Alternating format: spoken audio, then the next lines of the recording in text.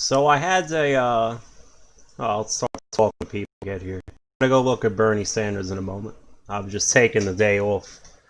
I guess you could say that World of Warcraft is my drug of choice when I need to cool down, calm down.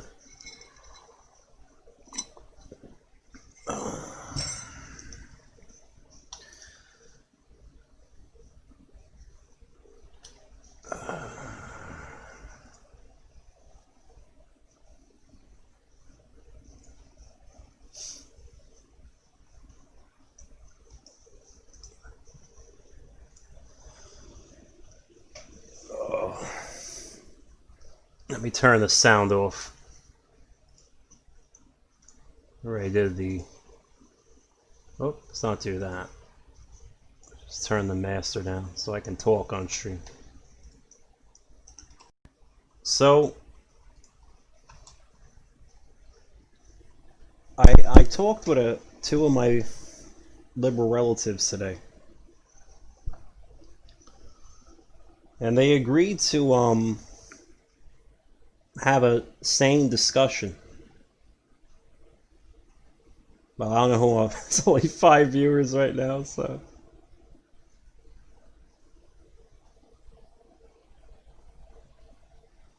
Let me turn off World of Warcraft for a second. Oh, it's probably killing my ability to stream. Oh, one second.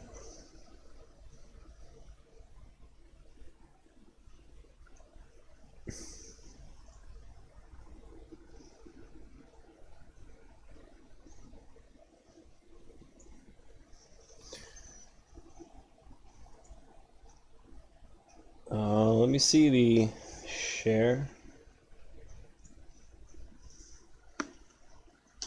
I can see the more up-to-date comments.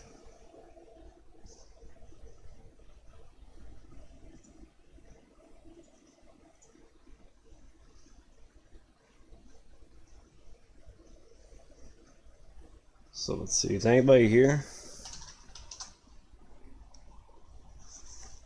I feel like going to bed anyway, but as long as people are here, we'll get started on Bernie.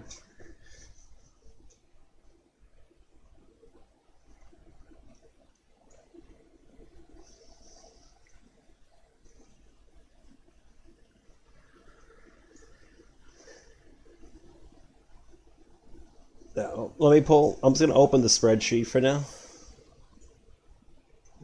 and I guess I'll look in a few minutes to see.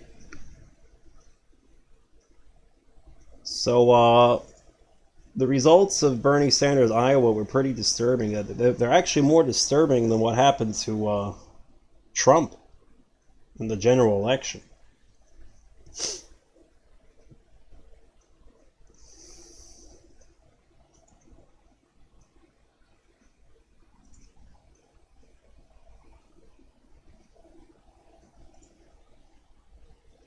The hell is this?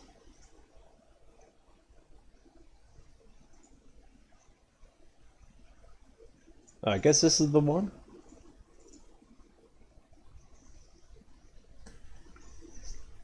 Let's take a look. So we have 4 instances where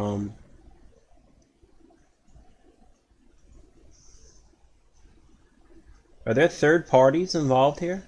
Because if there's a third party involved, then we actually can show how weird this is. 3% and 2%. So we have 2 instances where Bernie and Hillary get the same amount of votes.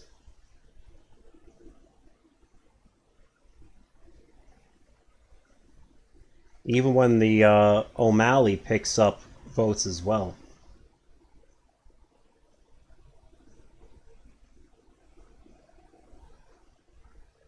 So maybe we can go pull this over here. Let's take a look.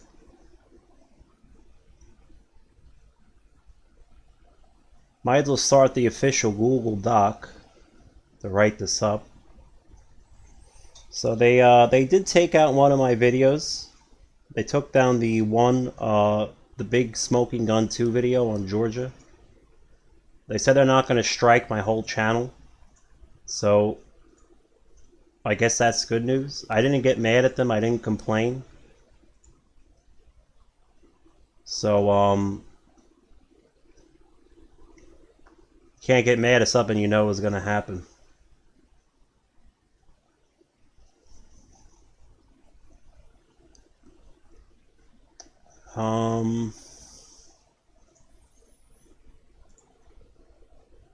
So they said violates spam, deceptive practices, and scams policy. So they just took out this one.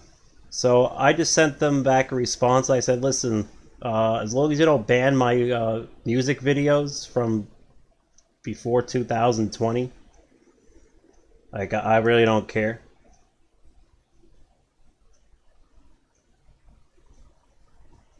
So what this policy says here is they're probably going to strike a lot more in the coming days.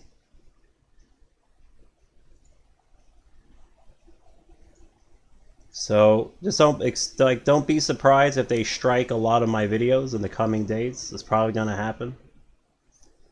They're not going to strike the channel. So as long as they said, the representative said they won't strike my music videos, so that's good enough for me. Because I don't know what my music videos from 2013 could possibly have to do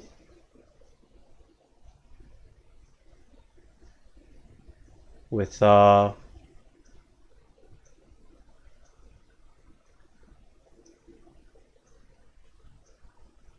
anything else. Lots of beautiful music here. They'll probably yeah, I can't really see them taking any like my old videos out. That'd be very disturbing if they did. Especially oh my god, this one I performed live.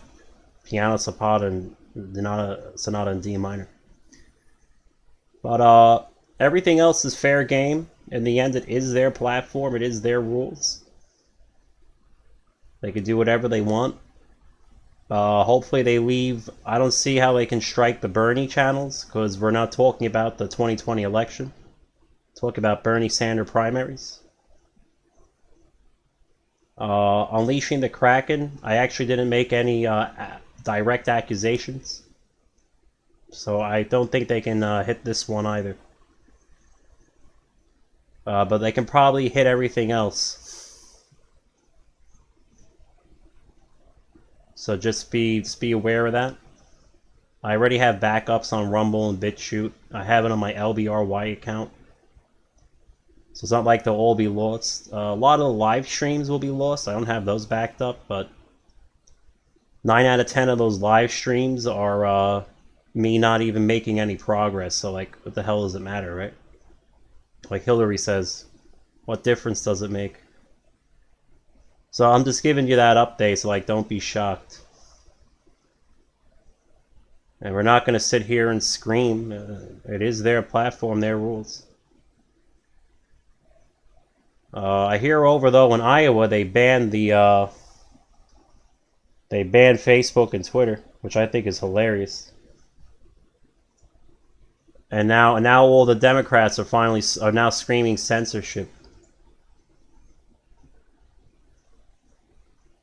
So the Idaho ISP and other red state ISPs are about to start banning all the Marxist bullshit. So listen, at least it's not armed conflict, right? We're all just pissing on each other, rattling our internet sabers at each other.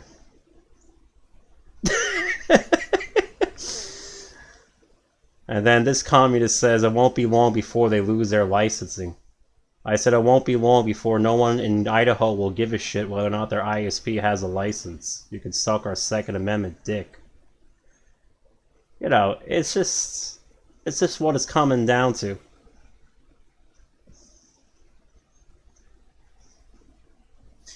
It's funny that when we start banning them in return, now they're claiming it's censorship.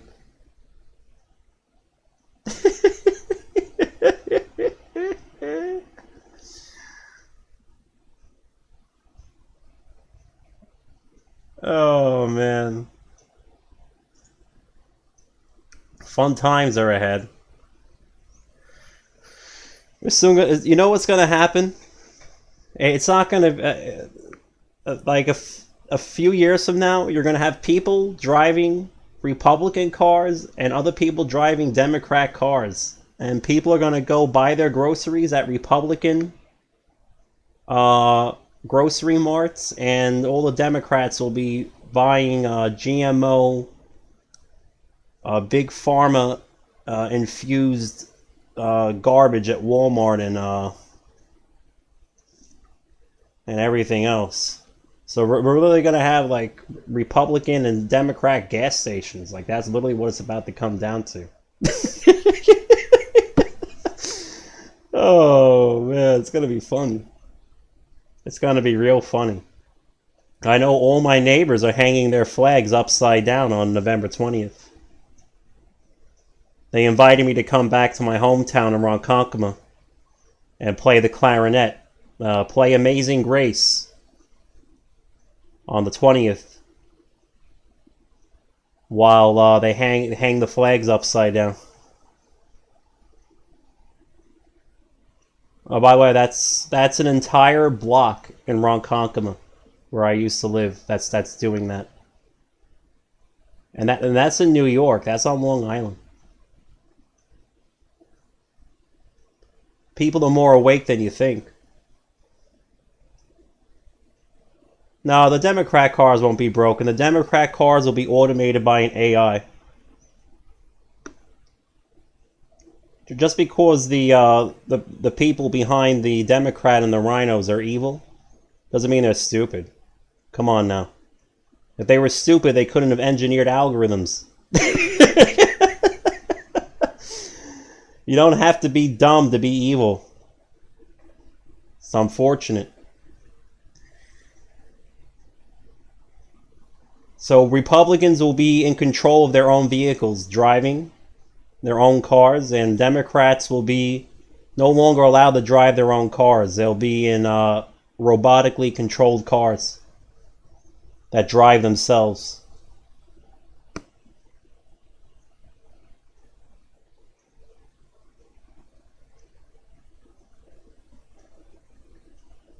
Listen,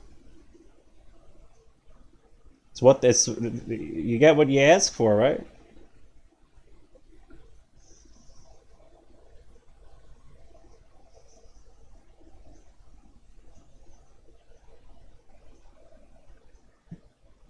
It's just how things are. It's unfortunate, but it's how things are. But I'm pretty sure they're going to come after the rest of these videos. So don't be shocked. I'm sure they'll eventually find a way to come after the Bernie Sanders series. Even though it's not stated in their policy. Because it says their policy says that advances false claims of widespread fraud, errors, and glitches that change the outcome of the U.S. 2020 presidential election. It's not allowed on YouTube. So I don't see how talk about Bernie Sanders' 2016 results would be covered under this policy. So I did check it.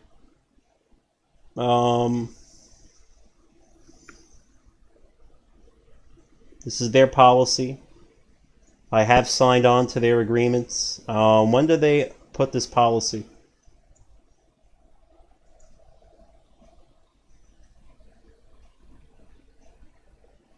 So it says on or after January 7th. So the video that they strike technically was before the 7th.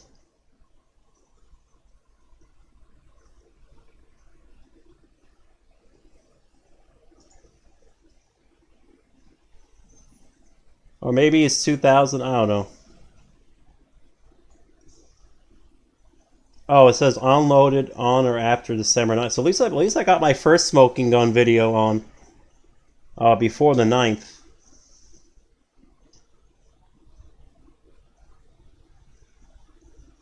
So,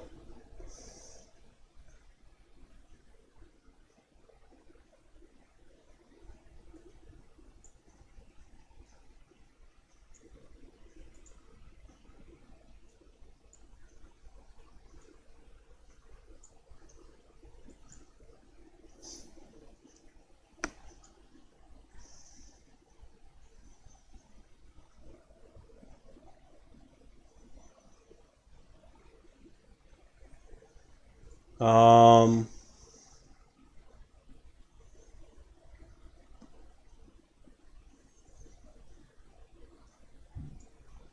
all right. So I mean that's it. If I don't want to be on YouTube, then I can violate these rules, right? Like I don't care about Twitter, but let's keep it as civil as we can so we can extend our stay on YouTube.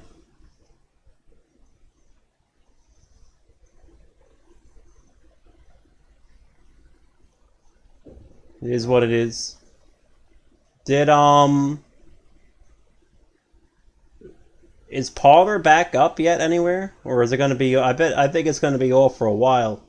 I mean, I'm not an IT expert. You guys know that's not my field of expertise, but you know, the same way people can't always understand the mathematics of what I do, they know in their gut that something wasn't right. You know what I mean? So I feel like in my gut, because I don't understand IT bullshit, that Parler won't be up for a while.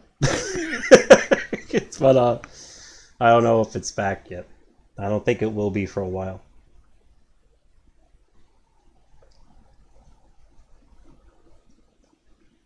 Did they go after Gab too? Is that gone too? That's why I didn't. That's why I really didn't bother signing up to these things because I knew they were gonna get knocked out. I'm not a doomer. I'm a realist. There's a huge difference.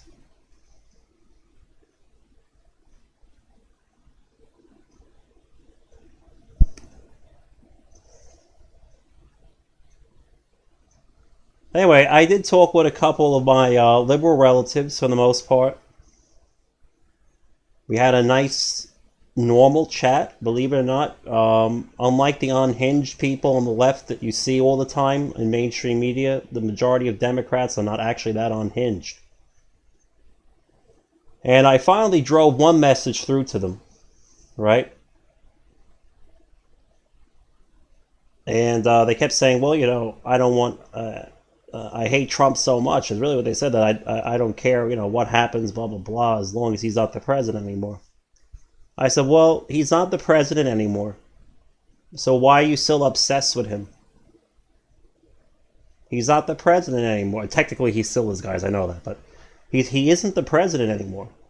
So why are you condoning conservatives being mass banned off the internet?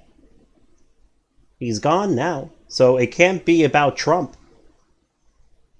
Right? Obviously, your gripe isn't with Trump because Trump isn't the president anymore.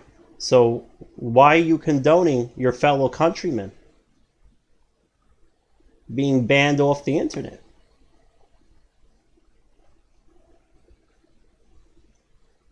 And they argued a little bit more with me, and I went outside and I took the American flag from our front porch. And I said, here, I want you to hold this flag. I want you to say that again to my face. I really had a confrontation with my family that actually ended in a way I couldn't believe. And I was trying to make them hold the flag, and they couldn't touch the flag. It was like a cross to a vampire. I said, here, just hold the flag. And tell me that you think it's okay. Because of her hatred for a man that's no longer the president, to ban all your fellow countrymen off the internet. Hold the flag. Hold the flag. I'm trying to hand them the flag. And they both broke down and cried and said I was right.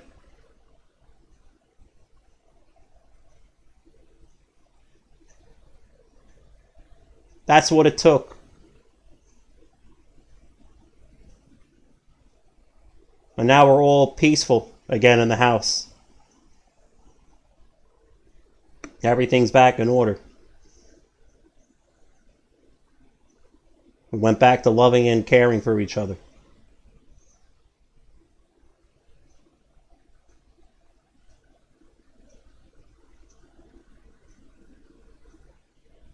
It's in that moment that they realized how fundamentally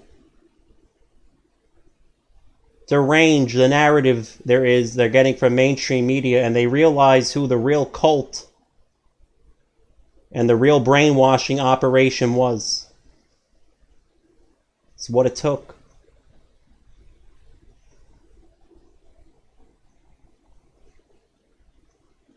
How could you hold an American flag and say that you want all your fellow countrymen banned off the internet? See? Now, I'm not saying that they're both sleeping. I'm going to keep my voice down, but I'm not trying to say I prove them wrong or I prove them right or something. I'm just trying to say, even if sometimes it takes a dramatic, peaceful act to get through to them.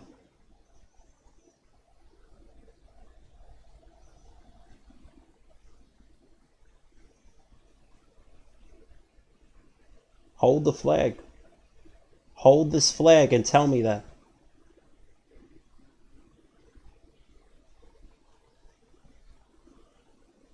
We're not on the cult. We're not the radicals.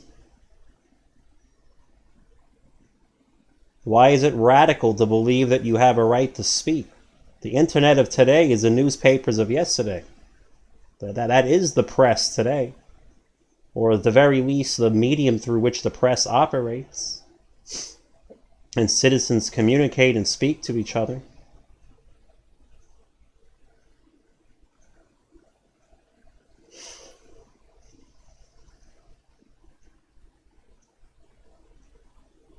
It's the most effective, like shot on the mask. An effective protest makes people uncomfortable.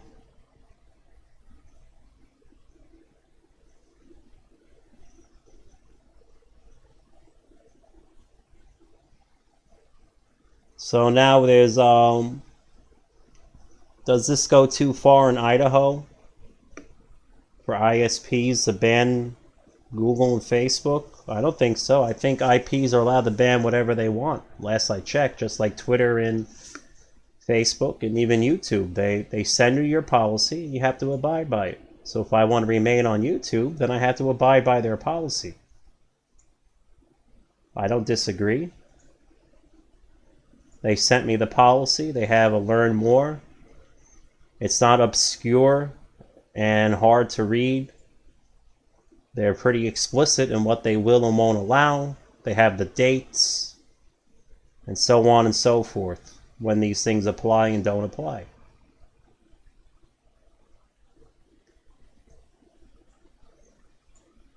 It's not like it's a hard thing to read. Now that's their policy. They even sent me their policy. I can't get angry that they banned something that is technically in violation of their policy.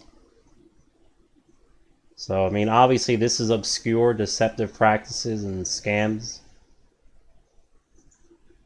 Obviously I disagree with that, but I'm not the one that's here to make that judgment, and it says that in the policy when I sign it, and the agreements when I sign it, that I'm not allowed to be the arbitrator, or I'm not allowed to participate in that arbitration. It's not evil of them. It's not bad of them, because I signed my name, signed my e-signature to that policy, and that's what it is. It's how it works.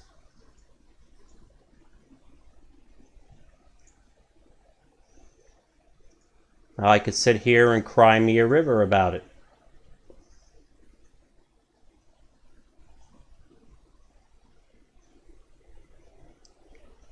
Yeah, That's what they were talking about here. That's actually what started the argument in the household today. Was about impeaching Trump so he can't run in 2024. But not like it matters, because even my two liberal relatives have seen they're good at math. They've seen the graphs and spreadsheets I've been doing, which is why they didn't bother me in the house while I was doing my work, even though it was contrary to their own politics. You know, I actually talked to them more than I talked to you guys about it. This, today I've been showing them the Bernie Sanders results. You know? I'm saying, you know, maybe you would have had national health care by now under Bernie Sanders. If, talking to my liberal relatives, if they didn't use this same algorithm on Bernie Sanders. The way they use it on Bernie Sanders is something else. It's actually the most obvious case of the wheel I've ever seen. So I don't know about all these communists and self-proclaimed socialist Bernie supporters that have math degrees. Well, they must not be very good at math or have legitimately earned their degrees, because they should have been able to pick this stuff up.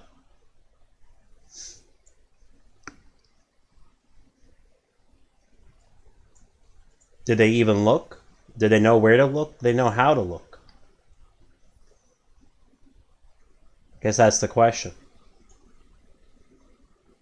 But they do have math degrees, a lot of them, so when we present our case to them, I'm sure they'll peer review it for me and confirm it. We're not going to win this fight alone. We're not going to win with half of America against us.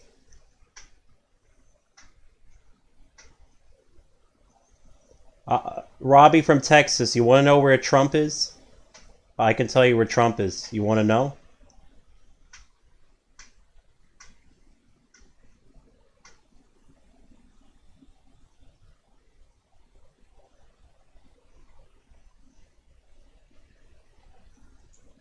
Alright, I'm going to tell you where Trump is. He's on an alternate Twitter account trolling the living shit out of politicians. That's where he is. Under a name that nobody even knows. They don't even know it's him. That's where Trump is.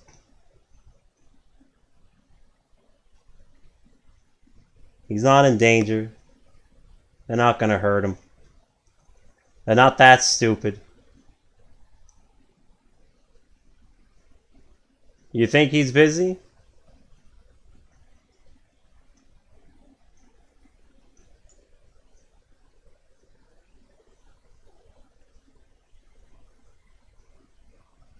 I think Trump is chilling right now, guys. That's why I'm chilling.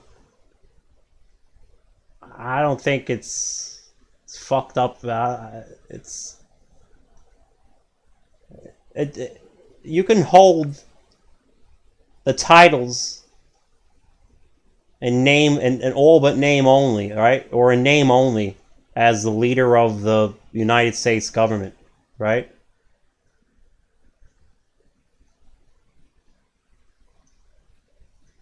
You can claim you're a senator of Kentucky.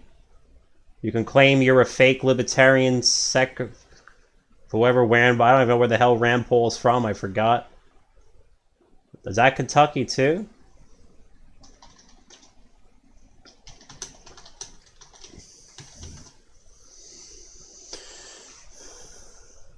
Yeah, we have two fake senators from Kentucky named Mitch McConnell and Rand Paul. You can claim whatever the hell you want. We know you're nothing. We know you're not an actual senator. You're just pretending to be. So, Trump's greatest victory was January 6th.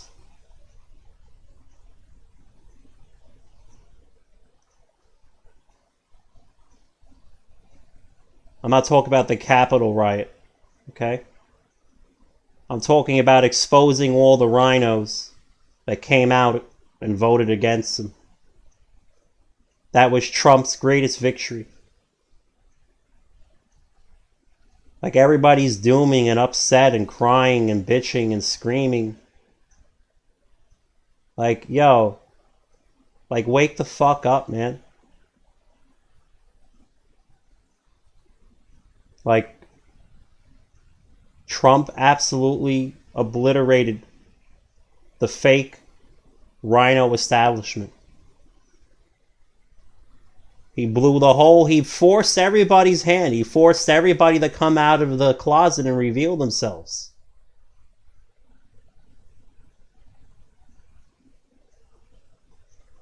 But why are we upset?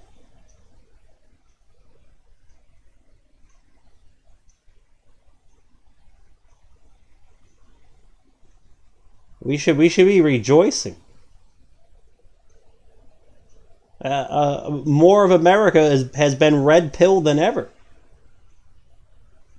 because of this. I have neighbors in my old town of Ronkonkoma are going to be hanging flags upside down down the entire block and beyond, who invited me to come play on the clarinet. Amazing Grace.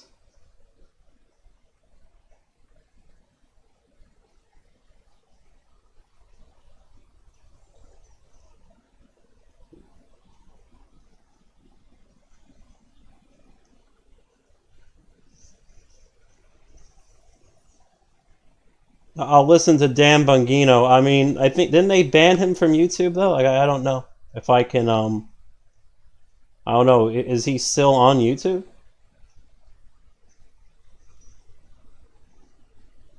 Remember, I'm not abiding by the YouTube policy because I want to be a subservient bitch. I just want to remain on YouTube. I signed my name to their policies. If I want to remain here, I have to agree by it. Okay, that's good.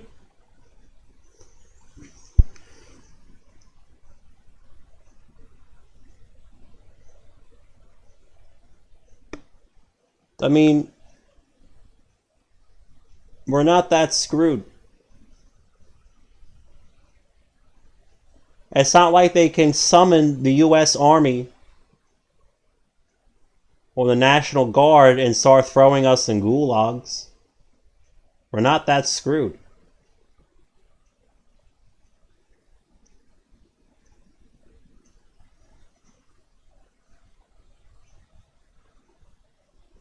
We're fine. We'll survive. And each and every time we have an election and they use these algorithms, people just get more and more red-pilled.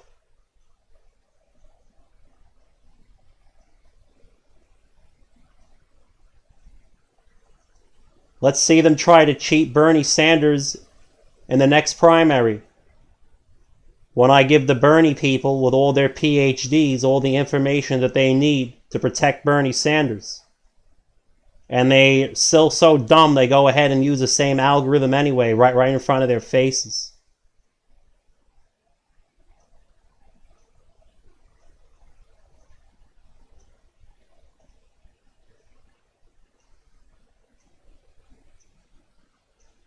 Why fight alone when we can fight together?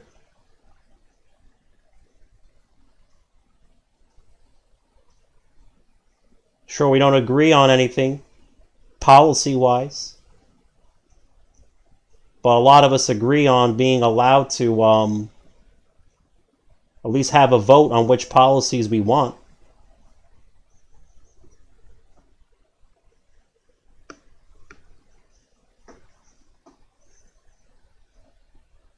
I have no problem putting Bernie Sanders and Trump up for election in 2024. Because I think I know which way most of America would vote. But at least let them have a damn vote on the subject.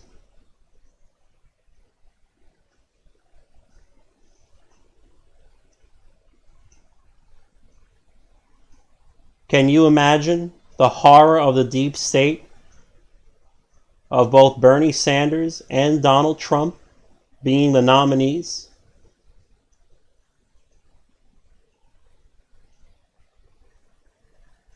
Be funny as hell.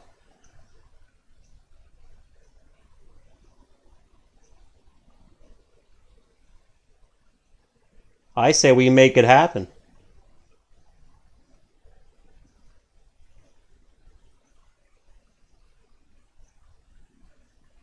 I think that'd be funny as hell.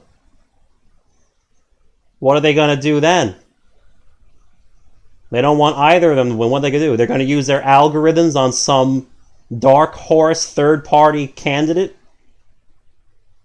And somehow that person's going to amazingly win?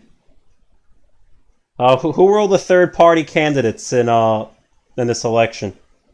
Other than Joe Jorgensen.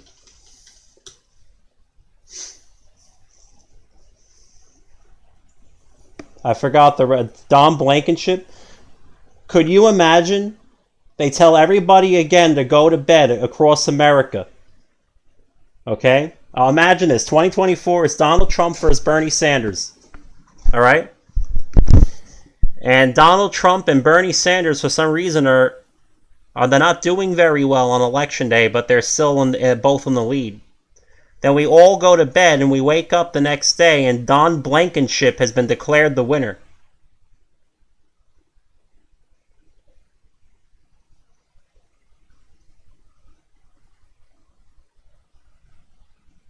That's literally what they'll be forced to do if we have Donald Trump and Bernie Sanders as the nominees. They'll actually have to use their algorithms to produce a victory for a third-party candidate like Don Blankenship. Do you know how fucking funny that would be?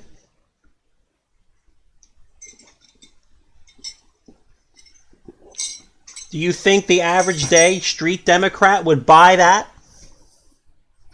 You think they would accept that result?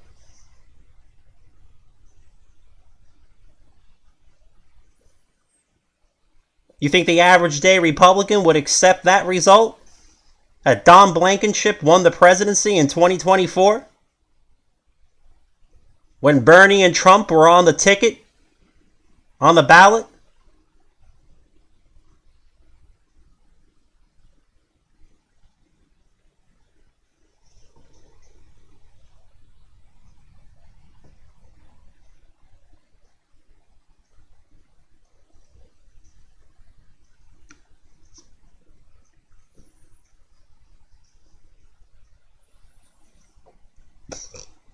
Chow Rain-hee, like I said, they're not gonna.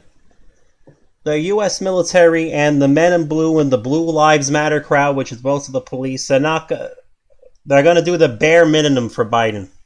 Okay, it's really not the end of the world. Relax. The more days that go by, the more I can relax about it. It's not gonna be.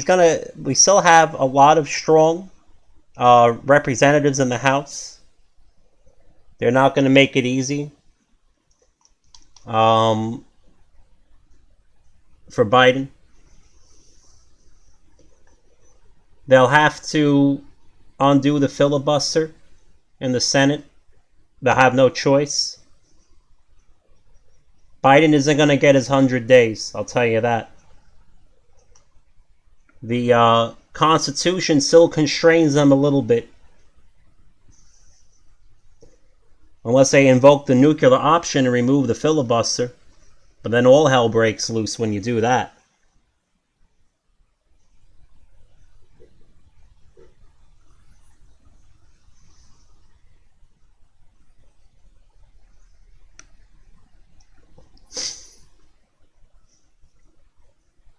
Like, you have to understand that the deep state is destroying itself with what they're doing. But you really have to look on the positive side of these things.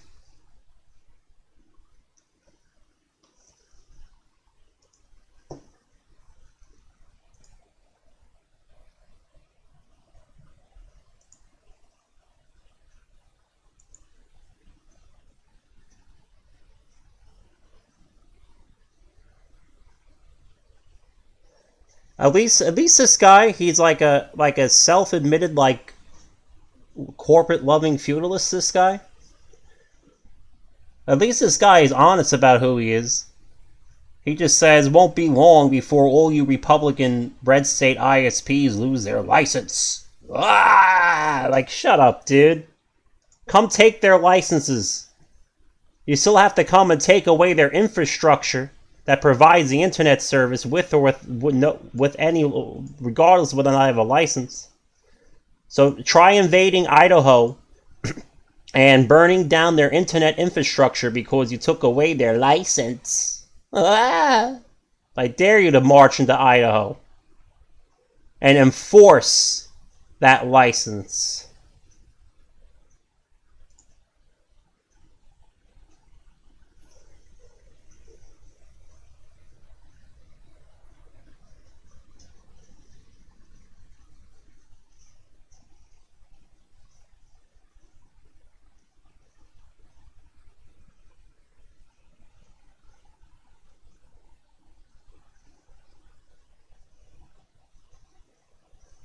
I'm sure they'll ban Gab.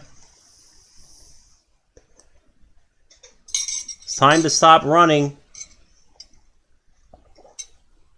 It's time to stop cowering. It's time to stop giving them ground. Learn how to operate a radio.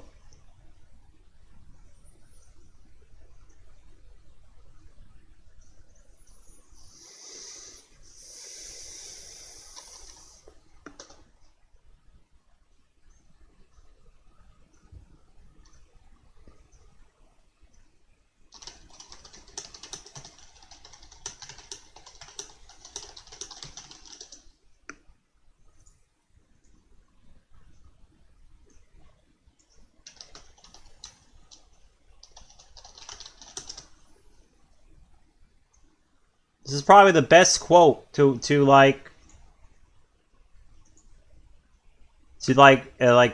wake you up. Like, a communications disruption can only mean one thing: invasion, from Star Wars. That's a George Lucas line.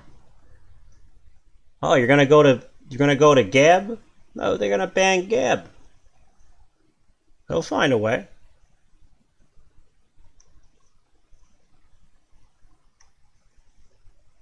What does it matter? They can't ban our mouths. We can still talk to each other outside. They can't cut off our hands and stop us from handwriting notes. They can't stop us from physically recopying pieces of paper and handing them to our fellow countrymen and our fellow townsmen.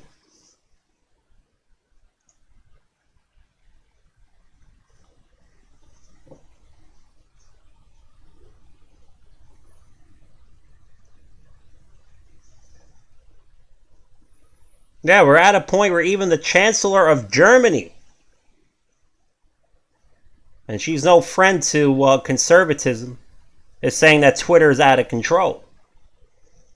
They've just shown every world leader around the world that they now have to create their own sovereign systems of communication in order to remain in control of their own government.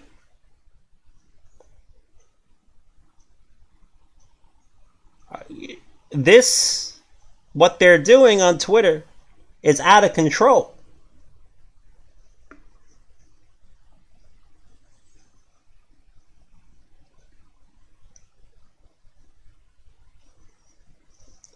Let's see the Twitter stock today,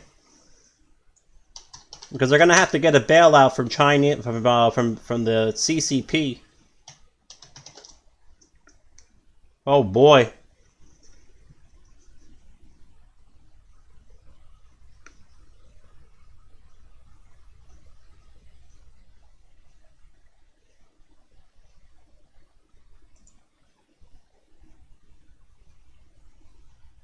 Can I get a recent picture?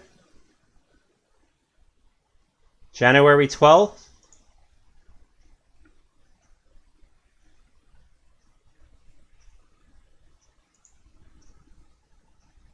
Where did this spike come from? It looks like a Michigan spike. Who bailed him out? Because that shit was in full plummet mode. Woo! Woo! Bang!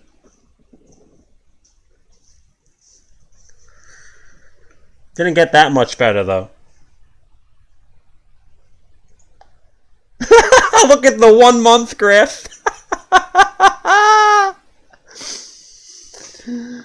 Oh, shit. Look at this. I don't know what happened. Oh, this is November. Is this around election? And then the internet got out of control around this time. And it picked up, and then bang. That's some funny shit. Look at that. That thing is just going off. Ooh. Ooh. Hey, YouTube moderators watching this, you better show this to your bosses before you want to consider continuing banning my channel and other people's channels for God knows what.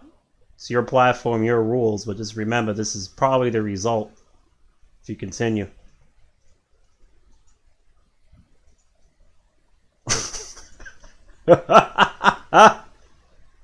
Boom.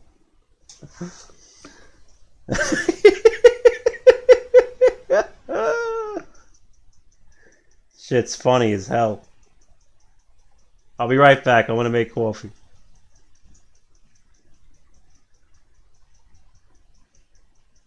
I think I can live stream on BitChute.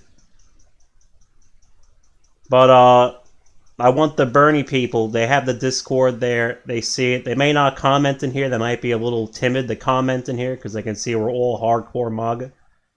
But I know a couple of them did look. They messaged me on Discord.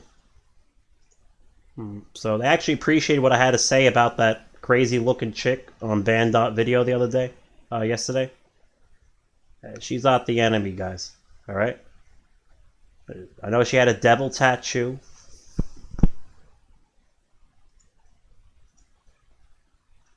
Hello? Is my mic muted?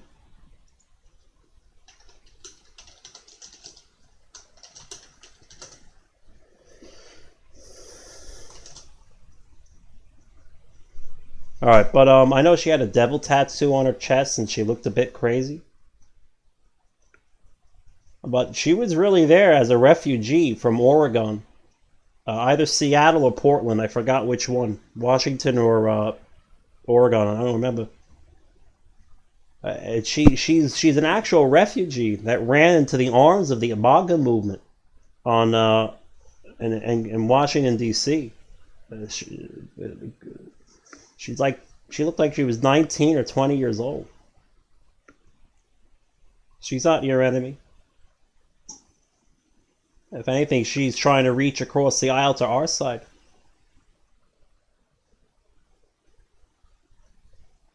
The enemies are the people that are wearing suits and ties, that go to the barber and have $300 haircuts and shaves.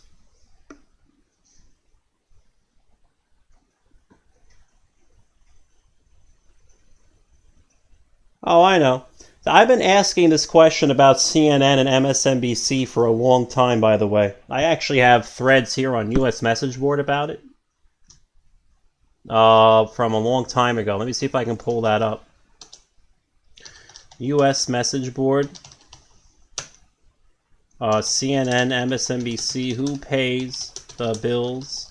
Dark money subsidy.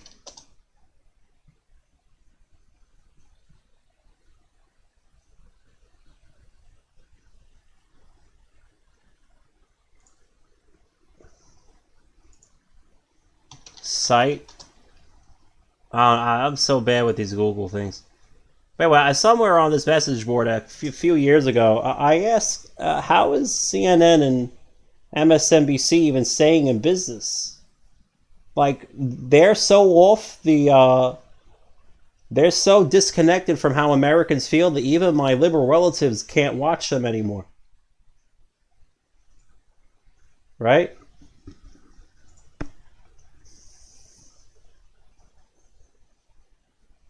So obviously there's dark money that is keeping these establishments afloat. I don't deny that. I was actually the first one to show that with, well, mathematics and graphs and statistics. I had a huge thread somewhere on that. There's no way that that CNN could possibly remain in business. And that's actually what I showed Chow Rain. I showed that the ad money that they receive is very unusual because real people don't pay to put ads on CNN when nobody watches it. Sorry. The only time people ever watch mainstream media is literally on election night. That's probably the only time. Like the general population ever looks at it. I have two liberal relatives that don't watch no longer can watch MSNBC. They still do watch CNN actually, but they can't. Even MSNBC went too far for them. So how is MSNBC still afloat?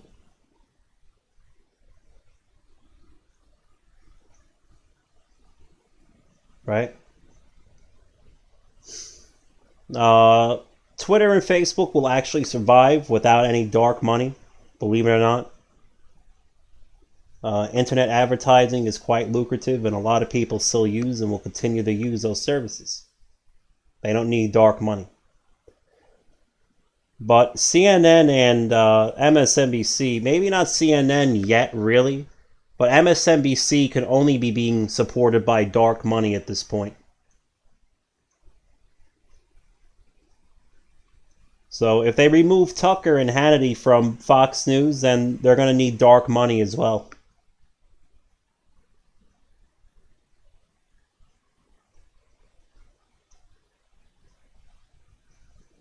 Well, yeah, that's where most of the MSNBC, not MSNBC, but most of CNN's viewership or is in airports. I swear to God, that's actually true. You can look that up. The airports have a contract with CNN. So CNN is most of its viewership comes from airports. You can seriously look that up.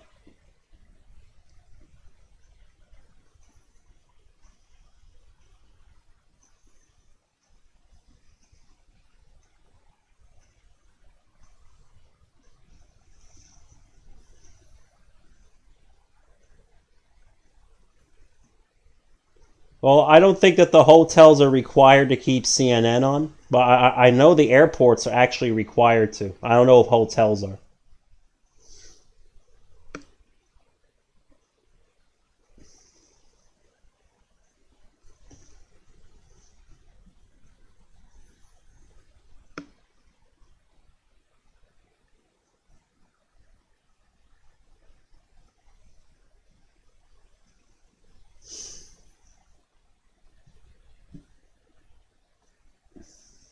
But let me make coffee when I come back. I'm not going to work too hard on this tonight.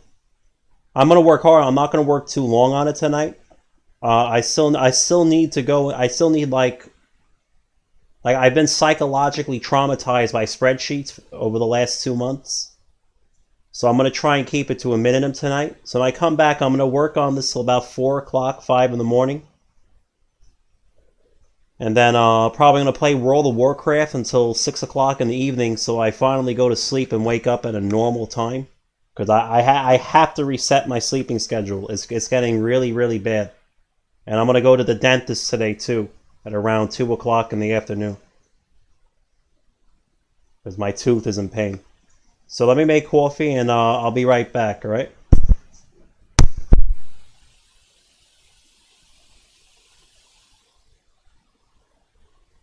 Bernie did not win Iowa in 2016.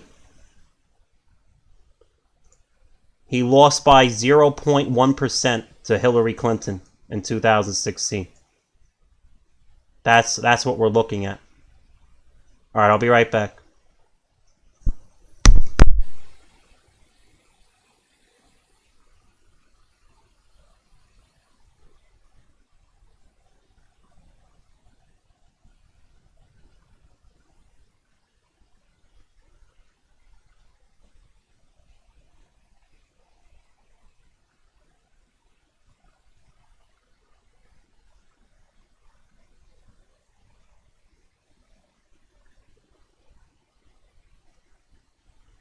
And we're not talking about court cases anymore, guys.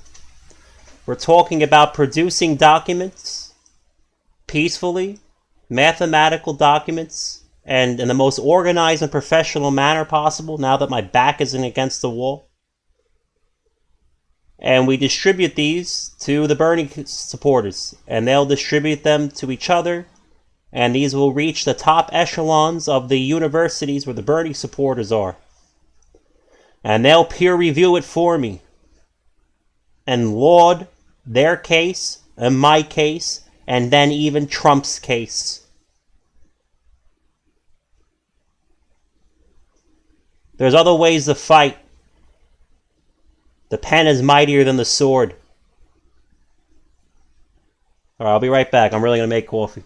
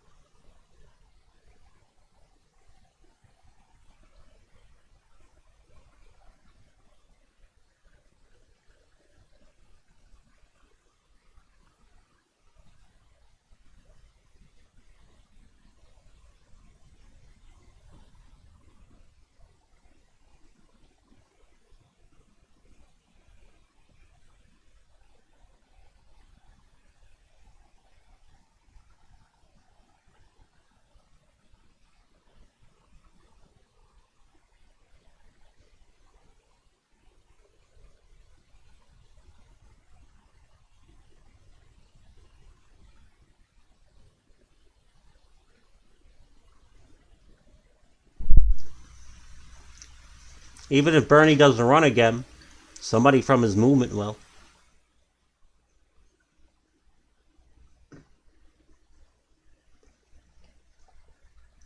There's a lot of people on the left that's upset what happened to Bernie and what's happening to their movement.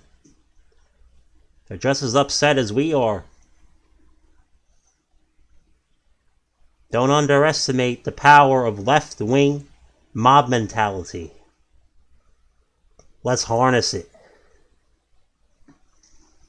Exactly, they're driven by emotion. So I'm going to harness left-wing emotions.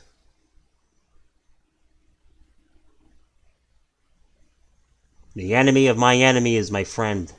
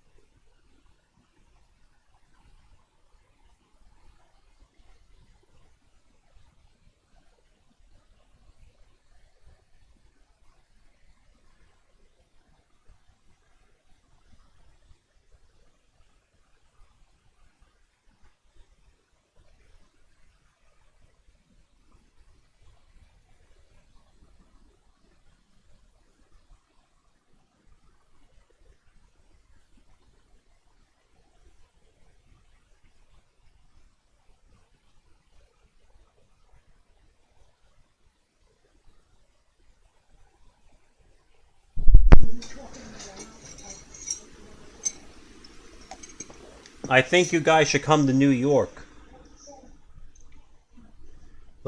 There are more left-wing... I'm talking. What? I'm doing the Bernie Sanders campaign right now. Well, that's good. I'm glad that you care for him. He's a good guy. You should see what they did to him here. It's pretty crazy. Well, they use the same algorithm on him to stop him. Like I said, I have two liberal family members. But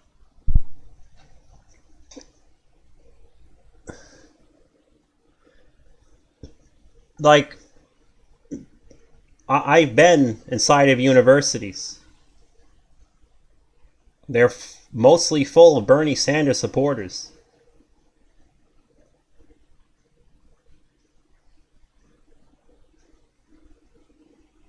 Like, how else do you guys want me to red pill them?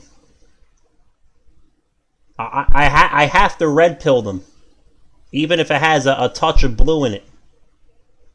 I have to red pill them.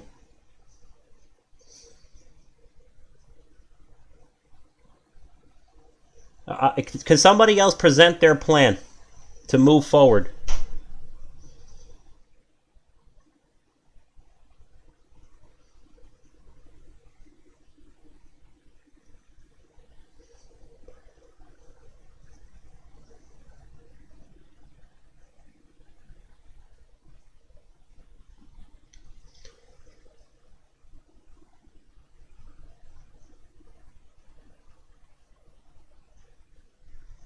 Right, I'm basically putting a blue pill inside of a red pill.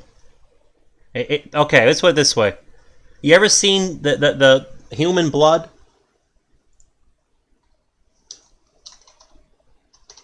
Okay. Like, let me show you an image.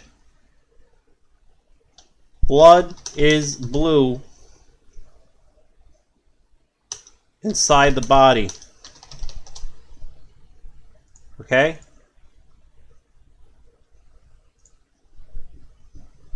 I'm going to give them a blue pill, but when they open it up, it's going to be red after they ingest it. That's like the best analogy that I can give you.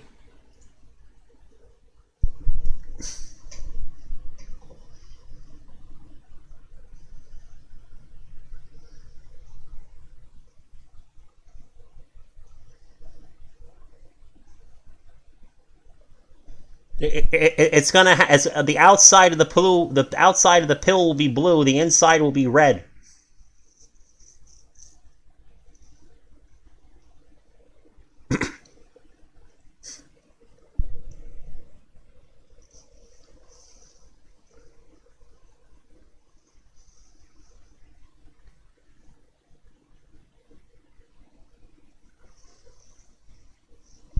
If the left was so motivated and organized, then why isn't Bernie Sanders the president?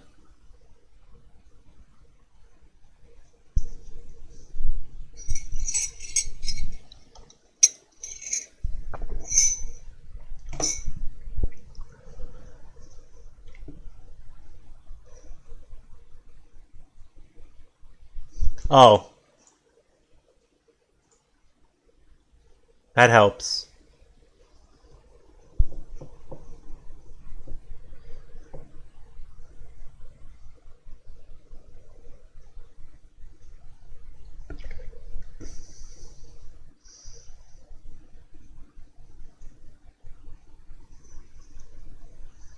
Okay, so even if Bernie got bought out, they didn't buy out all his supporters. His supporters still exist.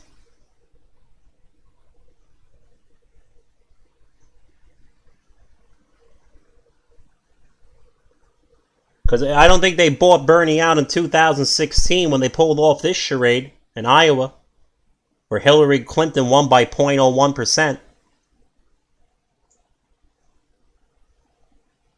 I think they only bought him off in 2020 at the end of the primary.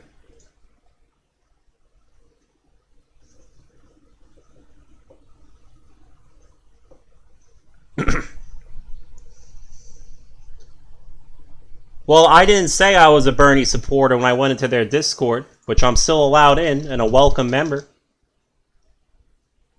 I said I'm a Trump supporter, and I'm going to show you how Bernie got railroaded. I can log into their Discord right now. Holy crap.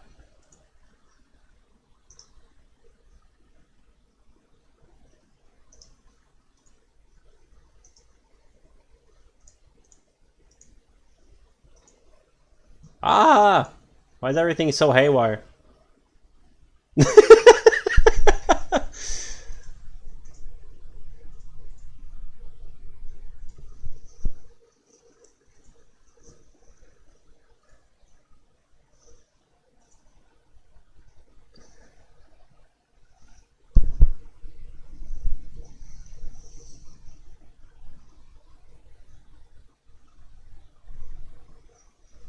No, I can go in their Discord right now. It's right here.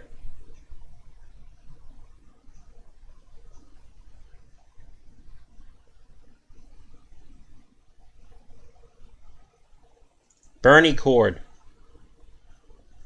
They didn't ban me. You should see how I entered.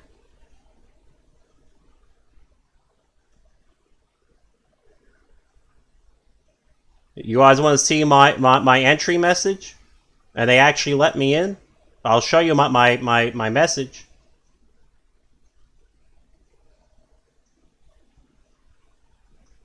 If I can find it. I'm not very good at these things. You guys know me when it comes to... I'm like grandma when it comes to social media. Just give me a second.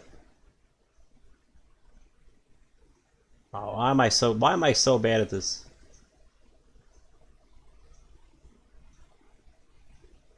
Alright. Like, this is literally...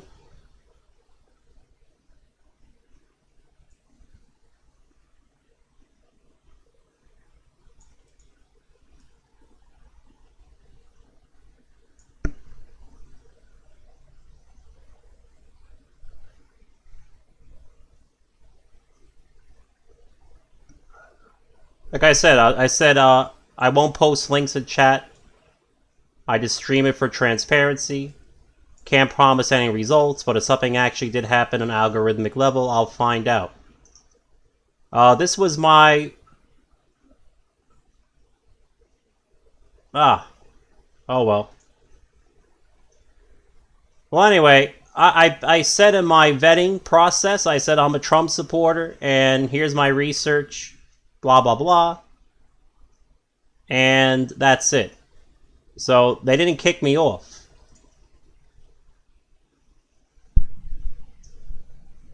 Like, you don't communicate with the other side by pretending to be one of them and then saying, "Oh, by the way, got you. I'm really a Trump supporter." That's not how. That would only make them mad.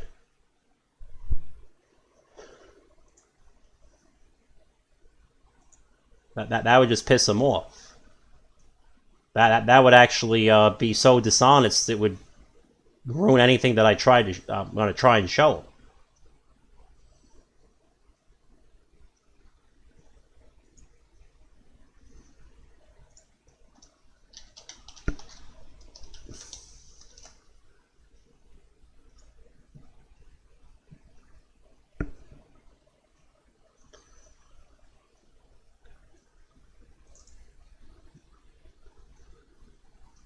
Why am I... Can I get out of this thing? How do I get out? How do I get into a normal channel? Okay. Let me see again.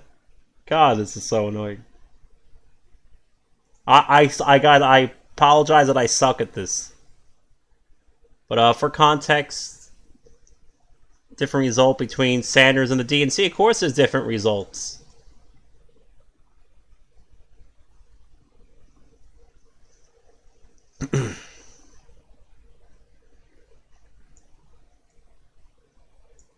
But anyway, so, and they said if I put anything that's controversial, to put it in the debate channel. So he's very clear. I'm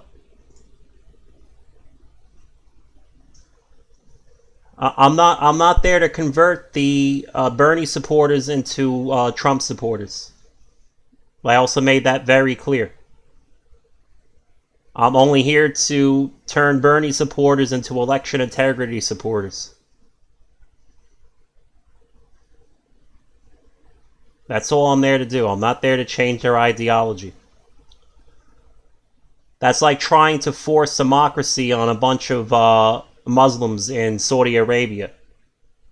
Okay? You're not gonna make people suddenly abandon their whole thought process at the barrel of a gun. Okay? It doesn't work that way. You're not going to make the Muslims in Saudi Arabia accept a constitutional democracy where gays are allowed to exist, okay? It's just not going to happen.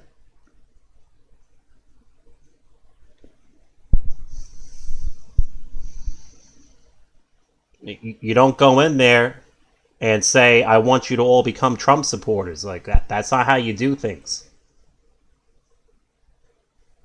You have to be a diplomat.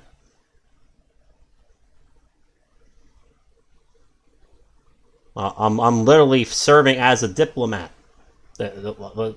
Let's put it that way.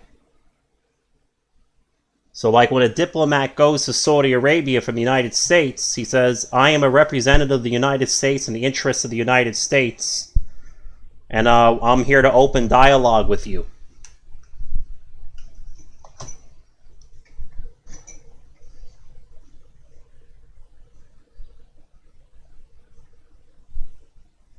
The diplomat doesn't go there dressed as a Muslim, wearing a burqa, and says that I'm a representative of the United States and I'm looking to undermine it.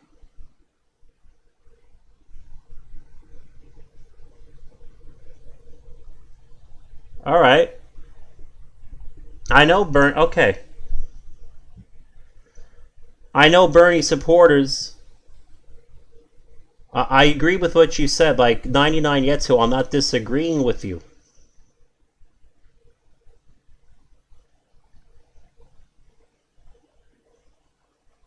You have to understand, if you want to talk to the other side, you have to identify who you are when you do it. You can't try to pull the wool over their eyes and pretend to be a Bernie supporter. It doesn't work that way.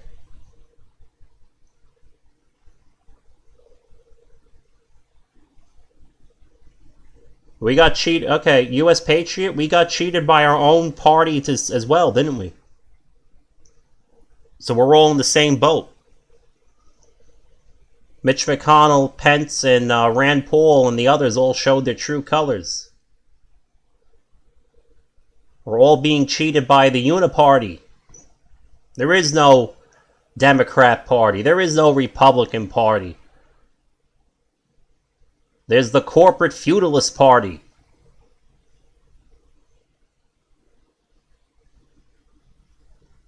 We're all getting cheated.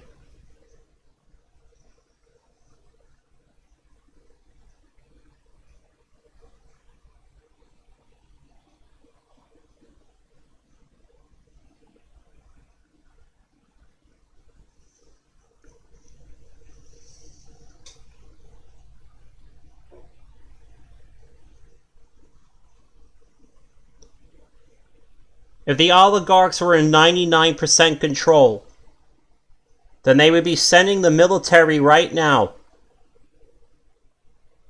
to arrest and slaughter every Trump supporter.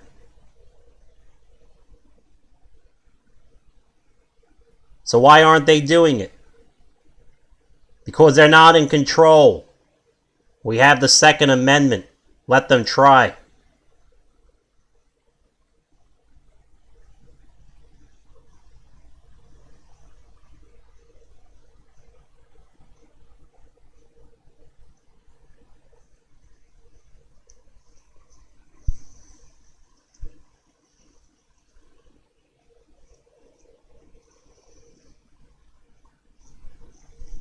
Look at what the ISP provider did in Iowa.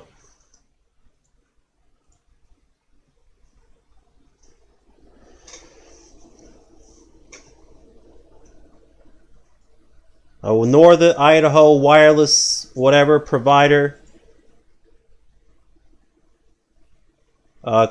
KHQ from your T1 Wi-Fi, whatever the hell the name of their company is. They just blocked Facebook and Twitter.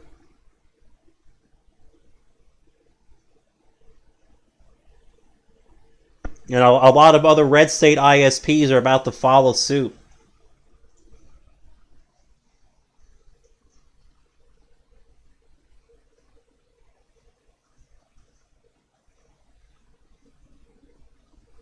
Like the founding fathers were not a unified group of people who agreed on everything.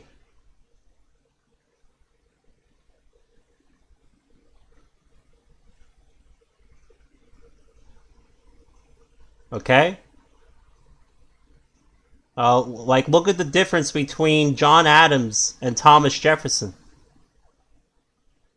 They loved each other to death, and I think they both died on the same day, if I'm not mistaken. But policy-wise, they were very opposed on everything.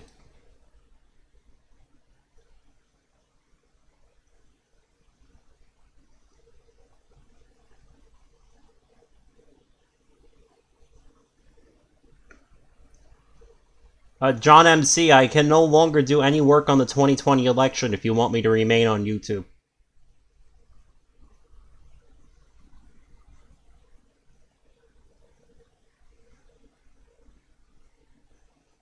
But the one thing the Founding Fathers did agree on was the Bill of Rights.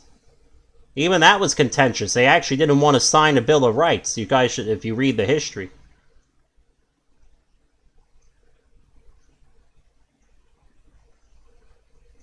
There was actually more amendments in the Bill of Rights. As some of them actually didn't make it.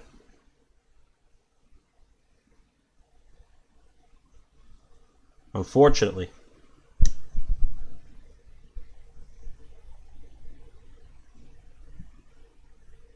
But you had people that had opposing policies that banded together and formed a constitutional government that they all agreed on and ratified.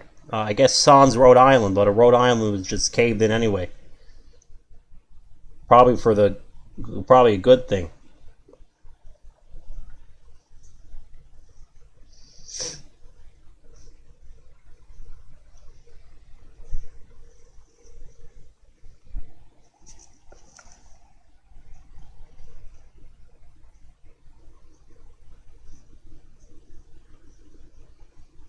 And, you know, 1776 didn't happen overnight.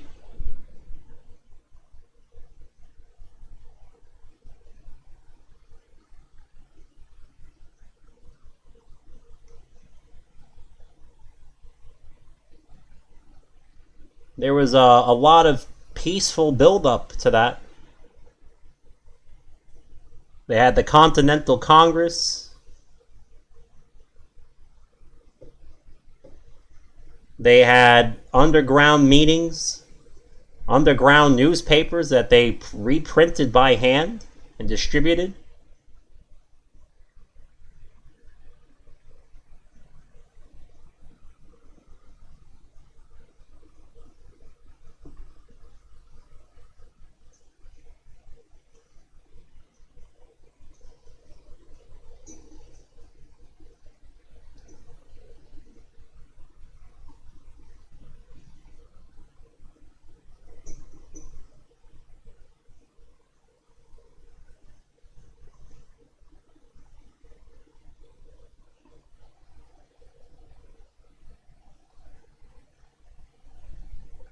Yeah, like, let's try to be realists right now, like 99 Yetsu is saying.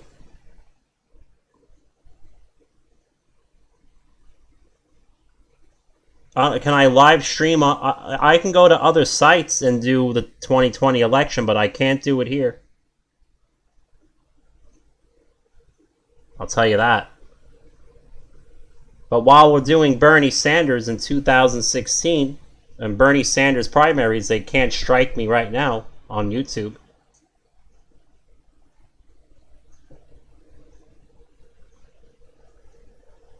Like, if I was Trump, I would have, like, literally fired every... I would have came in... I literally would have had my administration and my cabinet full of construction workers. I literally would have went... I would have went to job sites where they were building things. I would say, hi, would you like to be the Secretary of Treasury? Oh, I don't have a... Hey, don't worry, it's not that complicated. Alright, cool.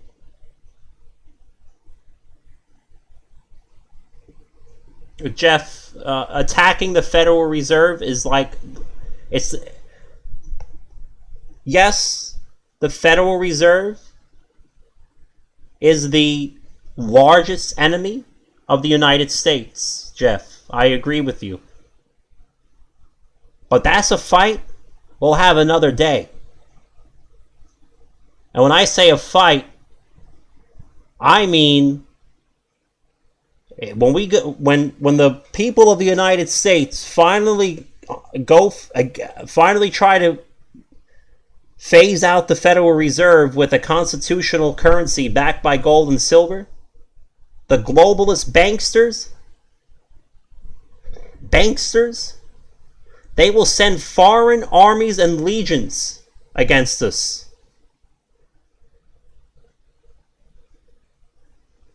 We will be invaded by every power on the earth to preserve the Federal Reserve. That is not a fight we are ready to have.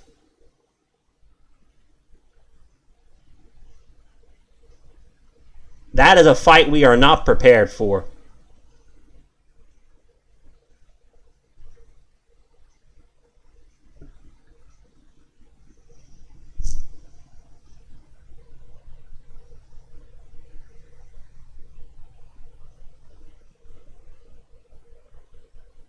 You should see what Andrew Jackson had to do to absolve the second bank of the United States.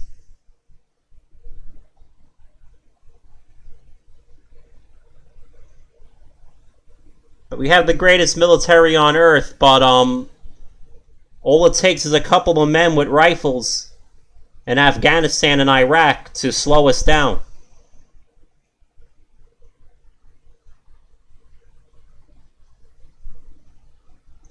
And they didn't have any technology at all.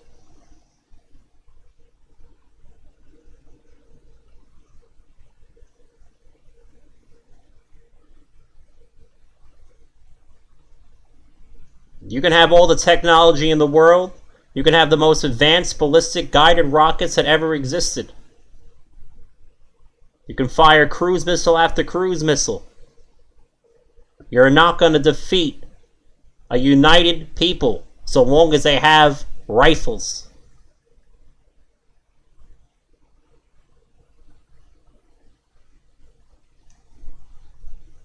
Well, that's because the only other alternative to Iraq and Afghanistan would be to nuke them.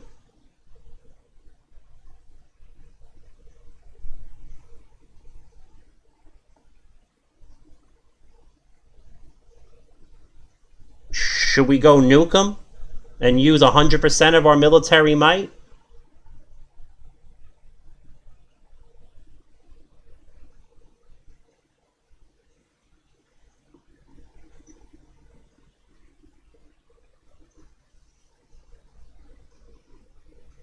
Yeah, total war looks scary.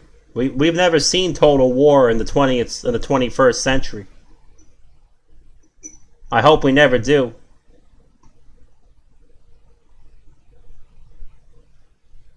I honestly hope we never see total war in the 21st century.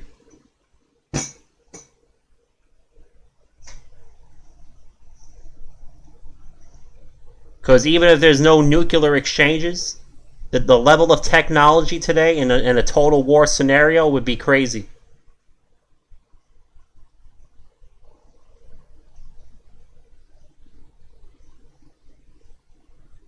You ever guys seen the, what is it called, Metal Storm? You should see that one. That'll knock your socks off.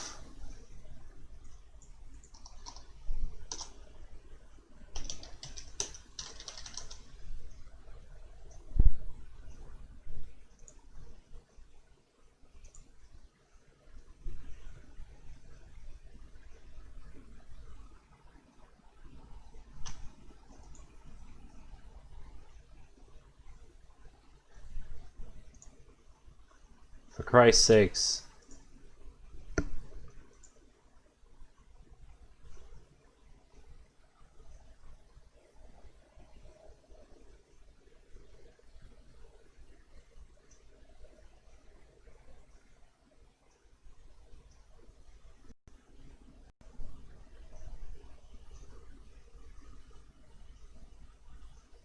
You should look this up.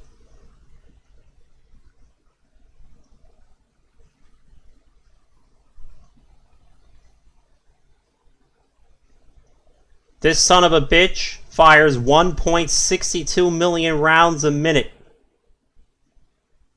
at Mach 5.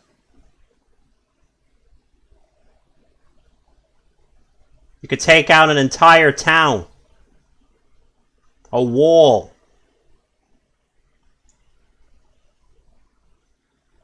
It could literally, if you pointed that at a town, the entire town would be deleted.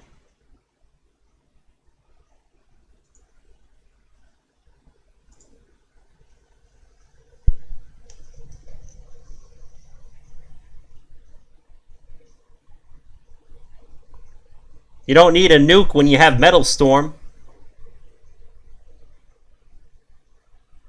That's the only thing that wouldn't eat through is the earth and mountains. That's the only thing that could withstand it, is a fucking mountain.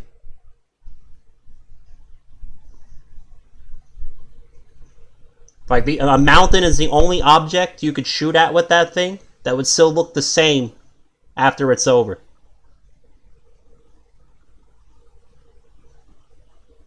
Sunny day, we're not going to elect anybody. Not for a while.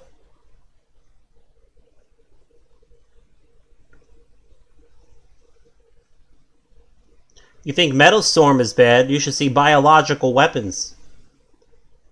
You think mustard gas was bad, a chemical weapon? You should see the chemical weapons they have today.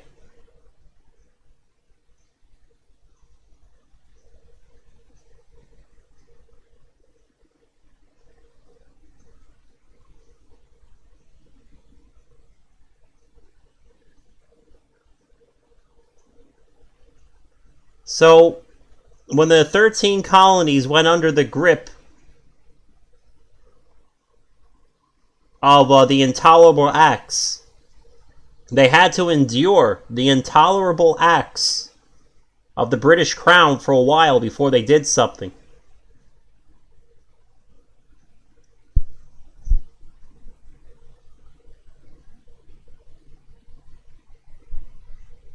Like, you guys have to understand, we're going through what the 13 colonies went through, where they no longer are represented.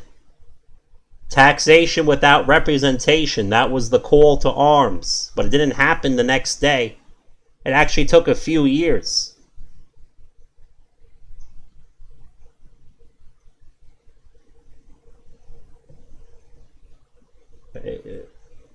Resistance to tyranny doesn't happen overnight. This is what I'm trying to tell you. Let them have their phony elections.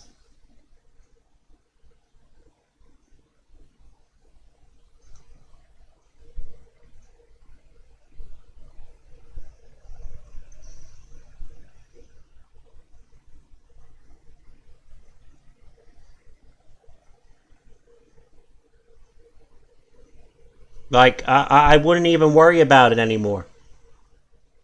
Let them keep playing their hand. Let them keep revealing to the United States who they really are.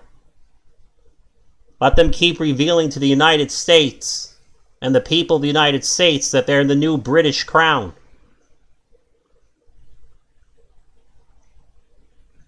Let them tax everything to death and see how the people respond.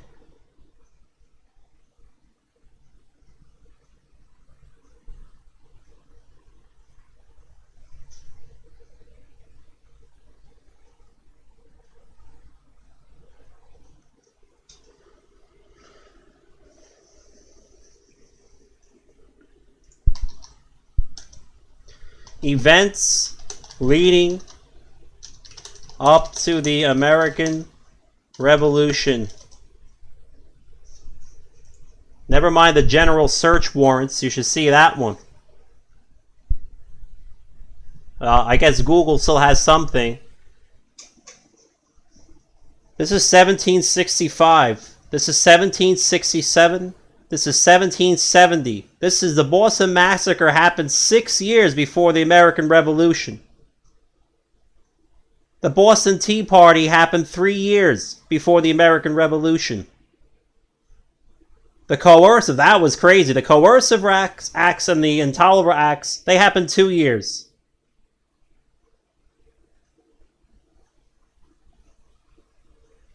So right now, we're in the Stamp Act period, to be an analogy. We're in the Townshend Acts. Maybe we're at the Boston Massacre stage because they shot a U.S. Air Force veteran at Capitol Hill. So maybe we're at the third stage right now. But this stuff takes years to get to this point. It takes years. So you're gonna go put it in, huh?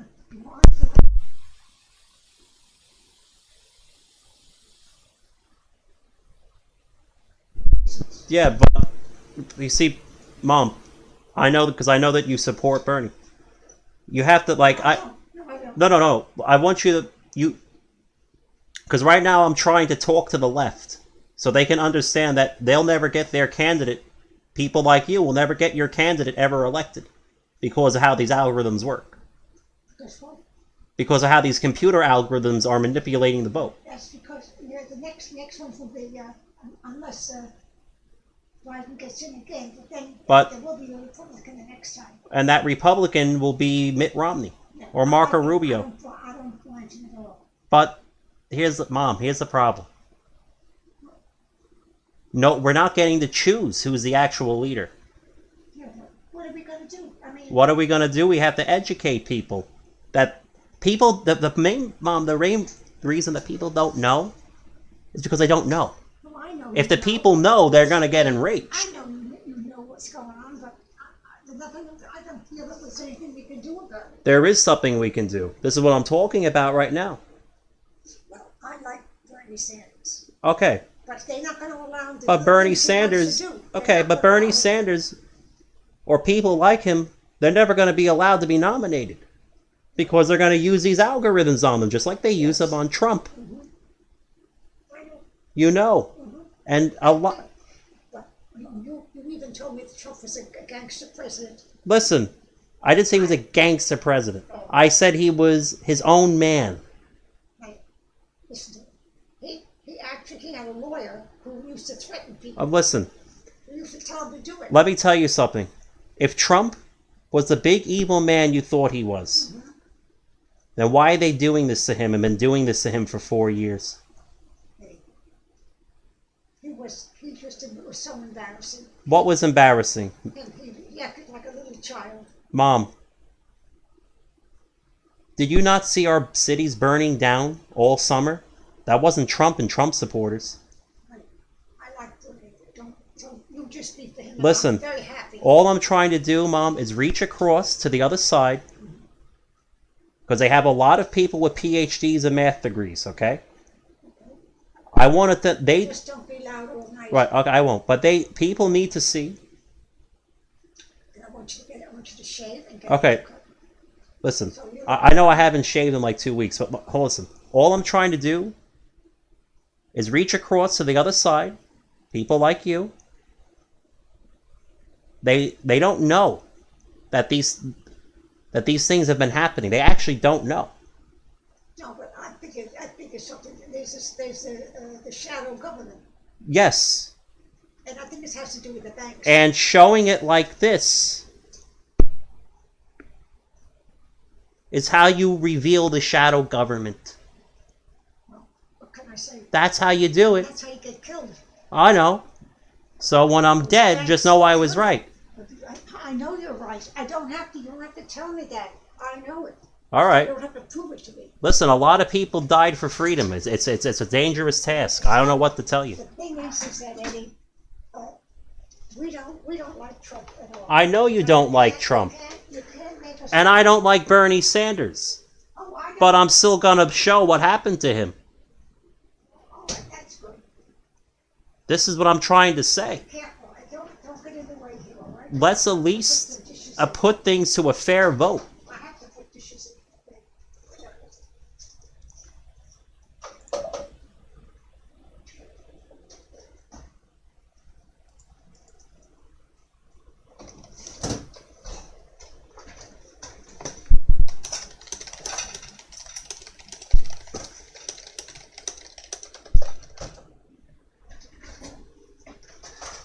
So anyway, guys, I'm gonna make coffee. So anyway, I'll be right back.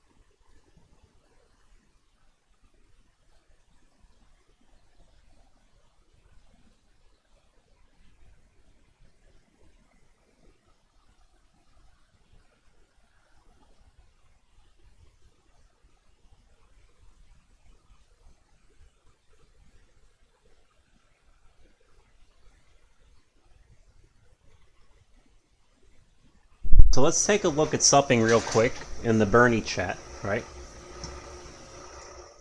I'm allowed to stream my own private messages, right?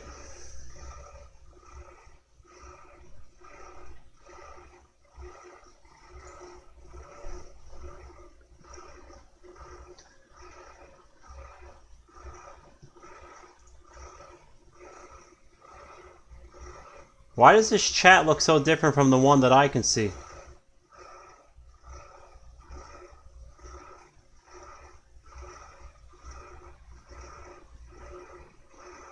Alright, anyway, let's calm down. But let's take a look at something, right?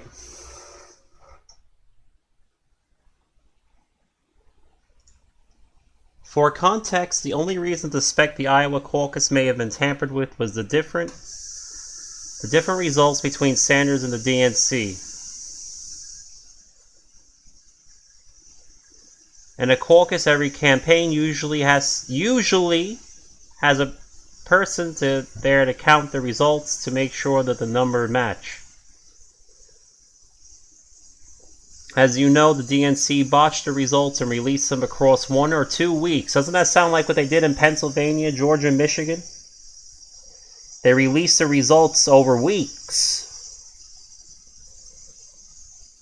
Since it was taking so long, the Sanders campaign released their own results. That was a mistake. With about 50% reporting. Bernie was leading by 5 points, but when the DNC released a similar amount of reporting later, without definitive proof of anything, since it could very well have just been the Sanders campaign counting more pro-Sanders districts first. Who knows? But this is the key point. It took them 2 or 3 weeks, 1 or 2 weeks. They kept trickling in votes from nowhere. And in 2020, they didn't do your traditional caucus. Satellite Caucus 2020, Iowa, Democrat. Something like Democrat. They had like I don't know how to explain it, but it was like a remote caucus in February.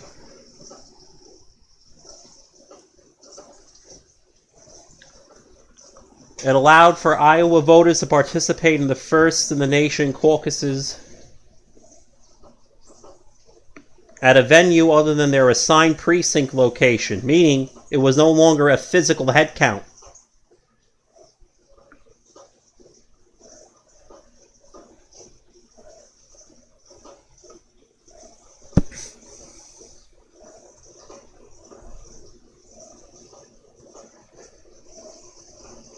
So, satellite caucus goers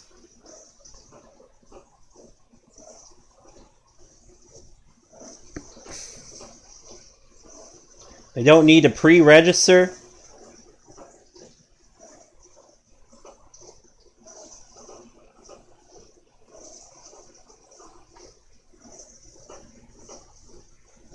Will make more accessible to Iowans who are traditionally unable to attend their in-person precinct caucuses. Does this sound familiar, guys? Now, what was their excuse for this in February? Because COVID wasn't a thing in February 3rd, okay? COVID only shit hit the fan with COVID in like March, like late March. So what was their excuse for creating this weird non-in-person caucus system that they then trickled in the results over 1 to 2 weeks? You know what this is? This was the precursor to what they did in the 2020 elections. That's what this was. But instead of using some weird satellite shit, they did it with mail-in votes.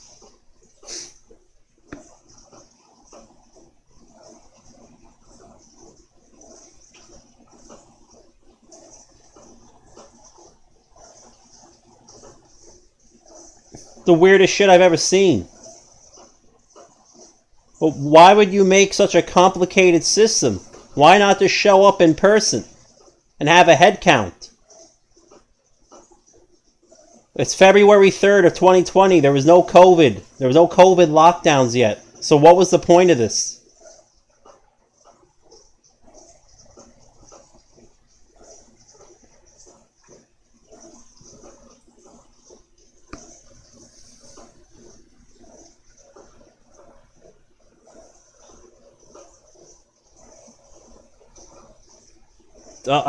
Does anybody see a difference between the 2020 mail-in crisis and trickling in the counts over 1 to 2 weeks, and the Bernie Sanders 2020 results, where they trickled in the results over 1 to 2 weeks? I'm highlighting it with some remote satellite system where people didn't even have to be registered, and where people didn't have to appear in person. I'm being dead ass. It's the same exact thing. The only difference is what they call it. The mathematics behind it is the exact same. The math doesn't change. It's just a different way to physically assist the mathematics of the algorithms. That's all it is. Who cares about the courts? I don't give a shit about the courts. You know who didn't care about the courts either? Our founding fathers. Every time they went to a royal court, they got struck down, told they didn't have standing. Fuck the courts.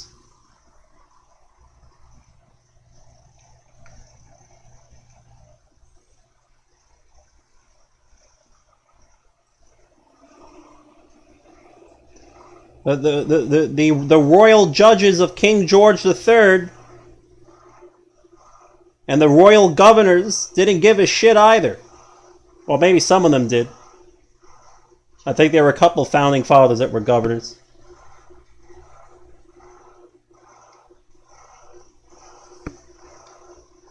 We're not trying to appeal to the courts anymore. We're not trying to appeal to the state legislatures anymore. We're not trying to appeal to King George III anymore. We're no longer appealing to King George III. We're appealing to our fellow countrymen the same way Thomas Paine did with his pamphlets. Common sense.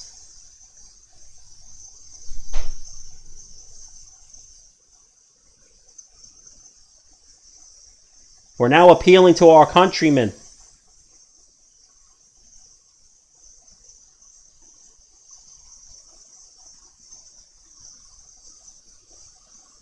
The system is broken down. It's broken down as it was in colonial America.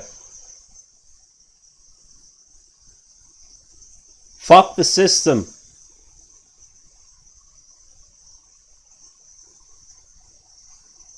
Stop looking to the courts for answers. They're not going to give you any. They don't even. They said Trump doesn't have standing. If Trump doesn't have standing in court, what makes you think I can get standing in court?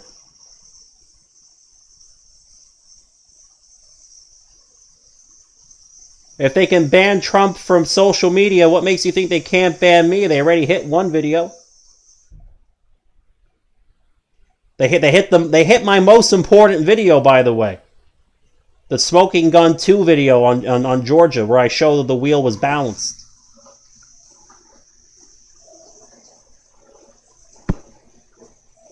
Too bad it's on Rumble.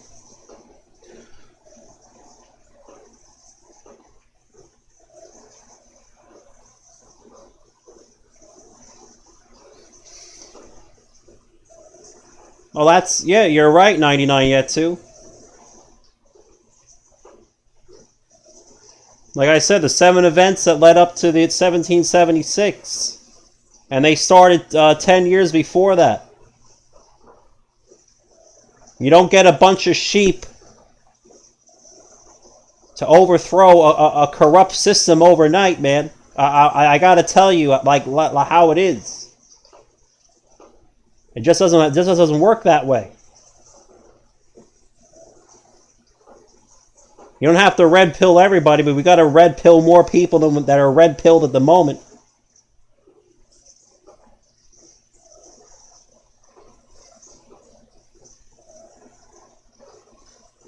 Oh, I'm on the radar. It says it right here.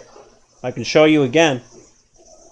I didn't dispute what they did. I just said, please don't delete my music videos before 2020. That's all I said.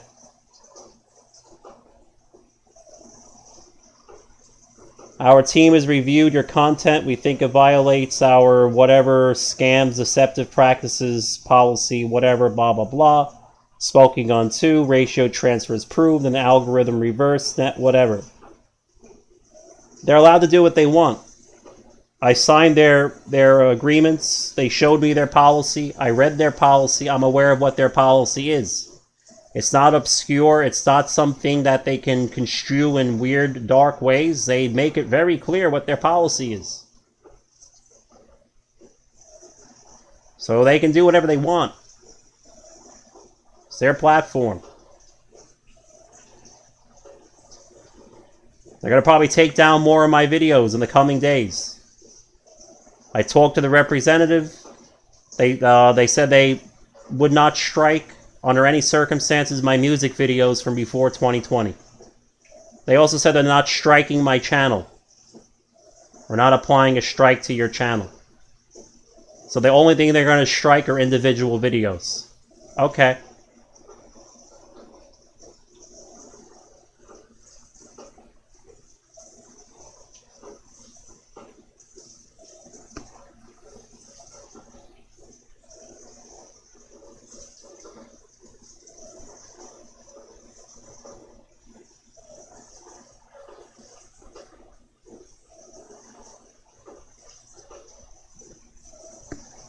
So,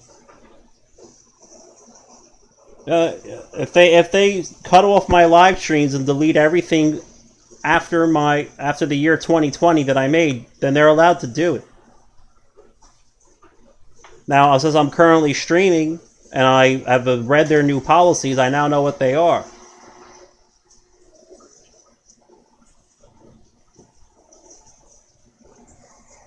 I think you guys just heard my mother. Well, she's actually my grandmother. I grew up with her. She was just saying, "Oh, I know it's rigged, but what can we do? I know that they're going to force Mitt Romney or Marco Rubio on us in 2028, but what can we do about it?" Grandma's red-pilled, even though she's a Democrat. Okay? She's sort of red-pilled. She's been red-pilled before I have.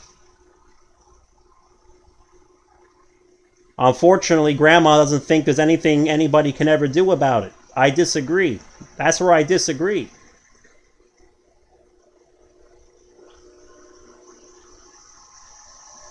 I disagree with Grandma on that part. I think there is something we could do about it. We can start talking to our fellow countrymen and showing them what it is they do, even in a primary, to Bernie Sanders.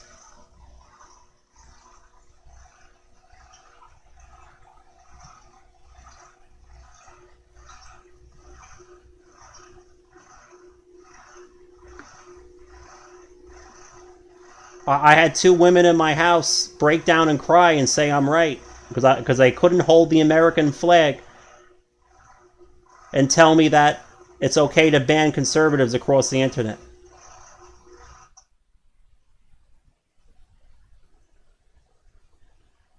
Okay? When I actually tried, I was literally just holding in both my hands flat with the American flag and telling them, please take this flag from me. Please take it from me and tell me that you think conservatives should be banned. That's when they couldn't take it from me. That's when they realized, yeah, you're right. We shouldn't be doing this to our fellow countrymen.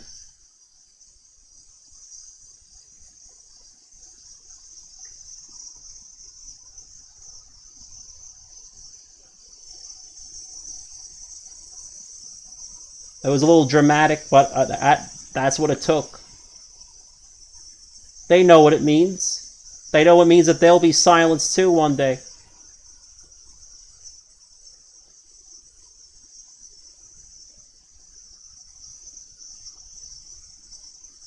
You know, you look at mainstream media and you go, oh yeah, all those far left people are crazy.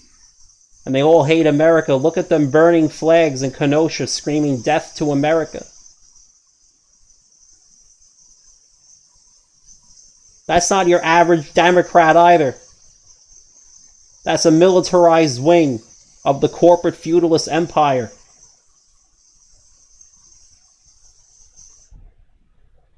Your average Democrat doesn't run out and burn flags and scream death to America.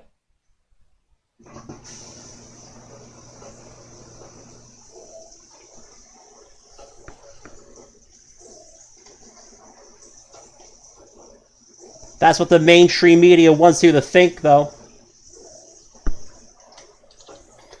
Kenosha, death to America, burning flag.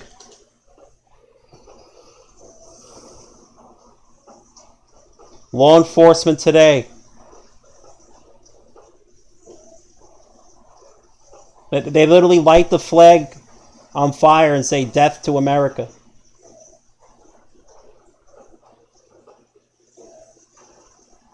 So, the mainstream media, they show pictures of truly crazy right-wing militants and try and make the average Democrat think we're all evil son of a bitches that want to kill everybody.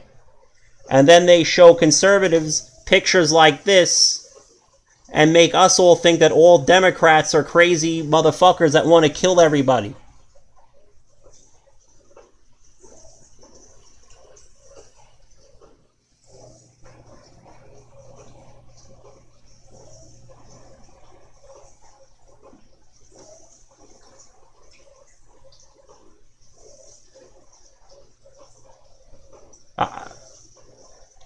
Please, if you can find any Democrat in your neighborhood that would endorse burning the flag and screaming to death to America, I will PayPal you what's left of my bank account.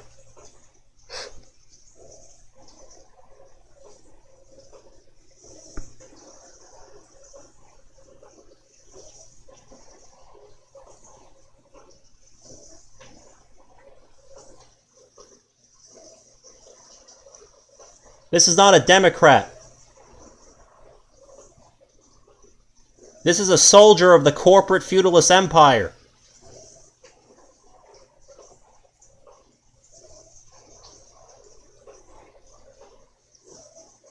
I'll show you a real Democrat. This is a real Democrat. Right here. I'll show this again from last night. Do you really think, you see this thing, the fiery but most peaceful protests? Do you think there's any American, left or right, average real American that you know, that doesn't look at this picture of a city burning down and think it's a fiery but mostly peaceful protest?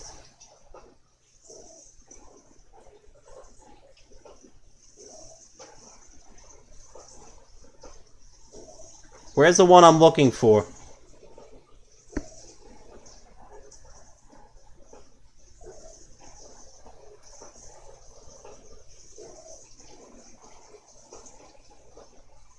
This girl. This girl's your typical, I mean, she sounds like a real... Let me turn this down. So loud.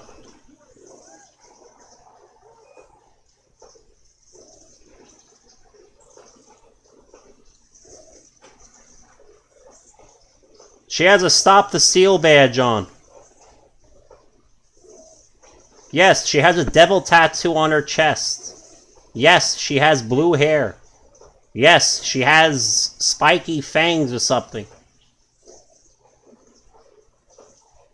But she didn't come out to Washington, D.C. and talk to Uncle Sam about God and her revelation that there's evil, great evil, that is taking over this country. She didn't come here as Antifa. She didn't cause any problems. She's a young girl, young woman. She came from Portland or Seattle, I forget which one. She's a refugee from hell. Literally. That's why there's a devil tattoo on her chest. She's a refugee from hell. And she wants something to change. And she knows it's not burning down her city. That's probably scared her out of there. That red pilled her very hard. And she's still clinging to a lot of her old identity, just like I was for a long time. She's in a state of confusion, but it's going to resolve in our favor. And it's going to happen to a lot of Democrats. A lot of them are in a state of confusion, and they're being, I guess you could say, they're being purple pilled right now, which is not as good as a red pill, but they're being purple pilled.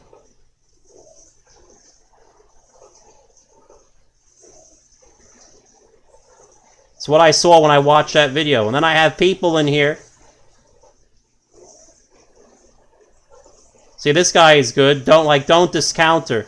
Today you're either red-pilled or you're not. She was cool and insightful, and I would definitely befriend her. And then it's like, other people are like, she's a demon in the open. Clearly visible horns, a satanic creature with a pentagram tattoo. Oh, shut the fuck up. You want to know a demon in the open? His name is Michael Pence. And he wears a suit and a tie. And his hair is perfect. And I bet his feet are manicured. That's a demon in the open. Right in front of us. It's not this girl. So this guy can go fuck himself.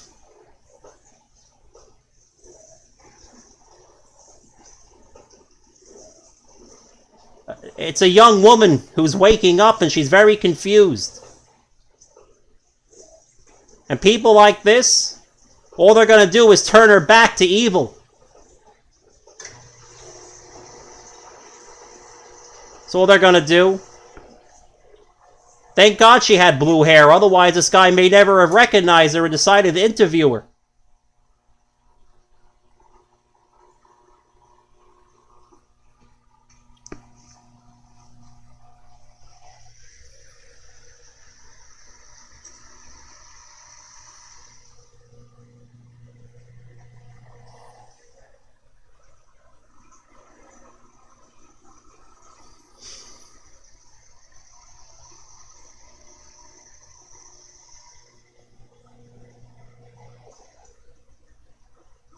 We're at war with the enemy of humanity.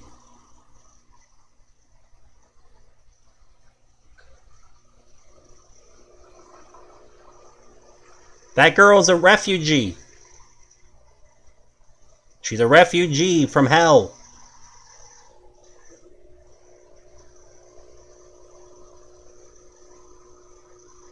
And if you listen to what she said was quite interesting.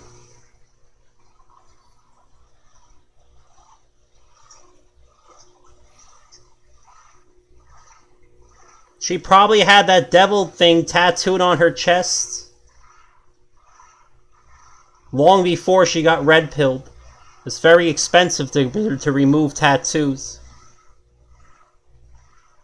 She may even have had a drug problem. It looks like she might have had a drug problem. Because she grew up in hell. And she has fled hell. She ran from hell. Can you blame her? She ran to the MAGA movement.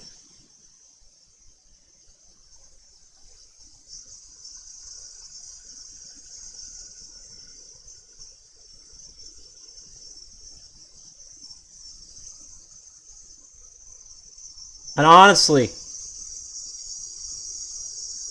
if I had to have a bitch riding shotgun in the middle of a fucking revolution. I take this one.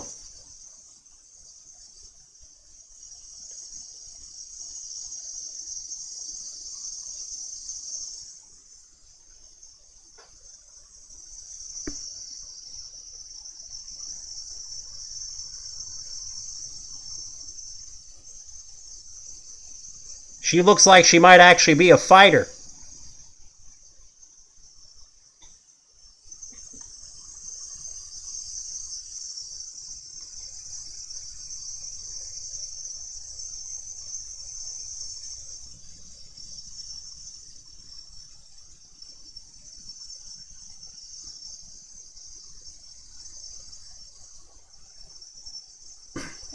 She didn't come to the MAGA movement because she was born and raised in a rural conservative community.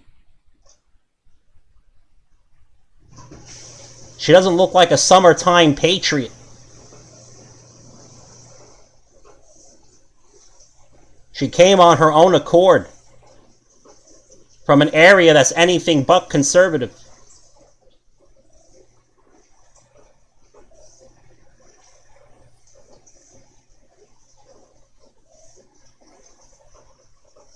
I'll tell you right now, that girl is no summertime patriot. She's a wintertime patriot. She's an all-year patriot. She's not going to go home when things are looking grim.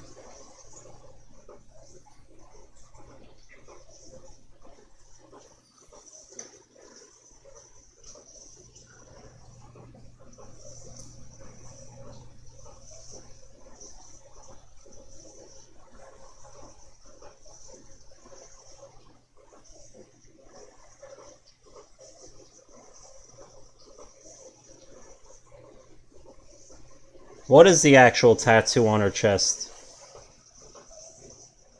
Yeah, it is Baphomet, but it's like, holy Christ. The demon, the open demons before us are named Michael Pence. She was really far gone. But now she isn't.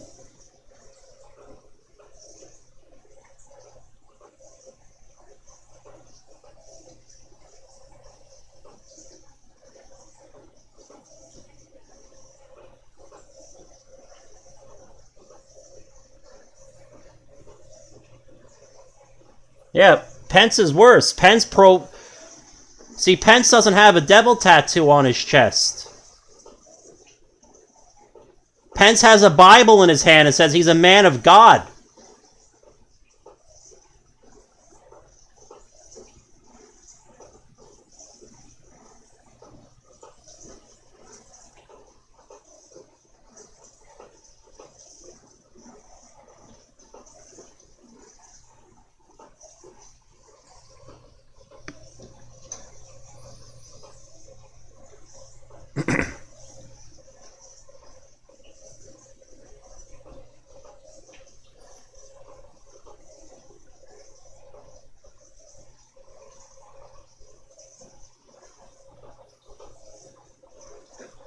Who scares you more? Michael Pence holding a Bible saying he's a man of God? Or this girl here with a devil tattoo on her chest saying she's woken up and it's coming over to the Patriot movement?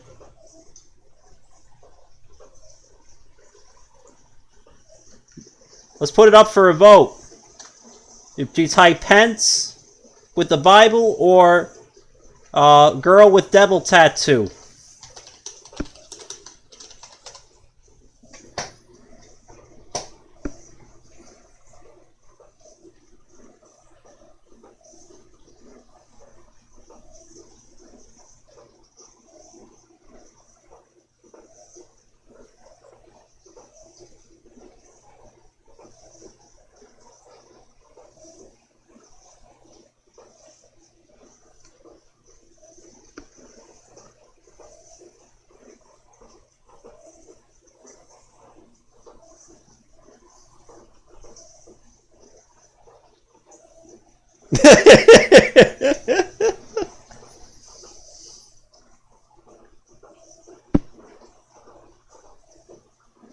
Well, I guess Pence can do whatever he wants then, because he has a Bible.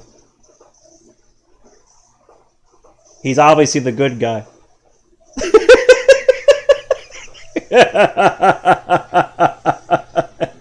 Obviously, he's a good guy. He's a man of God with a Bible, and he has a shave and a haircut and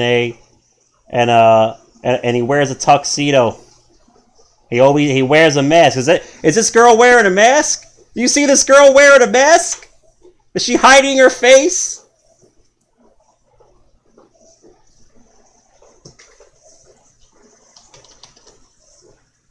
Is she wearing the mask of conformity?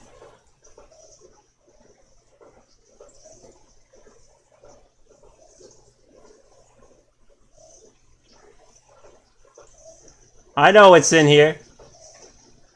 Too bad I turned off indexing. It takes a little longer now, but it saved my computer.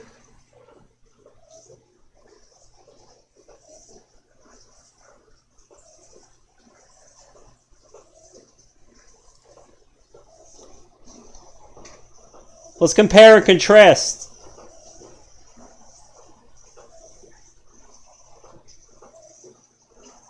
There's Pence. Here's this girl. Does anybody see the difference in these two pictures?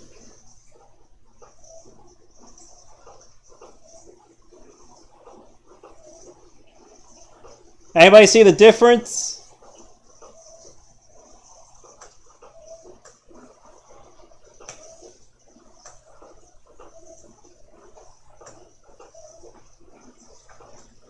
I see a difference.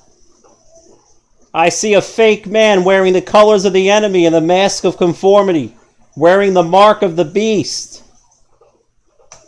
And a girl who's not hiding her face or her identity in any way.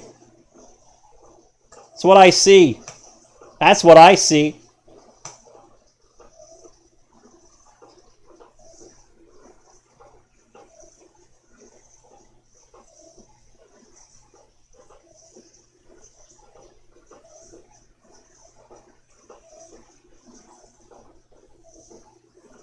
Is there a fly on his head? That'd actually be funny.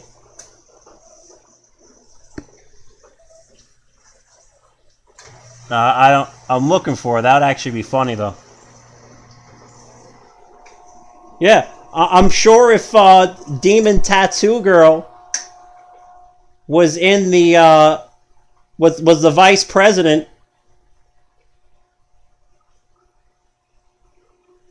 I think Demon Tattoo Girl would have actually sent the electors back to their state houses.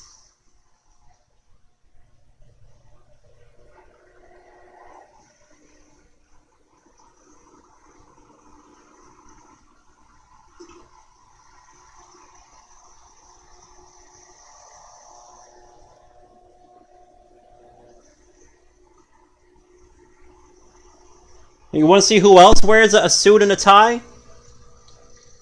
Let me show you who else wore a suit and a tie.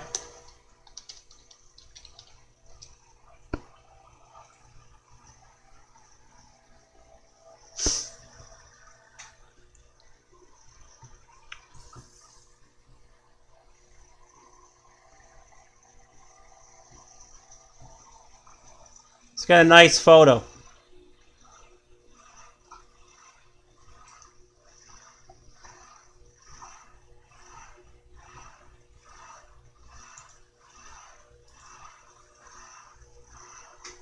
This man wore a suit and a tie, or at least he looked normal.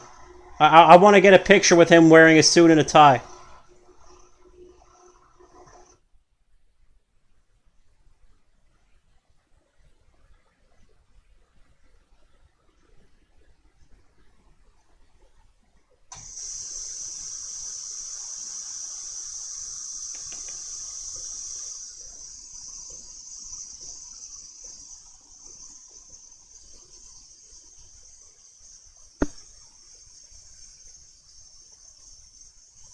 He always wears jeans. I guess he liked jeans. Oh, here we go.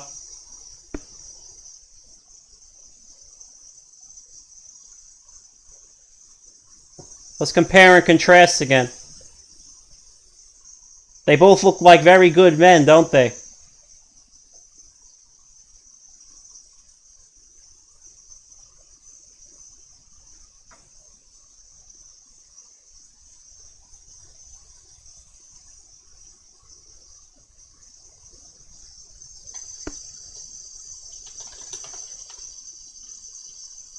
This was Jerry Epstein's most favorite customer, Prince Andrew.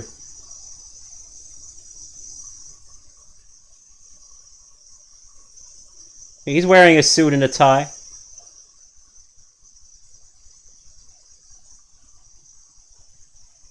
There's your enemy.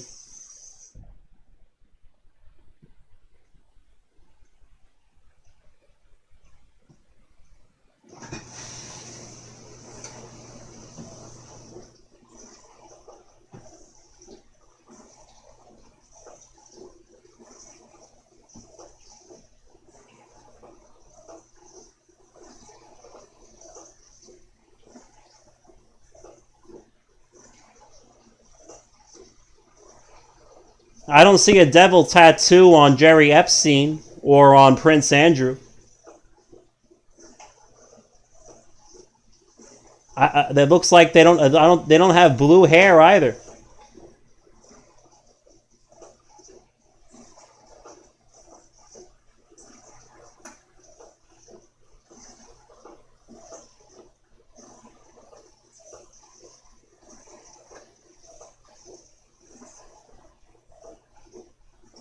Now, the reason I'm spending so much time on the blue hair girl is because all the horrendous comments I saw written about her on Band.video.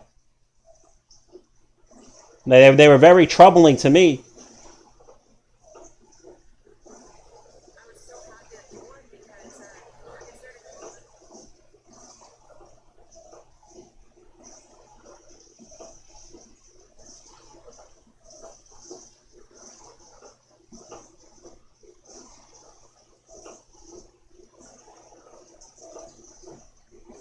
Hashtag blue-haired goblin creature.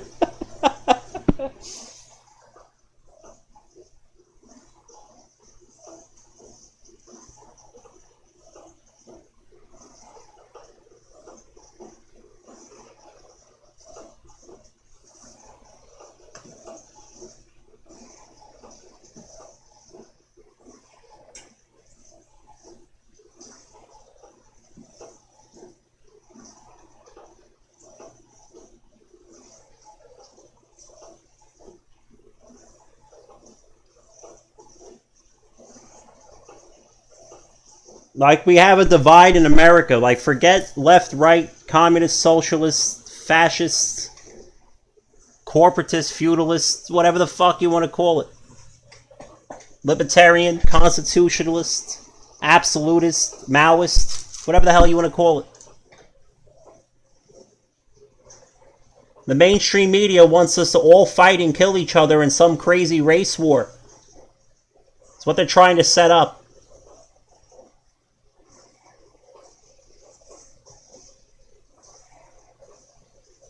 What they're trying to do. Most people from New York don't know most people from Idaho.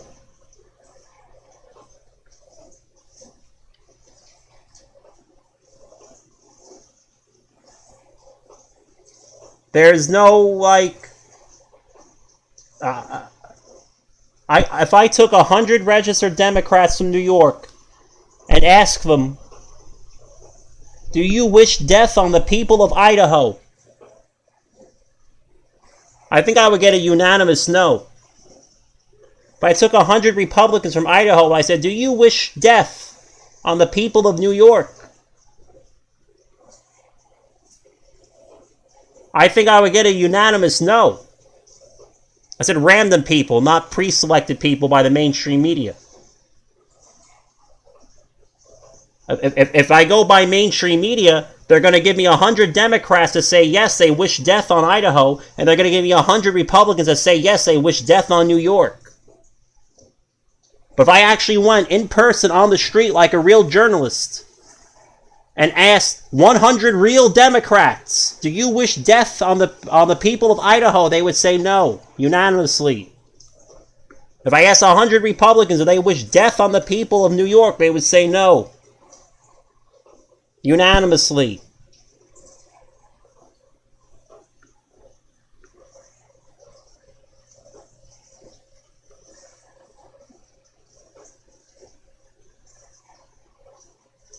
Yes, check out Twitter.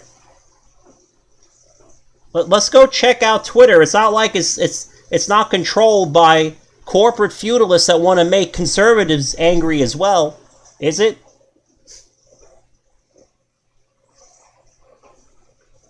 Why do they only show you the large army of psycho leftists? Why don't they show us the average, everyday Democrat in New York? Why do they show us these things?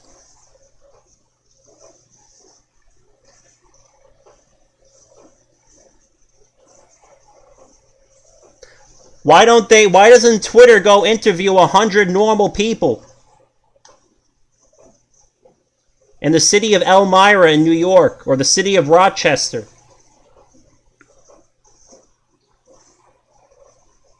Let's see what the average day Democrat thinks. Twitter won't show you that either.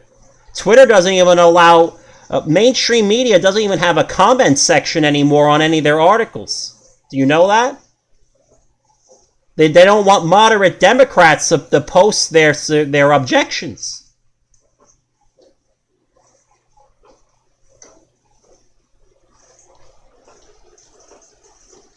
Here, let's read this. Ready? I'm going to pick the first mainstream media article. 25th Amendment Trump. I'm sure I'll get one right away. NBC News. Lawmakers called back to D.C. to vote on Trump's impeachment removal under 25th Amendment. So let's see what the people who subscribe to this think about in the comments section. Oh, there is no comment section. That's right. So how do we know what our fellow countrymen on the left really feel like? All right, let's go to another one.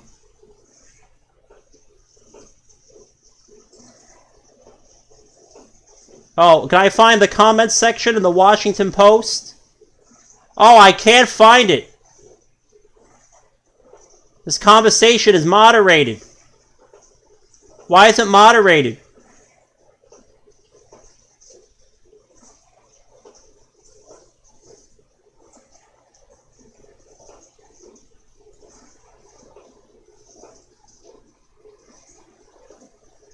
This person doesn't even have a portrait.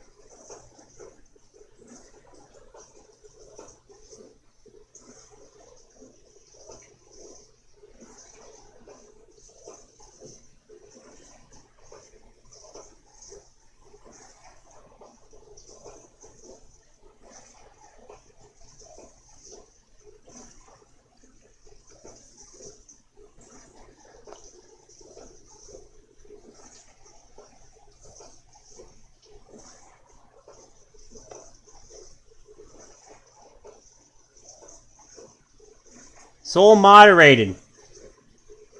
It's all a bunch of people without any fucking portraits.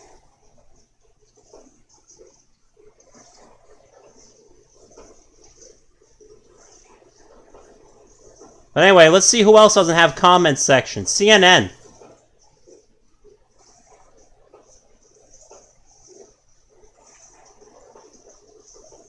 Where's their comment section?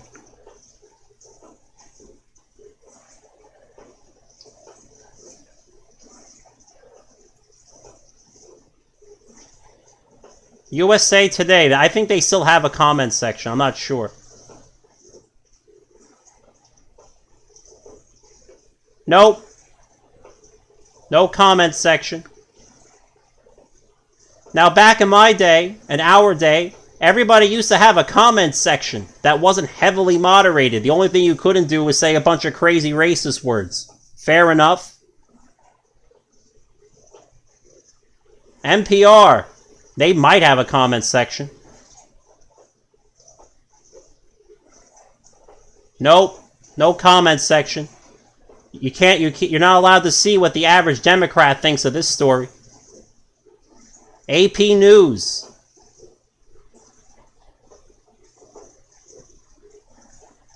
Where's their comment section? Why aren't we allowed to see what average Democrats think about it? BBC, do they have one? Of course not.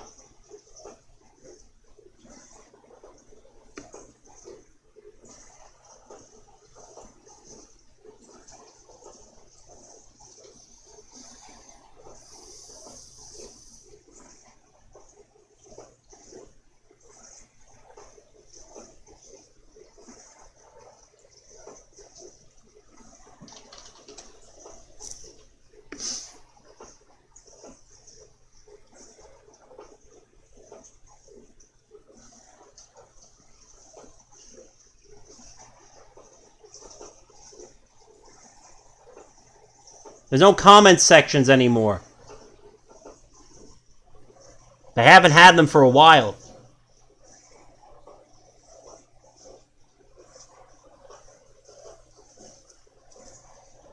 Yeah. You're not even allowed to comment on movies anymore. Because there's a lot of Democrats, like my family members, that don't like being bombarded by LBGQ2 cut off your genitals nonsense.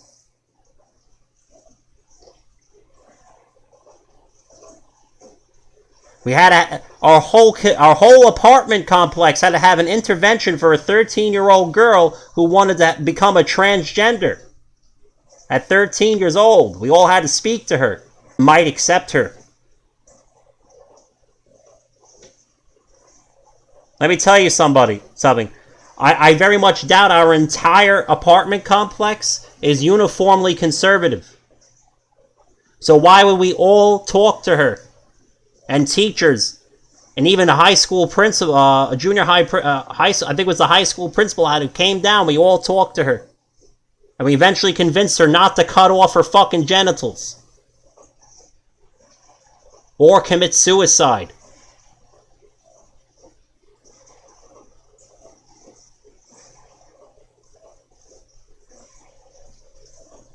That's why you're not allowed to post on IMDb and Netflix anymore.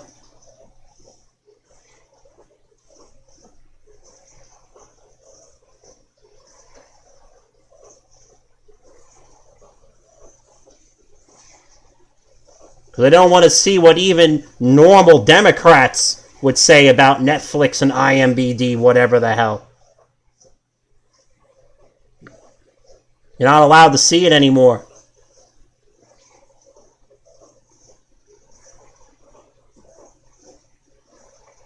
So when you say that there's a bunch of crazy far-left people that want to kill all Americans, well, you're only seeing that because Twitter wants you to see it. Twitter is only showing you the craziest of the craziest left on purpose to incite you.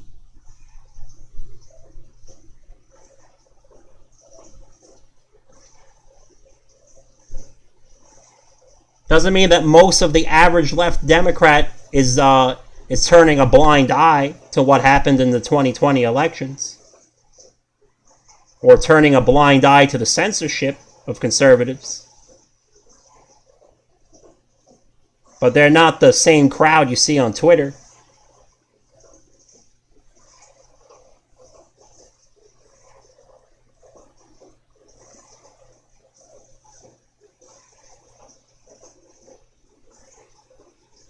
I'm gonna make a hot pocket. I'm hungry. I'll be right back.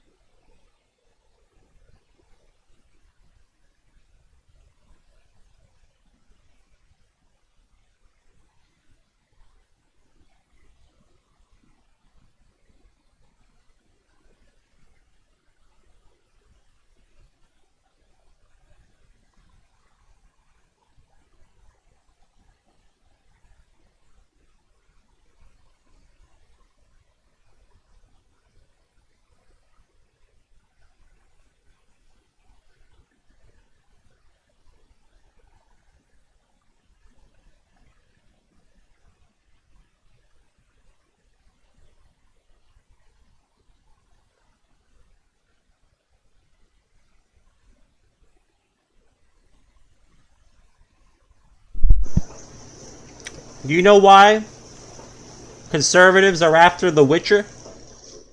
Not conservatives. The left.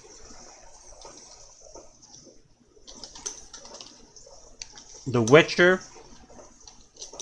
Was it Netflix? Great fucking thing. I could watch it again. Do you know why they're after it? Because The Witcher has a lot of conservative themes.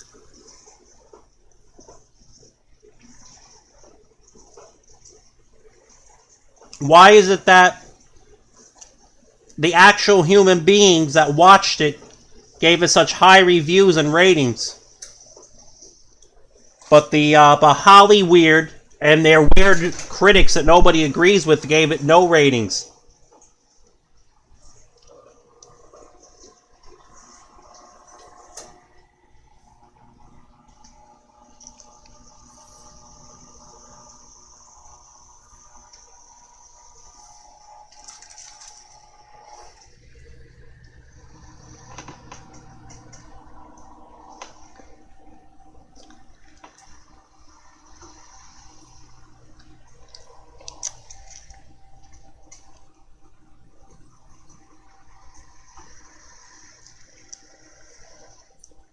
when they turn off the comment sections on IMBD and Netflix and the New York Times, maybe they still have a comment section at Times, I don't know. But USA Today and CNN, they're censoring their own viewers and subscribers. Because they wouldn't want, it's isolation. They actually isolate all of their own subscribers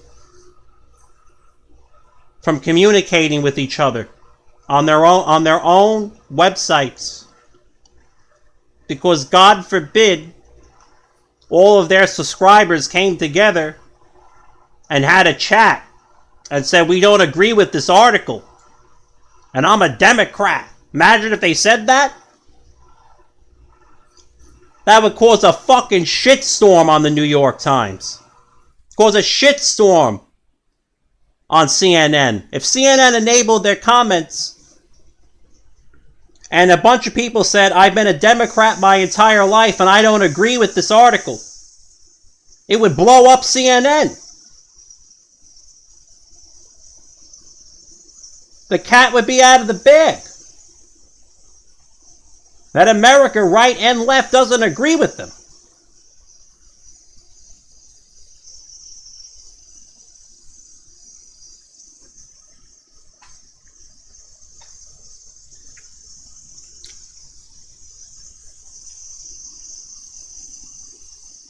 I'm sorry, I've been a lifelong Democrat, but I don't think you have the right to ban the United States president across all platforms. Imagine if there's enough people, I bet they are saying it. But they can't see each other saying it.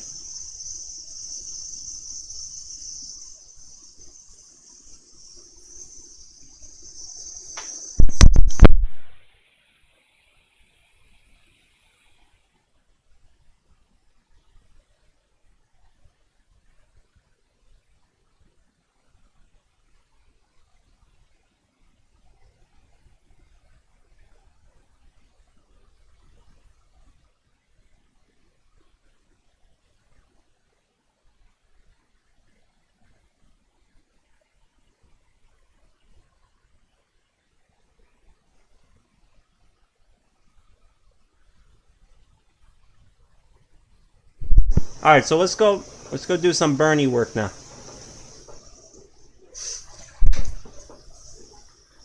All right.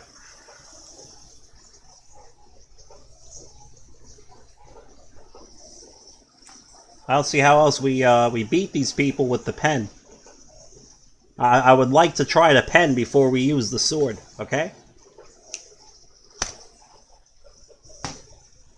I think the pen is a stronger weapon too.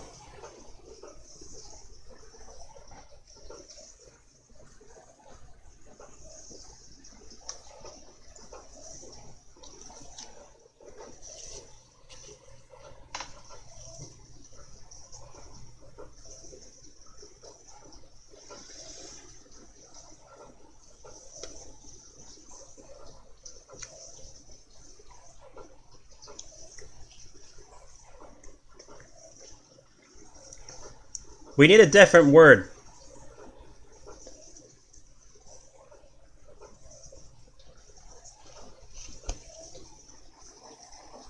We're going to call this the purple pill. What I'm doing. It's not really a red or a blue pill. It's an election integrity pill.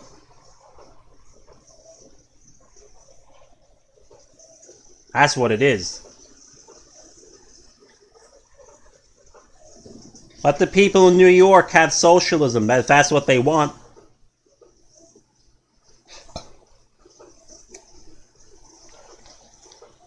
Let them vote for Bernie Sanders as their next governor.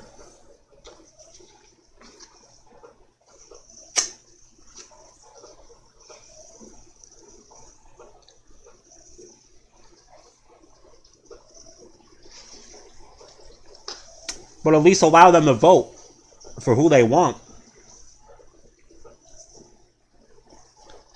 Oh, like how did Hillary Clinton become a senator of New York? Like where did that come from?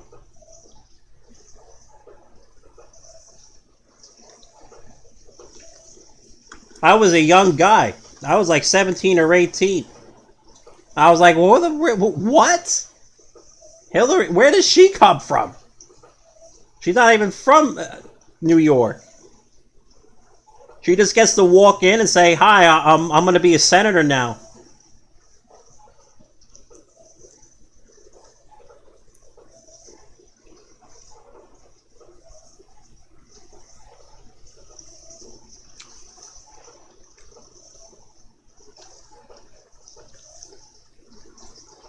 Like, what the hell is that?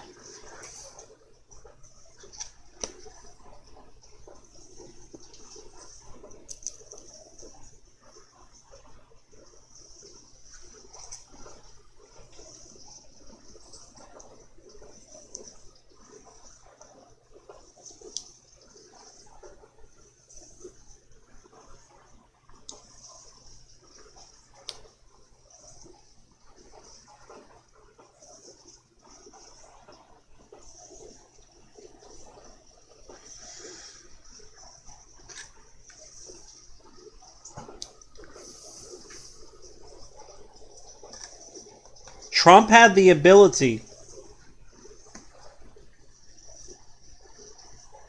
to create a real cabinet of actual decent human beings.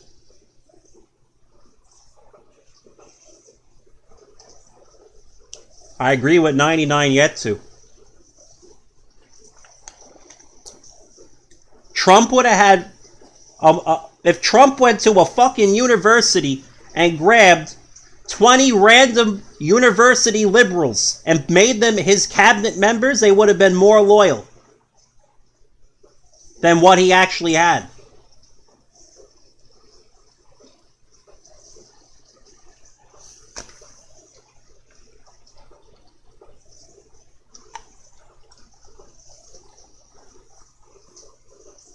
He should have really said, all right, I'm going to pick 20 sophomores from Stony Brook University at random on campus and put you in my cabinet positions.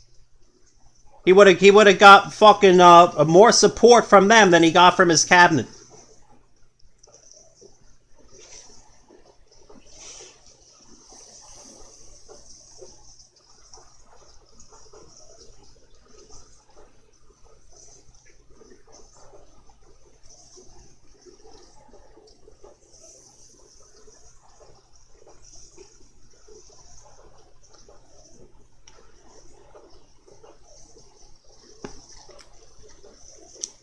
He could have picked 20 random construction workers from my job site and got more support and better results.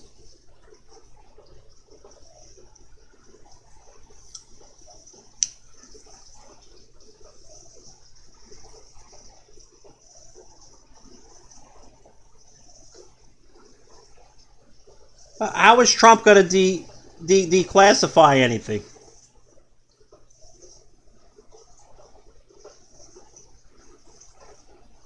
They'll just hit him with some red tape bullshit and slow it down until he's out of office.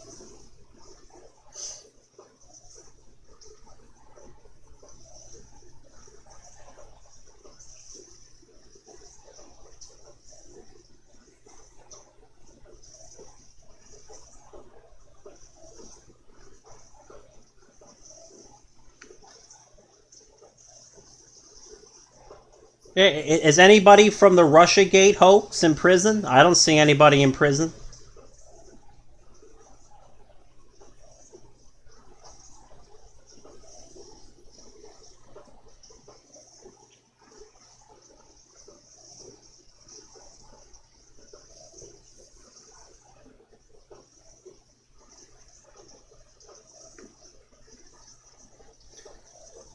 I think the billionaire from New York is not going to risk that either.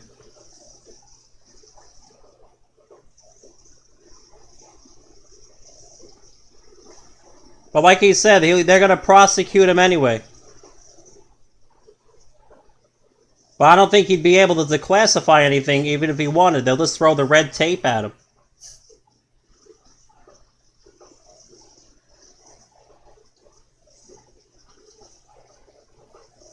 Anybody see that Biden's going to have a virtual inauguration? You know why Biden's going to have a virtual inauguration? Because then people would see that there's nobody there to support him if they had a real one. Yeah. Bro, I'm dead ass, dude. That's what it says.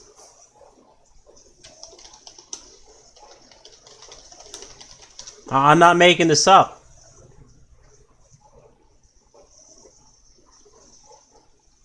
Maybe I am. I don't know. Let me see.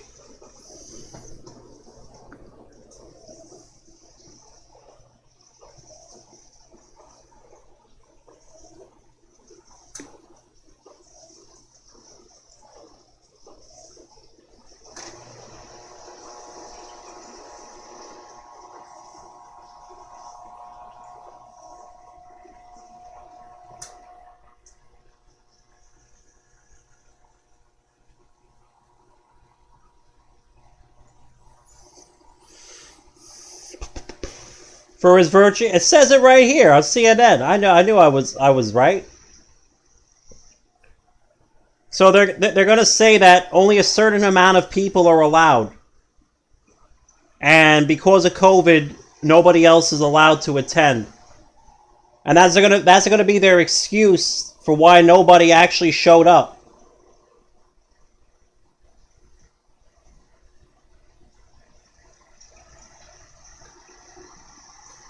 Instead of receiving the typical 200,000 tickets to share with constituents eager to see Biden take the oath of office, members of Congress will receive tickets for themselves and one guest only because of coronavirus.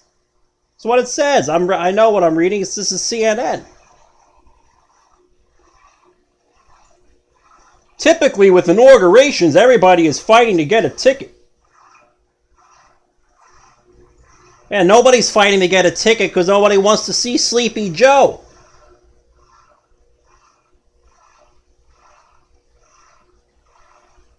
Nobody gives a fuck.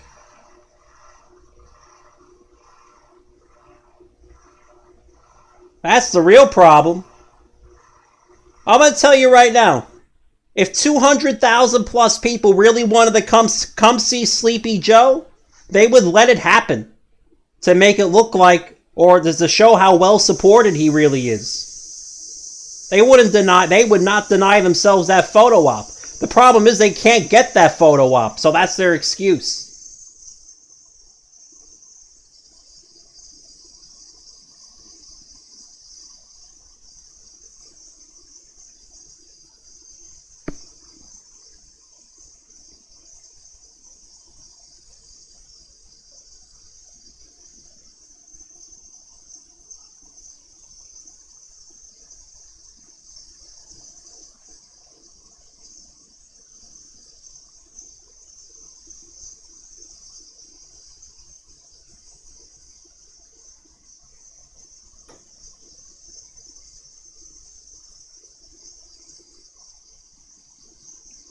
Listen, Trump said it best. The target was never him, the target is us.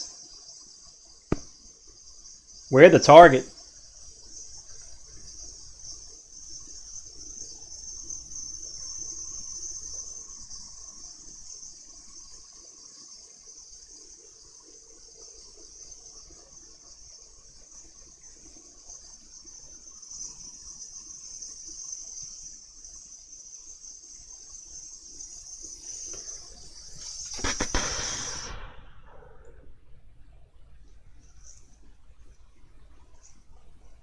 So I have to have a scenario 2. And scenario 2, going back to last night, I'm finally going to do this now. I was just, I have to voice my opinions like we all do, man. We might be the last, this YouTube comments section might be one of the last bastions of hope.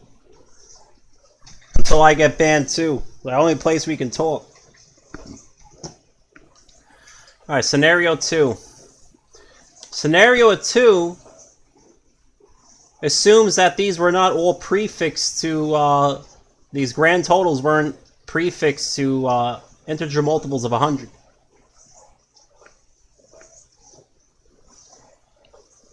Scenario 2 is pretty scary.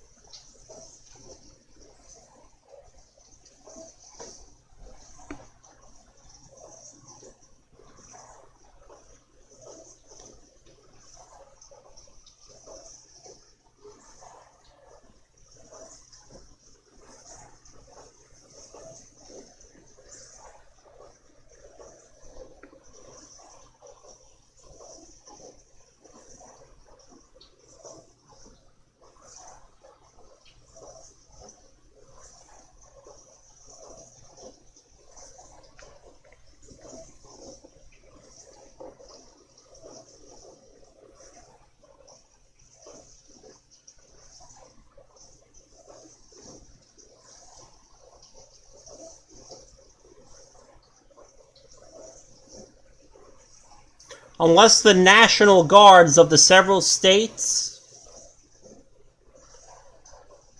are willing to come together and march on DC, we're fucked.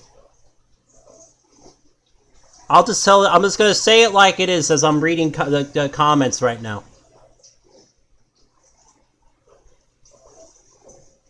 We're fucked for now anyway. I'm not a doomer, I'm actually an optimist. There are other ways we can fight this war, and it starts with the pen.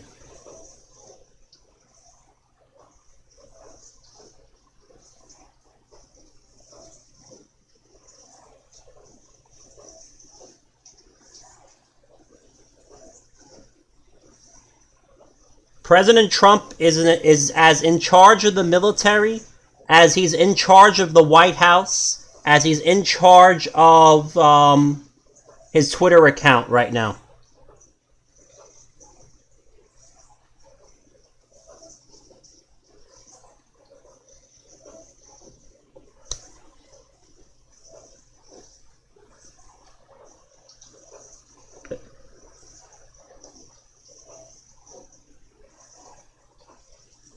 I actually think Trump would have more control over his Twitter account in an appeal to be unsuspended than he would over the military.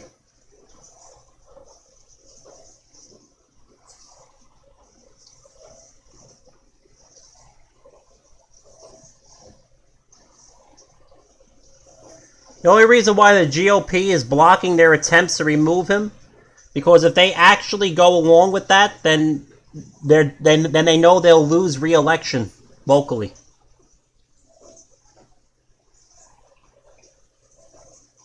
Yeah, exactly. How would he even get the order out?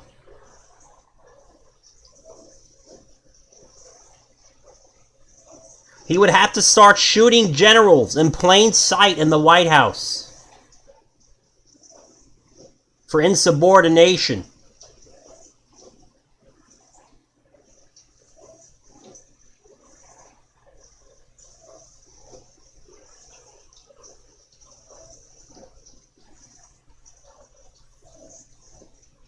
Then they would just arrest Trump and say he's crazy.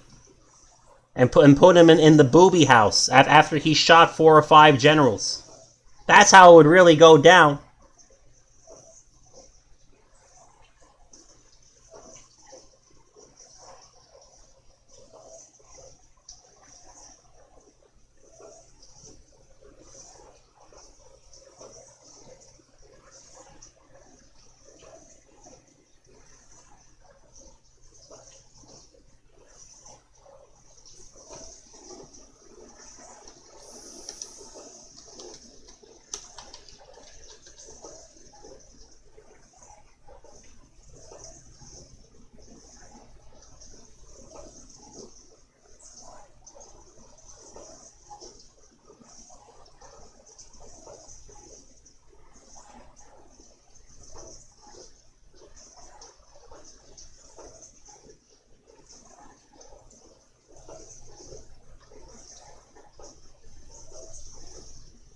I'm great this man of God like Michael Pence says that things need to be condemned.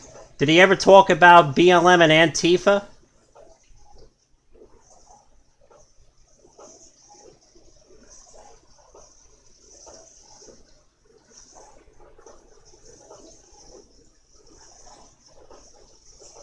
Pope Francis. BLM Antifa. Oh, wow. We cannot close our eyes. Knelt in prayer during Black Lives Matter while our cities burn down across the country.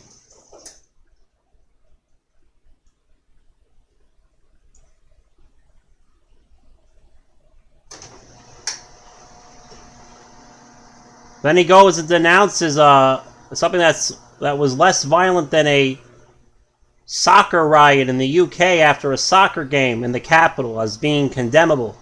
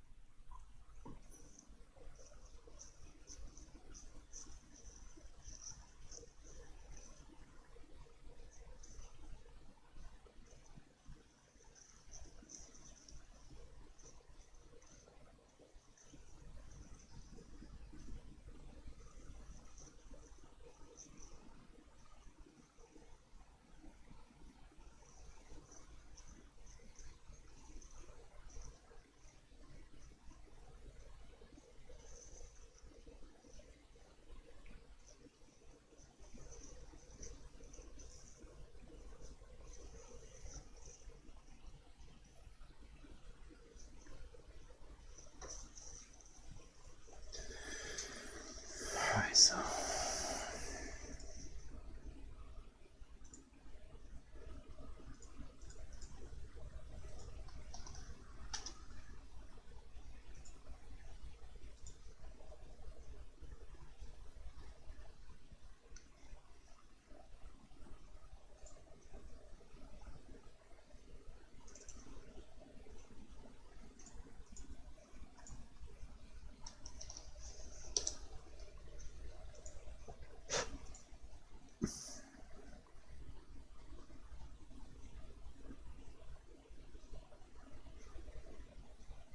did he actually speak from the Alamo in Texas? I'm kind of curious what it is he had to say.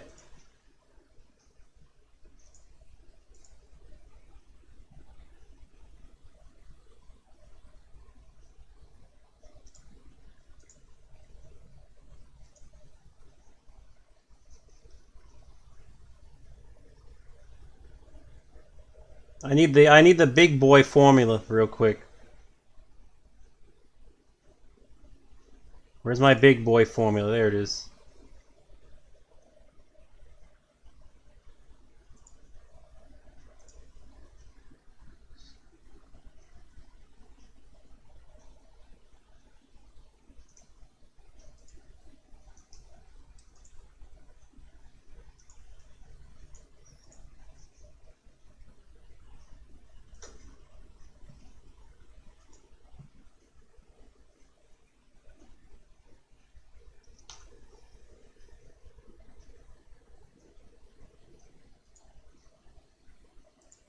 How do I hear this video?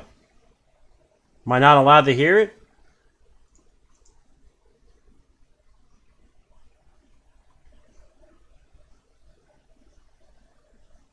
Oh, it's today he's gonna speak.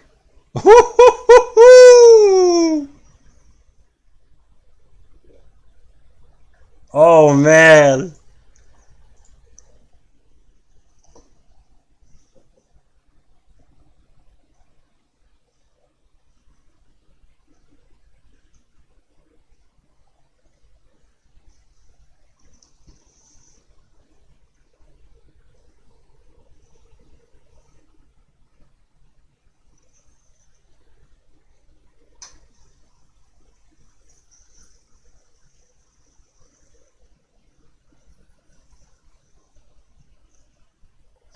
Yeah, it's amazing how people have come out and started saying the most,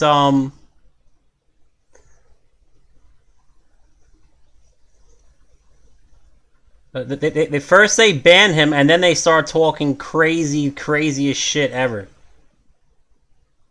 Like, how much of a pussy do you have to be to kick a man while he's down, while he's not allowed to voice his own defense on Twitter? Or on Facebook or something. Like, that's just... It's so funny.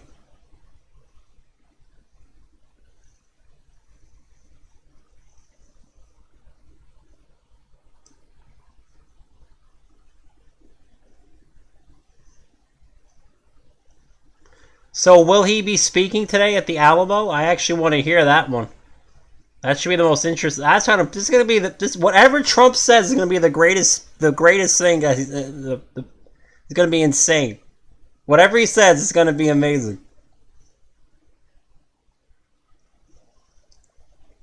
Remember, all they're doing is they're actually red pilling everybody.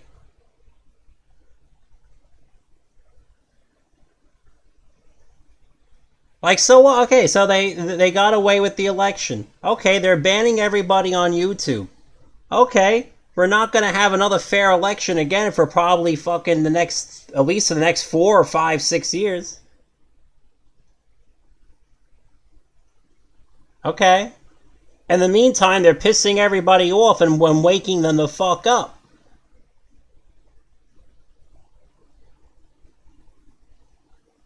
The more they tighten the grip, the more that slips through their fingers.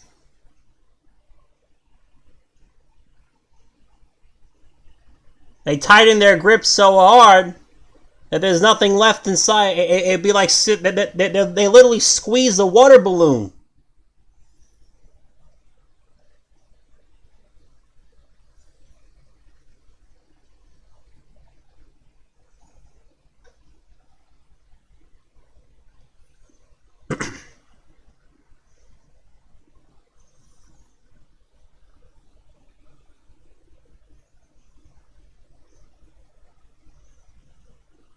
They're literally clamping down on a water balloon.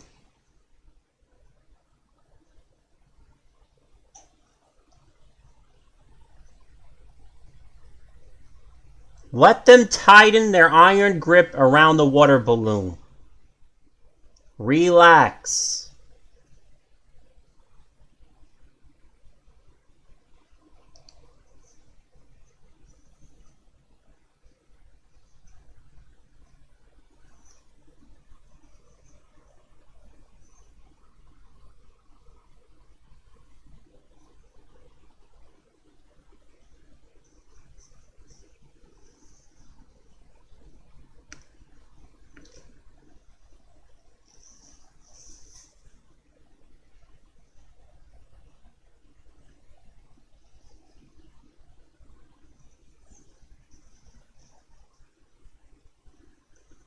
Trump's greatest victory was the last few days.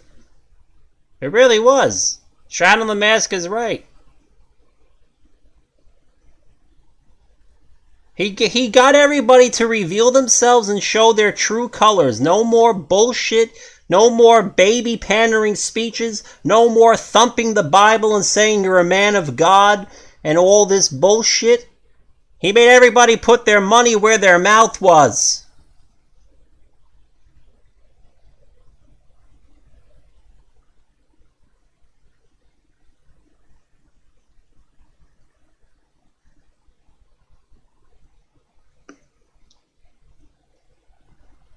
Now we know who everybody is. There's no more guessing who's deep state and who isn't. Who's good and who's bad. And you really do have to chin up a little bit, 99 Yetsu. Our founding fathers got slapped around like little girls by King George for a while. But eventually the founding fathers won. Didn't they?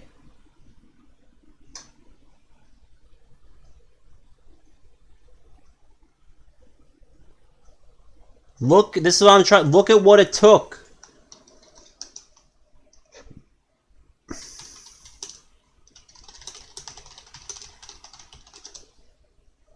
The amount of insanity that the people of the 13 colonies went through for a decade leading up to the Civil War is nothing yet compared to what we've went through. Oh, sorry, we haven't gone through 1/10 yet of what they've went through.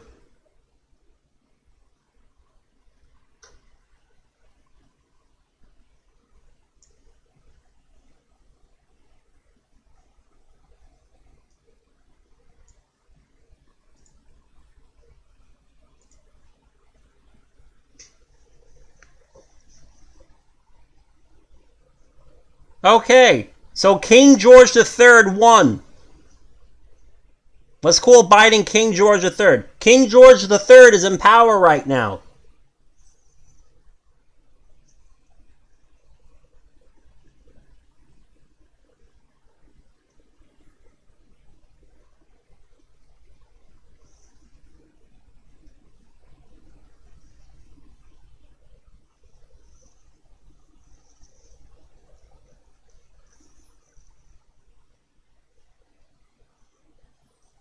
And in an effort to hold on to power, King George just kept ratcheting up the pressure, and tightening his grip harder and harder. And eventually everybody said, fuck this.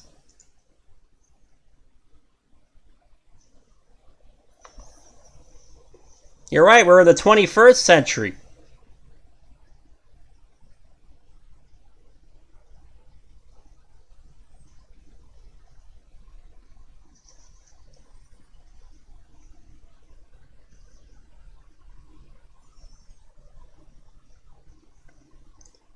The Democrats and the corporate feudalists are outnumbered too. We have 80 million people already. We're gonna keep getting more. You think the 80 million people that voted for Trump are gonna suddenly get brainwashed by the media in the next 5 to 10 years? Do you think the American colonists over this 10-year period got more and more brainwashed by the crown, and that's why they finally said enough 10 years later? People don't forget.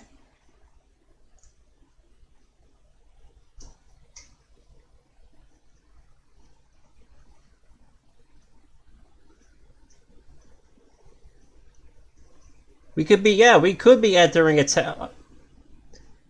we can't, the U.S. military can't even conquer Iraq or Afghanistan.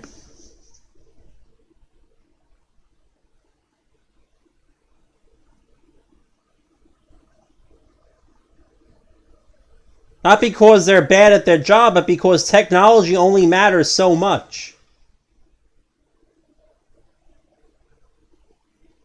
If you have a body of people that are fully determined to resist you, you'll never conquer them. It will never happen. Unless you completely genocide them.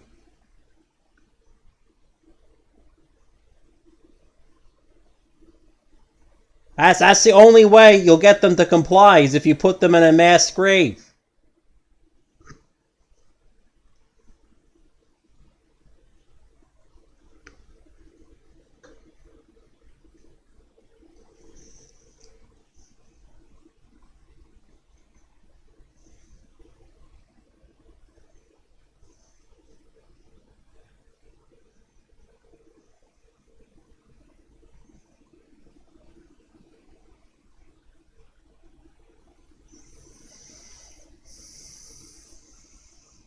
If they don't want to conquer us, then yeah.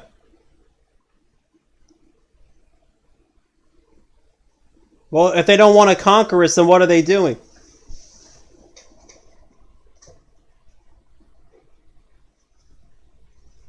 That sounds like conquering to me. If their real agenda is the destruction of the West and its people, then that sounds like conquering. If that's not conquering, then what else is conquering?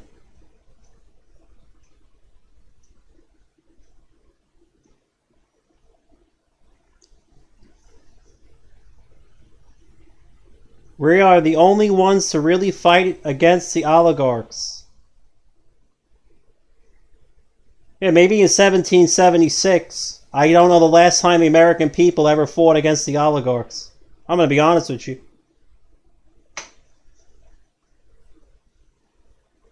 At least not their own oligarchs. Like Benjamin Franklin said, I'll give you a republic if you can keep it.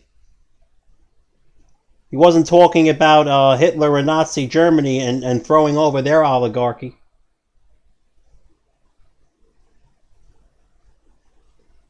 Let's talk about our own oligarchy taking over our republic.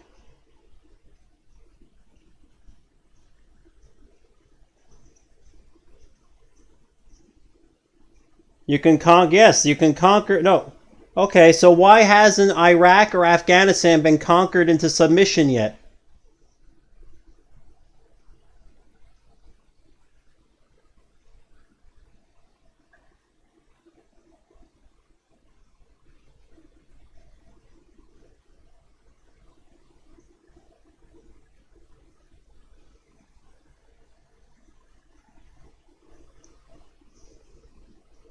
You can't make an entire body of people submit unless you're willing to genocide them.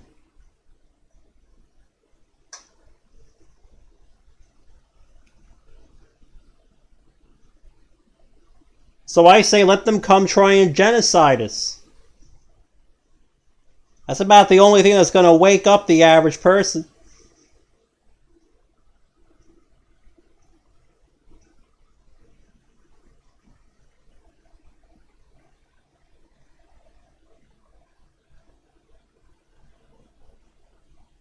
They were put on many types of dollars before the petrodollar. They were put on the first and second Bank of the United States back in Andrew Jackson's time.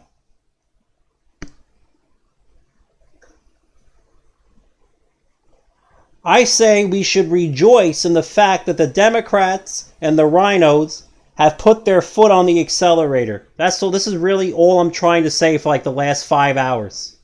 Last 3 hours.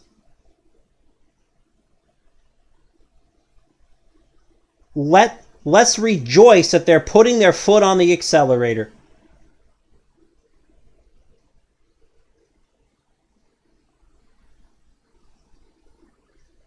I hope they push that I hope they floor it. I hope they hit that accelerator so hard that the cylinders burn out.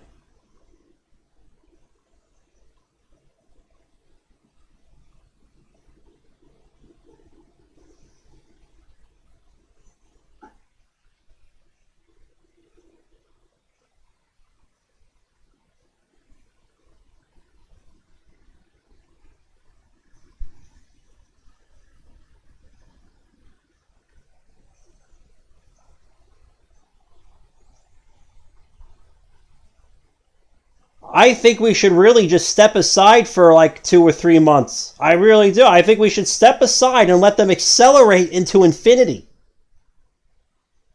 That's our best chance.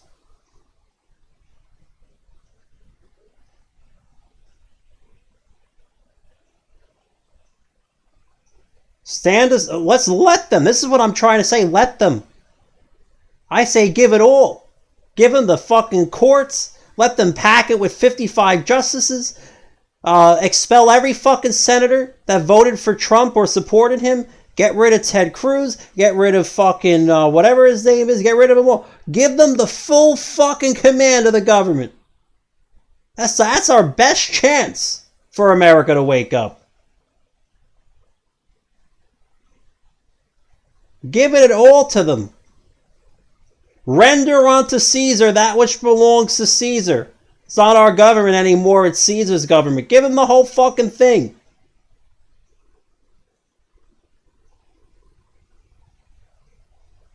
Give him the whole fucking thing.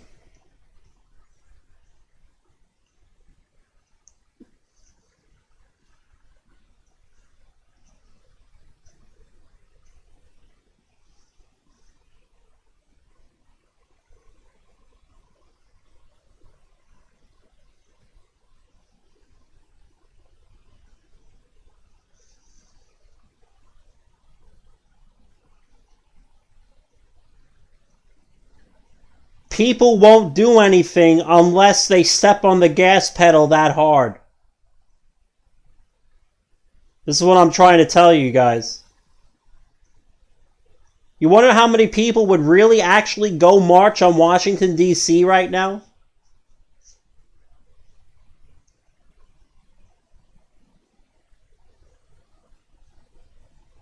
You could, I swear to God, the amount of people that would actually go and march on Washington, D.C. and risk their lives is probably less Skittles that you would buy in a bag at the fucking at the fucking gas station or something.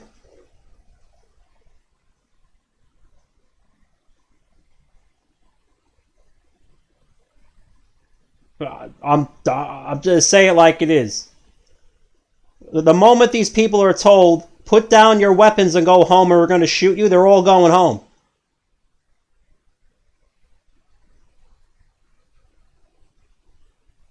They're like, oh, I have a wife and a daughter and a family and kids.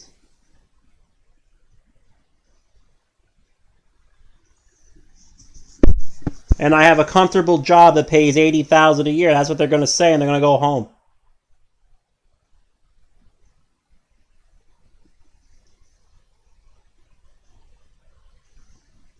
I hate to tell you, but the military killed a lot of citizens at Kent University.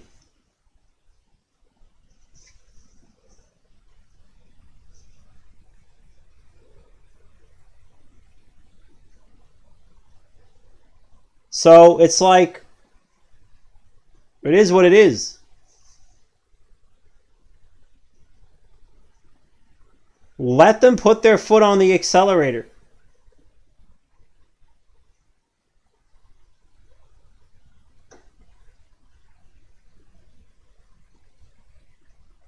That's how you get enough people to actually put their lives on the line and stop it.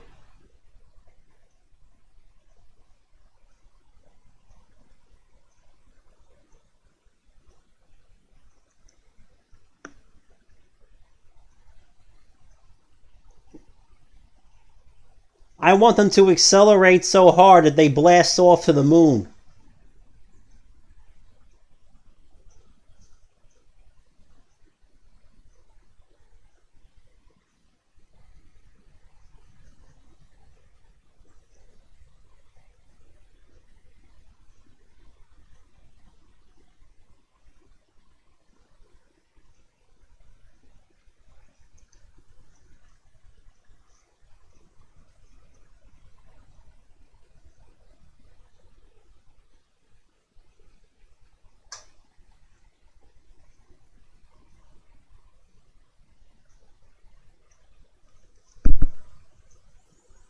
That was controlled chaos. It was so controlled that CNN had a video saying fiery but peaceful protests while the city's burning down. At any time, the police could have came down and stopped it, but they weren't allowed. That was controlled chaos. The police weren't allowed to stop it. They could have. The police could have stopped it very easily. If they were allowed.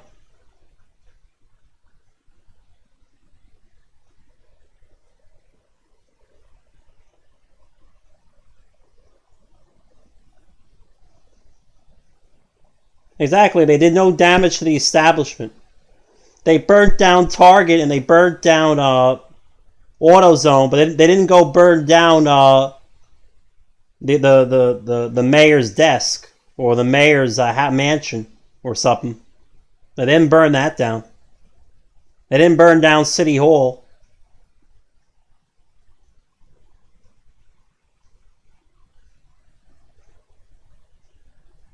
Fuck, the Democrats even let Trump send out troops to protect the federal courthouse. It's probably the only thing they let him do without too much resistance. They still had a fucking fake phony congressional hearing complaining about it, but they at least let him do that.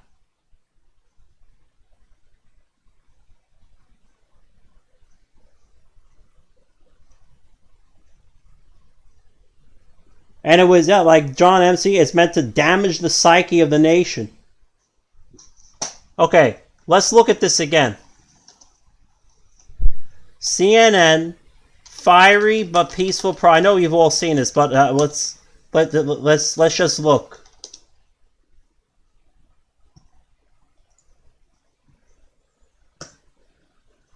Do you know what this is? Even the producers of CNN know they're not fooling anybody with this.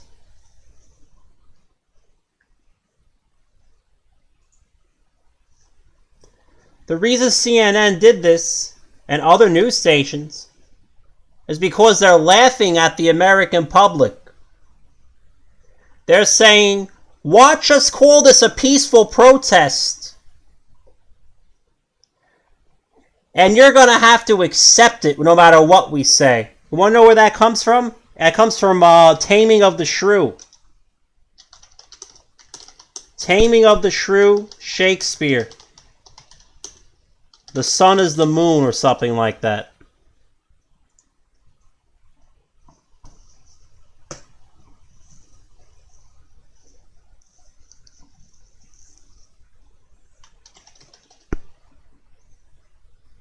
So Petruccio, he points up at the sun and says, "Good Lord, how bright and goodly shines the moon." The moon? The sun. It's not moonlight now. I say it is the moon that shines so bright. I know it is the sun that shines so bright. Now by my mother's son, and that's myself, I shall be moon or star or what I list, or ere I journey to your father's house. Go on and fetch our horses back again. Evermore cross and cross, but nothing crossed.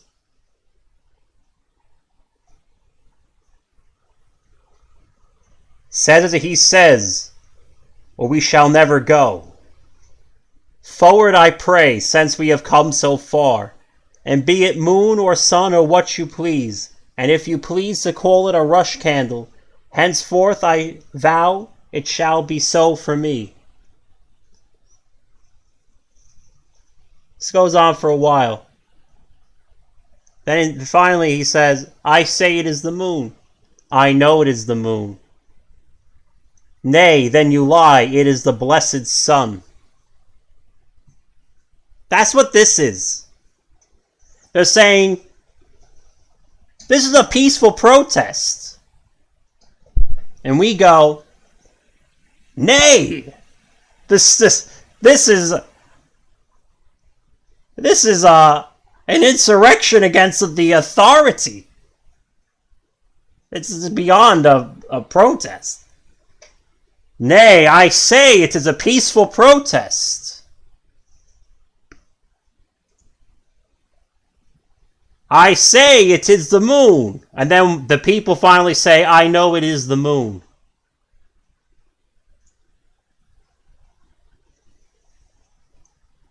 That's what that is.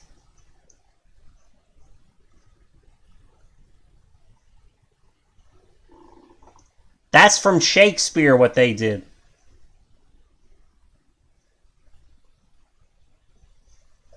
They're saying that they can redefine language however they want, whether or not you agree, and you have to accept. To them, we are the shrew. that must be tamed. We must obey, no matter what we think.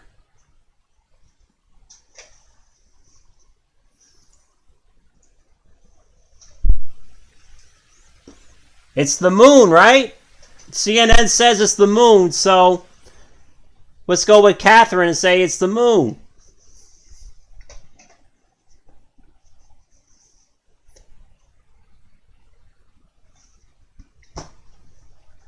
This is a psyop.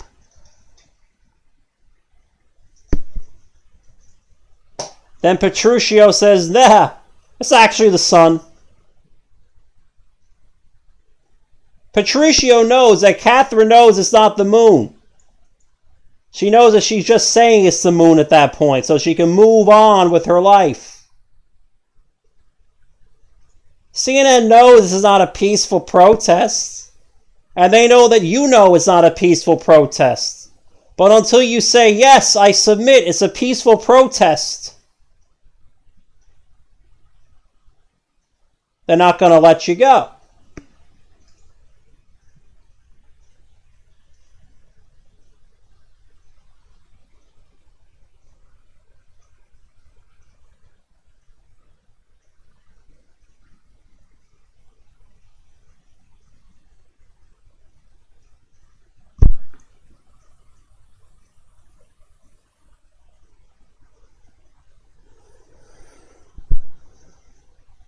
I mean, let's see, my entire neighborhood of Ronkonkoma has invited me to come play the clarinet. And they know my history. They know I've been convicted of a felony. My neighborhood has reached out to me to come play the clarinet and play Amazing Grace while they hang their flags upside down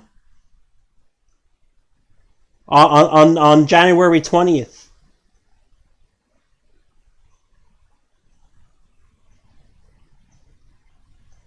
Let these communists put their foot on the accelerator, please.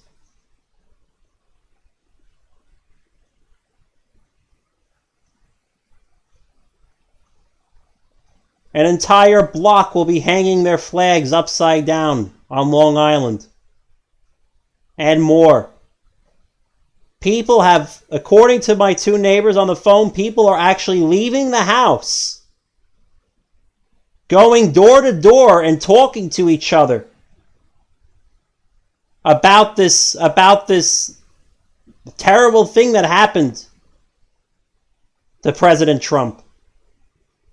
They're going door to door and knocking on each other's doors and saying, I can't believe this is happening.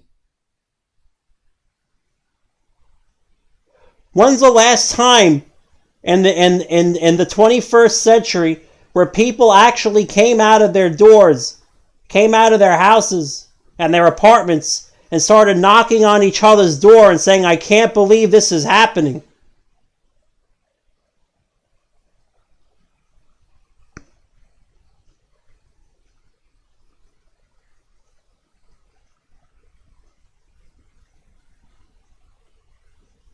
Let them keep their foot on this accelerator.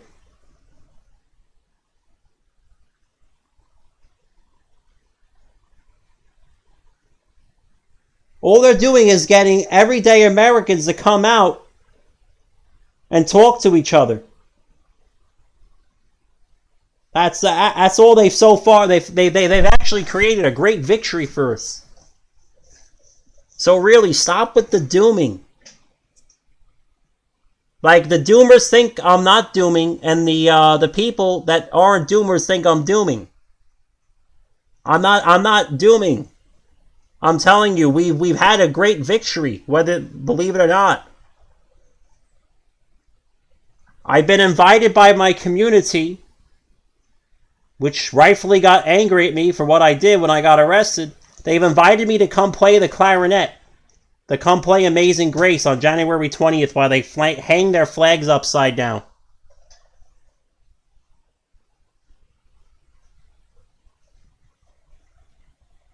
I doubt that my community in Ronkonkoma is the only community that feels this way right now.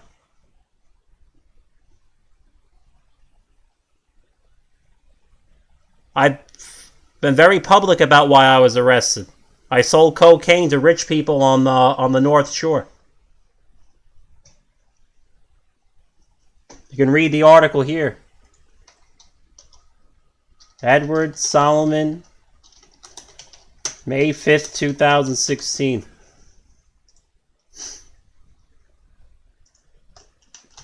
I'm this guy right here.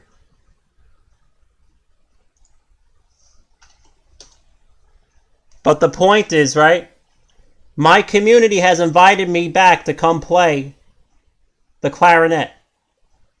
To play Amazing Grace while they all hang their flags upside down.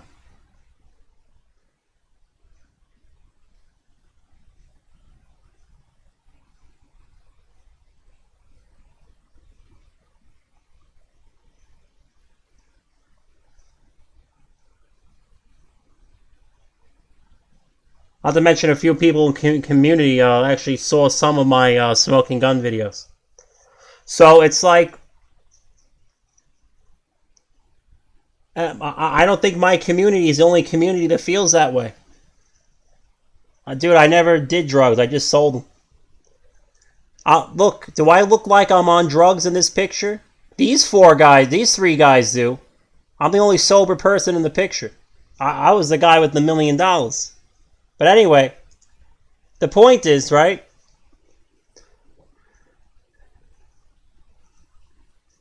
I was the El Chapo of fucking Long Island, for Christ's sakes.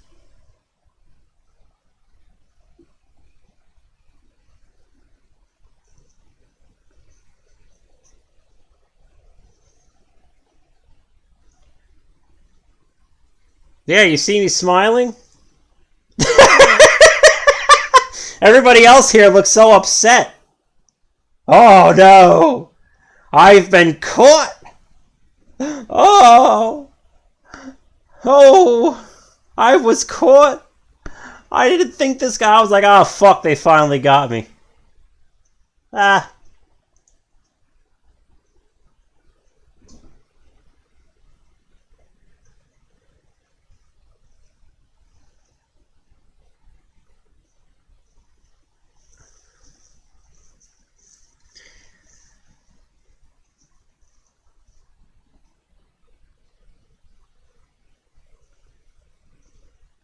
The majority of people who get incarcerated actually do not go back.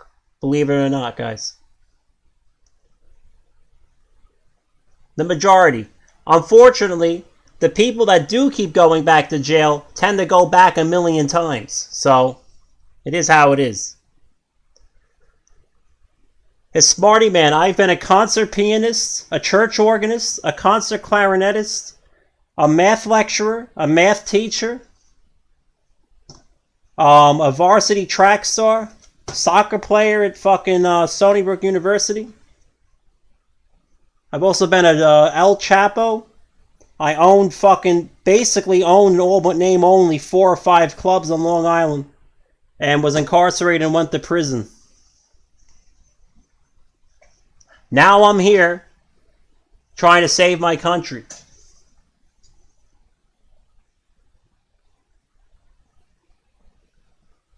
I've also worked at a catering hall for about 8 or 9 years. Altogether. I'd say I worked full-time for about 4 years.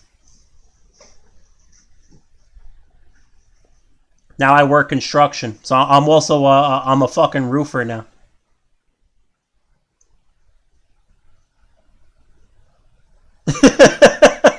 Oh, that's right. I remember who you are, right? So it just is what it is. You know?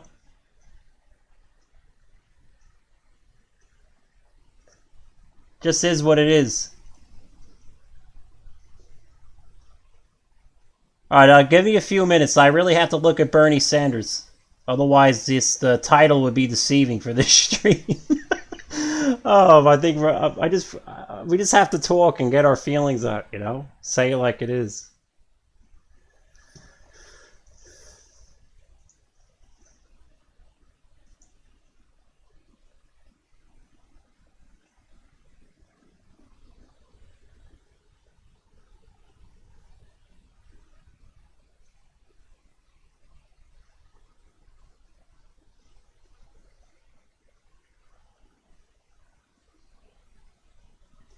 Alright.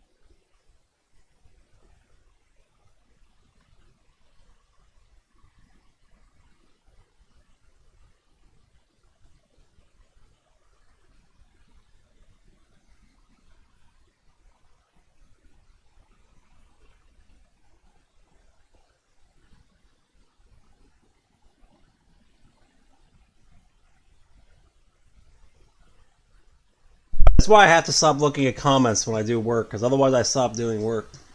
Alright, let's do this here. So let's pull up scenario 2. I'm going to put this where I can't see it. Sorry, I don't want to see what anybody's typing right now, so I'm just going to put this over here. Okay, now let's see.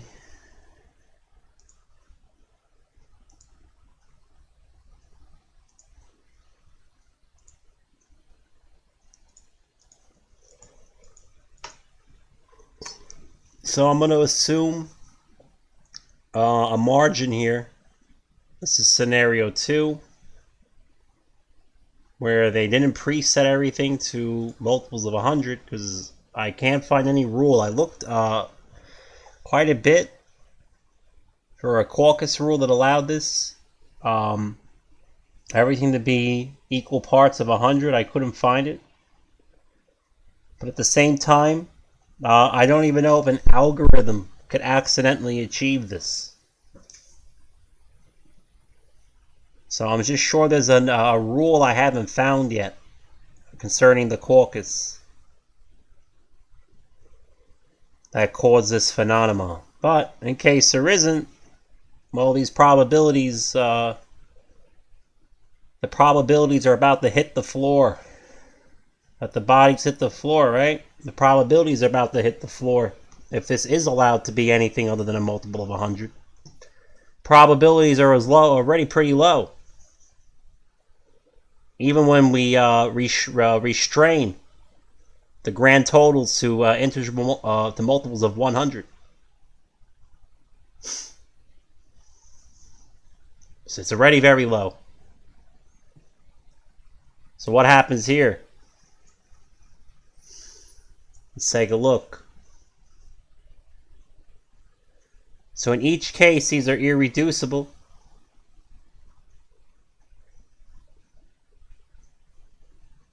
These are reducible fractions, I should say.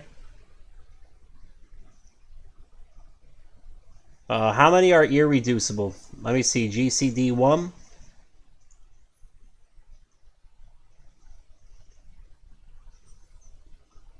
Okay.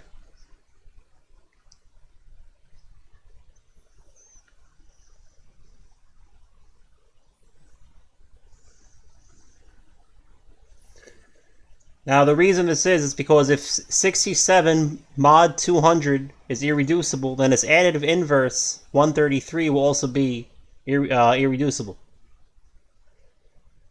So to show you the math behind that, we know that 200 is equal to 2 times 5. Those are the prime numbers that divide it uniquely, times 20.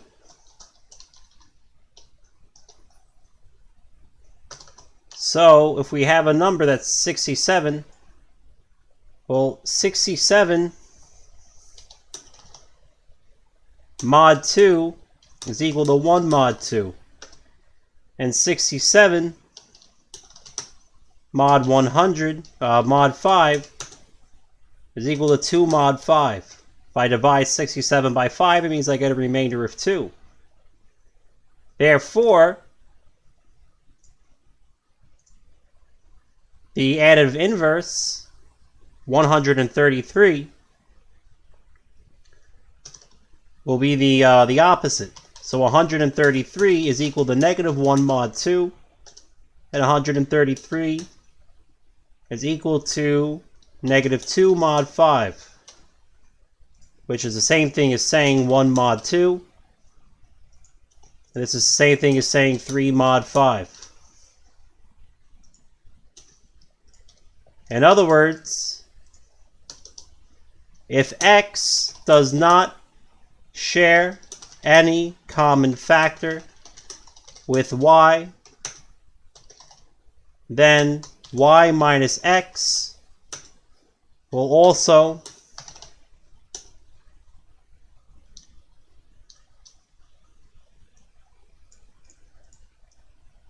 X,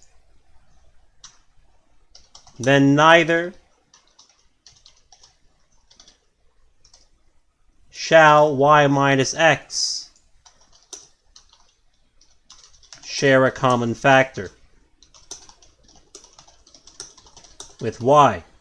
Those are just the laws of mathematics. So, moving down here,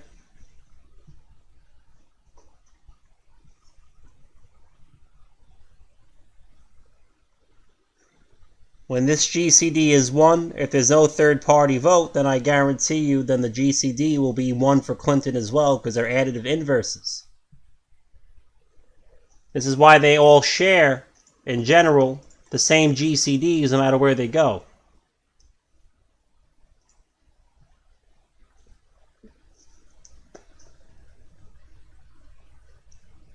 So the third party has a GCD. This is what makes it so weird.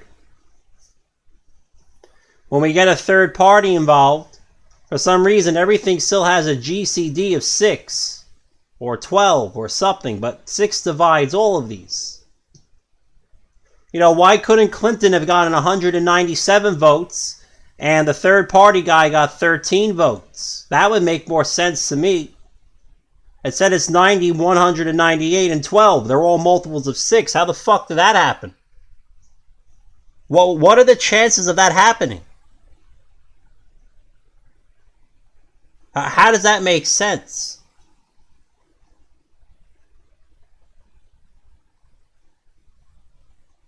Every time there's a third party vote, it just happens that way. Now everybody shares a GCD of 5. 5 does divide 20. Why didn't Sanders get 136 votes? And this guy got 4 votes. Like it's so. This is the craziest fucking. This is worse than Atlanta. This is worse than Michigan. This is worse than Pennsylvania. This is so obvious. It's fucking hilarious. That like this is nutso land. This Iowa primary. This is actually whack. Oh, everybody has a clean count of 10. 140, 250, 10. What do they all have in common? Well, they have GCDs of 10. I could have wrote this as the LCM, the least common multiple.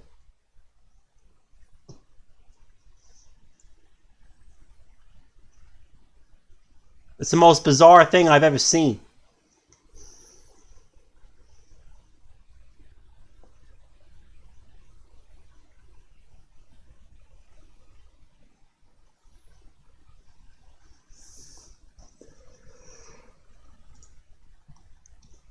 Obviously, Bernie was supposed to have 220 votes.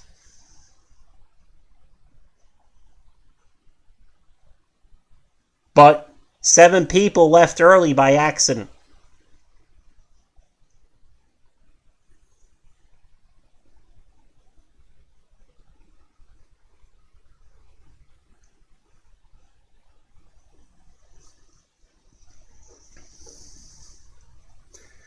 Bernie Sanders was supposed to have 160 votes. But apparently 8 people left by accident. That's why this grand total is 392 instead of 400. And in both cases, it was Bernie Sanders that lost these votes. It wasn't Hillary Clinton. How does that work? 6 people left early. So they took off 2 from each. What is the chance that when 6 people leave early, it just happens to be equally distributed among all 3 candidates? The fact that it would even be the third party candidate at all is next to nothing. If John O'Malley only makes up a 0.5% of all the votes, then the chance of 2 of those 6 people being for O'Malley is like it was like 1 out of 1,000. It just happened to be that 2 people all left from each party. What is this? How is this possible? I guess Democrats aren't as smart as they say they are, because they say they're smarter than us. And they have degrees, and we're a bunch of backwards, deplorable rubes. But apparently, they don't have anybody smart enough to see the bullshit right in front of them in their own primary. The bullshit is so extreme. Like, I actually could just show this to the Bernie people. I wouldn't even have to show them the math formulas. They go, holy fuck, you're right.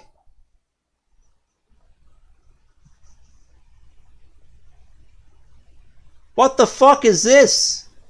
You're telling me 2 people equal the distribution of people that left this room just happened to be equally distributed amongst the 3 candidates, one of whom as only makes up 0.5% of the vote. If there's 10 diehard people for John O'Malley in the caucus room, I guarantee you not a single one of them would have fucking walked out. They came there to voice their support for this candidate, and now you're telling me that 2 of them walked out by accident? The fuck is this?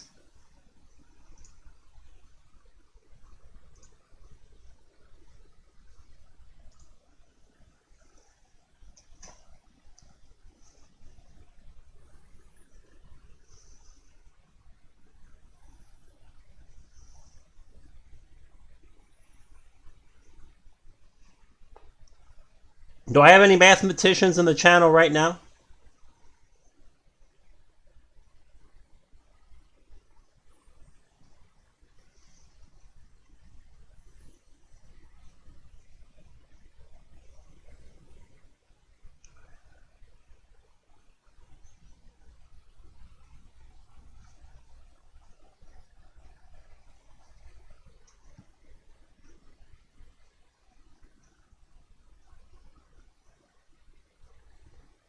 All right.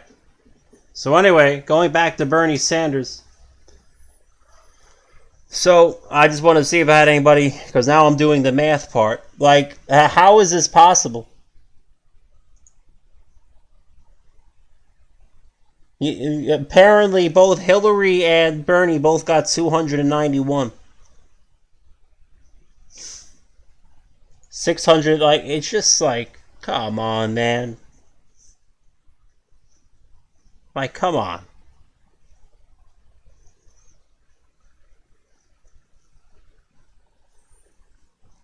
Come on. So let's do scenario 2 now that I have the formula. So I'm going to have to do it here physically on Wolfram because I have no other way to do it. So we're going to allow the denominator a movement. Let's see. How does this work again?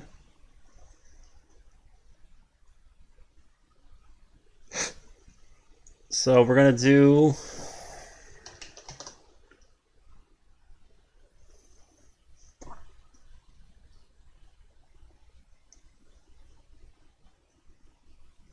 So if I did 99 over 3...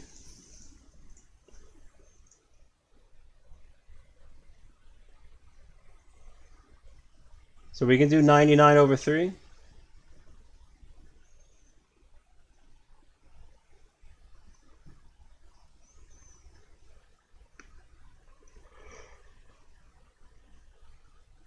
All right. So do C equals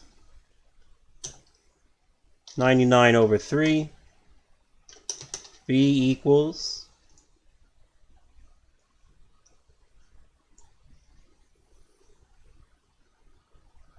And here we're saying it's not reducible, correct?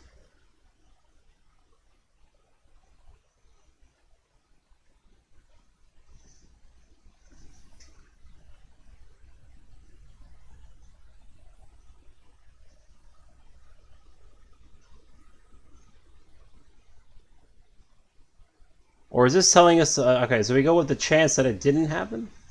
How does this work exactly? It's been a while since I used this formula. Let's see, 300. Alright, let's just put in 300. Like, what does that mean to me?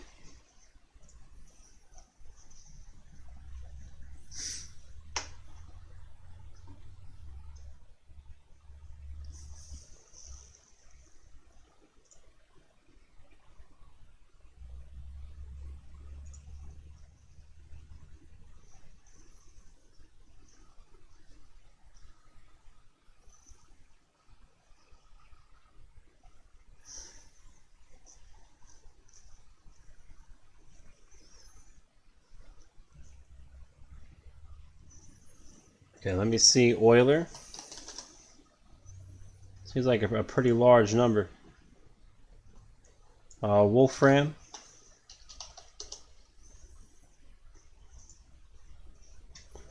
Sum Euler phi x from x equals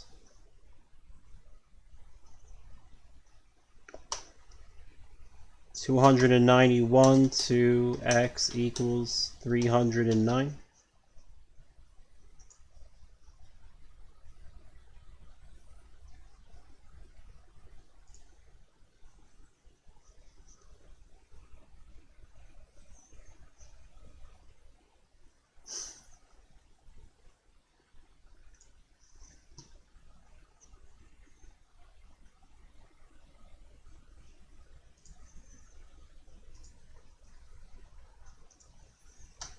Plus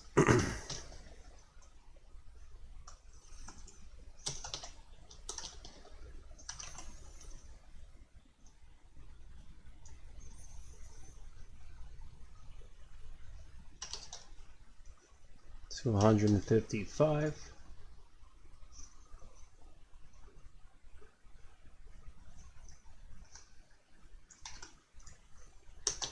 plus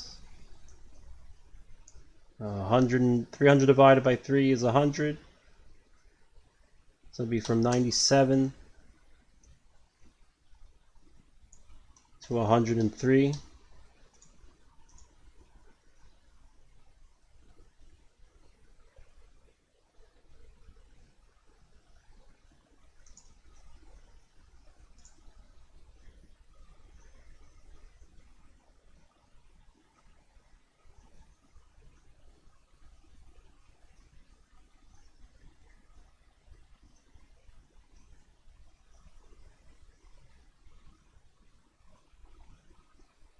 And we do this forever, I believe.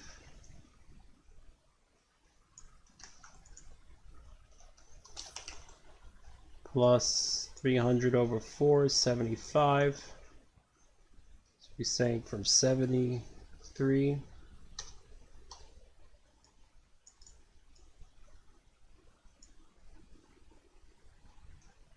77.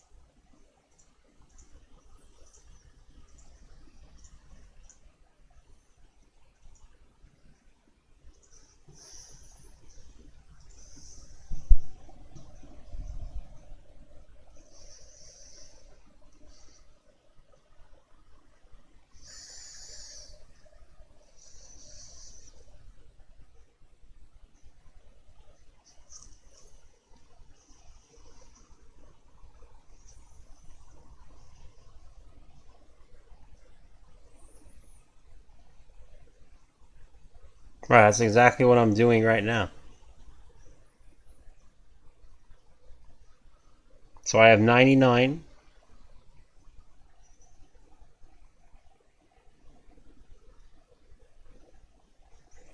So maybe I meant to do this.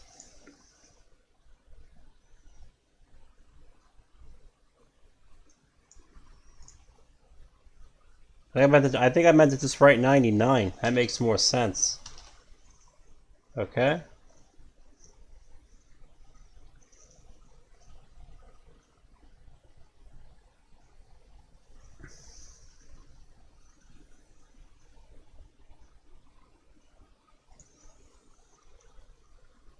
Okay, because that's definitely converging on around the number I'm at now. Alright, so let me see something. So what does it say here?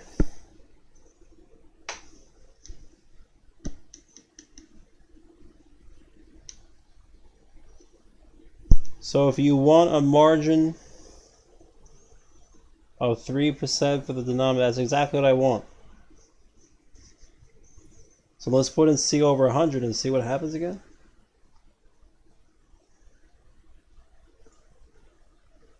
Alright, so let's do 100 over 3.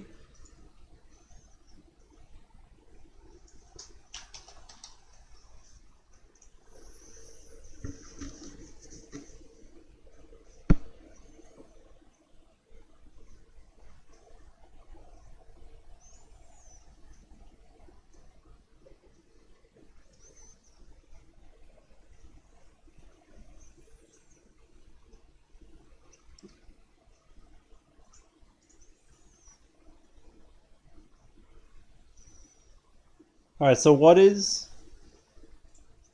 Let's put our foot down on this shit. Or I'm gonna fucking force an answer. From 1 to 300. What are we doing? 3%? So 309. That's 3% of 300. So I have 29,110. Okay. And the claim is that 11,132 of these totals can transpose. Okay. That makes sense.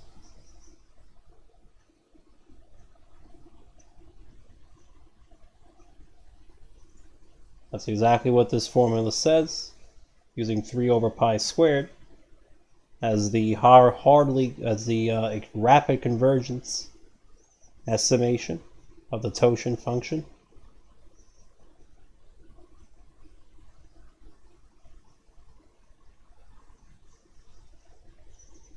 So I trust what the formula says. Now let's use it correctly.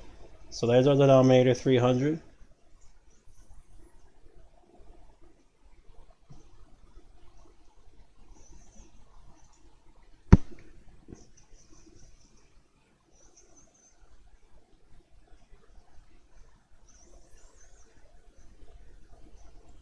So we're going to go 3% on this number.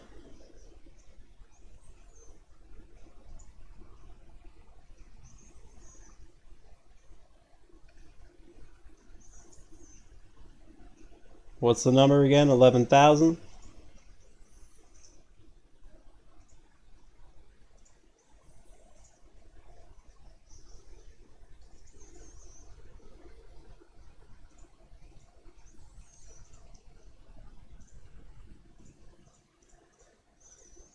So it's 333 fractions. 334 so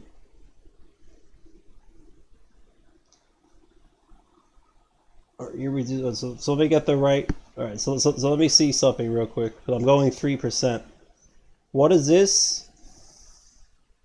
From 293? Oh, 291.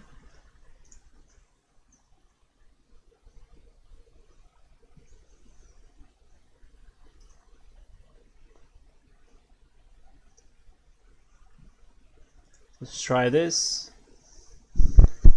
So you have 3,472 times 0.03.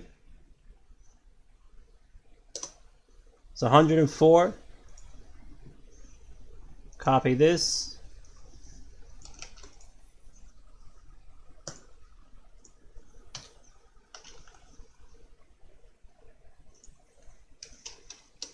Okay.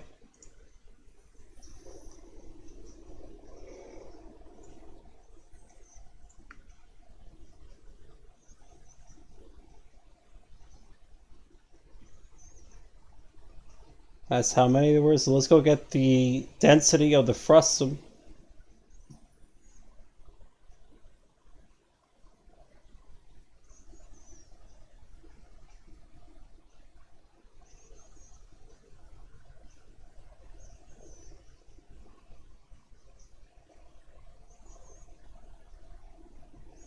So let's do this.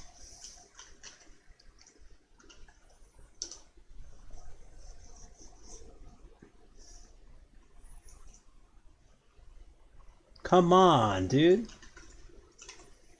We're just going to write sum x from 291 to 309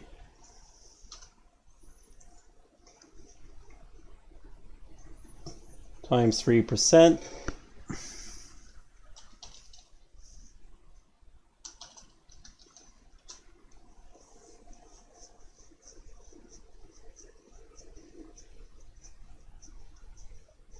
$171.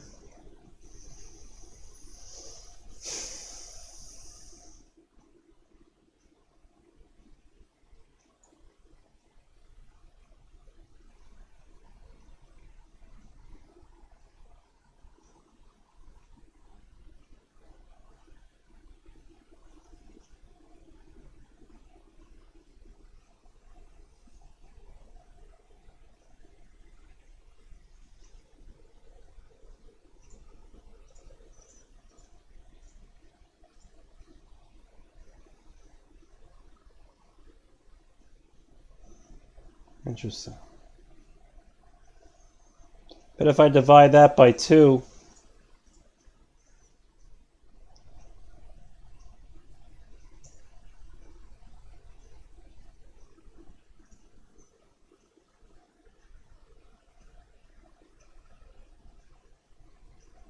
three over pi squared.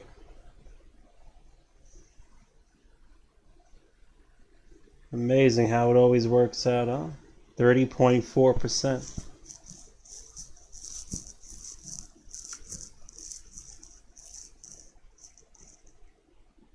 I guess we divide by 3.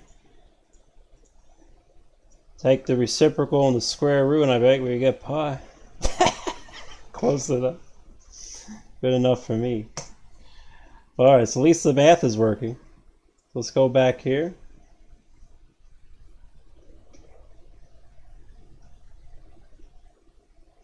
So, for these two to both be irreducible,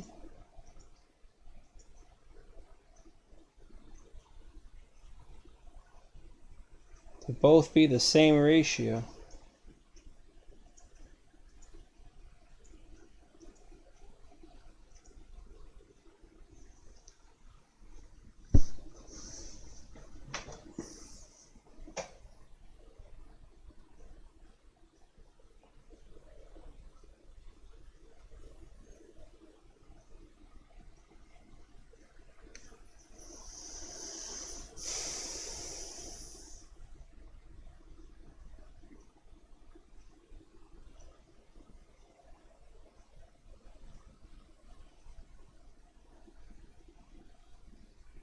oh, I need the area of the triangle, don't I? Okay. Alright, so let me... Fuck. Oh, I gotta remake that video. So, we're saying...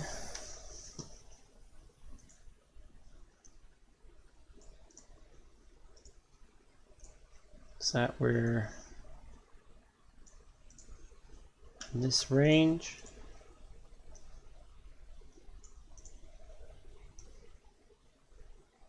And our formula says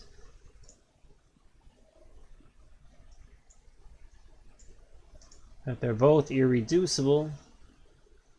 So this is the count of what's reducible, what's irreducible. So I need the area to know what's left. Okay. So we have this right triangle minus this right triangle.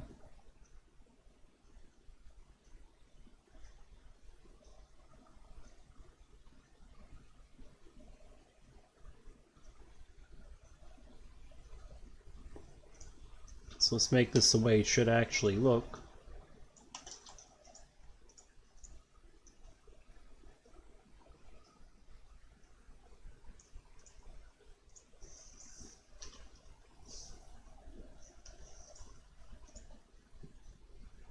Oh, the base.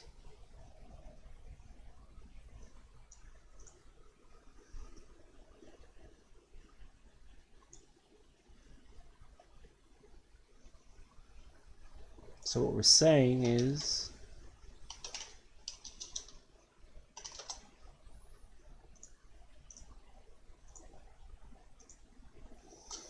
so the height equals 300 for both triangles. The base is equal to 0.27, so 27%, but 0.27 times 300. That's the first base. Second base is 33. Now what we're saying is we have base times height over 2. So we want to know what B1h over 2 minus B2h over 2 is simply equal to h over 2 times B1 minus B2, and take the absolute value, obviously. So then all I should have to write then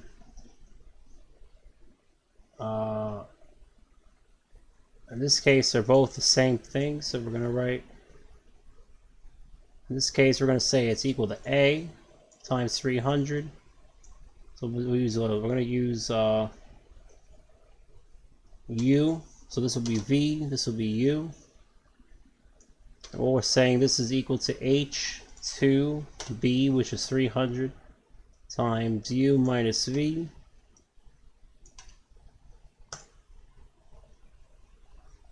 Very good.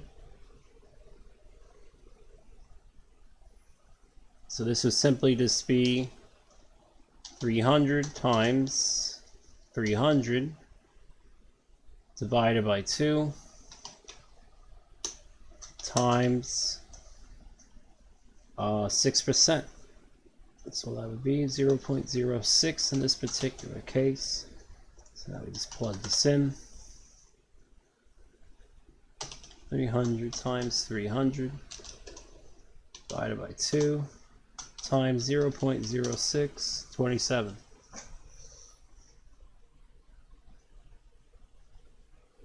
Okay. Okay.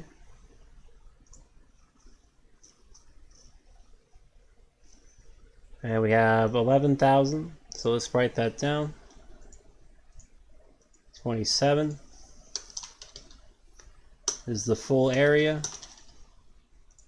So whatever this number comes out to be better make sense. Whatever it is.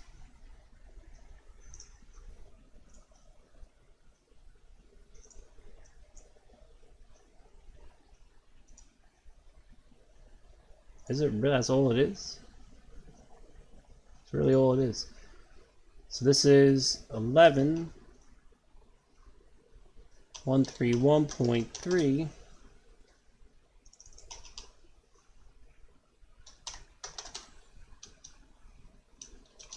11131 the hell is this? 31.3 times. So the full range of that margin is 6% as well. At a 667.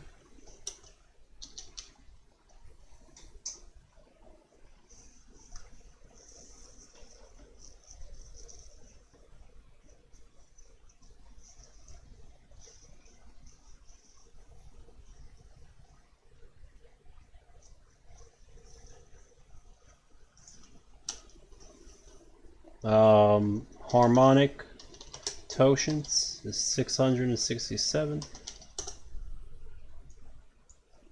Can I get a flat totient count real quick?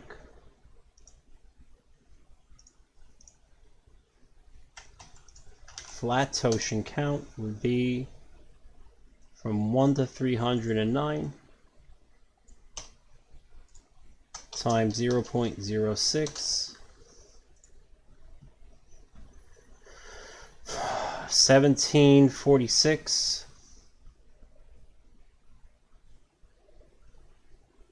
Okay.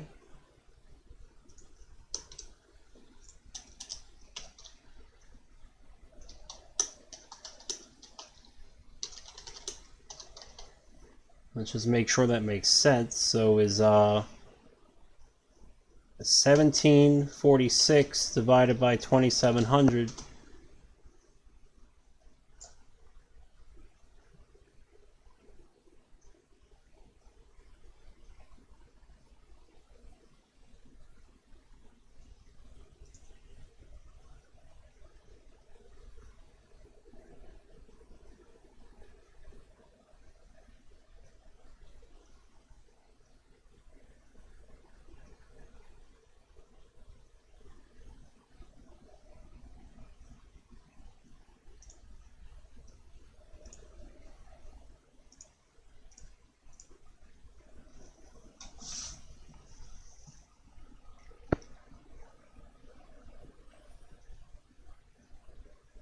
What?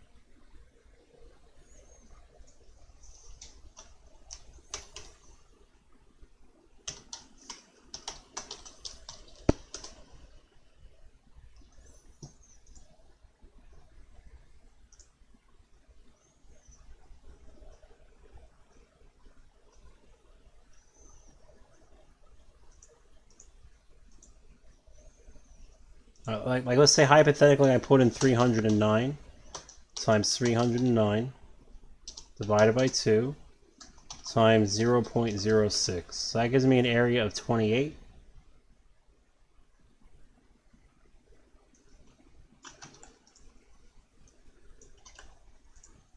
But I still don't see how that comes out the way it does, because 1746 2864.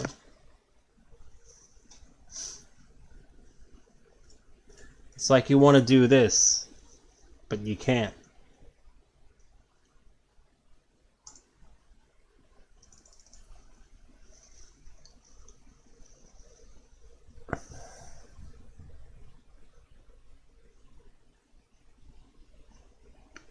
Because according to this, I should be getting this number.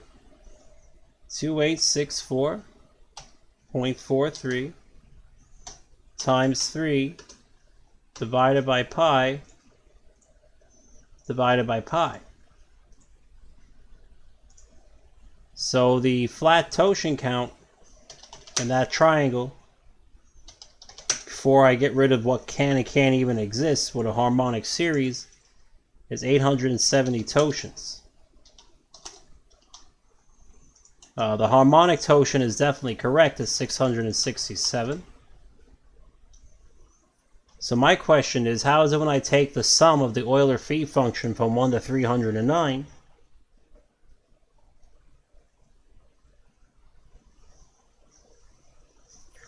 and then I go look at 6% of the answer, I don't get that. How can that be possible?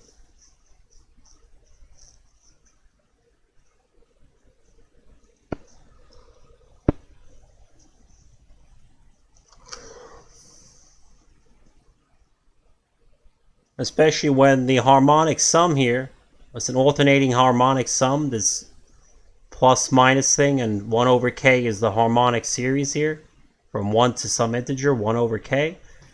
How is it this gives me the correct answer? But the other thing didn't. Like, I know I spent a lot of time deriving this great formula, and it worked. But how is it that this very simple thing for the flat count, like, isn't working?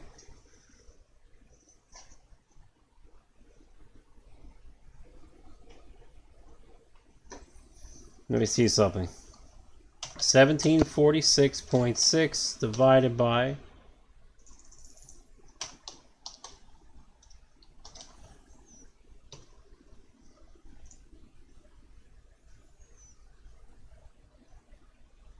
870.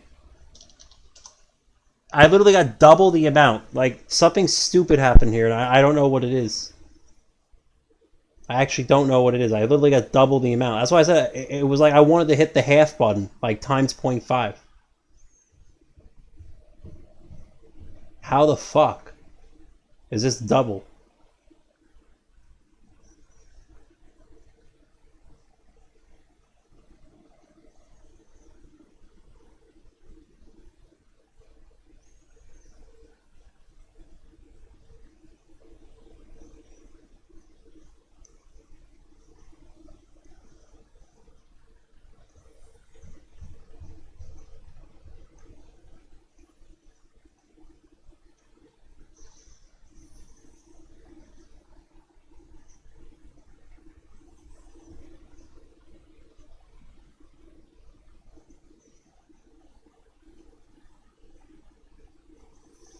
If I do this, all I have to do is say times 3%, which is the actual margin, and I get the right answer.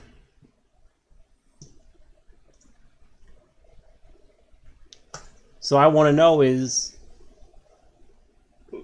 if the area of this triangle is 6%,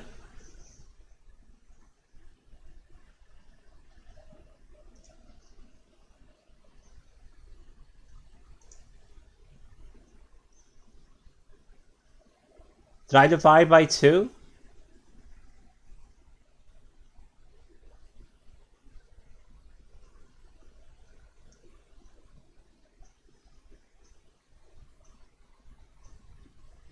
I did.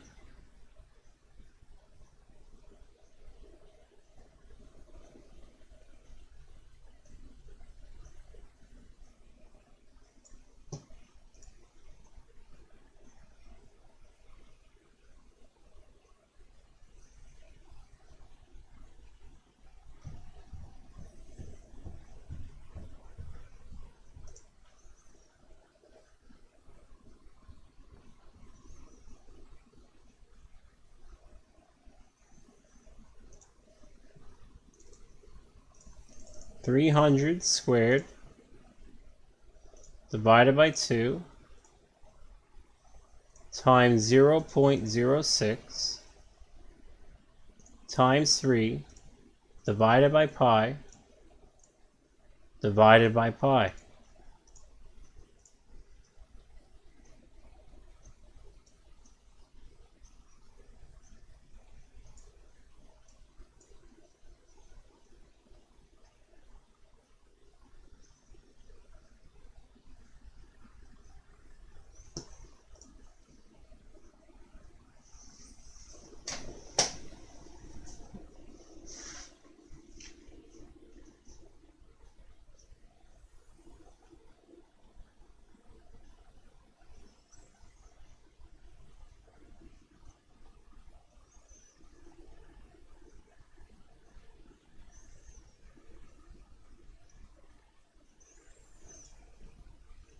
I mean, they're like giving me like the same answers, but the question is, why do I have to multiply this by 3% instead of 6%, which is plus or minus 3%, to get everything to be correct?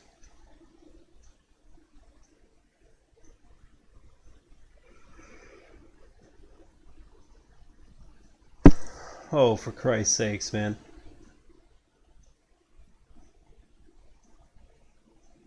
Whatever, it fucking works, right? Well, this, who fucking knows? Maybe some other fucking math god could like figure that out. I'm just going with what works. I need to fucking move on. Alright, so this is what we have. So if we look at it,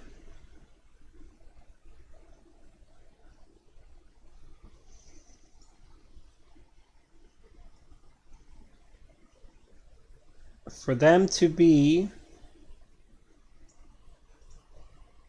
the same ratio on the same line,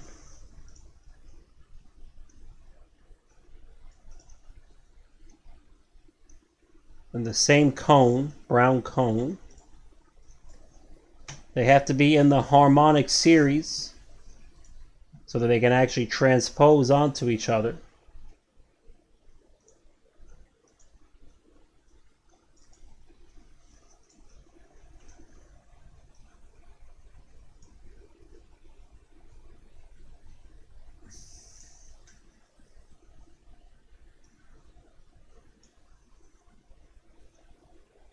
Which is already like weird.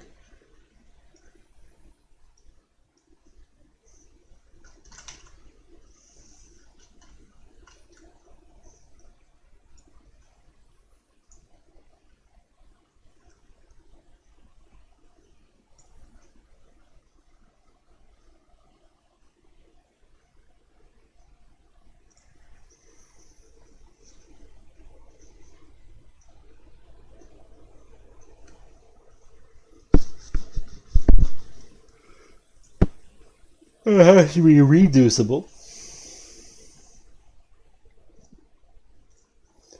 So let's do 2864 minus 870. So you have 1094 reducible. The harmonic is equal to... now I need a harmonic series on a fucking triangle, for Christ's sakes. Oh, come on, man.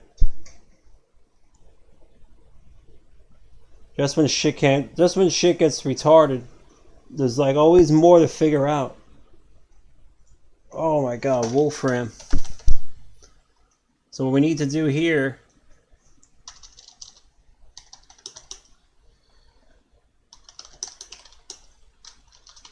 is x equals 10. It's gonna write this in. So what we gotta do here is write the sum of 1/2 b squared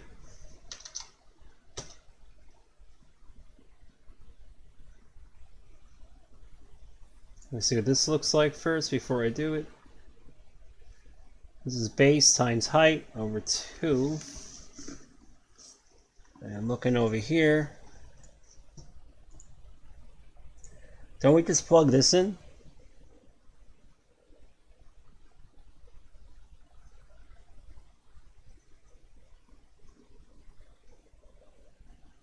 Okay, so we just modify this. So the format's already done. So let's do this instead.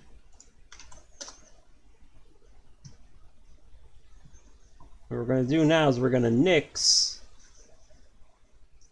the 3 over pi squared part.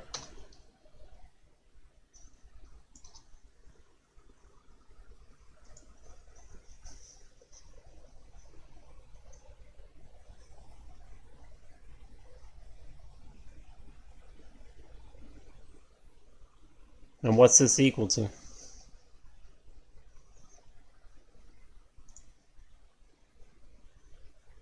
Okay.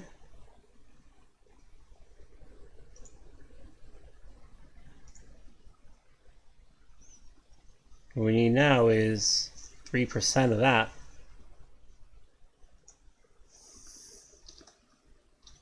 It's actually 6.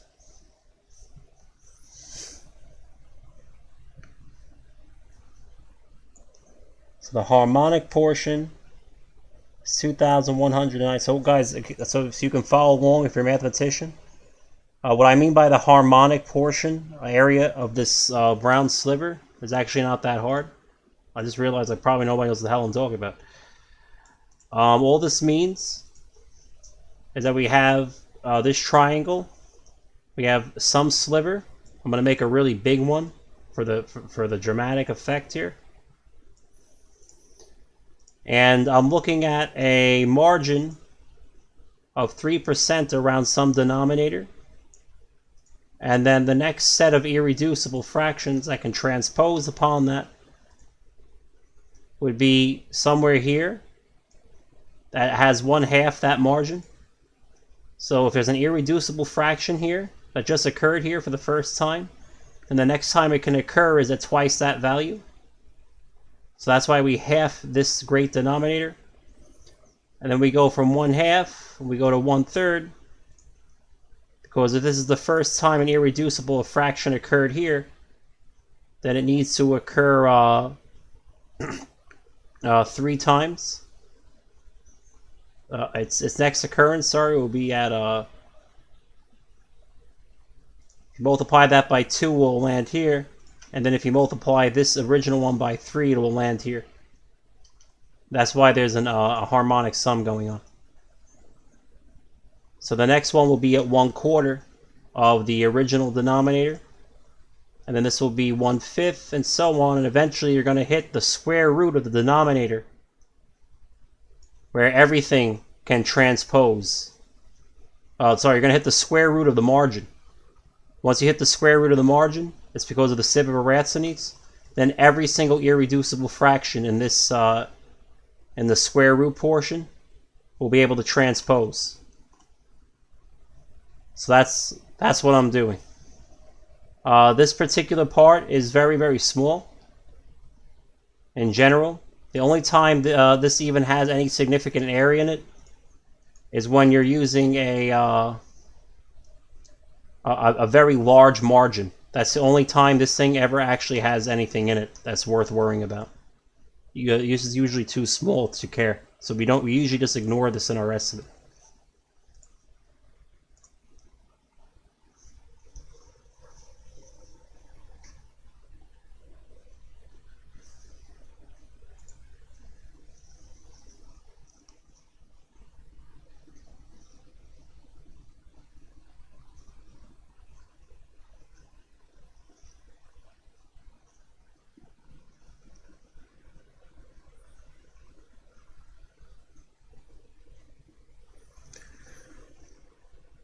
What the hell's going on in chat?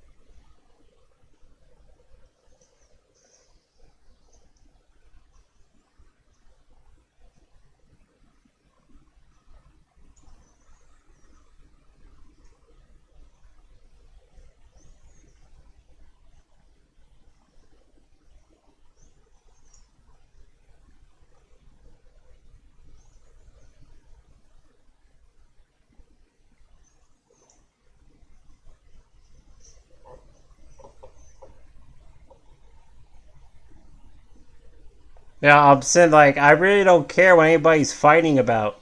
Like, relax. There are things Trump could have done better. He could have literally hired 20 construction workers in his cabinet and he would have had an easier term. Right? He could have got 20 college liberals randomly selected, hand randomly picked at Stony Brook University and put them in his cabinet and he would have had an easier time. That is right. That's the last thing I really saw here. Okay? But there are a lot of things that Trump could have done a lot better.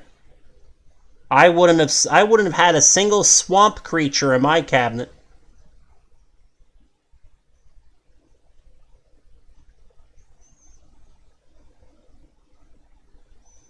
I wouldn't have had one from day one.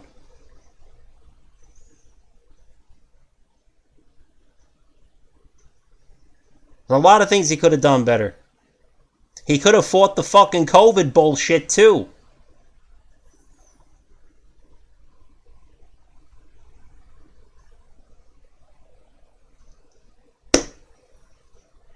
Because he didn't stand up to the fucking COVID hype, we're all fucked right now.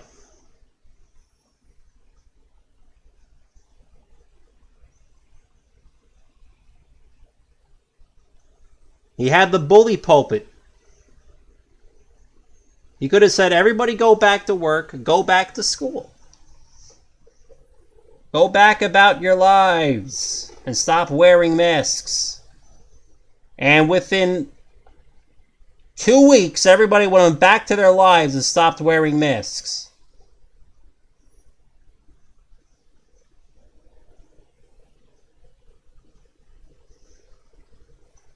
Death is death. People die.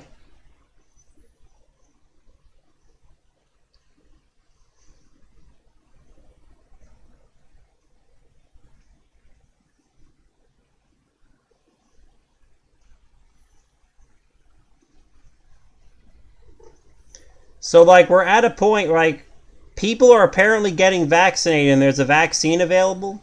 And they're still wearing us wear masks. Why? There's a vaccine. You're all safe now. Now can we stop wearing masks?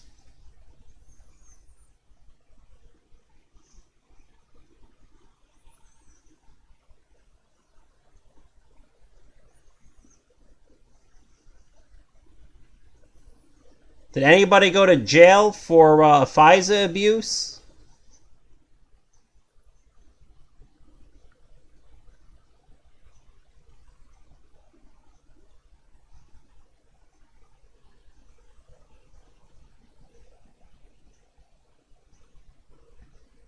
And then they're going to say the vaccine needs 12 doses. And after we get 12 vaccine doses, they're going to say that the corona has now mutated to a new strain. Now we need a new vaccine and everybody has to put their mask back on.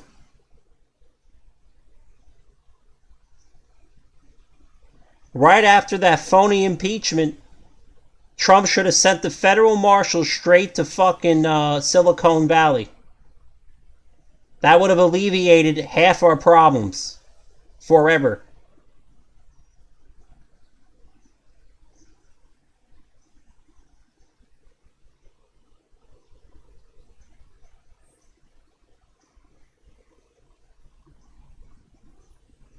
There's a lot of things Trump could have done better.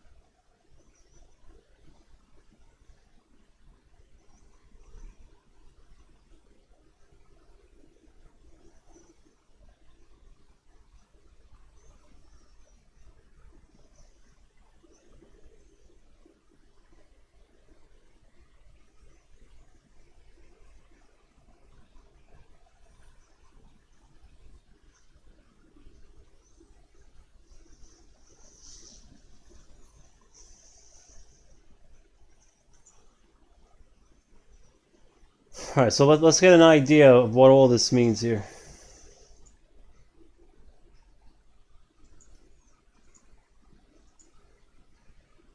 $2,197.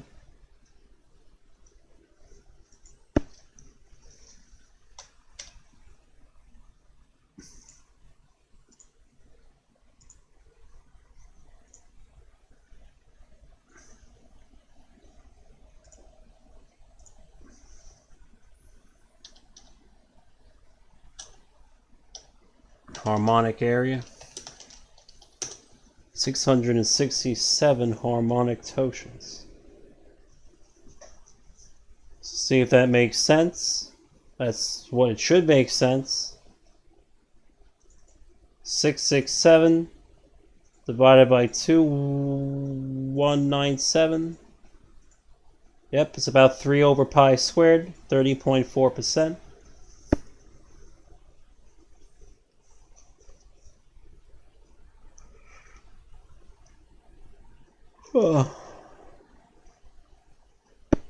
So, now that we have that,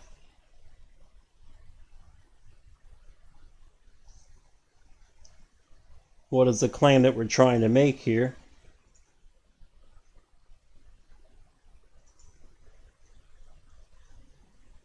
We're saying we have two ratios that are reducible. Two ratios that are the same that are reducible.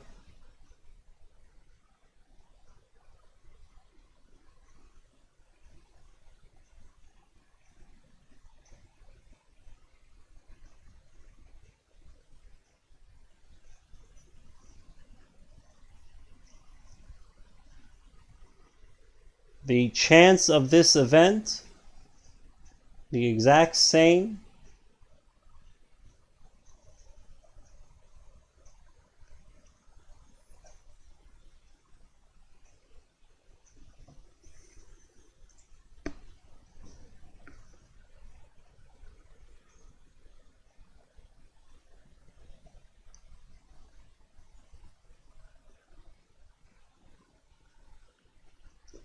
So we're not on the harmonic portion because this is 2/3, correct?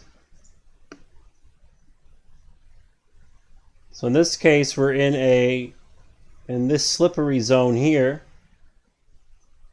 because they're not reducible. They are reducible fractions, so we're in this region.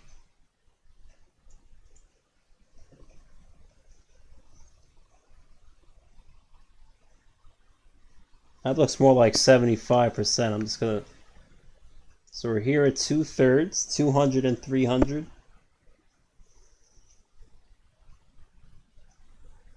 And the number of irreducible fractions in this region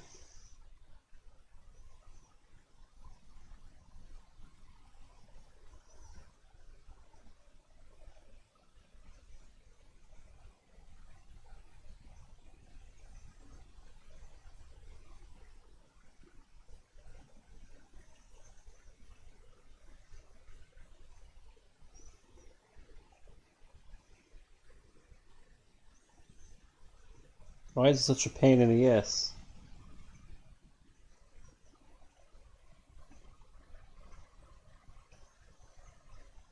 So we're actually looking at a...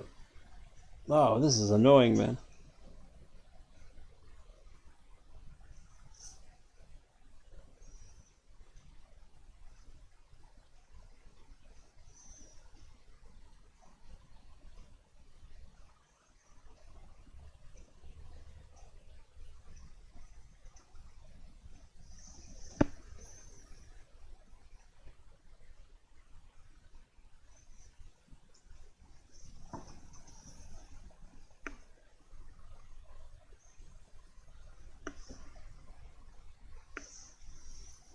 It's a lot of subtraction.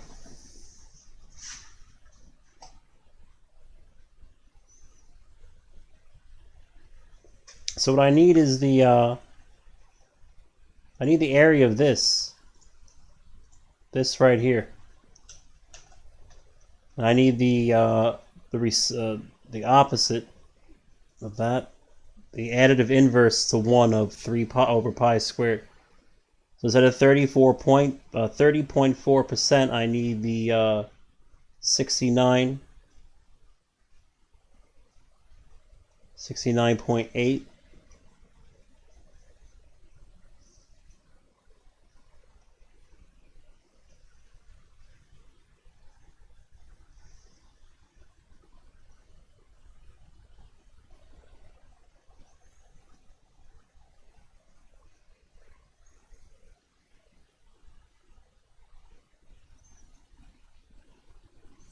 So you already have the area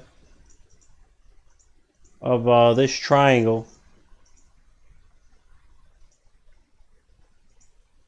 Like that's not the problem. I need to isolate this section of it.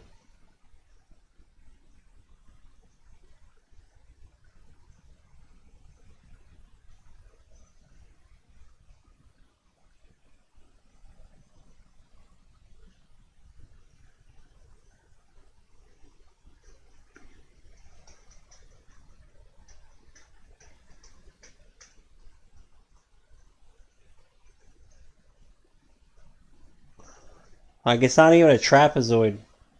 As if this was a trapezoid, I'd be able to get the area of this like really fast.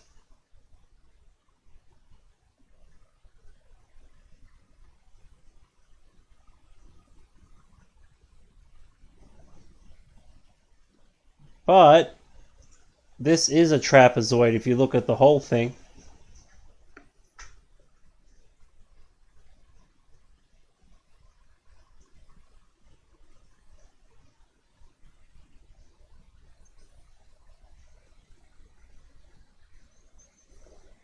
And so is this. So we want to know the area of this trapezoid minus the area of just this trapezoid.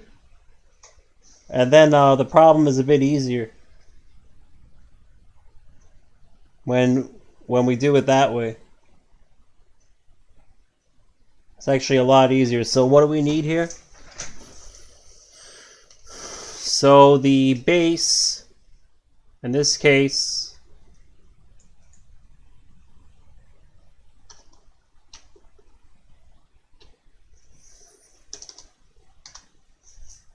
let me see the area of a trapezoid formula.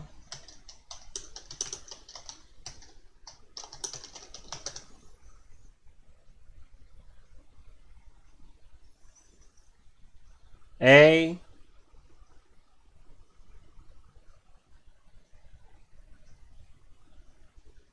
plus B over 2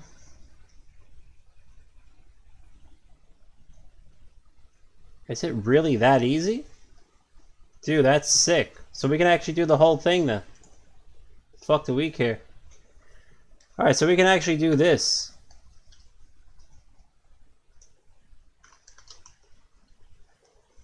So I thought it was a little more complicated than that. I'm pretty surprised.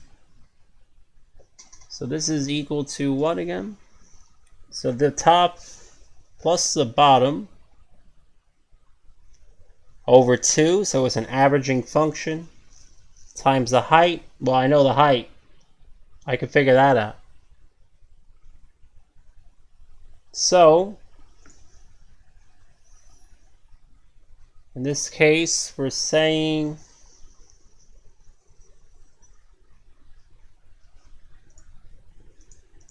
we are saying 3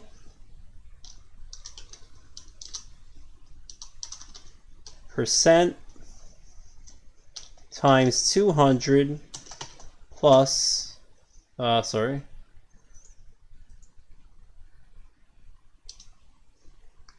so we want 103%, correct? So we're saying 103 over 100 times 200 plus 97 over 100, 97% times 200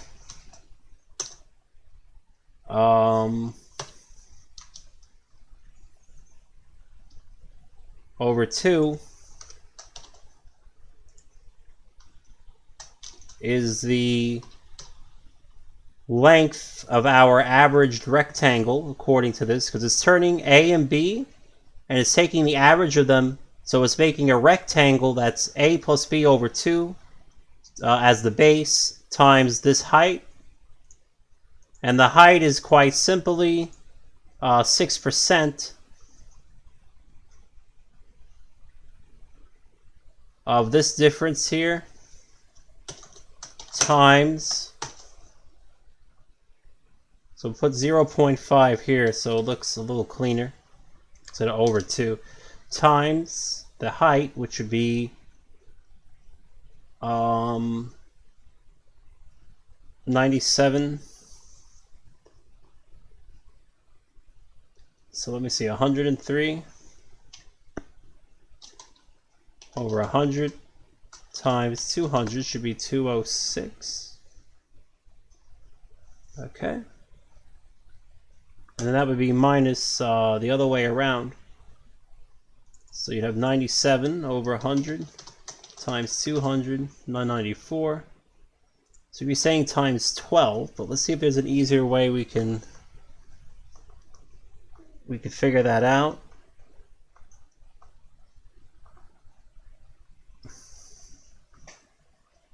So we're saying here is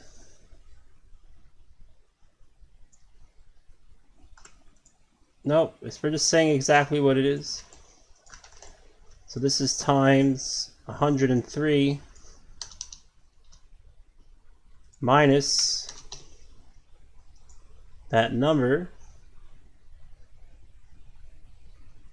So all we're really saying is 0.5 times 200A plus 200B times 200A minus 200B. And is there any way that we can simplify this further?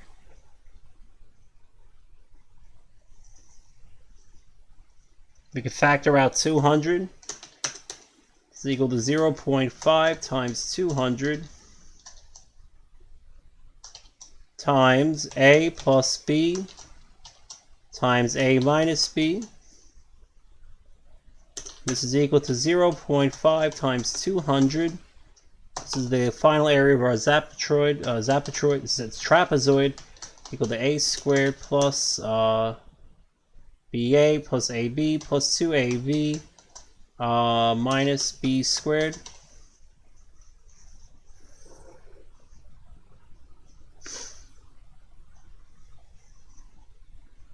So in this case, B is our 97%.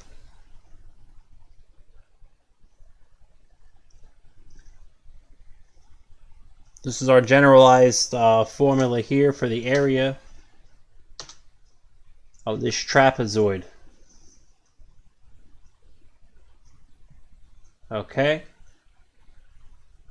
And here, well, B is just the denominator of 200. So these will be constants.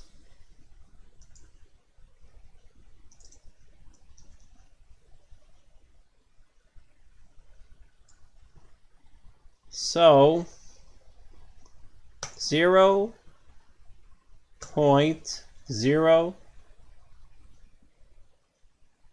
So let's get this correct. 103 over 100. Cool. 103 over 100 squared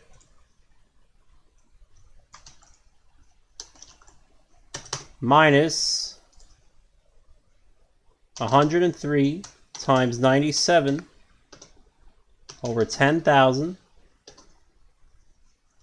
times 2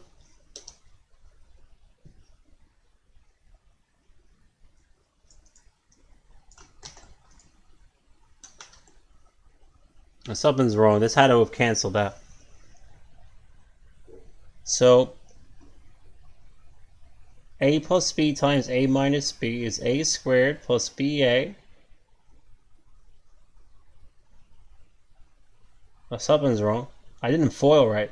A squared times minus AB plus B. Okay, so that cancels out.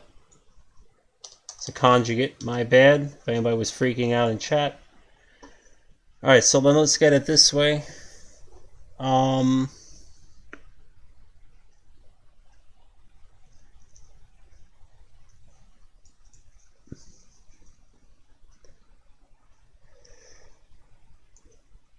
minus AB plus BA minus B squared. Okay, just wanted to be sure. So the other one is 97 over 100 squared. So just minus this. And this will be a constant. So that's minus 1.0609. So we get just minus 12. So we just get 0.12. We're just looking at absolute value. So we don't really have to write it that way.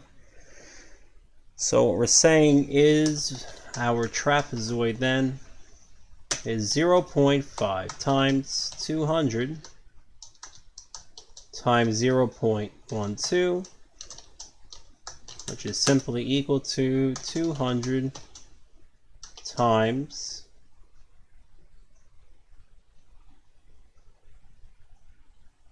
0.06.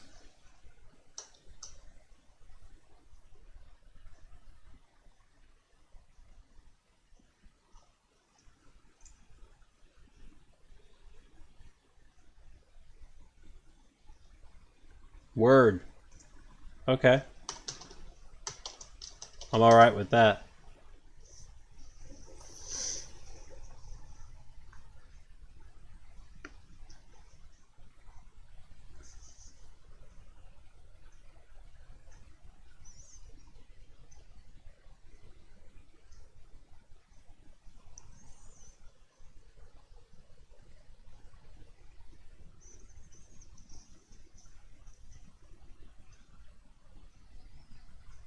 Seems a little small, don't it?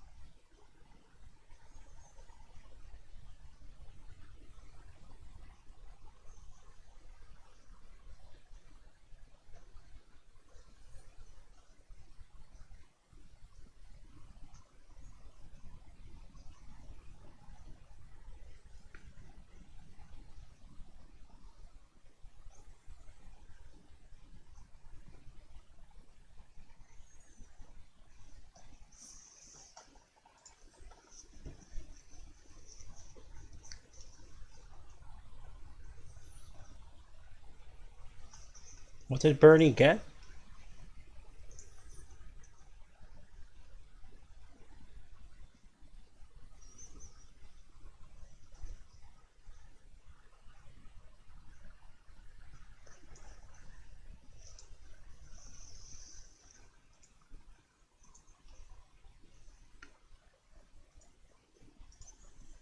They're saying he falls right on this 30% line.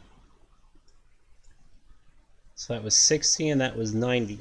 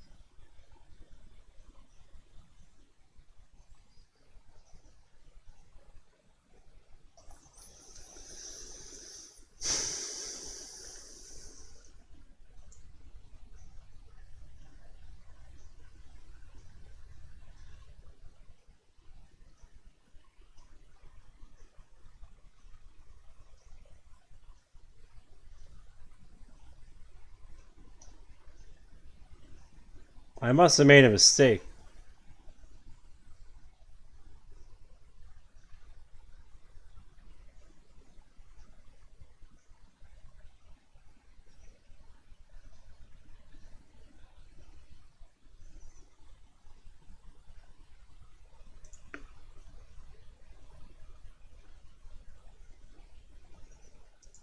Okay, so that would be... What's with that?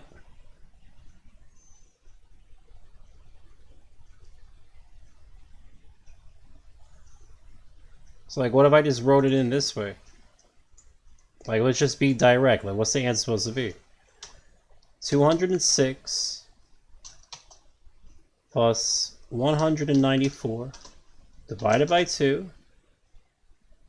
Divided by 2. Where does that part come from? It's a fucking trapezoid. Oh, wait, I guess I already did that? 206 plus 194 divided by 2, period, times the height, which is 12. I should be getting 2400. So how did this simplification fuck up?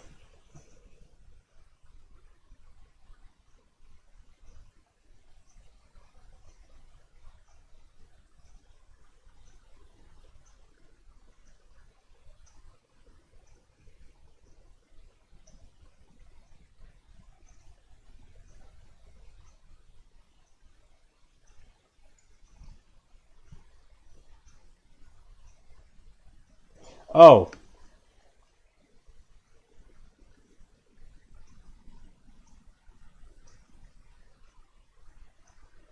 Okay, let's see it again. Written out. So you pull out 200.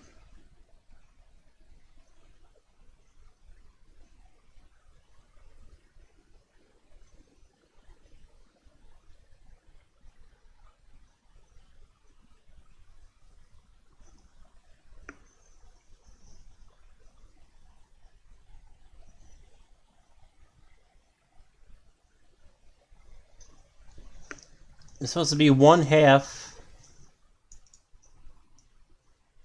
big B squared times that.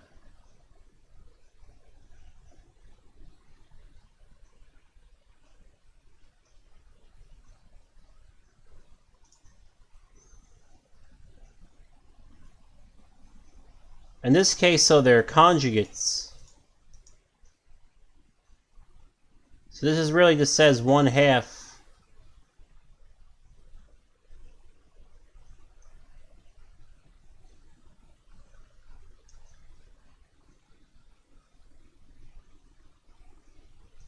So that just converges on big B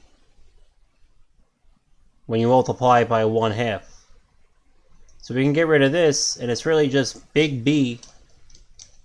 That's the denominator in the spreadsheet.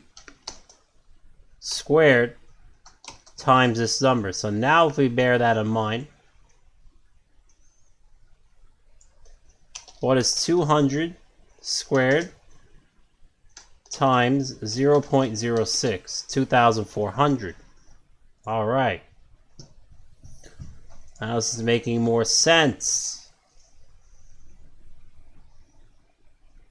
2,400.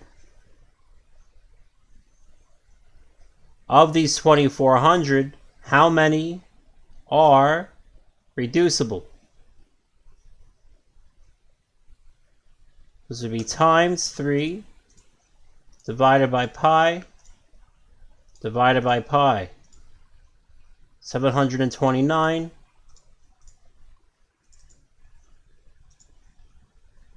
So it's 1,670.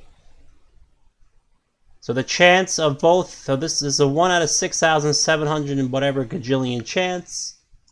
So scenario 2, I finally have my first number for scenario 2. And it is 1 over 6,000, 1 over 1,670. That's the chance of being this very particular reducible fraction. And now I can proceed a lot faster now that I have this trapezoid formula. The next one is simply equal to 300 squared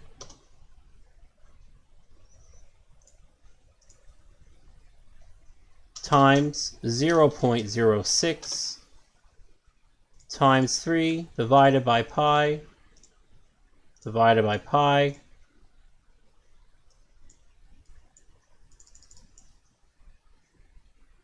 minus 5,100 and whatever.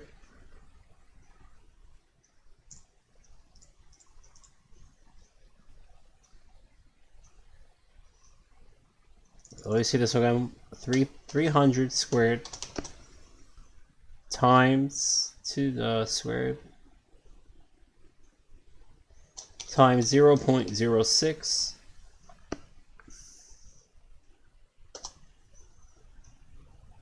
so 5,400 divided by 3 divided by pi divided by pi. Where the fuck? 5,400 times 3 divided by pi minus 5,400. So it's out of 1,000, out of 3,000, 1 over 3,758. That's the answer, finally. Okay. And now the chance of these, we can't even see it, it's so small.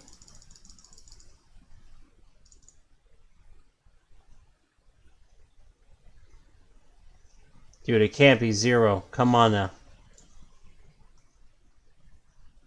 1 over 3,758 times 1 over 1,670.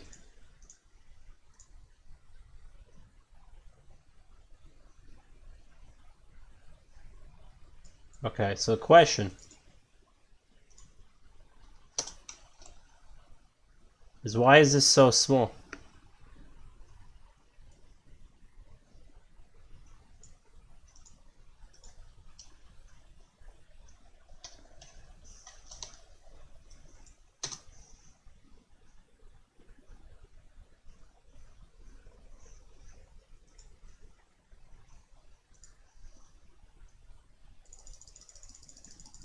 The number's not that small.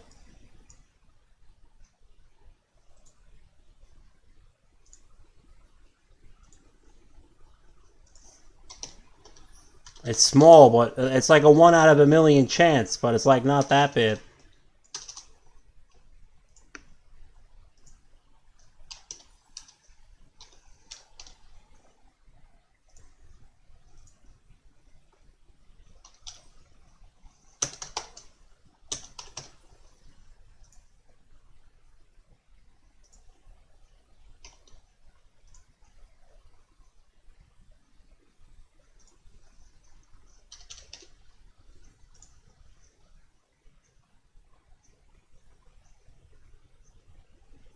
Why does everybody do shit in scientific notation? I'm serious, man.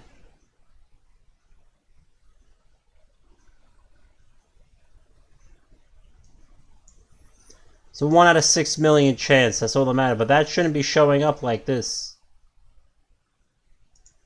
Oh, they never put in an equal sign.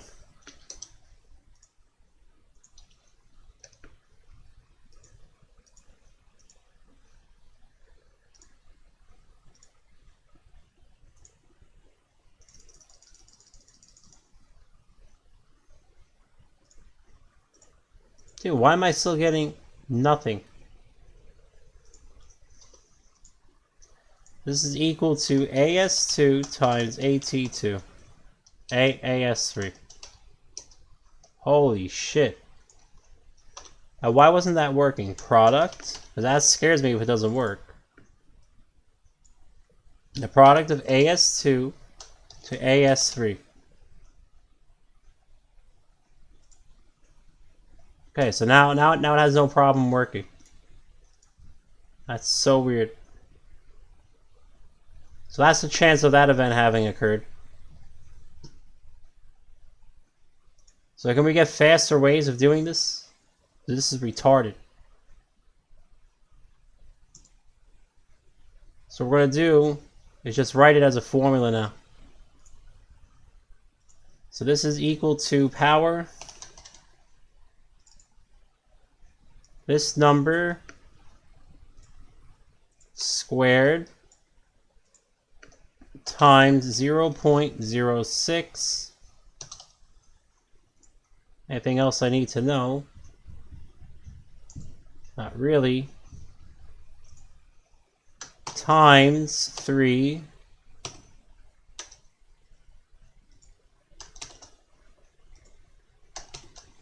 divided by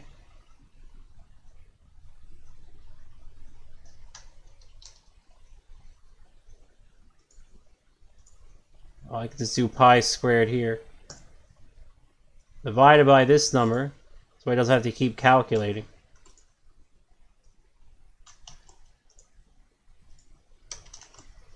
Divided by this number.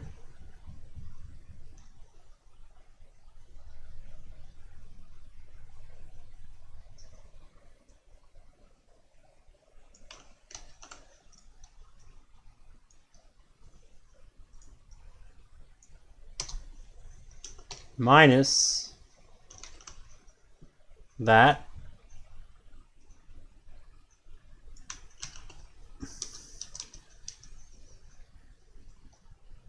So now that's 600. 600. That's the formula. Let's drop it. Very good. So now I can do it this way. Oh, sorry, hold on. This is 1 divided by the whole thing. Okay?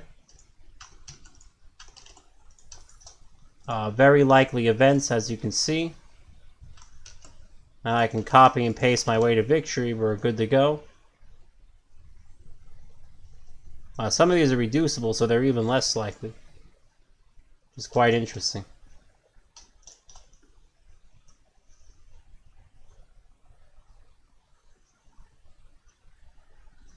So in the case of when the GCD is equal to 1, we actually have to use the other version.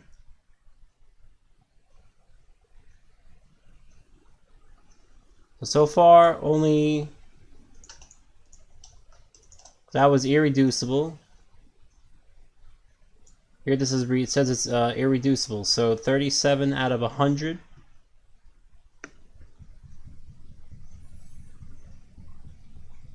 Okay.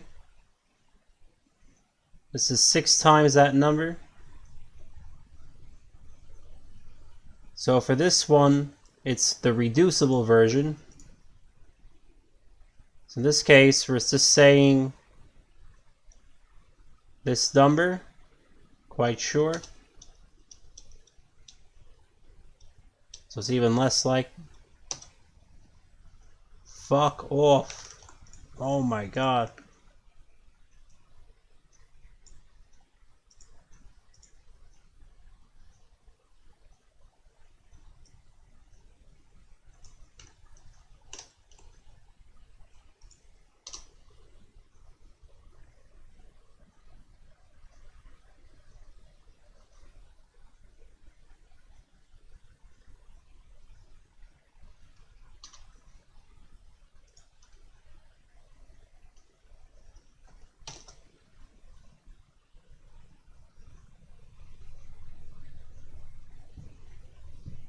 Okay.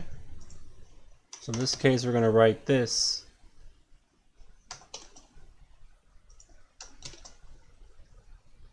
Okay. I know I ain't 55% either. Stop fucking with me, Libra.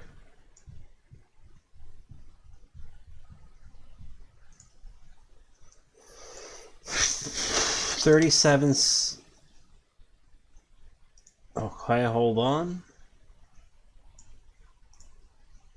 This is 100 squared times 0.06 times 3 divided by pi divided by pi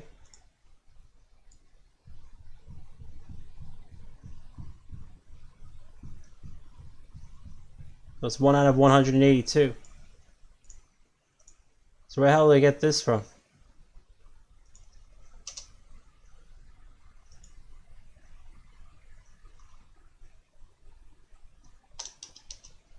That has the 182 part, right? So what the hell is going on?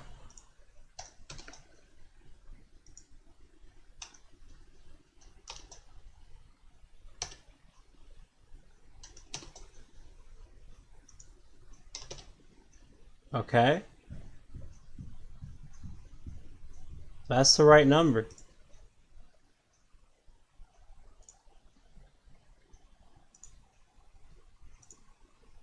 Dude, is Libre fucking with me? Oh, it says 0.55%. My bad. So it's right. Okay, so let's take a look at these. Are any of these reducible? Nope. So we're going to use the other version. And it's going to do this. Go to the next one.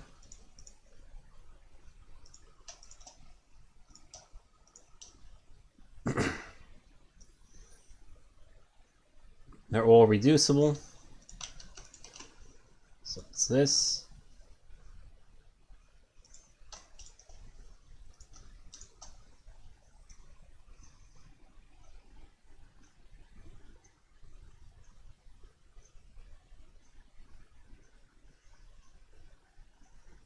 The first three are reducible.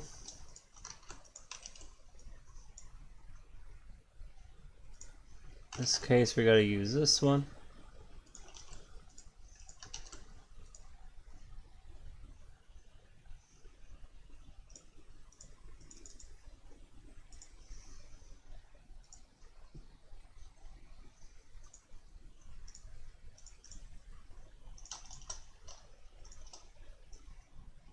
They're both reducible.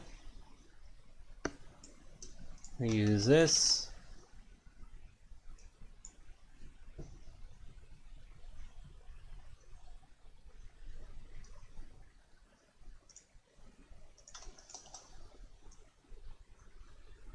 They're reducible.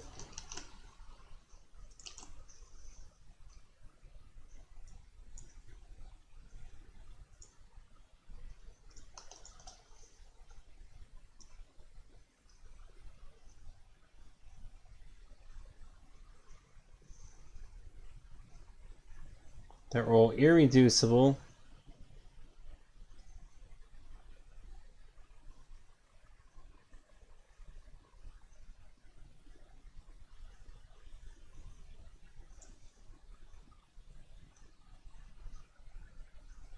Oh, sorry. Are they reducible or irreducible? They are reducible.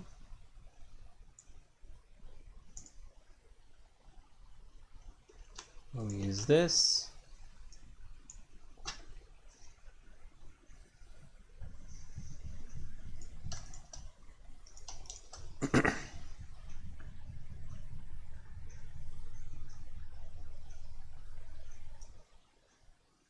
The first one is reducible.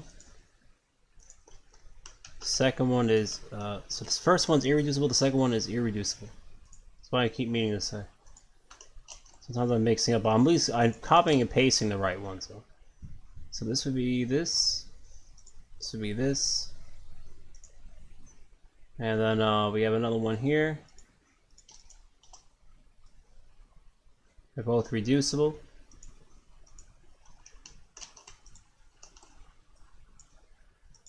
And we have these. So a little weird. I think this one is far out there, right? Yeah, this one's out in the stratosphere. So this one is, they're both reducible. This one won't even exist, as I thought. Moving on. And that's it. So, now we have the formula. Let's go ahead and pop these in.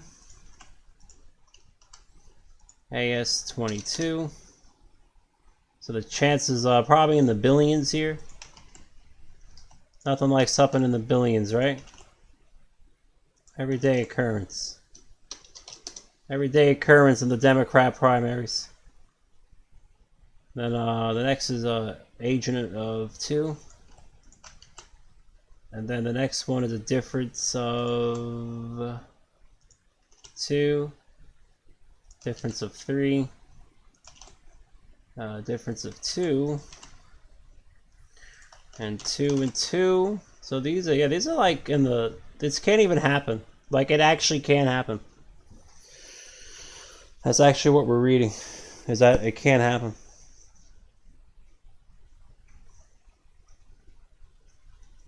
But I was only using a 3% margin. The margin was very small. I gave it a 3% movement at the denominator and 3% in the numerator. Like dead ass. Like, if you want to think of it this way, it's like you take, it's almost like taking like a small circle or like a small rectangle. Oh, it was. That's why the trapezoid was came out the way it did. It's exactly what we did.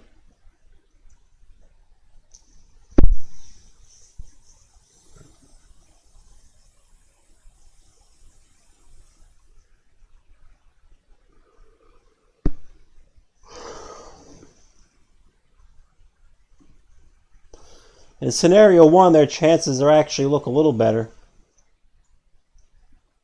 But that's because they control these denominators to be integers of 100. Multiples of 100. So they were able to hide the improbability of these ratio transfers in the model 1 here. In model 2, if we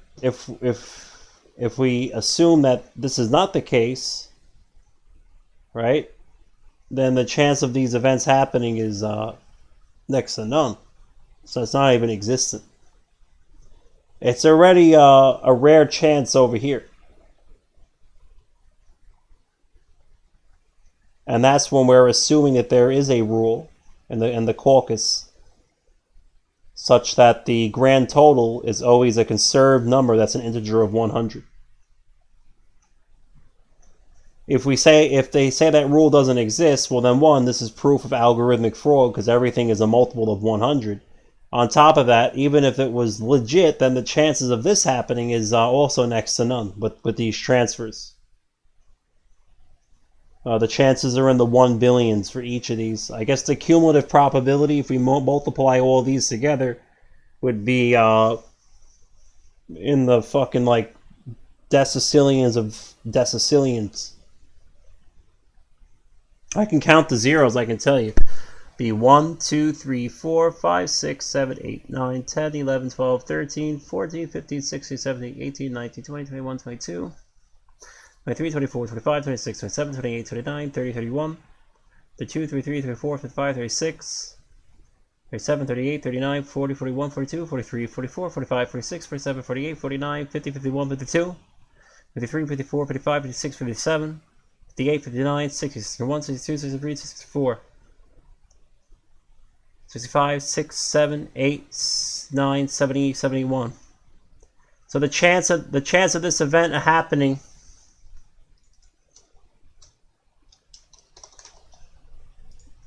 is around 10 raised to the negative 71 power.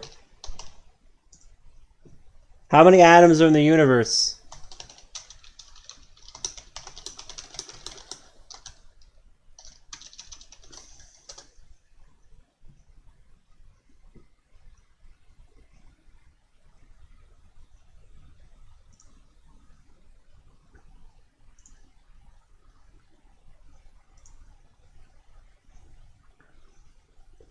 So we're almost to how many atoms there are in the universe.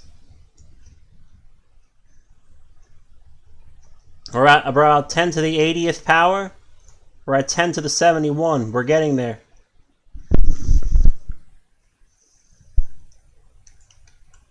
So that's wow. That's like super wow. What's half like the bullshit version?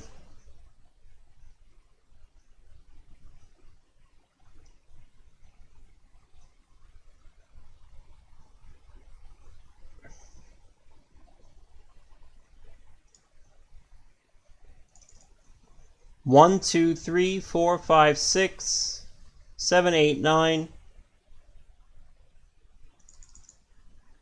10, 11, 12, 13, 14, 15, 16, 17, 18, 19, 20, 21, 22, 23, 24, 25, 26, 27. So this is 10 raised to the negative 27. That's what it says. Scene 1. Scenario 2. So either scenario isn't good for the Hillary team.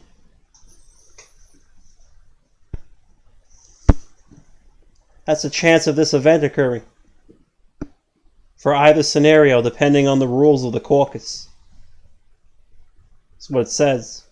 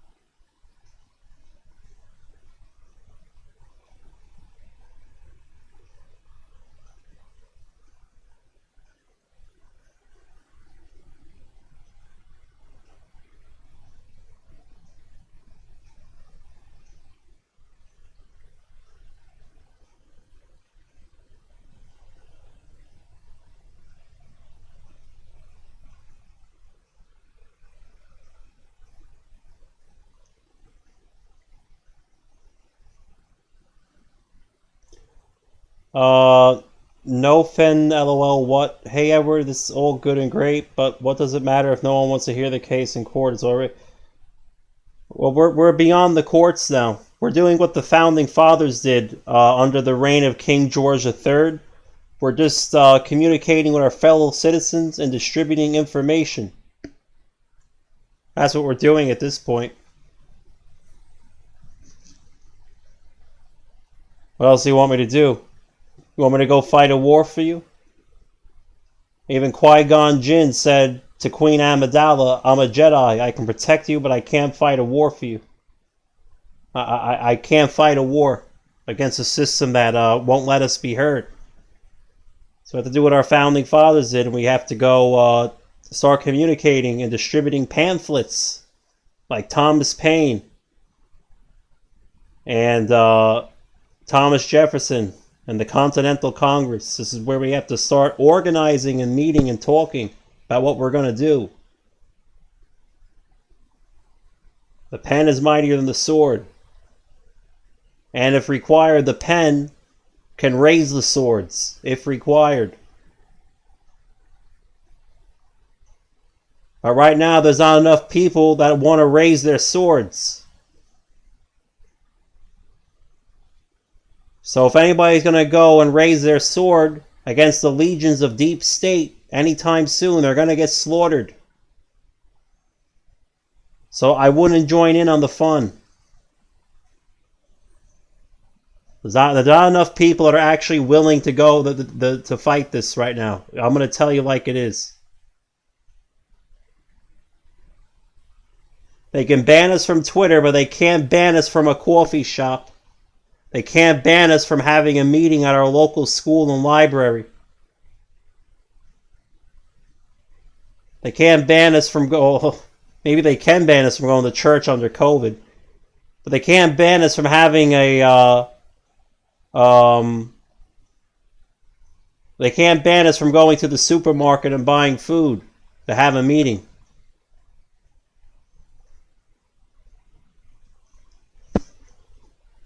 There's no magic bullet. Trump isn't coming on a white horse to save us. Sorry. That part of the doomers are right about, okay? There's no white hats. There's no incursions.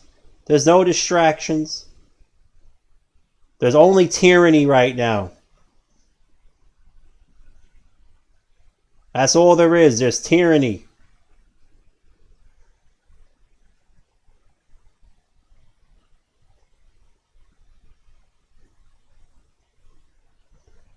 We're about to enter 10 years of darkness before the people are ready to fight back.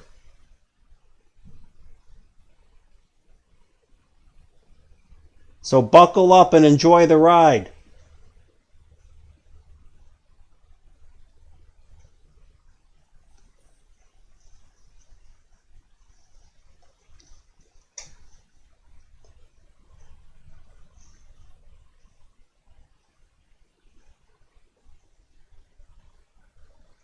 Yeah, everybody in this channel is willing to fight back. But it would all be for naught. It would be in vain right now. Okay?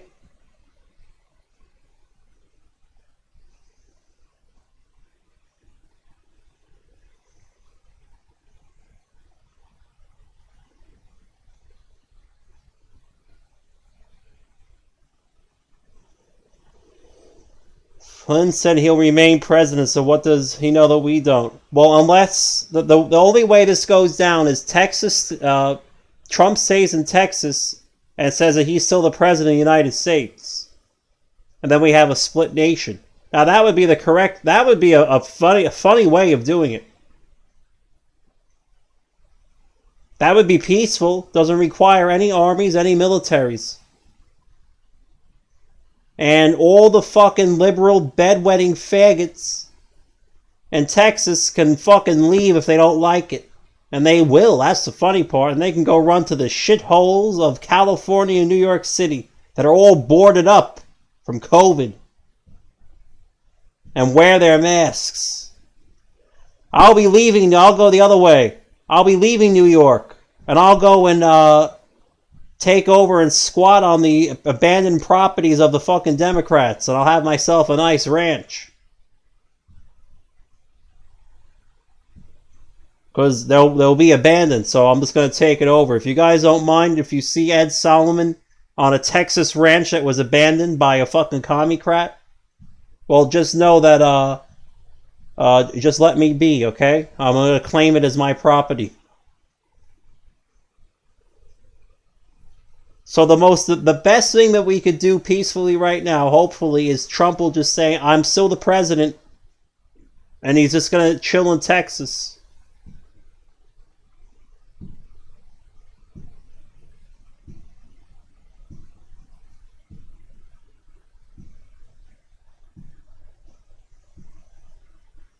That would be the best course of action.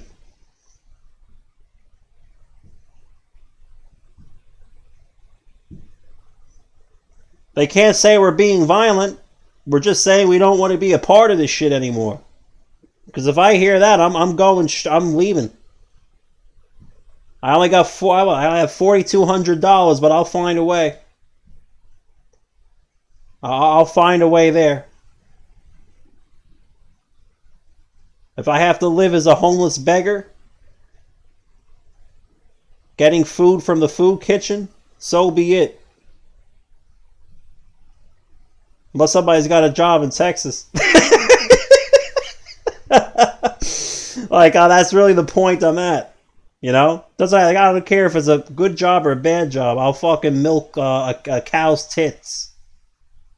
If Trump does that in fucking Texas, I'll literally be right there. I'll be fucking milking cows. Okay? If that's what it takes to live in Texas.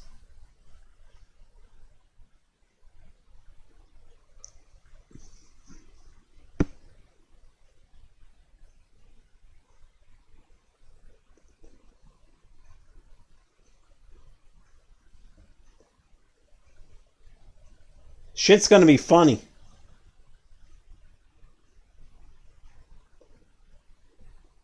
We're about to have a real funny time in America. Honestly, I hope Trump does it. That would be the funniest shit ever. That would be the funniest shit ever. Even if it didn't work. Like, let's say it only worked for a few days, that would be the funniest shit ever.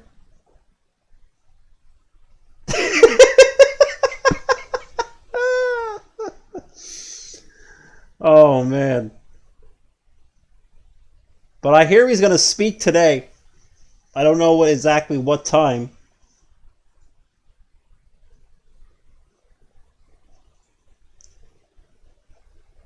I wonder what it is he's going to say.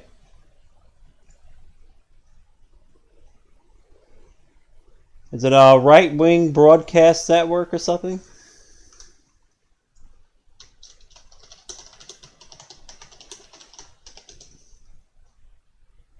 Yeah, Right Side Broadcasting Network.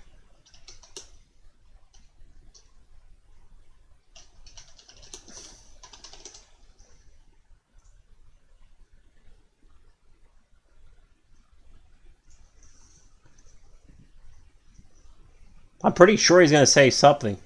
I just don't know what it is yet.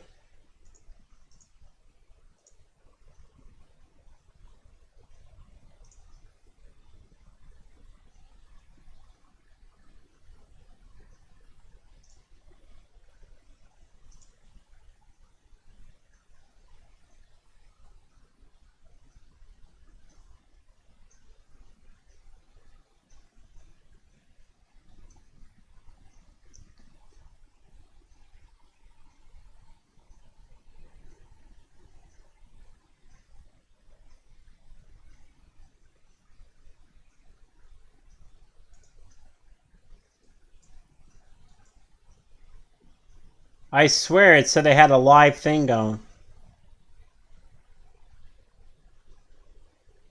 Oh yeah, right here.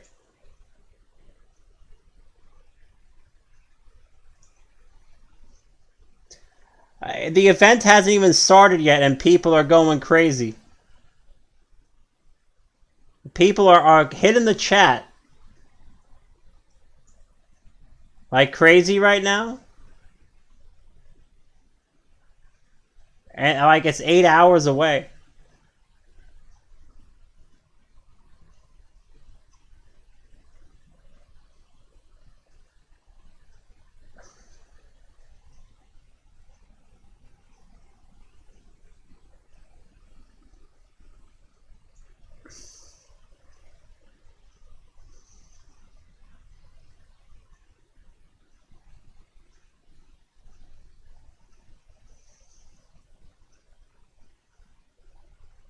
Austria for Trump. Japan for Trump.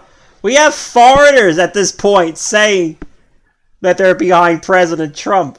The world does not want to see the beacon of liberty go out.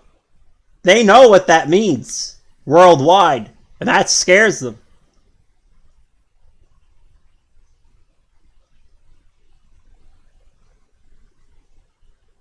It's because of the United States that the rest of the world had to give their people as much freedom as they already have.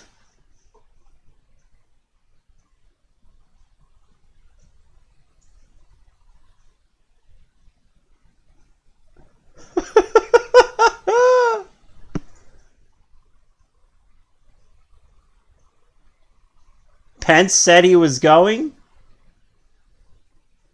All right, if Pence is coming to the event, that's not good.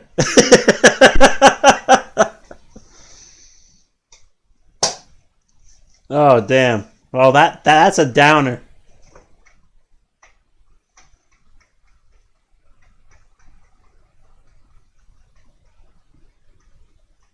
I did do the Euler-Toshin function on a county where no fraud occurred.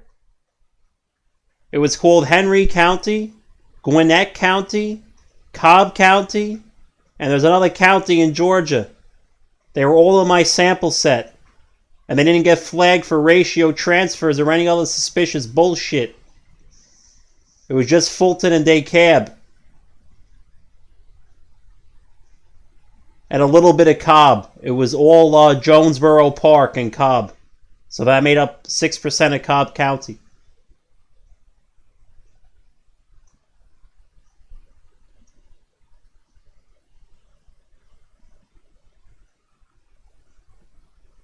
Fulton, DeKalb, Cobb, Henry, Gwinnett, and something else. That something else I forgot. Because, I don't know. Henry County, Gwinnett, and Cobb, except for Jonesboro Park. And Jonesboro Park, something bad happened in Cobb. Other than that, I didn't get anything. Clayton. Clayton had a couple of hits too, but didn't have many. So for the most part, they were clean. I didn't get much in Saginaw, Michigan. So I had a control set. I had 7 counties in my data, and only and for some reason, 2/3 of Fulton and 1/4 of DeKalb, and just a little sprinkle of the others were involved in 1.76% of the unique ratios over the time series. Why? And then after they got released, all the ratio collisions stopped. Everywhere. Including those counties.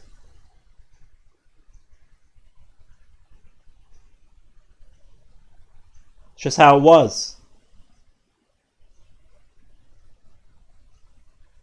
So I had a control set. It was called all of Atlanta, and most of Atlanta didn't get flagged.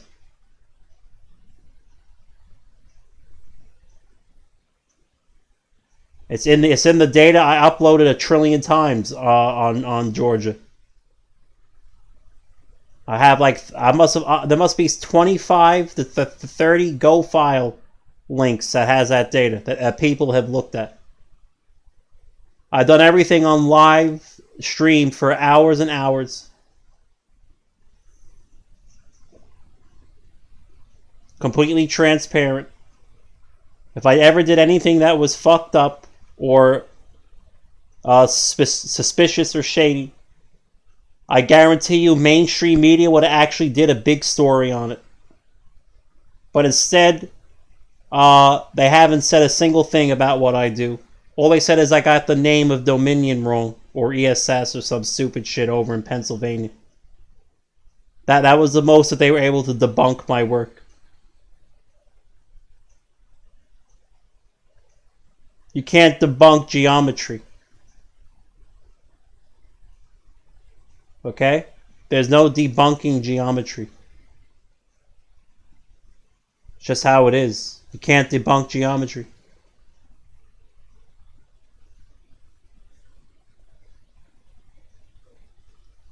No, the question of the Euler-Toshin and the geometry, this is not a probability problem. This is a density problem.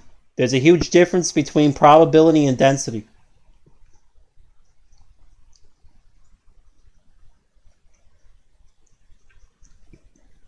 We're talking about the density of irreducible fractions.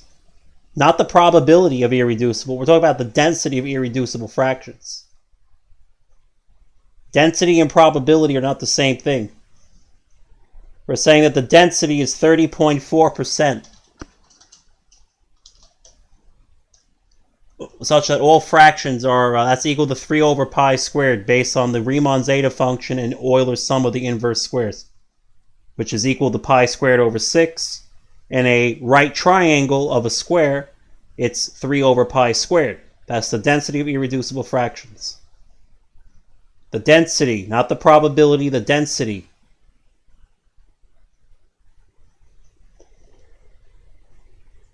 And the claim is that no matter what percentage Trump gets, because this is about 30%, this would be about 10%, this would be 90%, this is 75%, this line.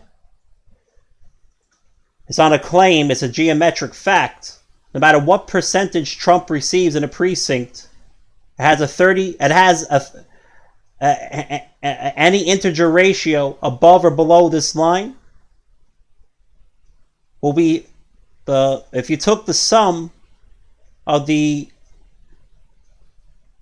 integer ratios above and below this line that are irreducible, it would be 30.4%. That's density.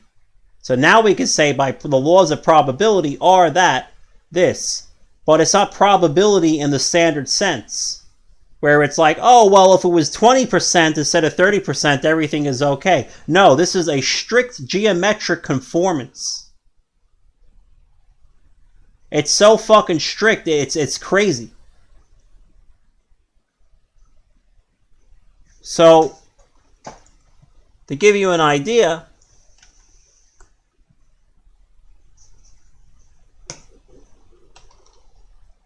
so weighted coin calculator. This is what we're talking about. Binomial probability calculator. The probability of success on a single trial is 0.304. The number of trials will be, what was it in Michigan? 2,499. And the amount of successes I had was about 60%, which was really weird.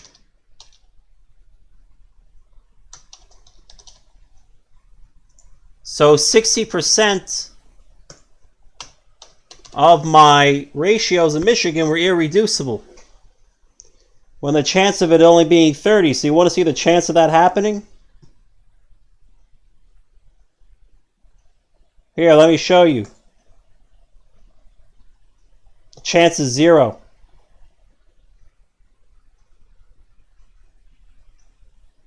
We literally had inverted reality in Michigan. Over in Georgia, I think it's about 1,100 precincts, and 1 out of 9 were irreducible.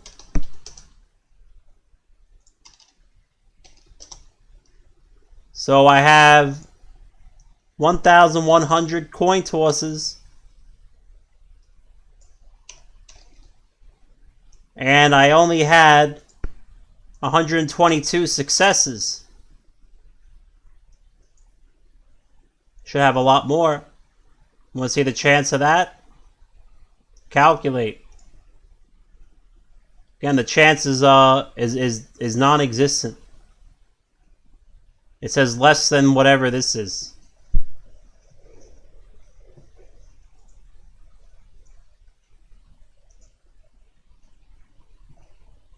Same thing for Bernie. You want to see Bernie? I can tell you right now.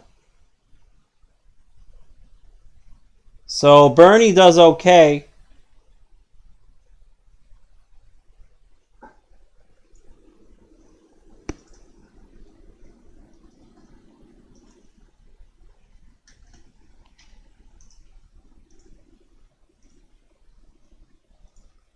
Hold on one second.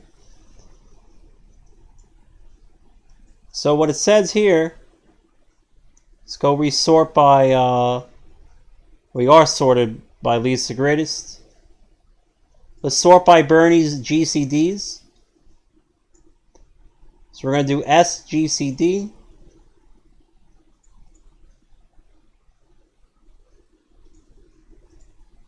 So Bernie actually gets very close to 30.4%. Not bad. You know, this part actually followed the laws of geometry, unlike Fulton and Michigan and Pennsylvania. And again, his GCDs of 2, they actually follow the laws of geometry. Not bad.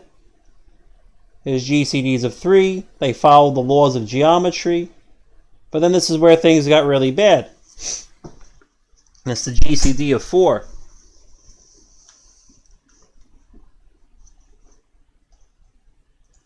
So I have 99 coin tosses. All right.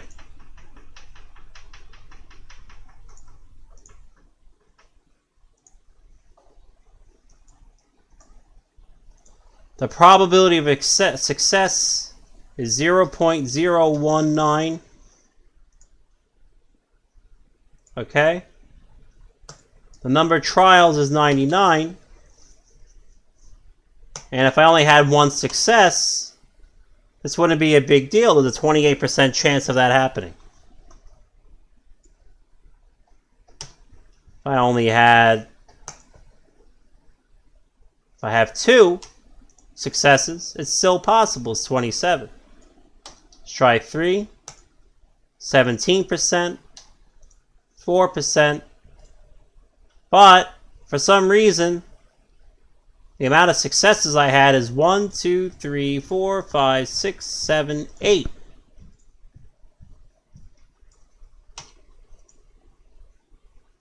The chance of this happening is whatever this number is, 0.005, 5 out of 10,000.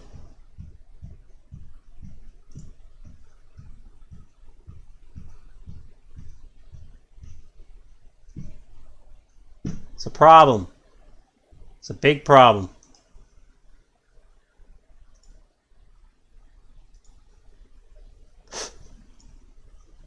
It's a huge problem.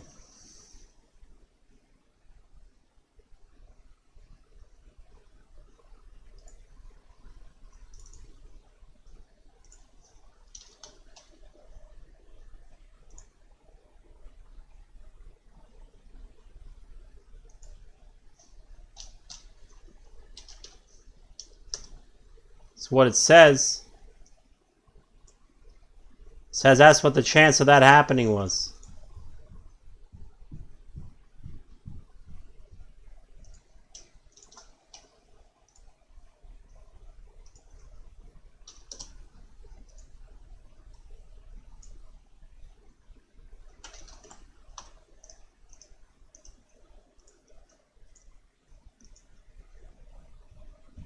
How about this one? The chance is 1 out of 0.47.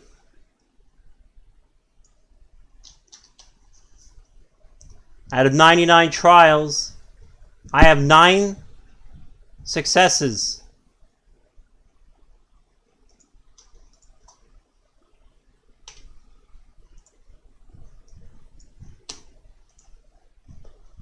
The chance is 0. It doesn't even exist. This is equal to 0.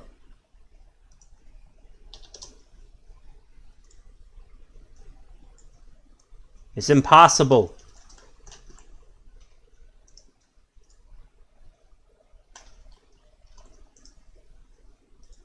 How about the case of 5, the GCD of 5? It's a 1.22% chance.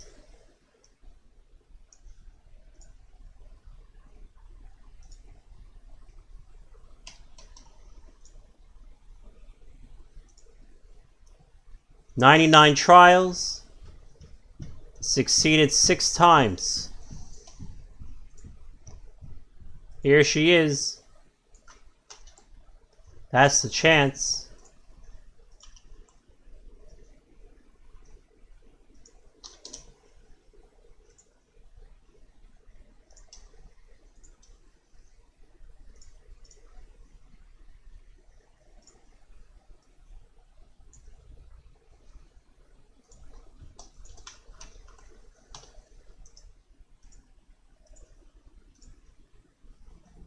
It's really one of those cases where you want to do this so people don't think it's actually like 51.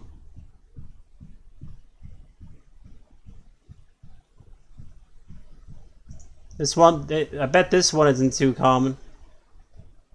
0.08.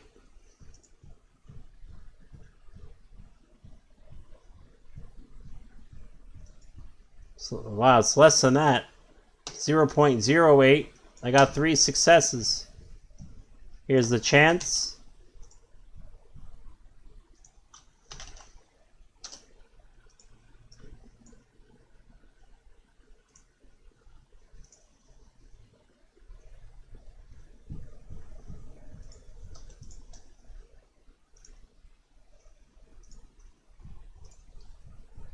It's obviously not a very common event.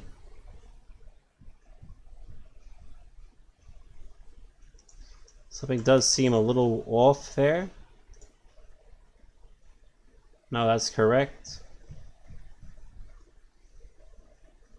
And over here I got 2.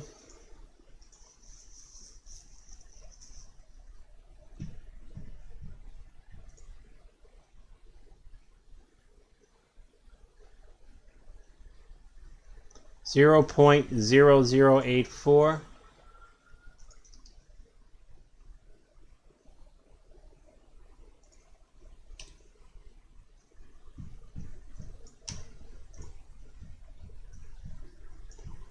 So the chances are 0. This shit doesn't happen.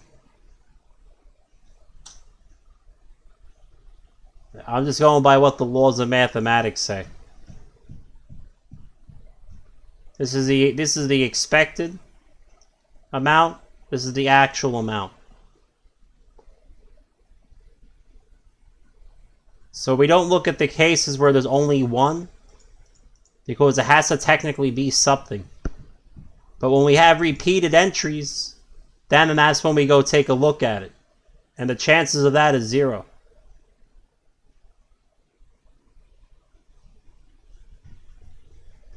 So if my theory about Georgia or Pennsylvania or Michigan was so terrible, then why do these actually conform to the laws of geometry, at least up to the GCD of 4? It's almost like I'm right or something. Can you believe that? It's like the density of fractions is 30.4%. It's almost like Leonard Euler was right in the year of 1735. I don't know. Imagine that. Can anybody believe that Leonard Euler was right? That this is the density of irreducible fractions? It's fucking amazing. So when people say that I need to do more control sets on the 2020 election, you know what my control set is? It's Leonard Euler's fucking formula from 1735! That's my control set! Alright, right back. I'm gonna make coffee.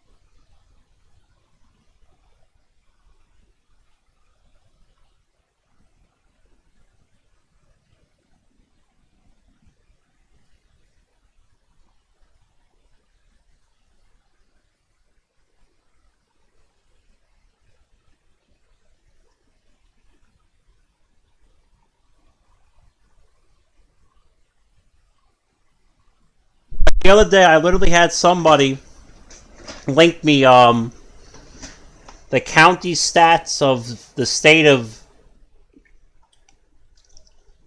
I think it was Nebraska, and they showed me that the GCDs didn't match Leonard Euler's expected distribution. I said, great, so you just proved that Nebraska was rigged. Good job. The fuck does that mean to me? Here, let me show you New York. New York conforms perfectly. Show me New York then, asshole. I bet it works.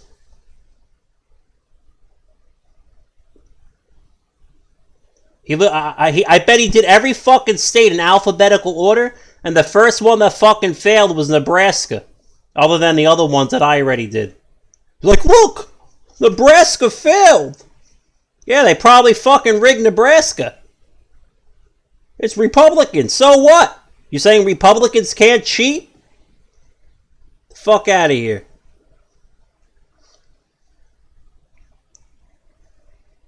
You think Mitch McConnell actually won a seat? Democrats seem to think otherwise. The honest Democrats on the ground living there don't seem to think that Mitch McConnell actually won his seat. They think something shady happened.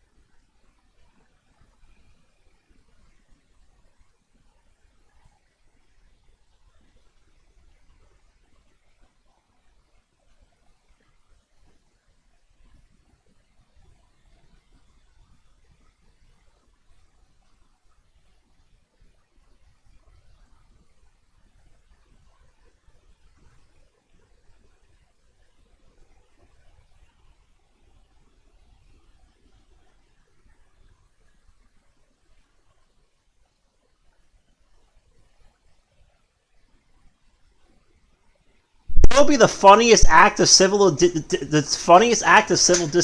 Just reading the comments. Everybody starts calling their local precinct, not 911. Call your local precinct and start saying, "Hi, I heard I had to register as a Trump supporter or something in order to be identified as a Trump supporter. Am I supposed to do this at the precinct?" Dude, it'll be the funniest fucking shit. You ready to school your precinct and be like, "Yeah, I heard I'm supposed to register as a Trump supporter for federal identification. I was told I had to do it at the local precinct." That would make news. I heard there's a gulag list that I'm supposed to sign up for re-education. And that I would be taken into custody by the local police after signing the list. When exactly will you be coming for me? Dude, the shit would be fucking hilarious.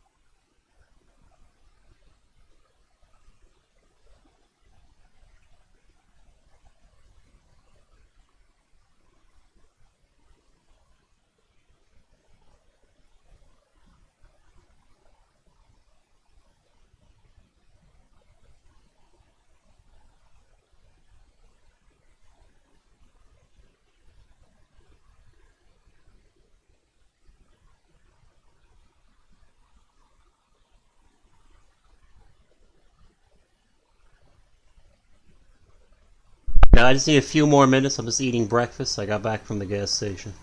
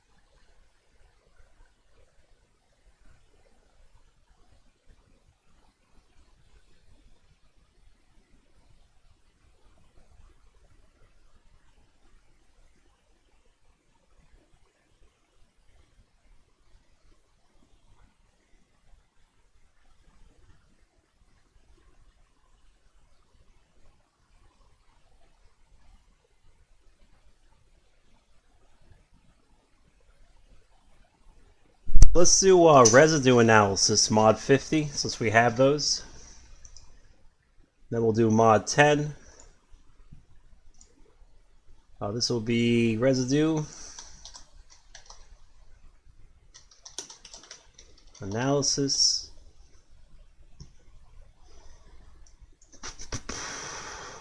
Here we don't need any ratios. We just need the actual integers.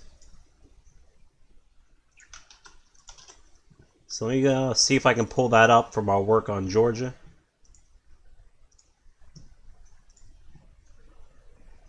I think that's in Georgia.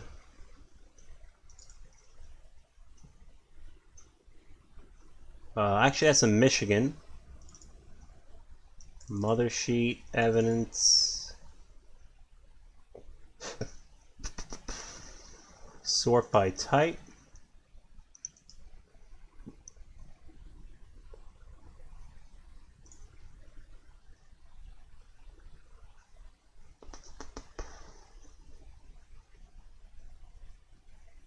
Guess it's not there. Let's take a look at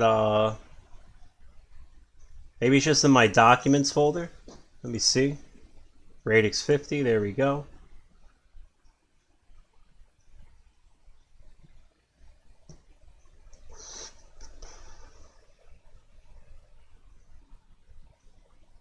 So again, this is a density problem. This is no longer a probability. Regular Benford's law is probability, and you can't apply first digit analysis to elections. That is true.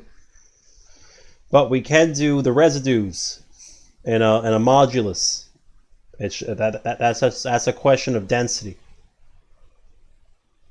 So these are my expected residues, mod 50.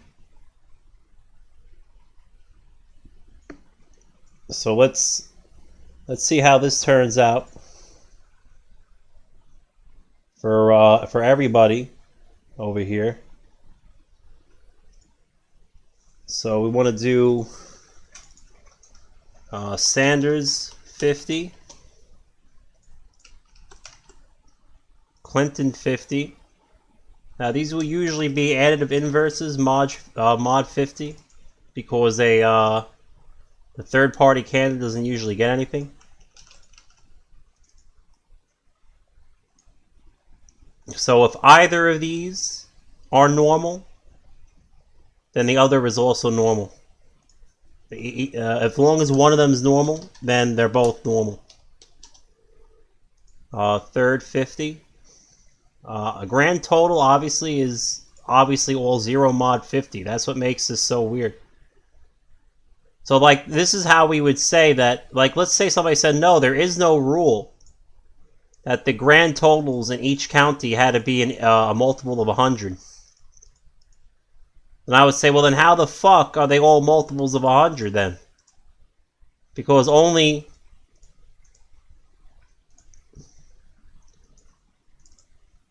For Christ's sakes. Why can't I just click on the point?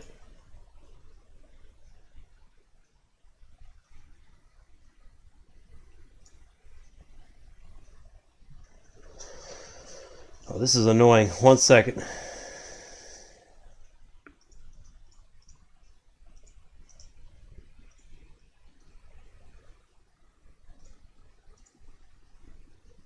So now I would ask why, because only, if that was the case, then only 2.21% of these grand totals should end in a 00 or 50. So this has to be a caucus rule. Otherwise, it's we already proven fraud in the 2016 primary.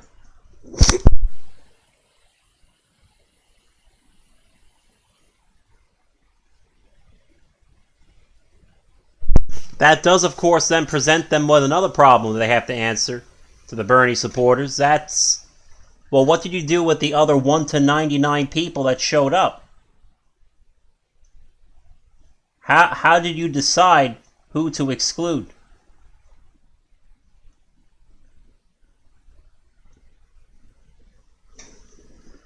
Interesting problem for them to figure out, not us. Alright, so let's do this. Mod 50.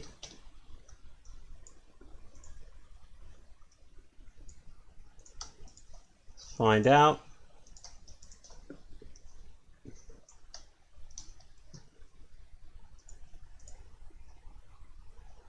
Don't need whatever this is. So, if everything is in order, it should look like our other one. What we're going to do now is copy and paste this. Let's get rid of the running formulas. And now, we're going to resort by Sanders 50.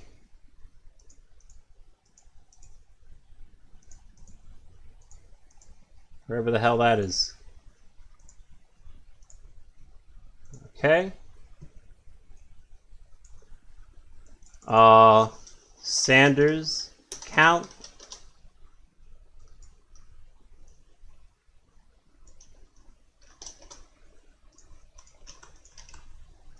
Clinton count. Third count.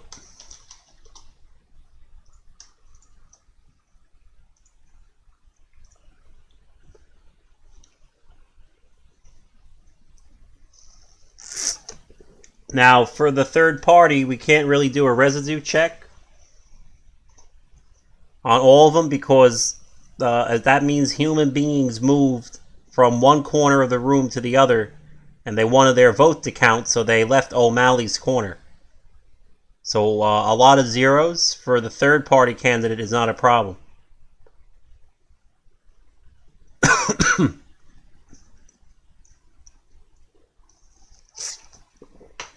So let's get this count. Let's equal to 1. If equals this, then 1 plus this. Otherwise this. So going to drag that down. This is too many repeated residues and too many missing ones because of it. I can just see that by looking at it. So let's take this. True count.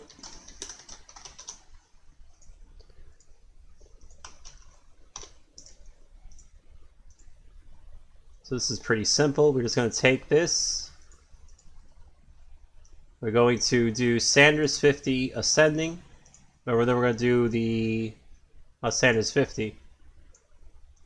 Are we? Yeah, we do Sanders 50. This column ascending. Then we're going to do the count descending. Sanders code descending. And the true count is whatever the top number is for each residue. So if the actual residue is not equal to the residue above it, then this number, otherwise the number above it. Well, that's interesting.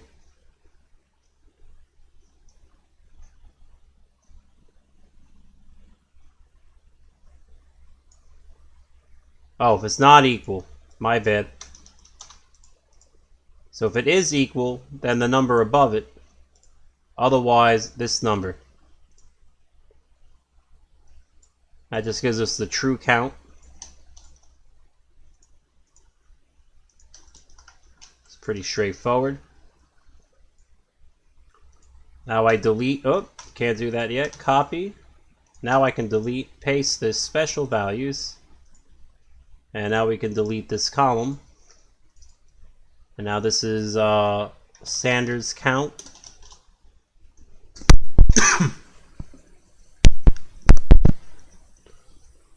So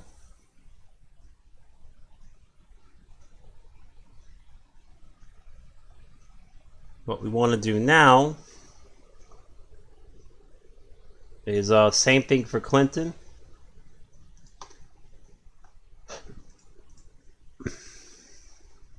Well, let's do this over here first.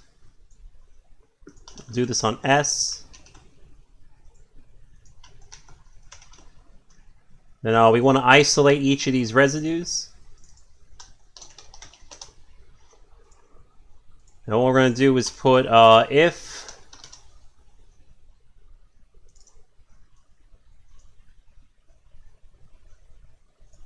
this is not equal to this, then it's going to be true. We just want to get the top number for each residue. Now we want to isolate each residue, I should say. And we're going to copy. We're going to paste. Data sort. Sanders 50. Ascending. Isolate descending.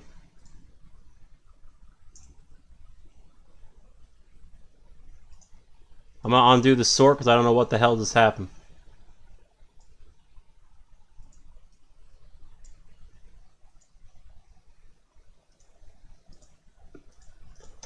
Try that again. This. Sanders 50. And isolate descending. I don't know why that didn't work. It's still not working. Is there a running formula? Try that again. Oh, okay, sorry. It's isolate descending. Then Sanders 50 ascending. I just had it the wrong way. Alright, so now we have that. We get rid of all the null entries.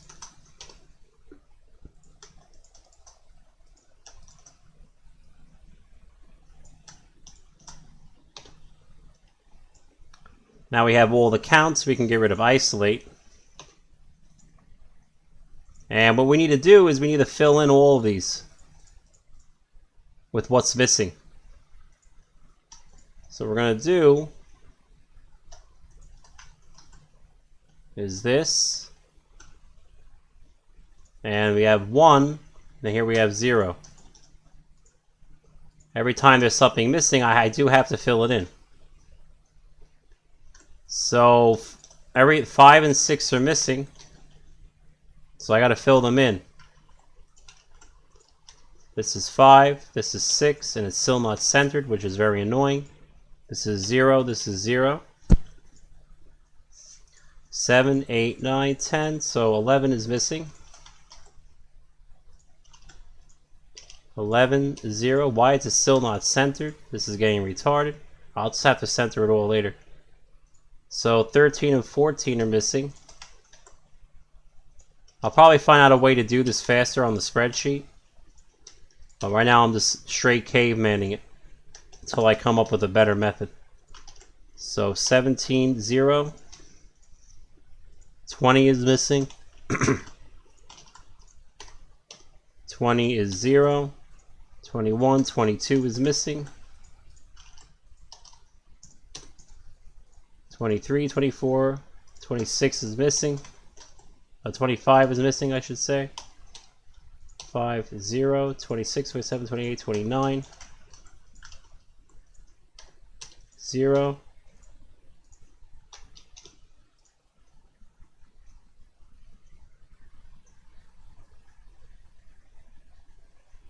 36 is missing.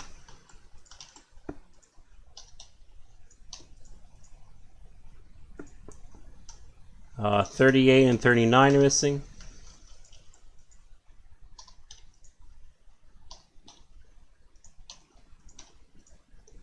43 is missing. Quite a few are missing. 42 and 43.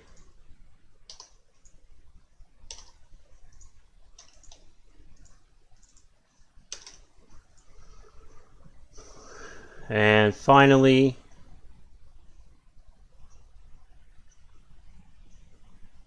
$48. Like, these technically are allowed to be missing. 0, 0. So we're going to get actual, expected, copy and paste off of radix 15, so we're okay with that. So actual is equal to 3 over 99. Well, in general, this is equal to T2 over 99. It's actually pretty close to what it's supposed to be. That wasn't too bad. Now, some of these are a little too high. Now, the expected, and remember, this is a very strict conformity. This is a density problem. So what's expected, as soon as I'm allowed to look at my own work here, is these numbers.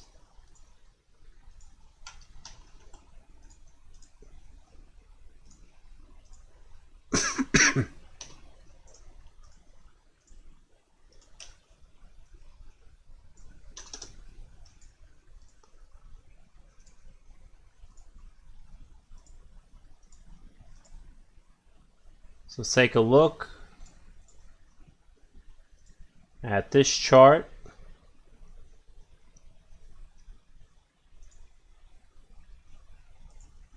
And this will be our x-axis.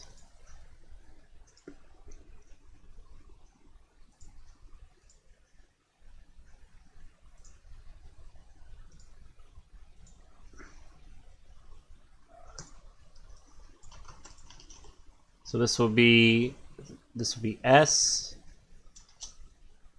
This will be S.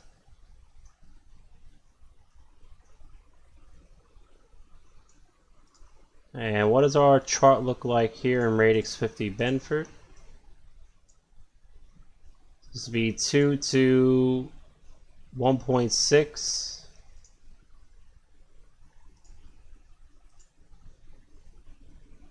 What just happened? I literally lost my chart. Some of these things are shooting up to 5 and 6. Like, that's actually pretty scary. Anyway, Y values, I gotta do it again.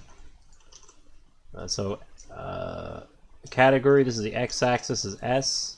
Hit finish. We'll figure out the aftermath. In a moment.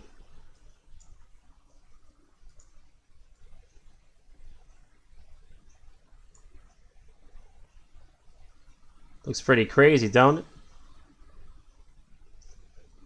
This is the Iowa residue chart for Bernie. We'll take a look at Clinton's. If Clinton's are normal, then technically this is normal.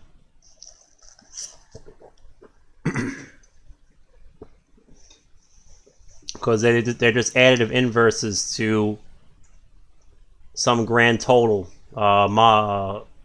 that's set. There's only 2 candidates in most of these. The third party doesn't have too many. So we'll take a look at Clinton's. I guess they're going to look pretty weird if you ask me. We'll get let me label this. Forgot to put in all the shit. 1 second, insert titles. Residue 50.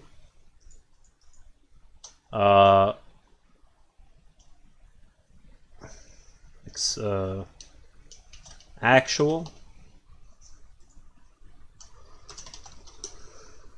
Bernie votes modulus 50.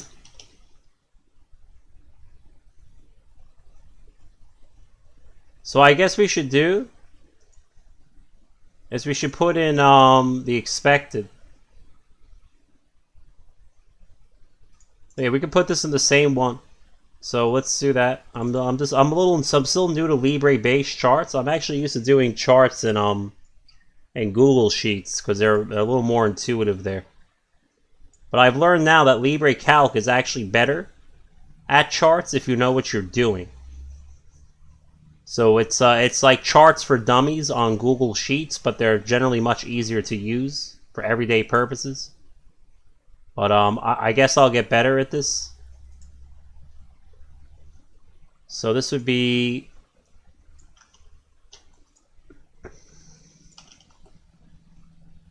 range for y. So this would be v, v, and then this will be the same thing here. S. Okay. Okay.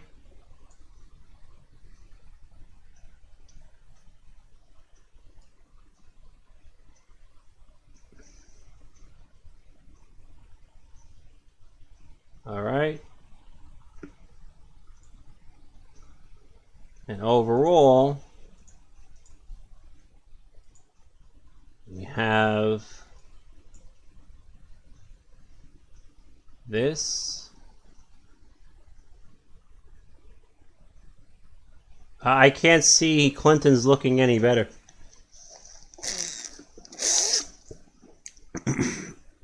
So Clinton's residues are going to be the, it's going to be like I reflected this chart over the y-axis if you put the y-axis in the middle.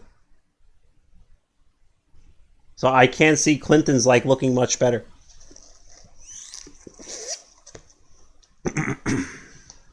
Like FYI.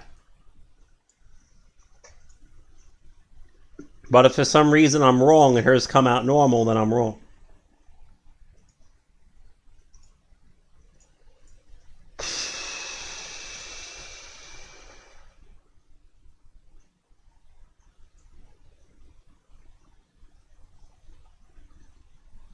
So let me get a name. So the name for this is V. Very good. See if I can get a, if I can bust this out.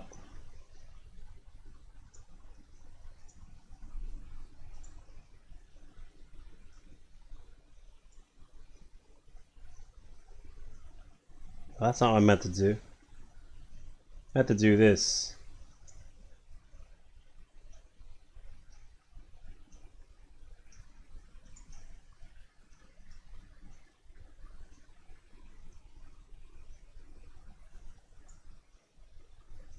Very good. Let me get a different color maybe going on this.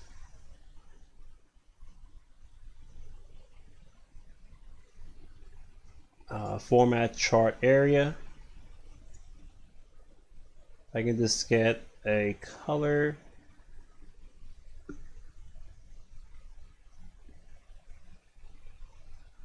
Light teal probably look nice. Maybe not. Let's try light yellow. Didn't like that too much. That's good. So something's weird here. I'll tell you that right now. There's too many zeros. There's too many missing residues. There's also too many quadruple residues. It's just weird. Let's pull out Clinton. It's not going to look much better. So,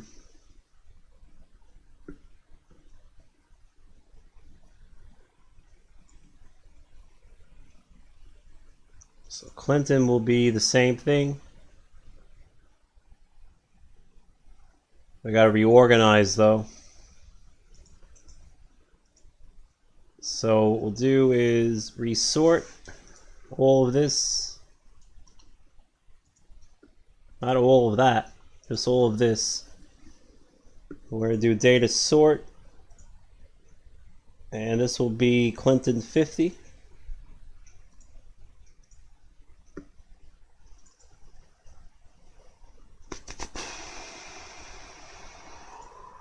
So this is, well,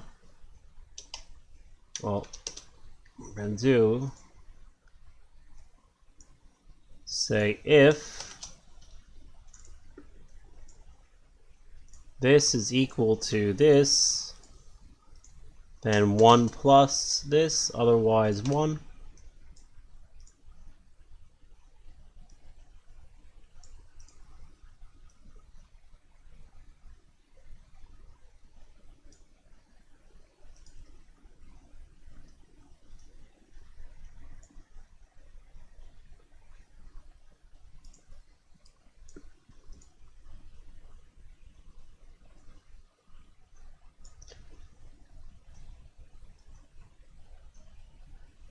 Interesting.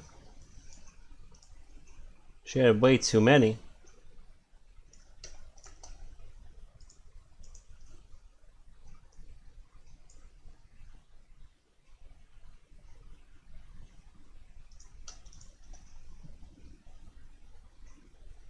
So as you see, like I said, these are usually going to be the additive inverses modulus 50. So we'll see how she comes out. It's looking even worse. This one's going to actually get... Somehow this one's actually going to be worse. So if... I don't know how you defend this. You can't say, oh, it was just a head count. Everybody's... Well, who did the counting then? Because whoever did the counting is all kinds of fucked up. Let me get detect. This is the isolate. This is 0. I don't have to write it as 0. I can just write it like it is. If. I'm going to do Paul Bloom's way. If this equals this, then 1. Otherwise 0.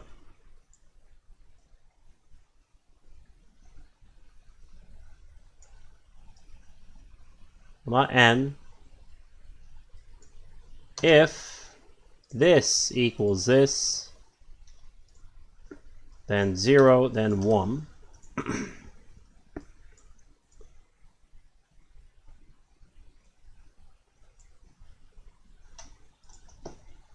now I should be able to get the isolated values almost immediately. So let's do it like this. I'm already getting better at this. Let's try, let's bring this over.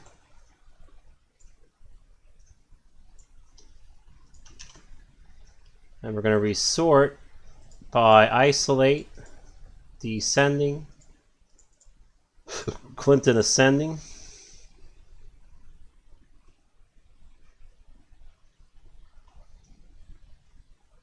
Okay, maybe not. Clinton 50, I need them all. Okay, so let's try that again. This is isolate descending, Clinton 50 ascending. Very good. Take out these guys.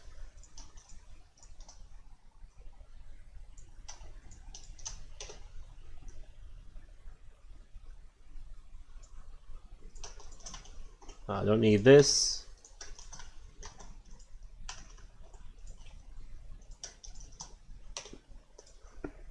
Now, I have to find a way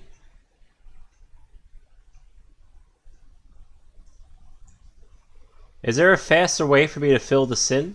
The missing values of 50? There has to be.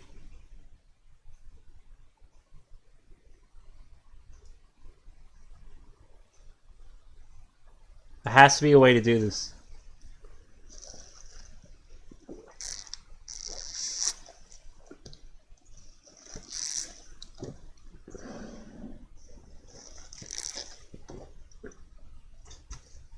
I have to think. I want to think of a formula that's able to do this.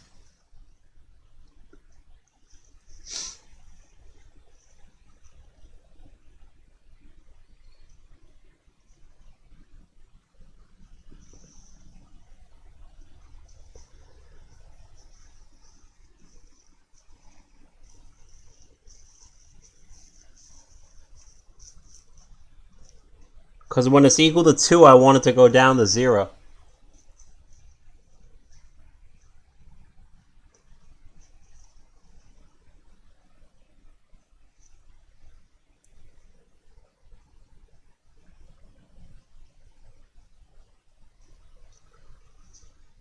I actually want it to hit the floor.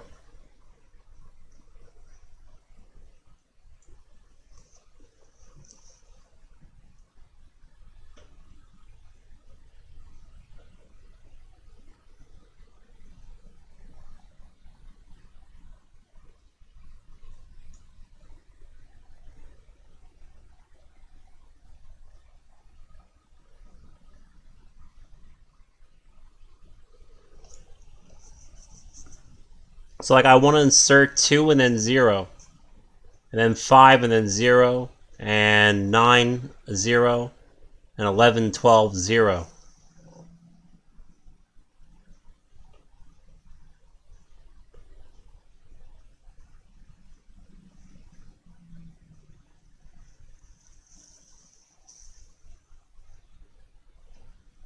There has to be a way for me to do this without just cutting and pasting like I just did before. We're not talking elections or mathematics right now. We're talking basic spreadsheet shit. There has to be a way to do this.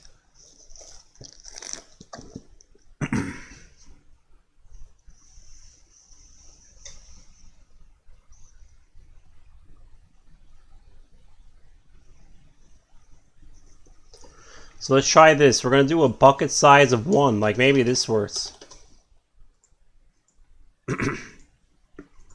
And what we want to ask is the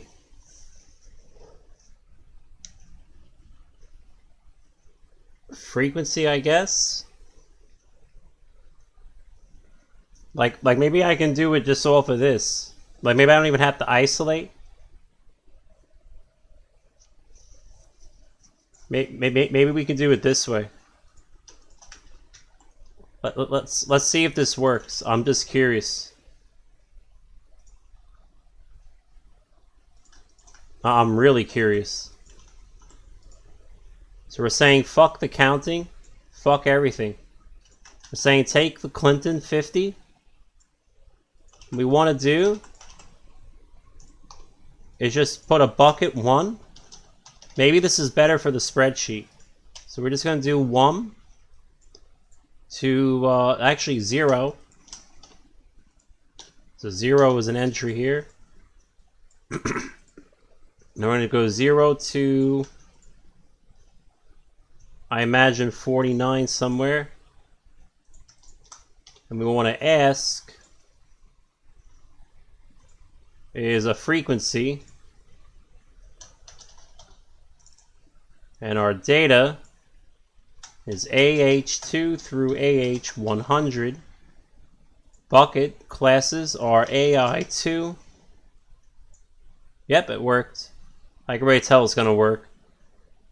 To AI51. So let's see. Very nice. So it says I have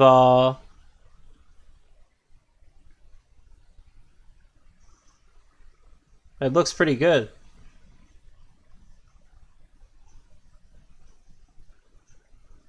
So as you can see, the frequencies are matching.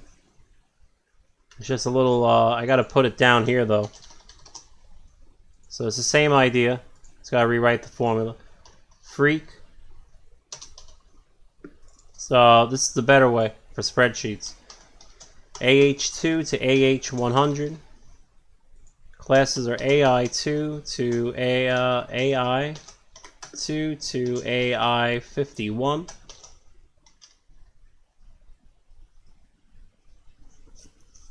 Okay. And now we have the correct values we have over here.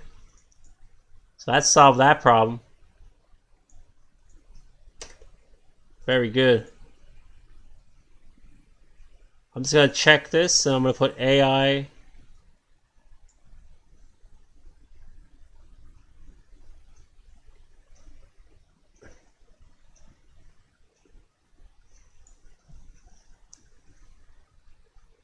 I did put an AI 51. So where's this coming from?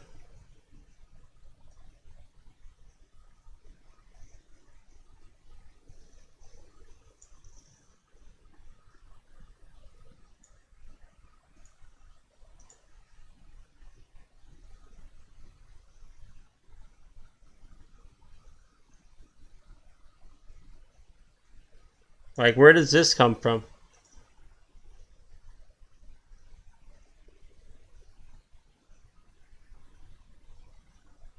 Let me see what happens if I just put in,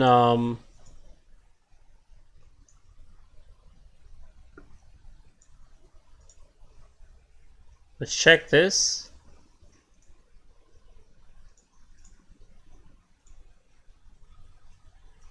That's why I'm trying to open up the function. Alright, fuck it. I'm just going to graph it like it is. So we have the frequency. Now what we're going to do for Clinton is the same thing. We have the expected here. Actual. And this is equal to AJ 2 over 99.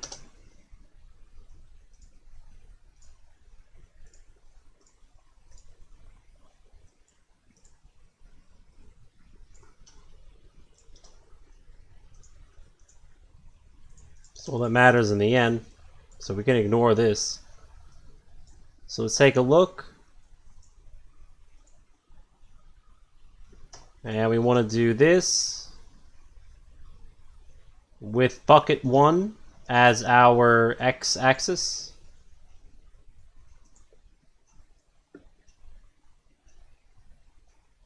It's definitely looking pretty crazy.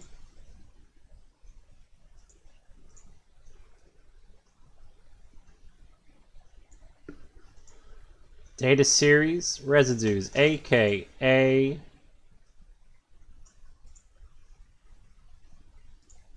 what the hell is this?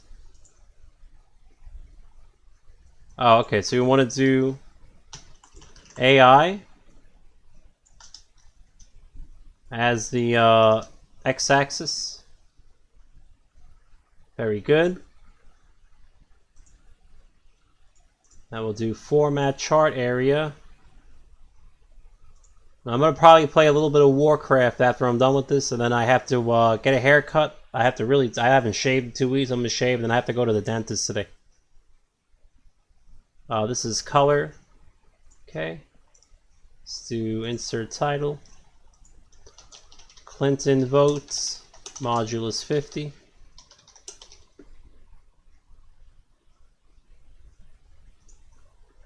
Distribution.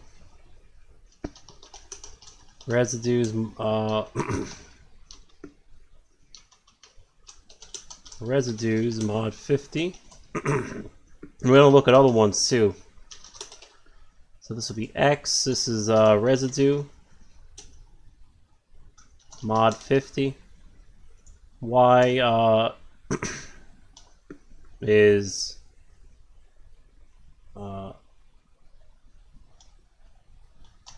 distribution. Okay. Come in here. Let's take a look.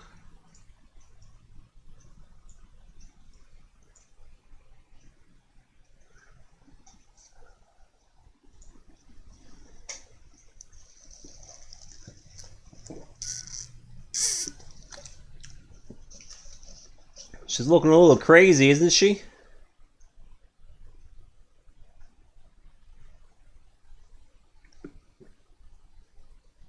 Looking nuts, if you ask me. Let's go get the next one. So over here I have to be a little careful with third party, because if he has no votes, then I can't include it. I can't include a null entry. So what we're going to do first is take this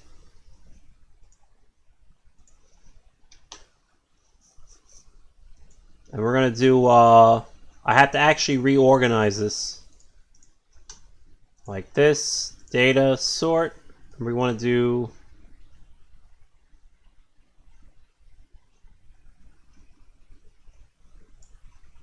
what I want to do is third 50 ascending, and then third ascending.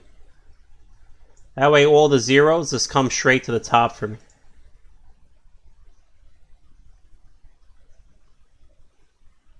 So wherever he has a 0, he has a 0. So all these zeros are just straight zeros.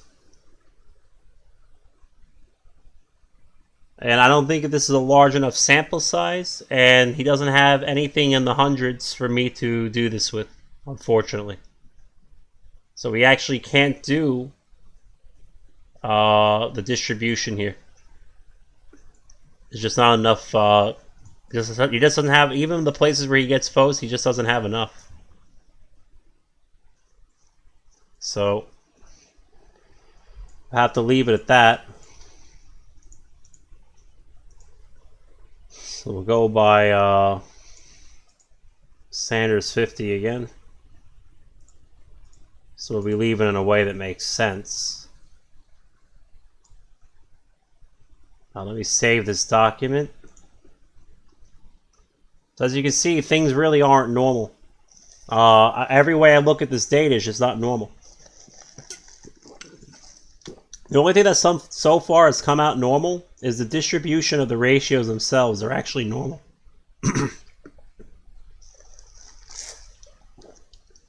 That's the only thing that so far has come out normal. But again, it's deceiving, because the distribution of the ratios, even though the distribution is normal, look at the distribution of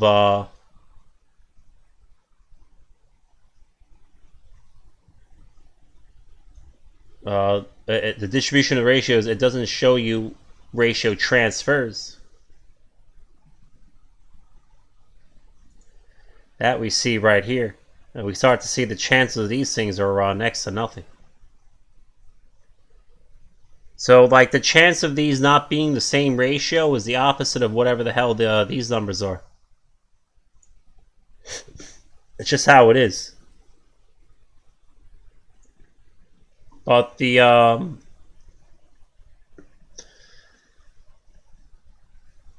distribution graphs are okay because they're pretty similar. It looks like they gave Bernie, though, the lower end of that. That was nice.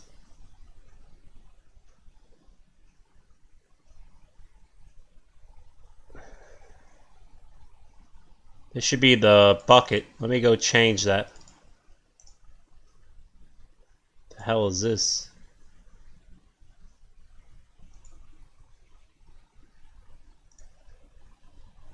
Should read H. I just crashed. Okay, guys, save these. I just crashed the program. Okay, H. Should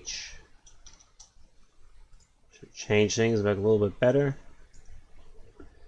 But it looks like Bernie gets more of the 210 portion than the 420, and that's really what ends up tipping the scales. But the next 4 bars look okay.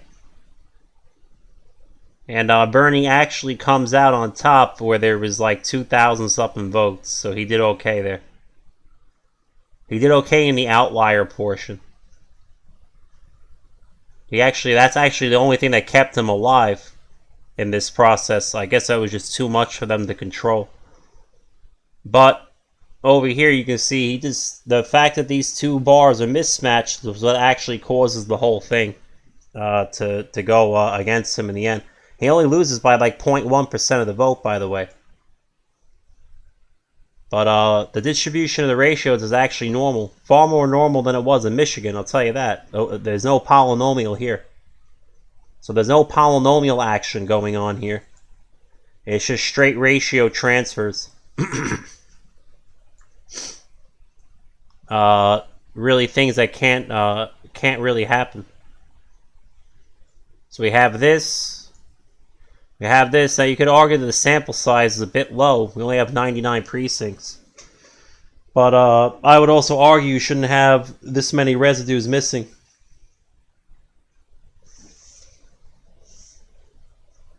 Or you shouldn't have 8 of this residue, and you shouldn't have or however the fuck. How many? 8 of these residues. You got 4 of these residues.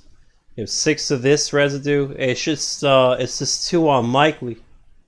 And then all these other residues are hitting 0. It's just too unlikely. Yeah, you could have a couple maybe popping out and a couple at 0, but you shouldn't have it like this. It's supposed to be a normal count. So I have two things that I have two models that aren't normal at all. They're not even remotely close to normal.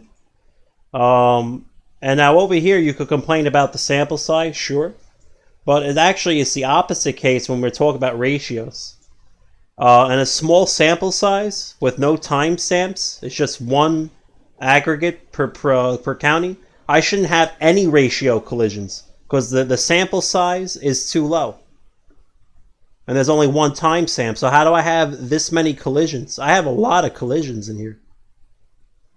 I have a lot of collisions. It doesn't really make sense. There's just too many collisions. There's way too many collisions. So I can always get the largest number down here. Let me see. X squared plus x over 2. Let's take me the sum of these boys. Oh, that won't work because of the repeated entries. Fuck. I thought I was going to find the easy way. So it's just too much. There's a lot of shenanigans here. I have GCD counts, which don't make sense either. So I have that over here, at least for Bernie.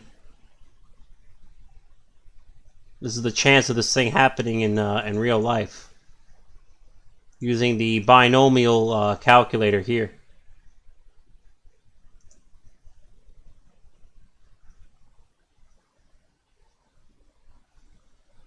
The formula for the actual column is the actual data. I don't know what else you want me to tell you.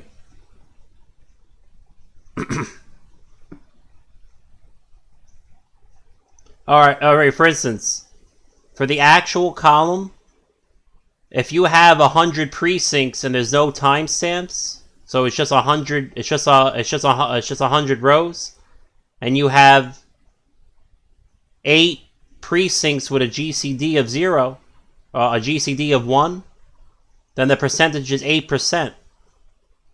It's the count of those GCDs over the count of precincts in your set. It's just the data itself. That's all. So if you have 100 precincts and 4 of them have a GCD of 29, well then 4% of them have a GCD of 29. So it would be count of particular GCD divided by number of rows. That's the actual column. So if forget precincts, just think of anything. If you have 1,200 rows of GCDs, right, and 70 of them have a GCD of 1, then 70 over 100, 70 over 1,200 is the actual percent. It's just how many rows are in your spreadsheet. So it's the actual data.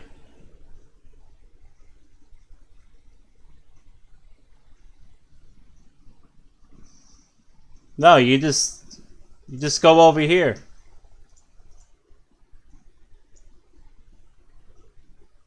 You just scroll down, and it says this is row 100, and since everything starts on row 2, it means I have 99 precincts. So you just subtract 1 from this row number. It's already counted for you.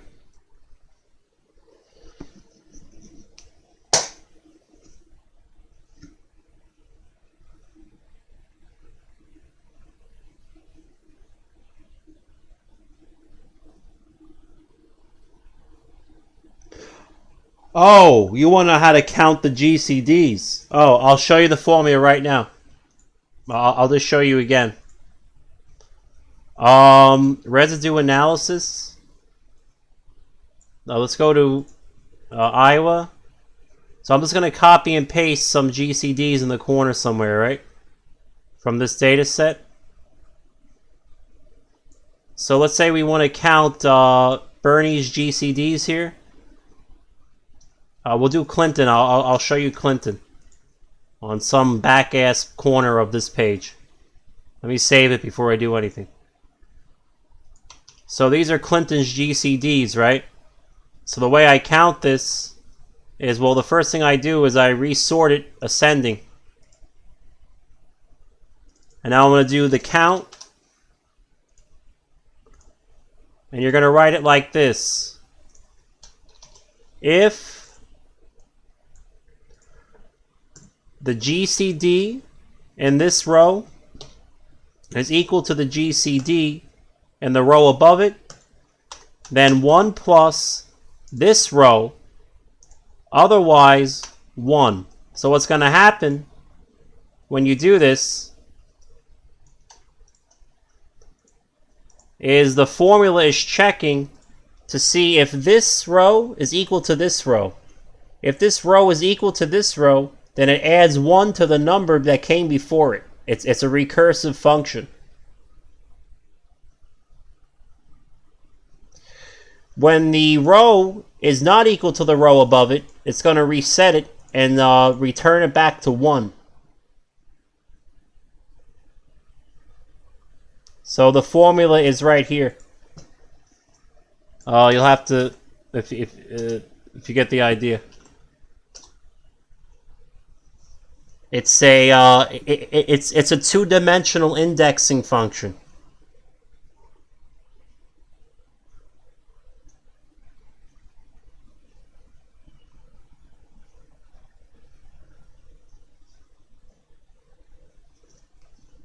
I'll be right back. I'm gonna make more coffee. Then 7. One more thing before I make coffee. Then you have to isolate it. You have to get the last GCD. So I'm just going to call this the isolate function. I already made a better one. It was actually Paul Bloom's thing that he used in Georgia. You want to get the last number for each of these GCDs. That's the only number you really care about. So to get the isolation function, you're going to write if this row is equal to the row below it, then 0, otherwise 1. It's just a true or false function. And what's going to happen when you drop this down? Oh, let me drop them all the way down. Hold on. When you drop this down, like this, it's going to show you the last count, the last value that got counted. So you'll see here that my GCD of 1, the isolate function has a true value, 1. And it says the count is 27. When I have 2, the GCD of 2, the last one is here, where it equals 1 again. And I have 6. So this is your isolation function. So you want to know the last one.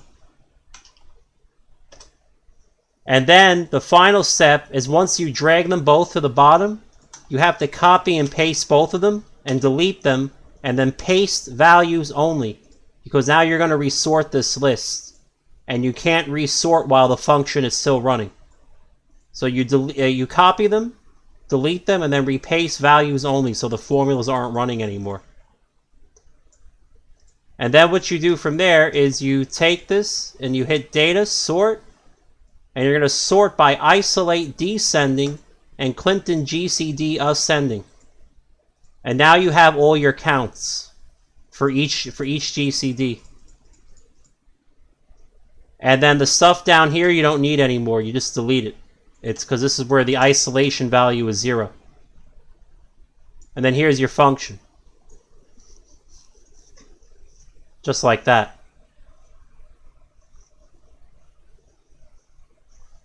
Alright, I'll be right back. I'm going to make coffee.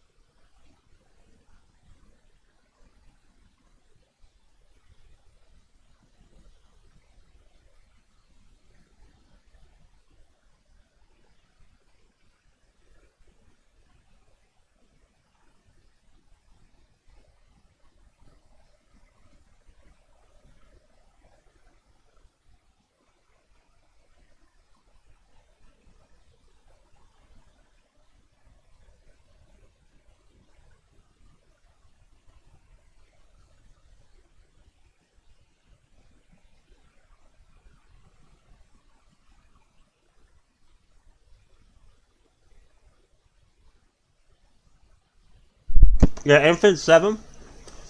I thought I was good at spreadsheets before this election because I played EVE Online. I've learned how to do pretty much everything that's ever needed to be done now with a spreadsheet. Like, I use spreadsheets the same way people code in Python. Like, that's how good I got at them. Unless I have to crack a wheel number. Then it's a problem. Oh, shit. Which we're gonna do now. Well, let's go get the wheel number.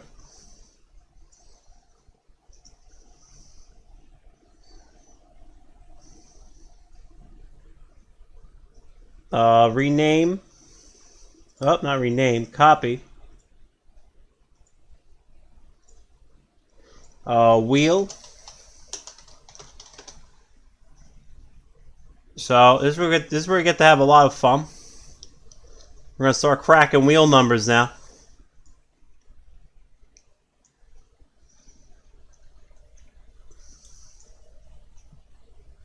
We're gonna see how they wheeled Bernie.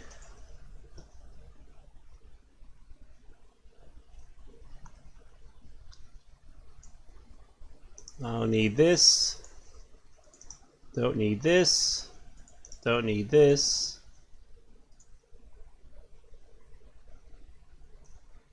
And I suspect by creating, this is what's so suspicious, by making all the grand totals multiples of 100, they've actually set it up with this caucus rule to be on a wheel with this caucus rule. So really, I should be able to just do the whole thing, because the whole thing, I think, is funny. I think every entry in here is funny. So what we're gonna do, we're gonna crack a wheel number, as so.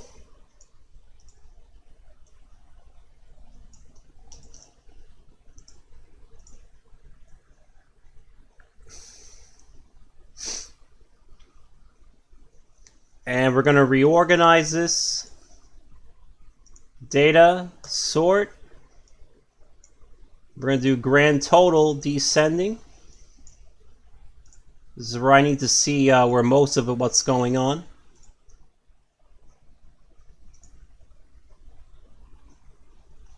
Let me get an idea what this wheel number looks like.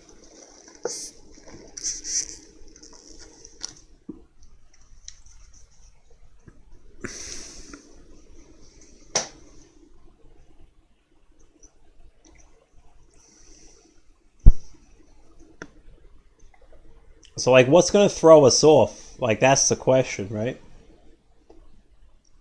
So we're going to probably have to do a density function for this one. And I have to adjudicate a wheel number, because there's some grand totals in here that are just fucking crazy. So I'm probably going to have to adjudicate this. So thankfully I've learned from Paul Bloom the correct way to adjudicate.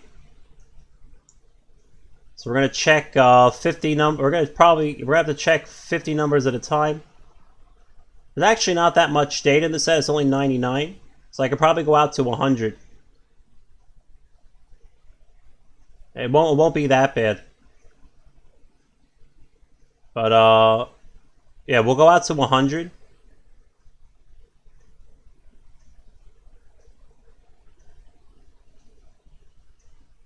So I could do 100 at once. Okay, I could check 100 wheel numbers at once.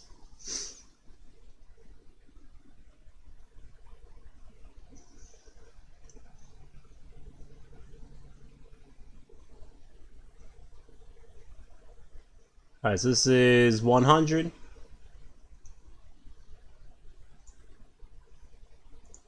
These will be the operators. So this is going to be the wheel number.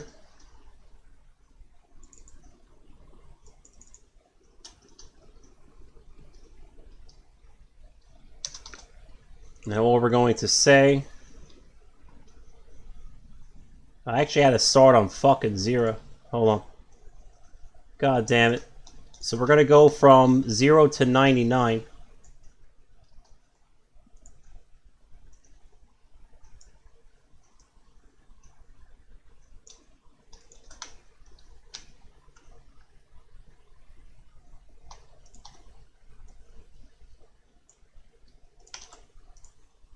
So 0 to 99. Make sure this is all in order. So,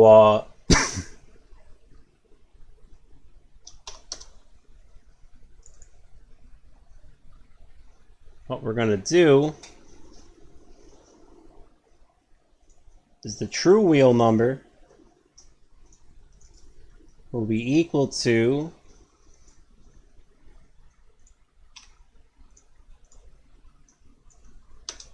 equal to 100 times P5.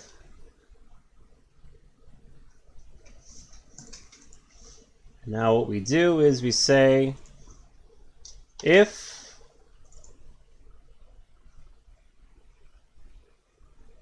the test is floor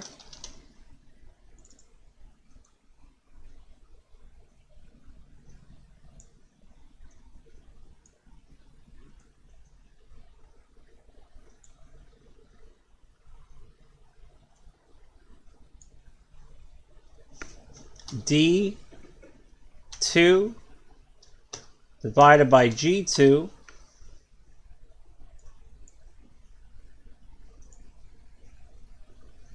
that's if the floor of G2 whatever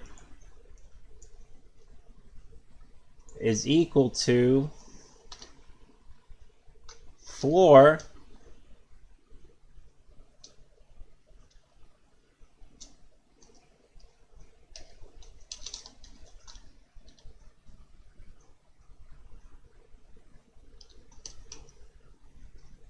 D2 plus 1 divided by G2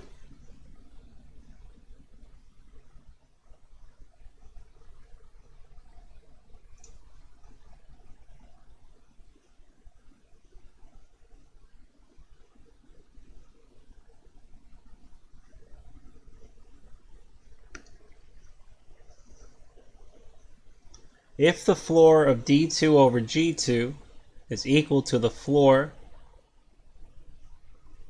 of D2 plus 1 over G2, then it's not a wheel number, otherwise true.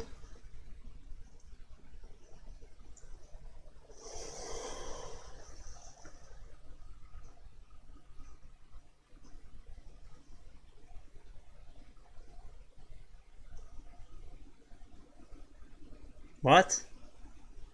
Hold on, I have to think a little harder.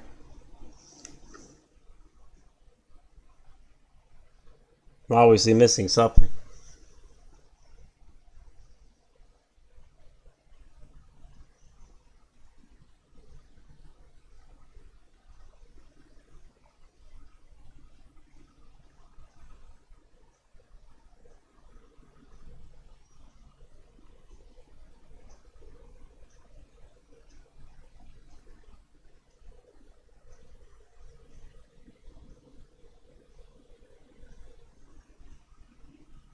I'm clearly missing something, so just give me a moment.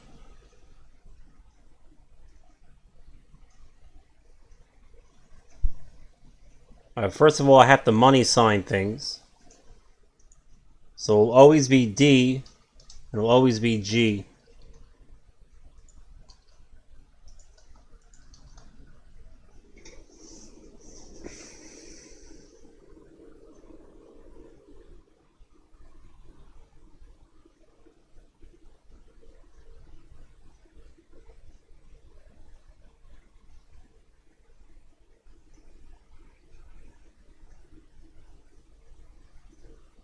Like right now, this doesn't make any sense. I'm missing something. I just don't know what it is.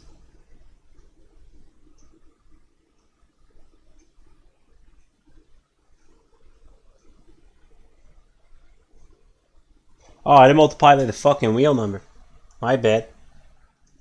Okay, if the floor of D2 plus G2. Alright, so let's write what the whole function is then. If the floor, I have to rewrite the whole thing now. Fucking Christ. Alright, let's try this again.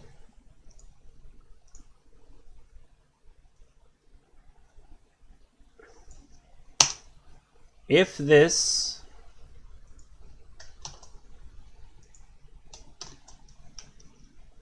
times our wheel number, so that'd be P4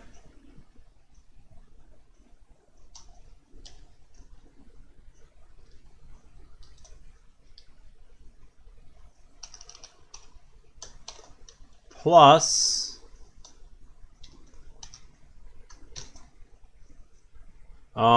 this thing. So this will be Q with no money sign, but the row number will always be 1.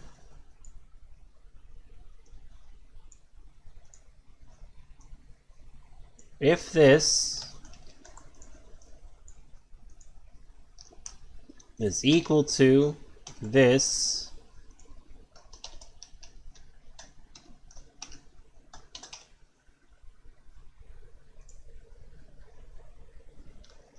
well, what's the error? If floor P4 plus Q1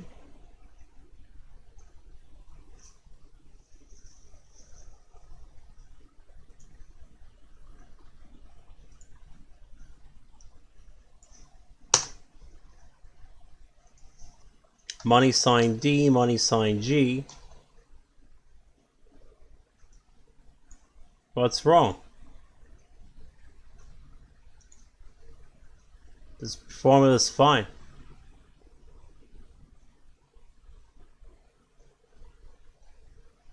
There's actually nothing wrong with this formula, so what's the fucking problem?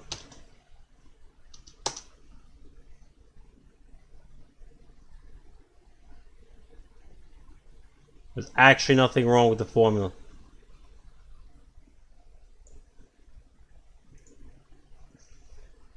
That's P4, that's Q1, that's D2,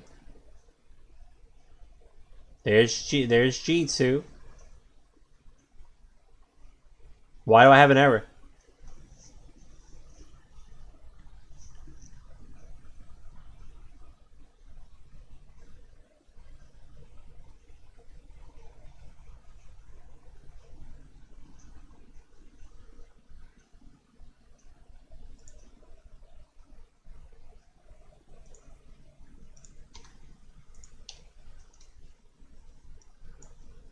I don't get why I have an error.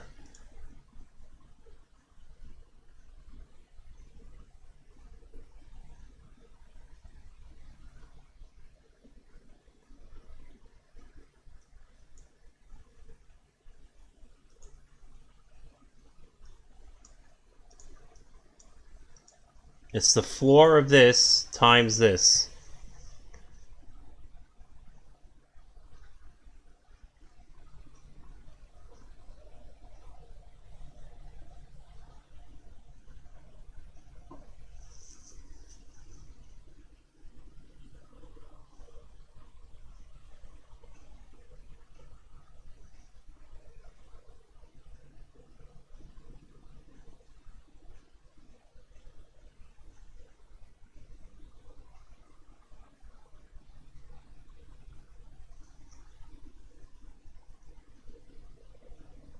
I really don't know why I have an error.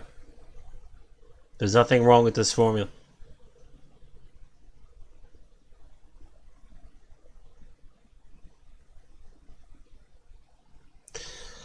Oh, because Libre doesn't know how to multiply. Okay. If that is equal to...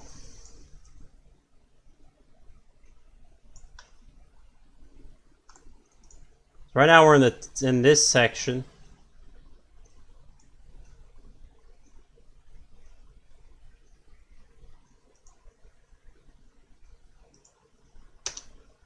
Let's get rid of that for a moment. If this is equal to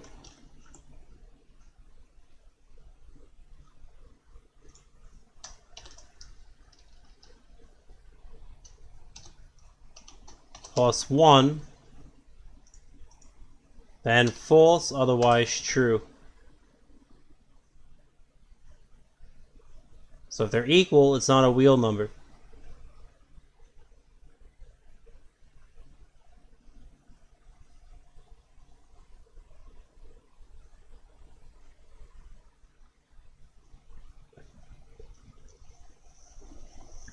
If they're not equal,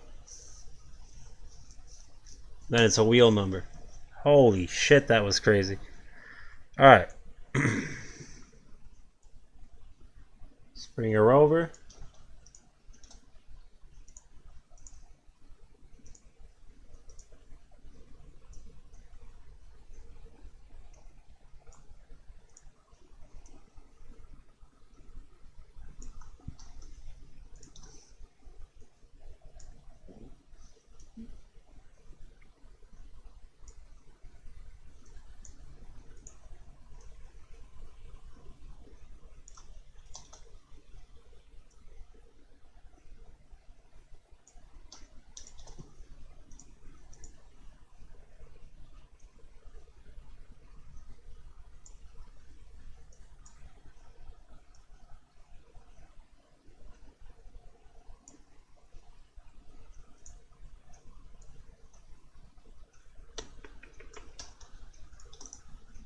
We do column width.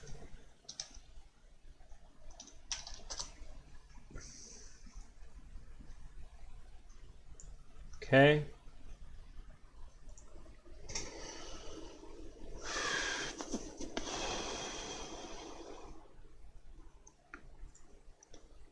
We need now is the sum from here across.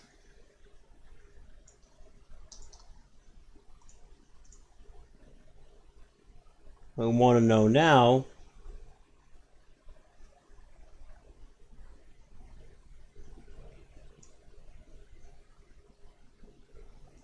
well, that looks wrong. I gotta put cutesy. Like some things are so obvious. Like why would they put a column label in the damn thing? Obviously, I don't want a column label. Let's just say Jesus Christ. I mean, there's more passes than there's rows. All right, what we need now is if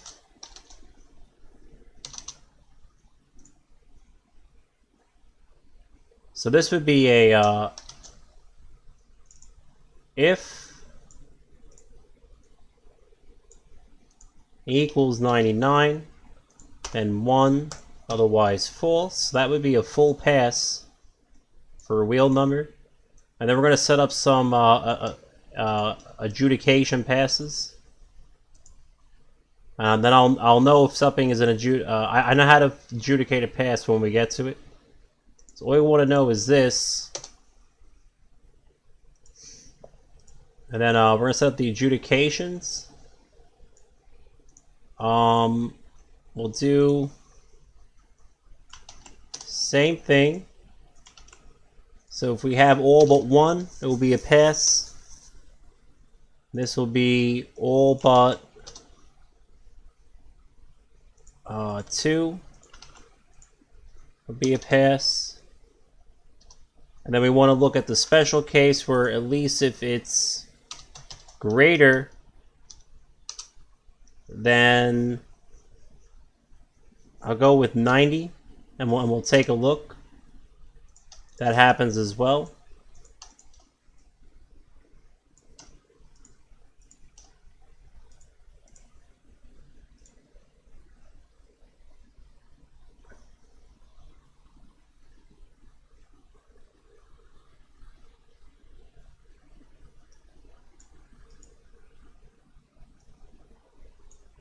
Okay.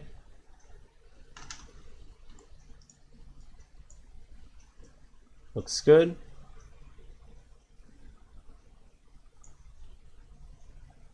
And what I want to know,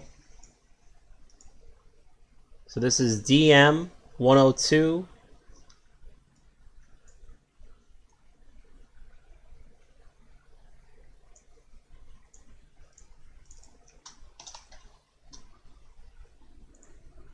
If DM 102 is greater than 0, then 1 other than false. Very good. This will just tell us what does and doesn't pass. So if we get a pass here, it's super strong. This would be like a dark orange pass. This would just be a an okay pass. It would be something we'd have to look at to see if it could be adjudicated. So what I'm going to do now is I'm just going to pop in my wheel numbers.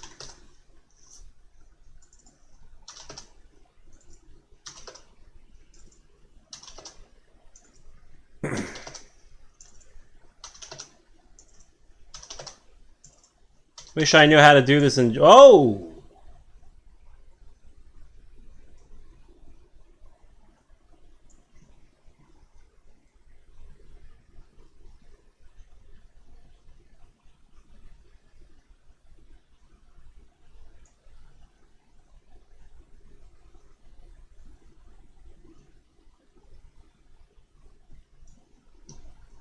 So who's the unlucky fuck over here? Because otherwise this would have been adjudicated.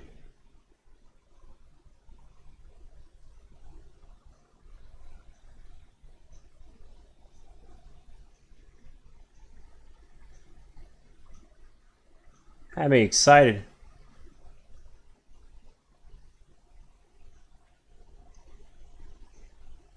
Let's go one more.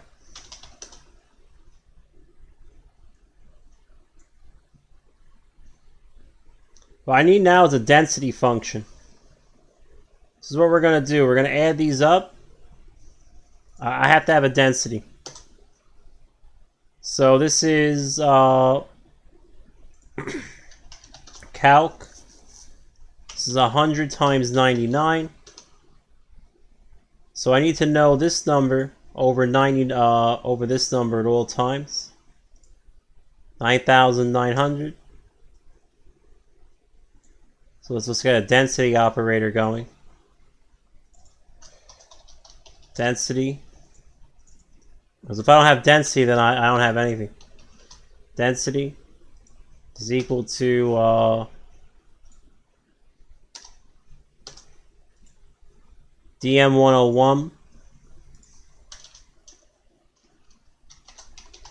over 9,900.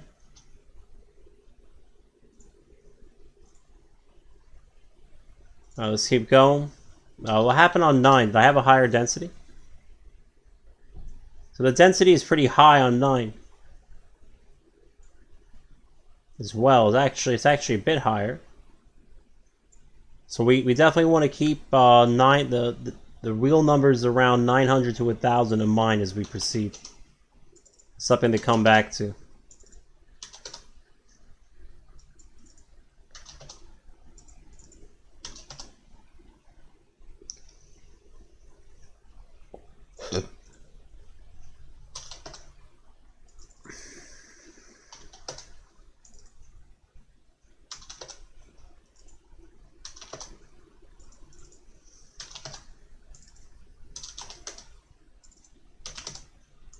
Yeah, this really big one is what's killing me. Oh, I just had how about 21? So we have our first pass somewhere down here at a 97. Right here. And right here.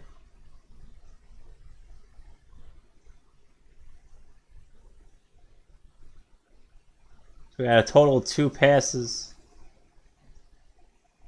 So on this number, on index 32, so that's be 2,230. Don't tell me they use that wheel number again. 2,231. You guys remember that number? Oh shit!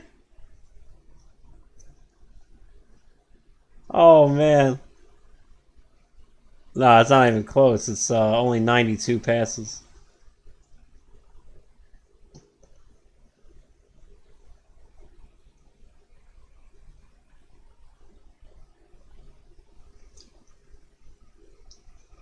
Well, if I only looked at like the ones that I said were like suspicious, like would it matter? Like maybe we should do it that way. I bet we get a much lower wheel number. We'd have to look at the flagged ones only though.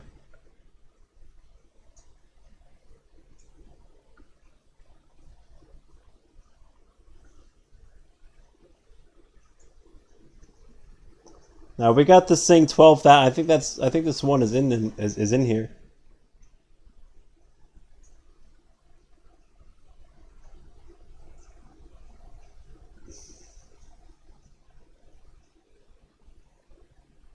Let me see. It's like nothing's actually gonna pass until I hit like until I get like really high, like 25. I just got a almost an all pass. Let's see who this was.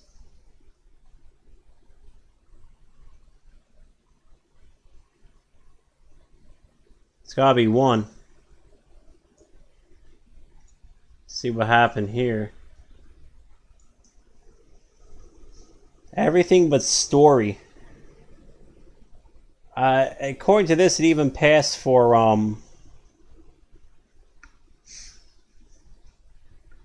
it even passed for the huge one.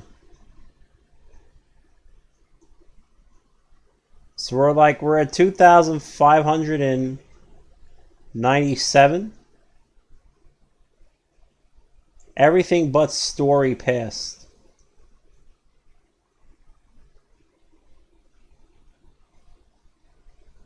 The fact that anything with 22,000 could fucking pass shocks me. As its denominator. Like that's what makes this so crazy. I can't believe that anything would pass with a denominator of that size.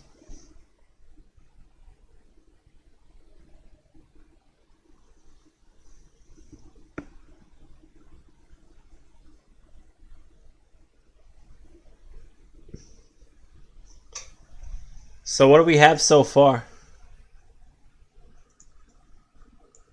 We have for our wheel number. Like this is the first one. This I would adjudicate like right off the Ripperino as a pass, and it's 97 plus whatever number I have here. So 2,597. And we're gonna look at smaller ones too in a moment. But right now, I just want to get. I want to know what the first one actually passes. Like you can see here, that story usually just fails across the board.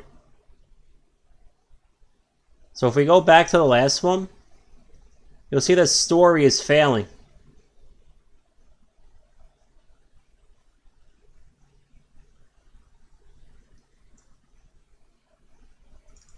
Not story. Polk County. So here, like Polk County just like failed everywhere. And nothing passed again on our adjudication one. Everything failed there. So we have another pass somewhere in here on the adjudication meter. We have two of them. That's interesting. 96 and 98. So this would be 2896 and 2898. Very interesting. And let's see, let's try and get a full pass. Like that would be nice.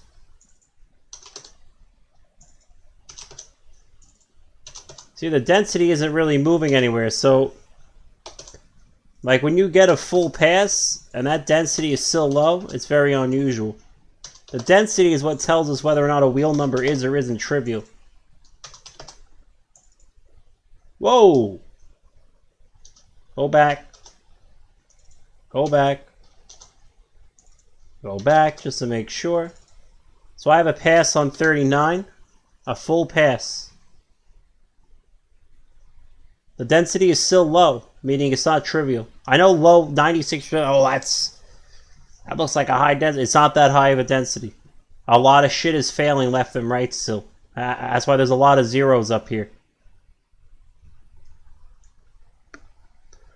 Let's go see who passed. This is our first full pass. Only one. Ooh, who is it? 92? Alright, so this would be 3,992.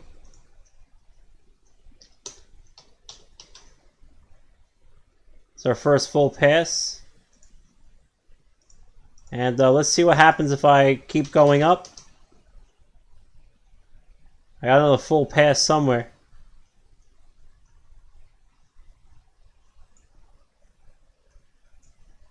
What happened? Only one. And it's this one. So this is 61 to this number. 4,061. Let's do another one. No passes. We have another pass. So 100 in a row, more than 100 in a row just failed, by the way. I just want to point that out. That's why I had to go to the next one. We have one pass. As you can see, it's not that common of an occurrence.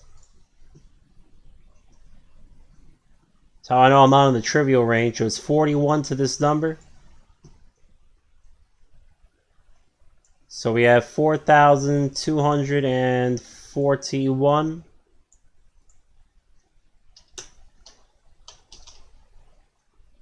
So way more than almost 200 in a row failed. Between these numbers. 42. Because we have another pass.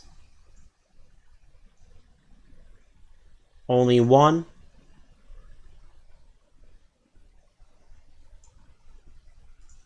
I think I just did this one. Yeah, 4,241, correct? Okay. 43.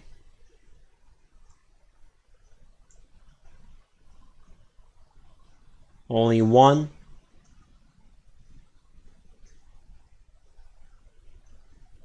Who was it? Was this guy? 6 to this number. 4,306.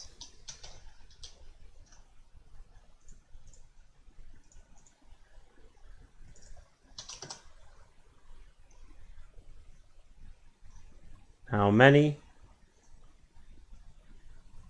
3. So I would say we're in trivial range when I get 3. Unless they're all like right next to each other.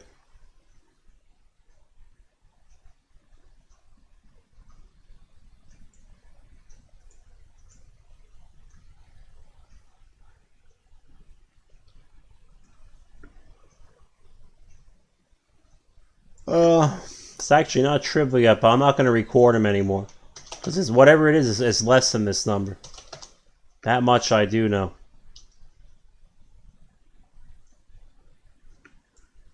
That much I do know. Let's see if something actually fails as I keep going up. Whoa, I did get a failure. I got a full failure on this one. So anything in the 4,700 range failed. We should record this.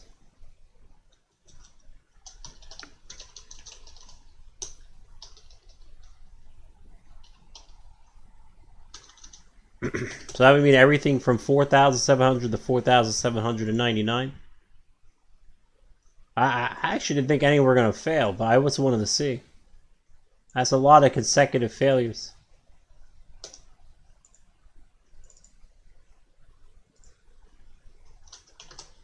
Okay.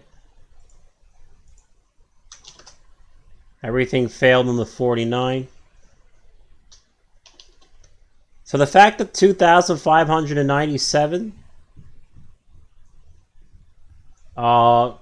worked is pretty scary. I just want to point that out.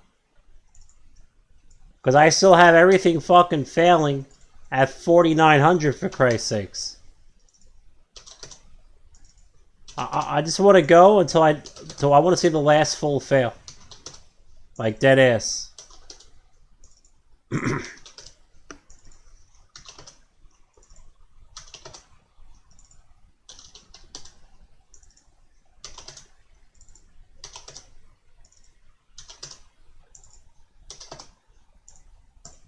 Density actually went down. That's interesting. I just watched the density fall.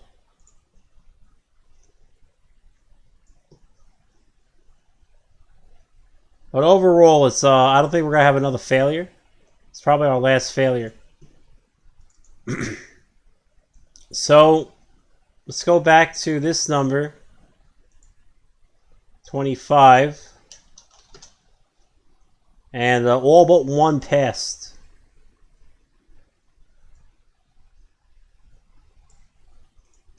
It's 2597, and this is really suspicious. That's really suspicious. And that one I call an adjudicated pass.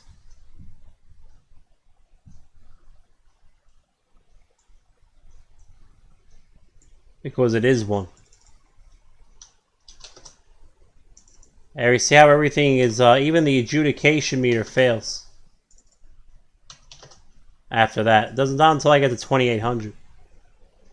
So we have a potential wheel number of 2597. And we'll call this pre-wheel. Let's get that number again. I think it was in the 900 range. We were almost getting we got very close to a full pass. If I'm not mistaken. So that would be 9. And we actually had a pass that was quite interesting. So the density here is only 85%. But this says that somebody somewhere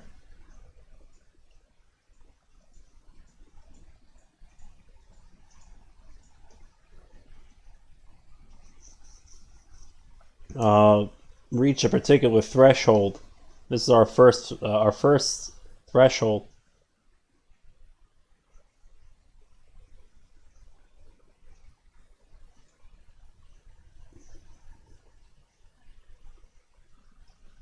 So we're looking at 997, 999.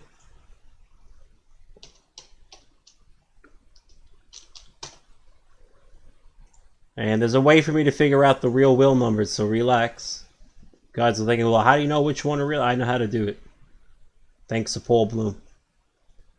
So, it's our first one. And I want to see when the second thing turns true.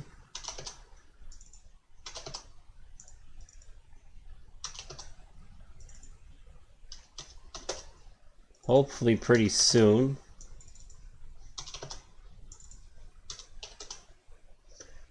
This is at 1900 something.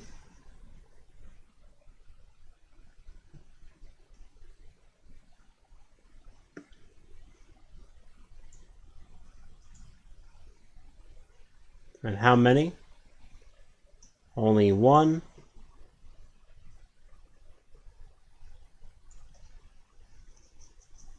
This is at 1901.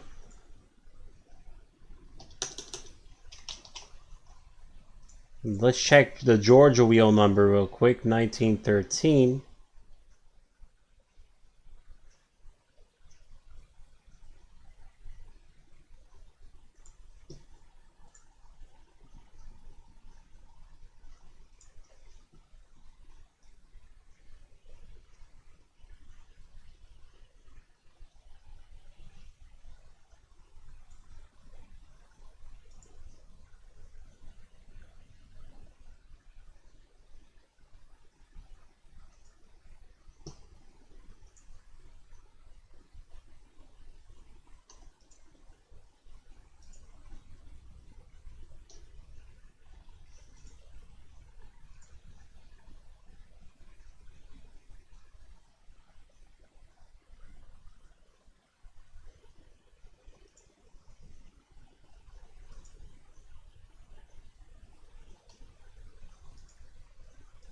And let's take a look over here.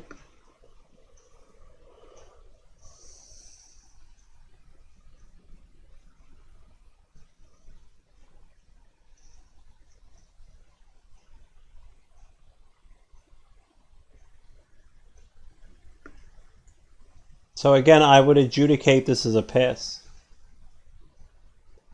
Because the only things that aren't actually passing here are in the fucking stratosphere.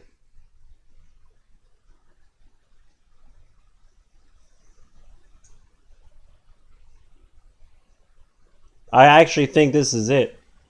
But I have to test it on a fractional level. We're never going to see a 97 again. For quite some time. I don't even see any 96s in there.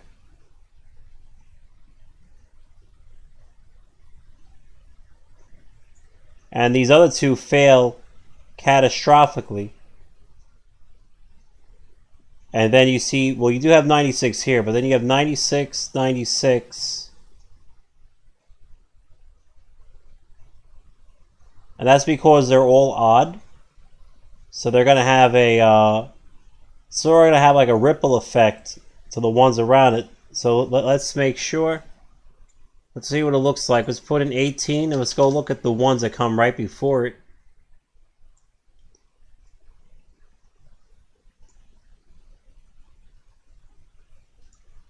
So this is the odd one before it.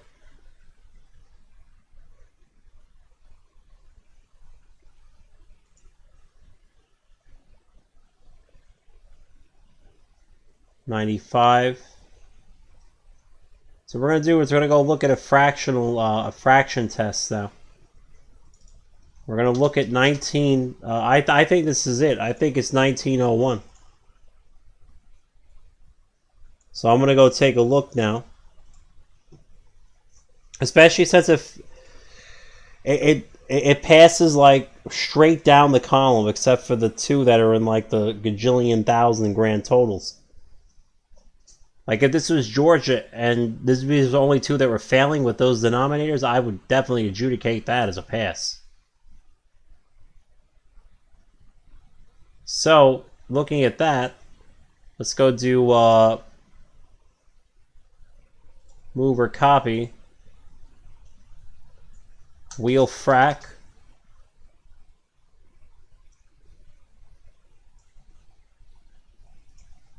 We're going to do now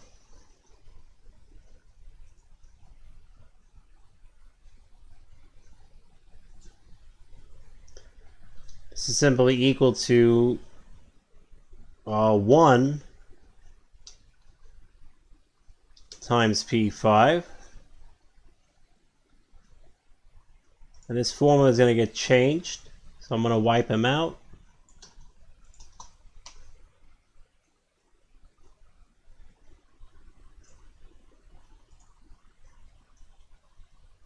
And the density here is a whole different story.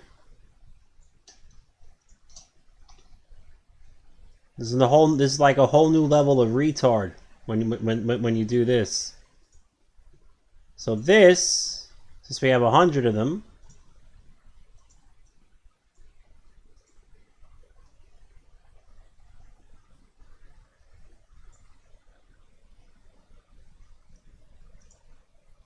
P4 plus 0.01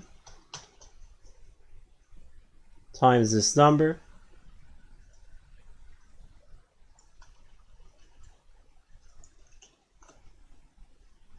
We're going to check 100 fractional values at once.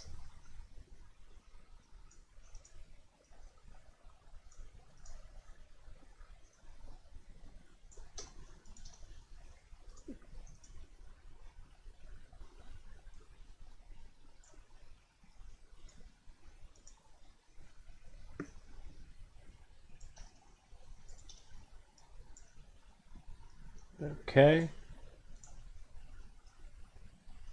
Take this to the bottom. And we're going to go home right in our number, 1901.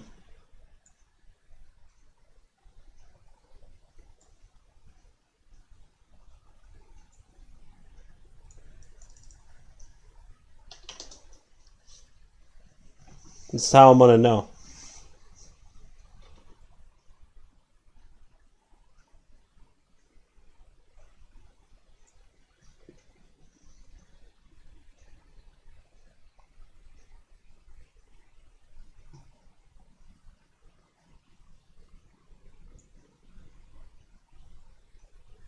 It falls off linearly.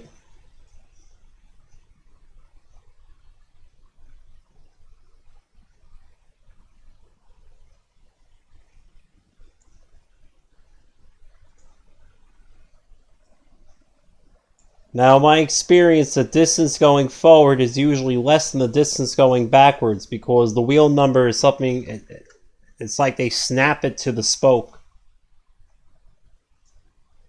So let's see what happens at 1900, and we want to look at the other side.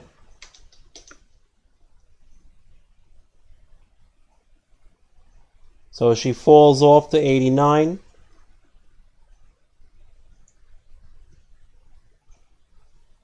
And everything failed instantly going backwards. Instantaneous failure.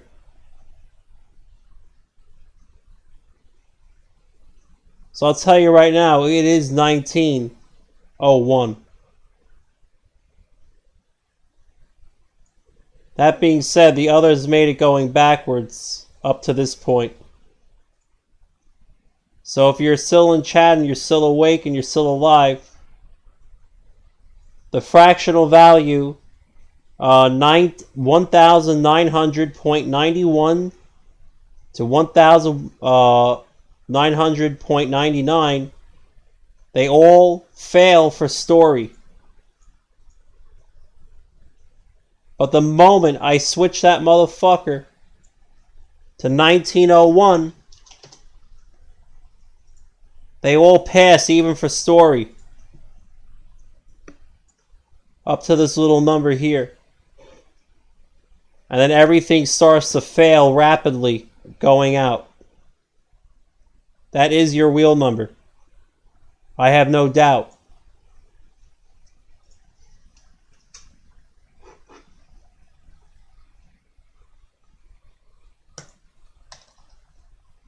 So Bernie got hit with a wheel number of 1901. Prime factorization. Calculator. It's so close to 1913 like in Georgia. I wonder if that was the real number too. Anyway, let's see. Sometimes I wonder these things. It's also a prime number. They have that in common. So 1901 and 1913. Is there any prime numbers in between them? List of the first 1,000 primes. What? Come on, man.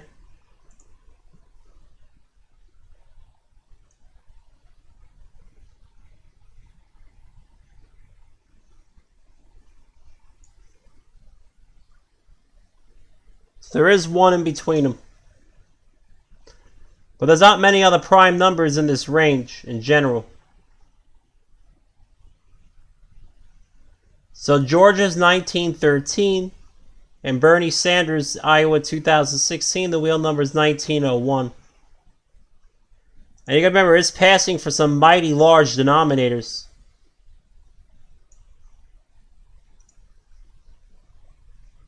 These are tremendous. These are tremendous denominators. These grand totals in these counties. They're much, much larger than 1901. Like, this is harder than... This is more... This is... What's the right way to say this?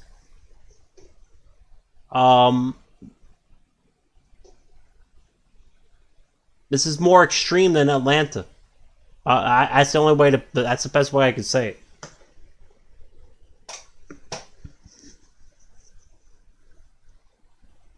That's like the only way I can say it. It's more extreme than Atlanta.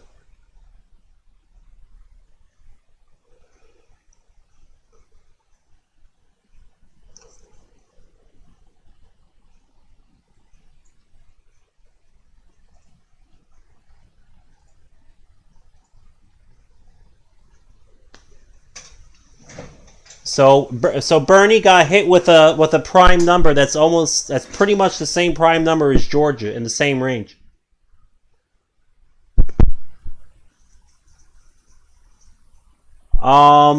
There's no way for me to ever know what they took from Bernie because there's no timestamps.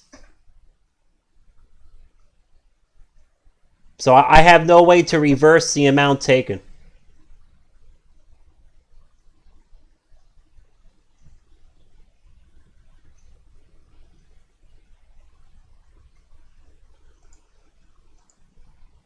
I'm not able to make things up, unfortunately. I wish I could, but I'm not allowed to. There is a, there's no way for me to figure out what it was supposed to be. All I know is that it's not being what it is supposed to be. It's not. It's whatever we have in front of us is not what it was supposed to be. That's all we know.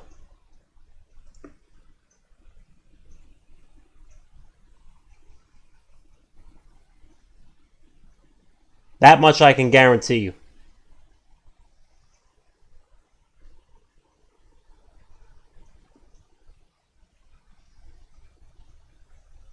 So I would have to, I mean, if I were to use my gut, I'd have to go by the,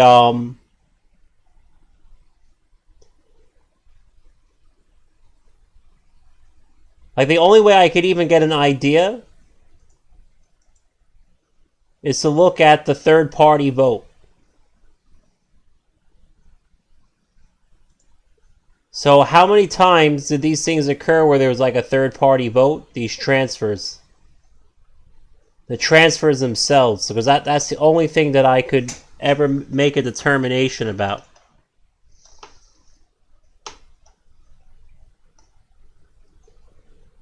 So if I were to start now on my calculator, I would just open up the calculator.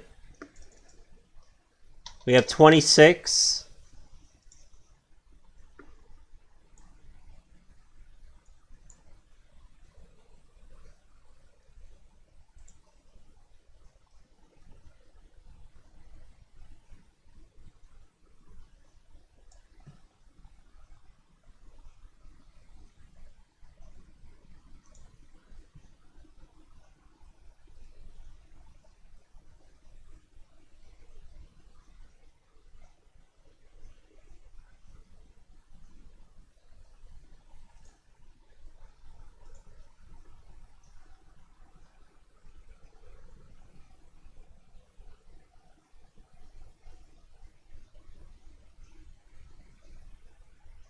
Let's hope something happened over here.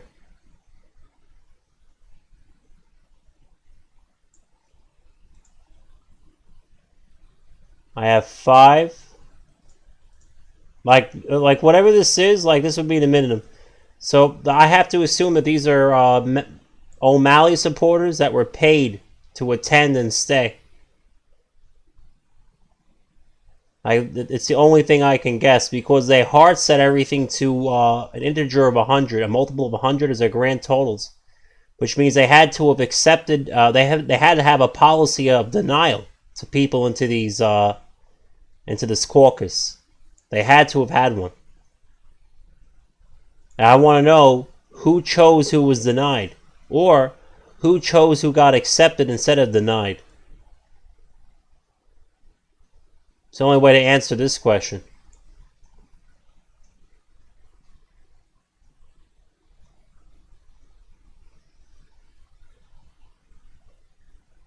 Oh shit, is this ordered right? Who the fuck is this ordered by?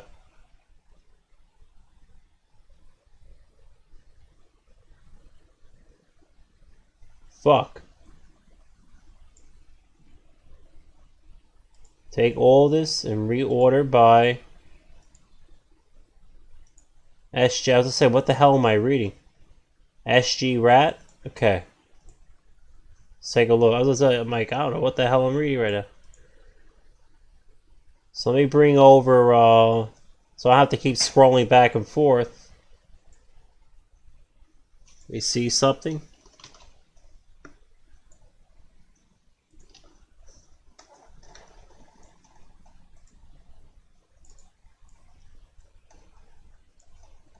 So I have 12 plus 10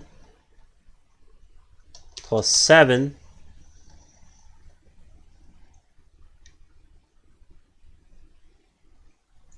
plus 8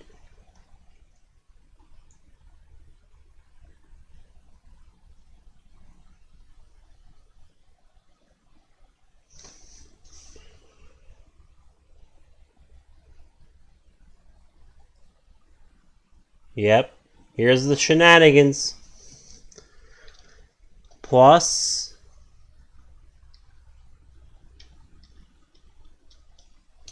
63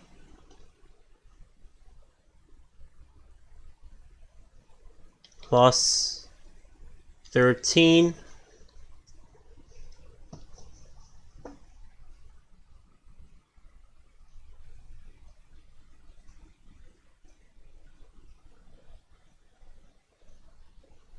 plus 26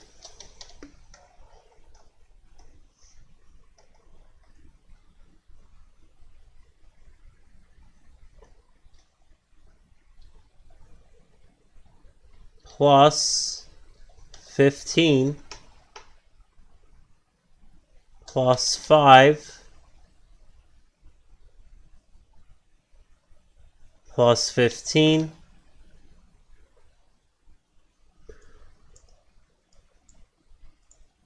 174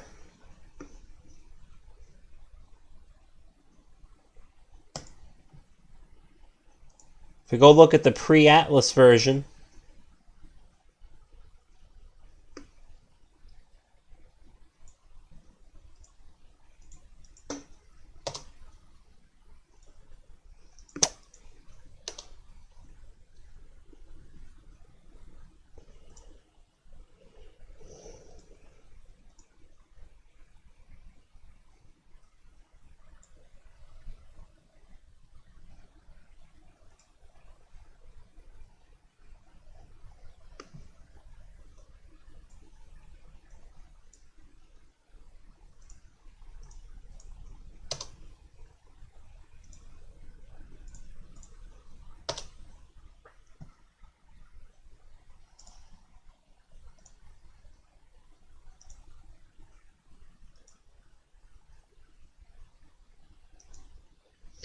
I guess we don't have the pre-Atlas version anymore.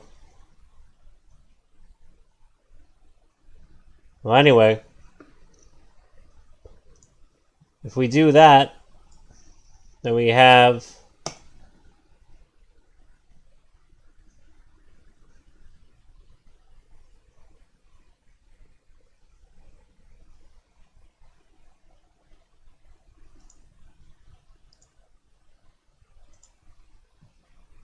plus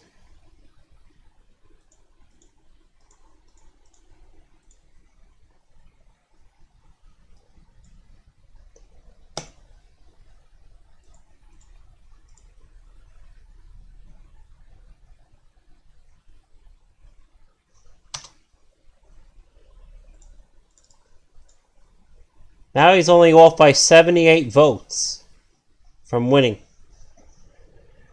So for the record,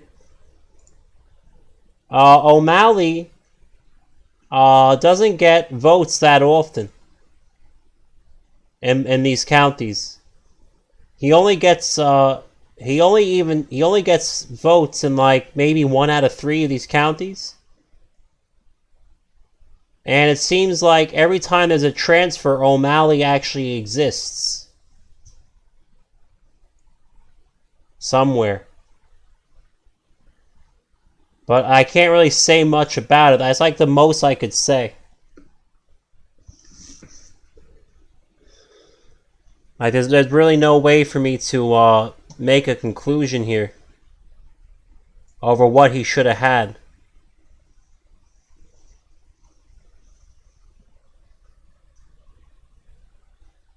It looks like they wheeled him the entire time. Dead ass.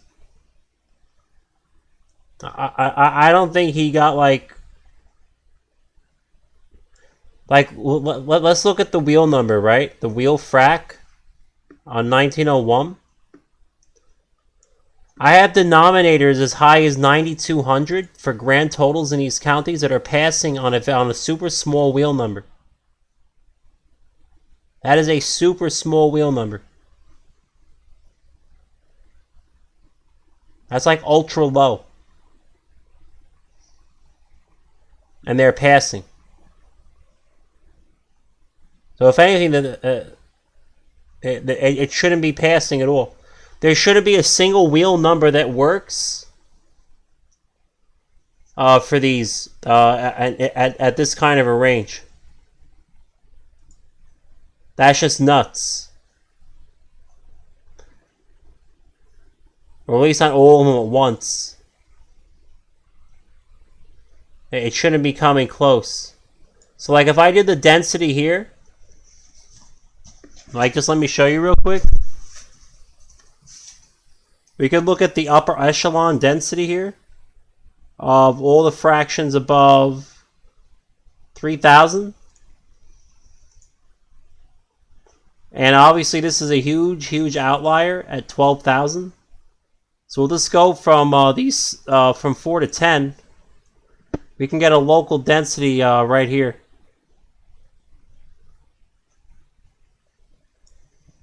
So we just do it like this.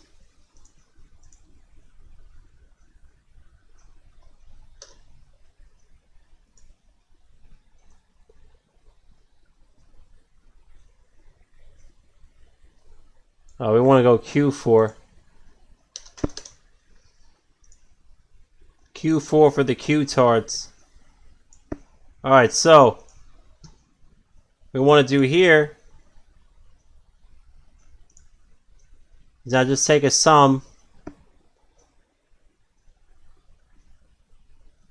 from DM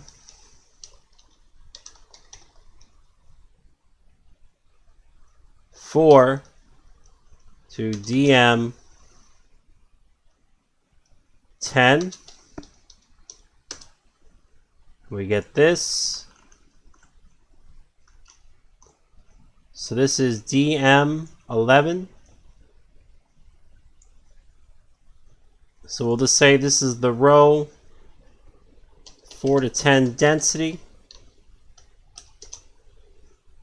This is equal to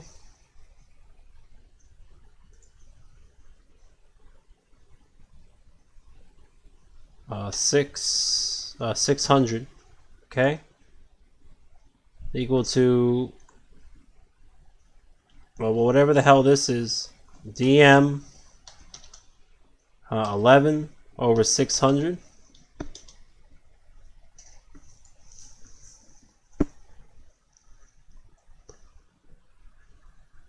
Yep. See that the densities are really, it's pretty low for these rows for the passage of wheel numbers. It's super low. So when I have a pass at all here, it's pretty scary. I would say it's all but impossible. Like everything is still failing until I get to 22.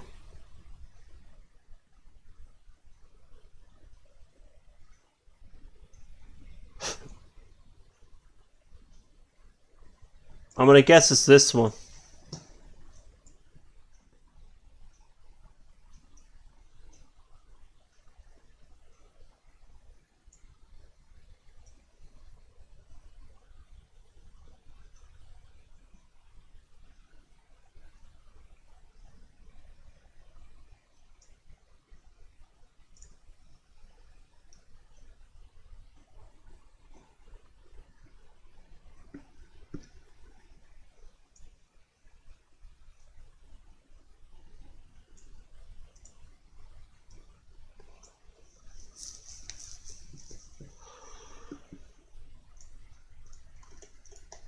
I mean, now we have like on this one, everything passes, including the huge denominators. Like how does that happen? I can see all the huge denominators; they usually just straight up fail.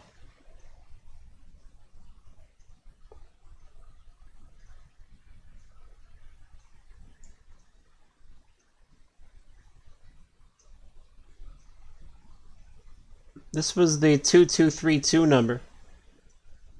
Very close to what I thought Georgia was. And 2231 is where I had a lot of strong convergences in Georgia.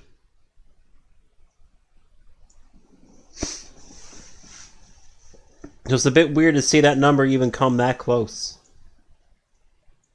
It really is. But I'm pretty sure, I'm very confident that this wheel is 1901.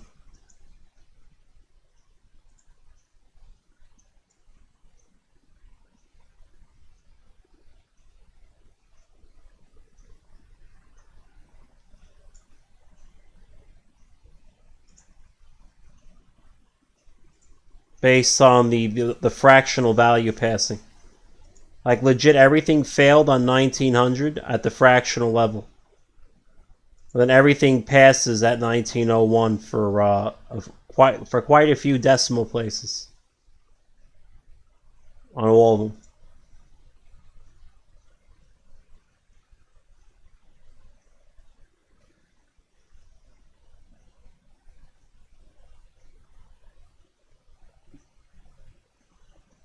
But saying the algorithm was changed on the night of the 3rd. Yes, I think they were using the wheel in Michigan on election day. And that wasn't strong enough, so they changed it to the polynomial sledgehammer.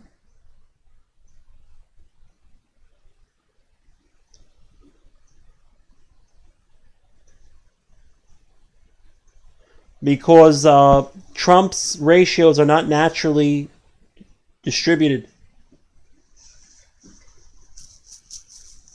Even on election day in Michigan. Whereas even Bernie Sanders' ratios are actually naturally distributed. So this is a natural distribution curve for ratios for Clinton and Bernie. And they're not polynomic. No, they're not. Like, this is actually normal.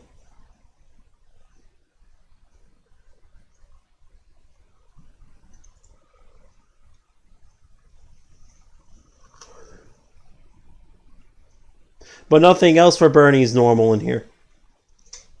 Alright, I'm going to make coffee. I'll be right back. Kilowatt. I can't talk about 2020 in general anymore. If I talk about 2020, they're gonna strike my whole channel. They already took down one video. I imagine two very soon.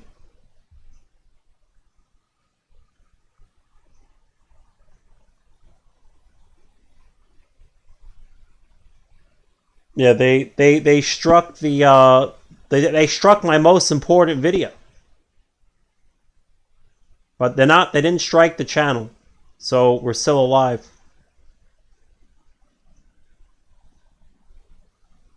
The video they took out was Smoking Gun 2, Georgia entire algorithm reversed. That's the one they took out. Well, I would say it was the sum of all my work.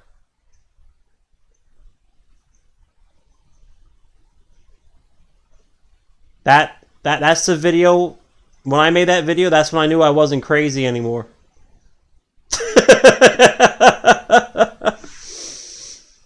But it's their platform. Like I said, it's their rules. They can really do what they want. So if I want to remain on YouTube, I can't discuss 2020 anymore. Because there's really no point in deleting my other videos. Michigan is too hard to prove, even though I spent a lot of time on Michigan.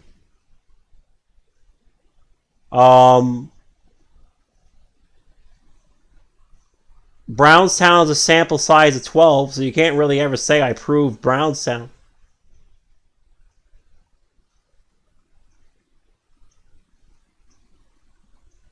You can't get rid of the Smoking Gun 1 video because I didn't make any accusations. I just said it's very suspicious for all these ratios to be being transferred in Pennsylvania. So they actually took out the only video where I actually made a claim that I accomplished something.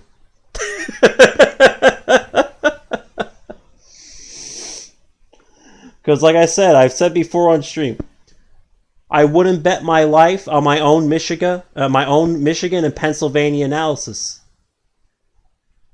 But if God came down out of the sky and said, Ed, if you're right about Georgia, I'll give you $1 million. If you're wrong, I'll strike you dead with lightning. I would take the bet when it comes to Georgia. And that's the video that they struck. Alright, I'll be right back. I'm going to make coffee.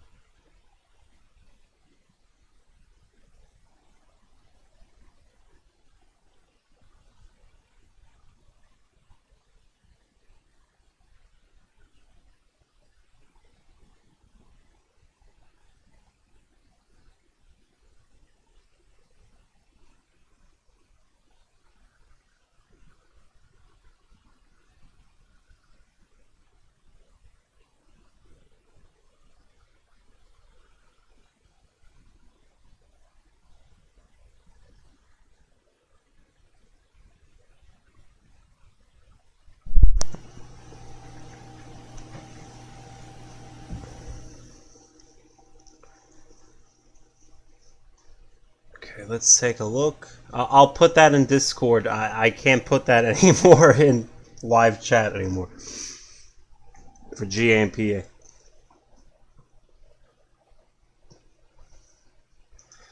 I do need to look at the Bernie. I have to ask them if anybody knows whether the rule, the grand total.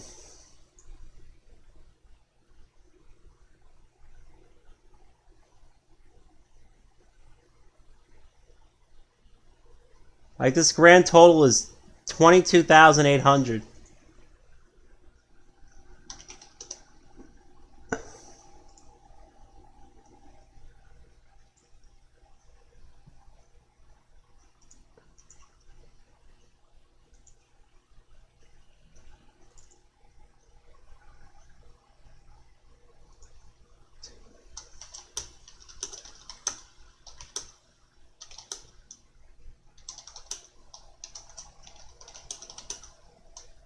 Do you know what the total amount of people in each county had to be a multiple of 100 by some weird caucus rule in 2016?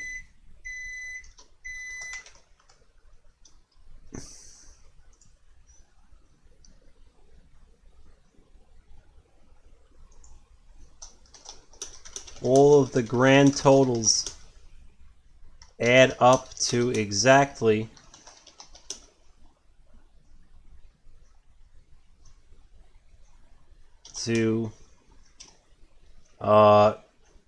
100K.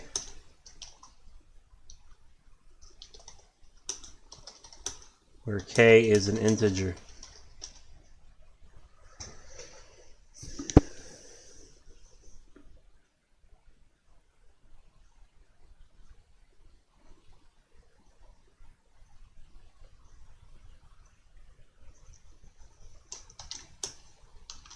If there is such a rule, then someone had to deny the remaining 1 to 99 people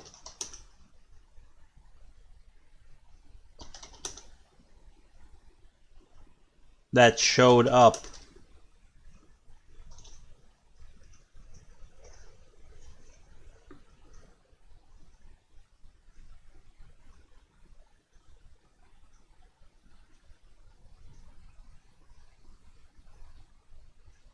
Like, does anybody here in chat think that it's really weird? I think it's really weird that all these grand totals would be this number, because that is a recipe for shenanigans alone. Even if it's a caucus rule, it's a huge recipe for shenanigans. It means that somebody is controlling who is entering and who is leaving.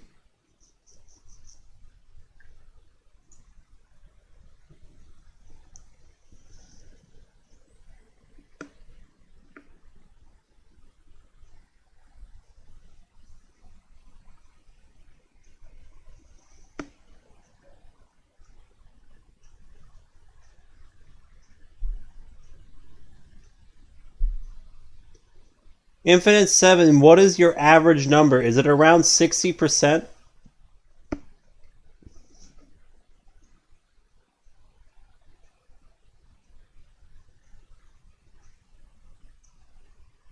So more specifically, is your average number you're getting equal to 3 divided by pi divided by pi times 2?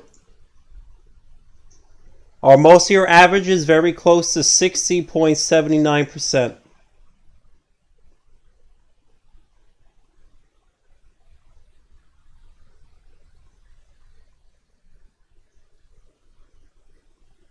I can answer the question if that's the case.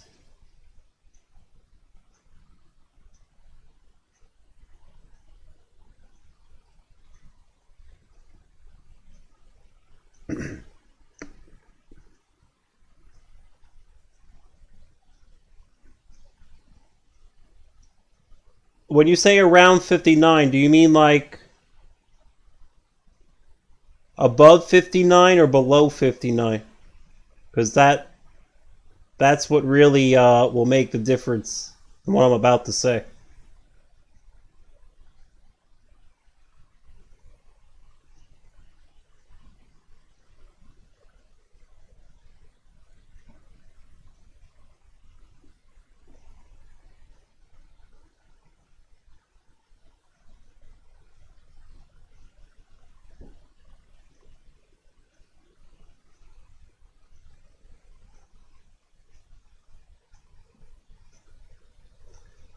And what is the ratio that you're taking?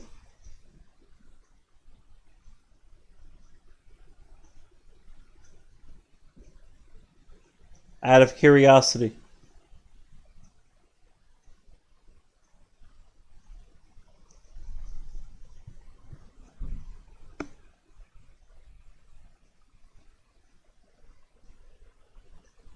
It's the wrong ratio.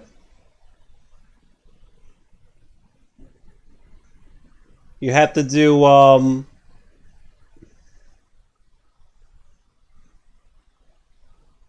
those are not independent.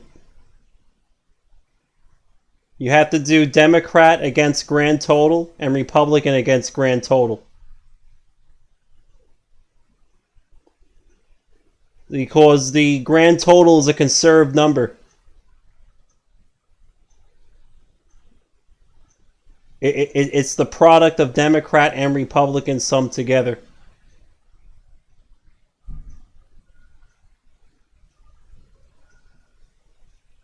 It's still possible to get double the value. If you do, just let me know. And it's going to be one of the most complicated things I'm ever going to show you to answer that question. We're talking deep dive, graduate level fucking geometry. But if you get it again, I'll answer the question. But as long as it's the value, 3 over pi squared, or 2 times 3 over pi squared, it's okay.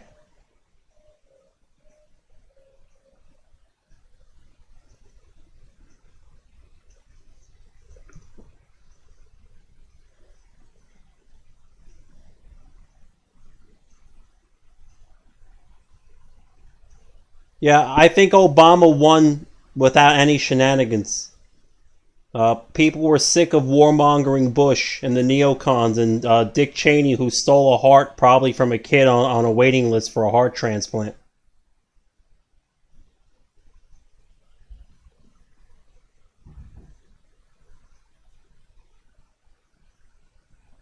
But if you continue to get 2 times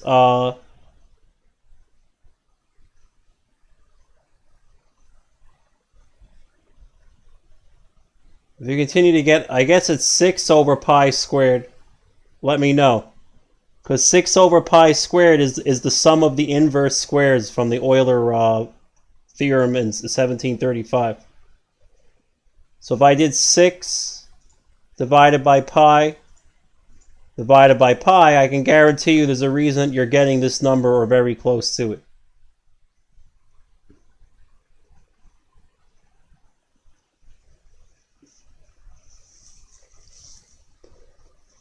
Yeah, I would be careful the 2004 election because I don't know any conservatives, at least in New York, that voted for Bush. Again, he was a fucking disaster. I would actually be careful of 2004. If you want to do Bush, I would do Bush in 2000. Or Obama 2008.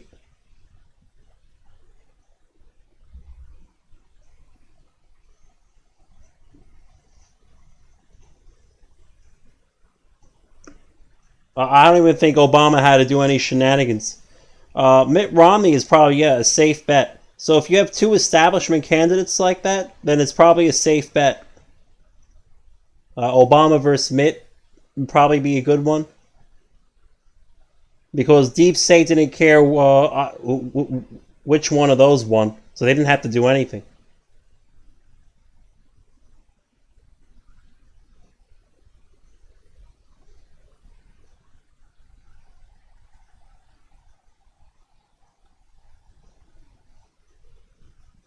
So if they have two establishment candidates, then they don't have to really do anything. They don't care which of them wins.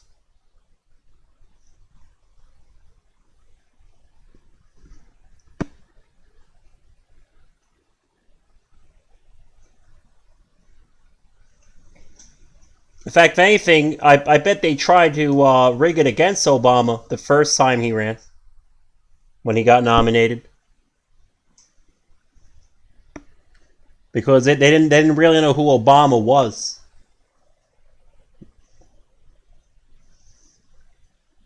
They definitely know who McCain was. I wouldn't doubt if they tried to rig it for McCain. So I think the safest one would be 2012.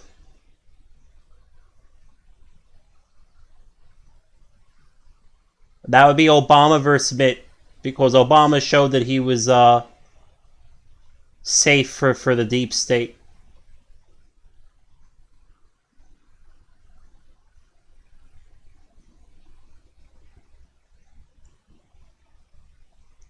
I guess another safe one would be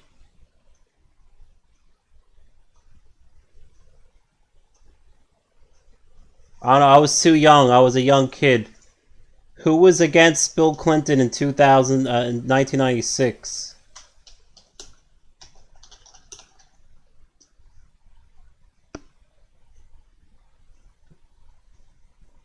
Bob Dole?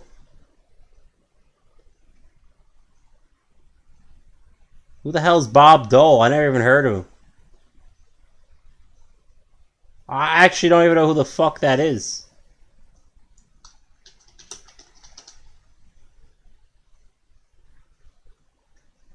Born 1923. Dude, what? How old was this dude when he ran?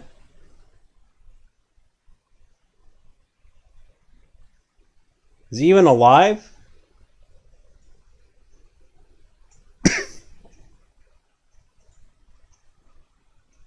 Is he still alive?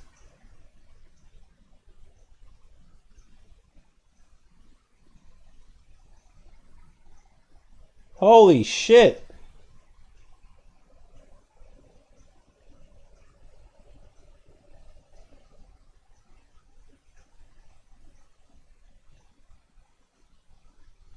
He's still alive.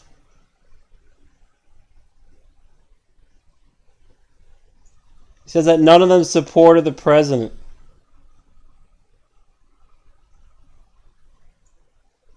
Well, at least he looked like he was pro-Trump. Sort of. I don't know. I can't tell. He got a Medal of Freedom, I guess, by Reagan.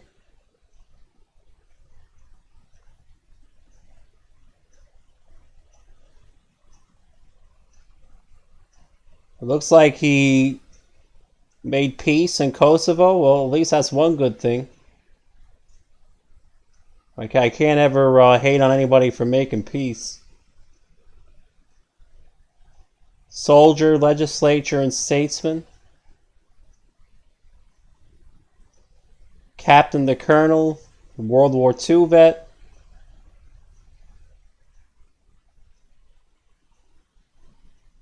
What was the result of that election? Clinton versus Dole.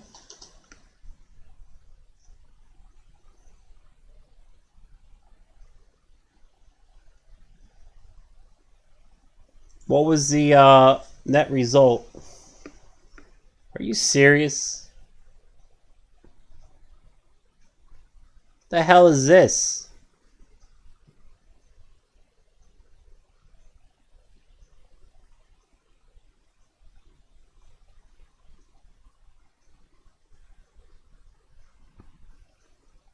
I like to analyze this election. It says it only got 159 electoral votes. The hell is this?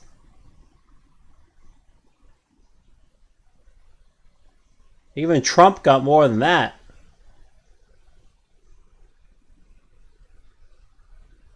Was he like a bad candidate? I was too young. Was he like a no energy candidate?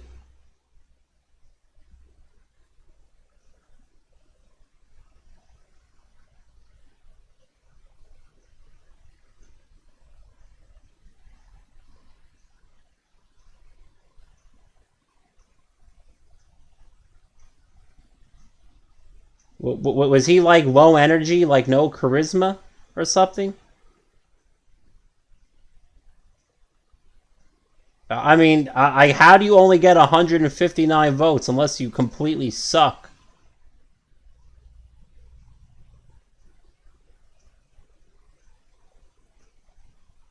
I'm not saying he was supposed to win. I'm just saying he's supposed to get more than that. What? Like, how do we go from... All right. Let me see something. Reagan versus Carter.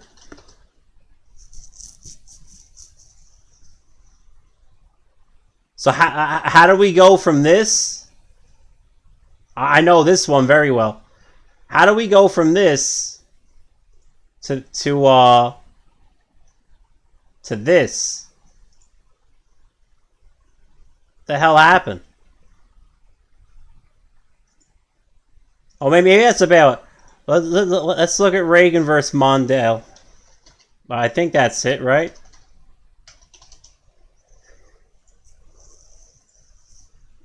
I don't think that... What? Dude, what happened?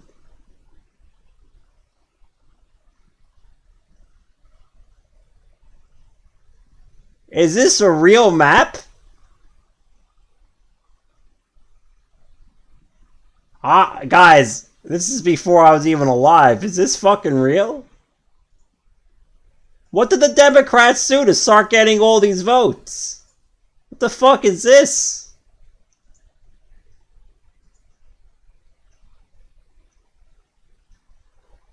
What was the... Alright, who's the next election?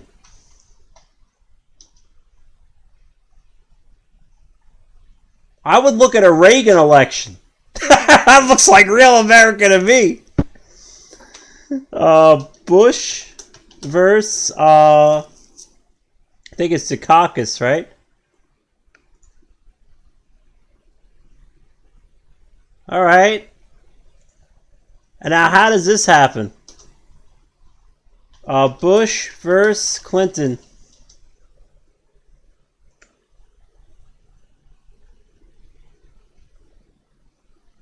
What the fuck?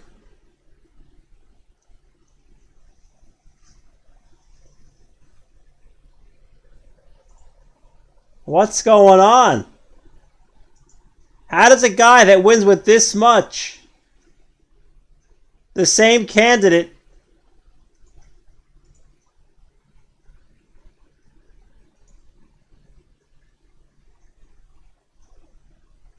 how did this happen?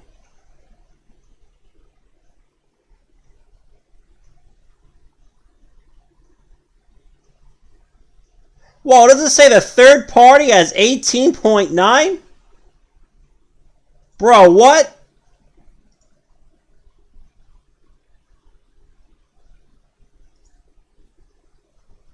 Alright, because you see Dukakis gets about 45, right? And Clinton gets about 43, 45, whatever. Democrats have 40. Alright, so let's just look at popular vote to get an idea of what's going on. I can tell you when the wheel kicked in off of this. So this is Reagan, all right? And it's 58%. We'll look at the Democrat, 40% of the vote. 45, 43. Dude, what is this? Did this guy just come in and just steal all the fucking votes?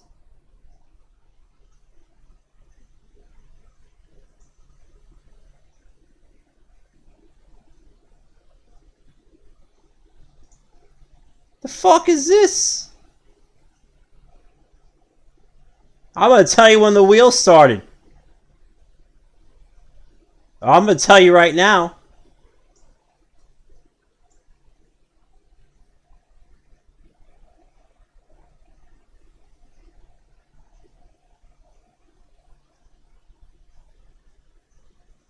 Where are the election results on this?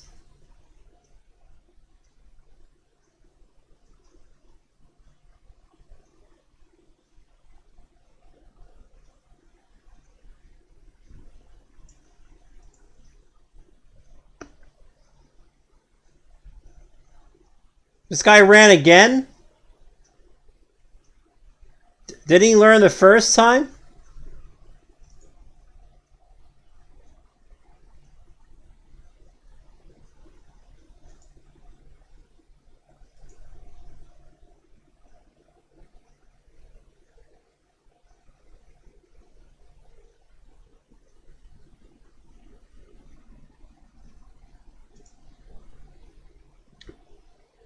So the Democrats went from 40% to 45%. I can't tell with that guy Ross Perot in there. But now Bill Clinton gets nearly 50%. So there's not a single Democrat that voted for Ross Perot on the second election. Not that it would have mattered. If you add these fuckers together, there's still not enough. Like, I don't know who Ross Perot is, but he seems like he was a real dampener.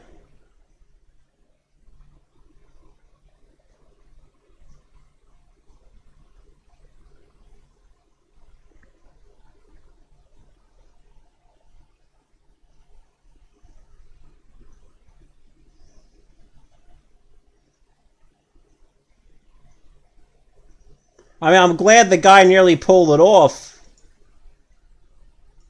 for a third-party candidate, but I don't know how the fuck why he'd run again. So I can't even tell you when the wheels started because this guy Ross Perot was really fucking it. Like, really, he's screwing it hard.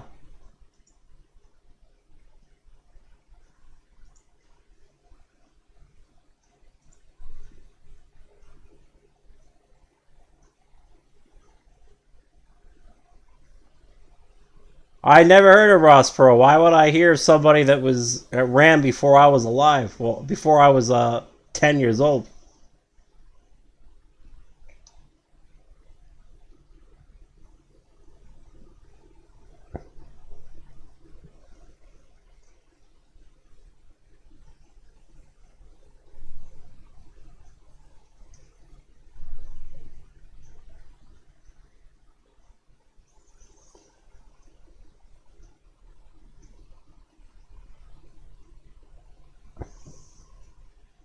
So I think the only fair election we ever had is this one.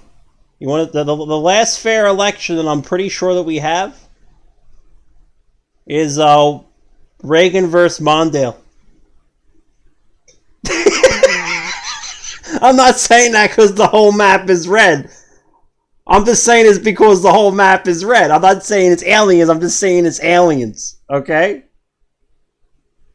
I'm just saying it like it is. This is the only election result that I would trust. You know why?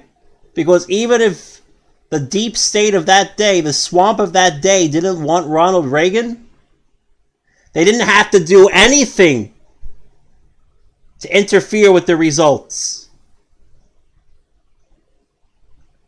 That's the election I would look at as your de facto.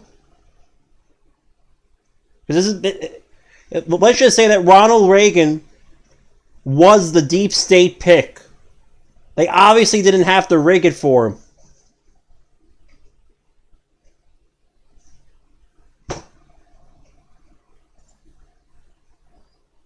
I didn't know he won by what a map like that, but that's crazy. So I would use Ronald Reagan election results as the whatever you hold your standard to.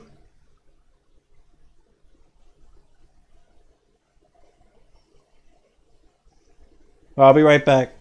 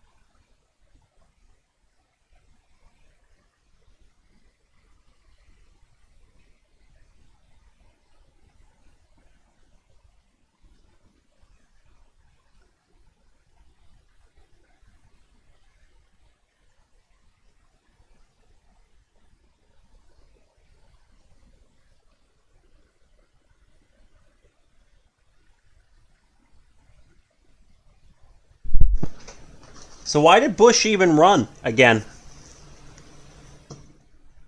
In this election.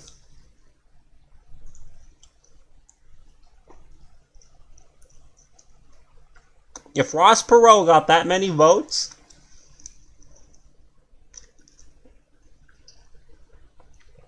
I can guarantee you Ross Perot would have won if Bush wasn't there.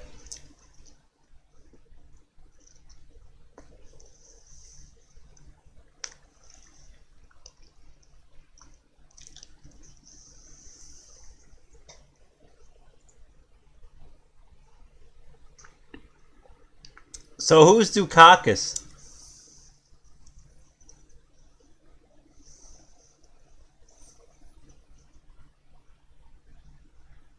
Is he the swamp creature?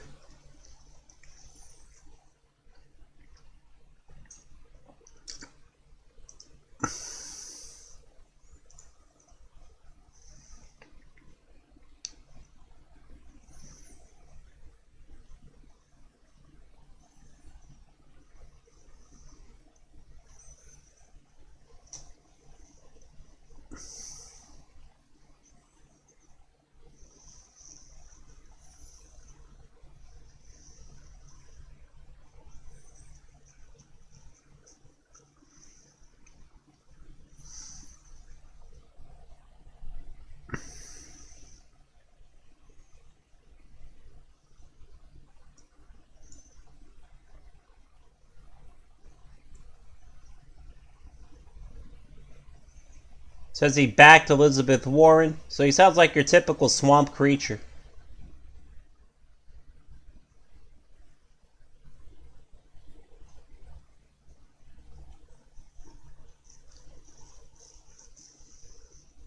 Says he's in the military, so we give him a little plus there.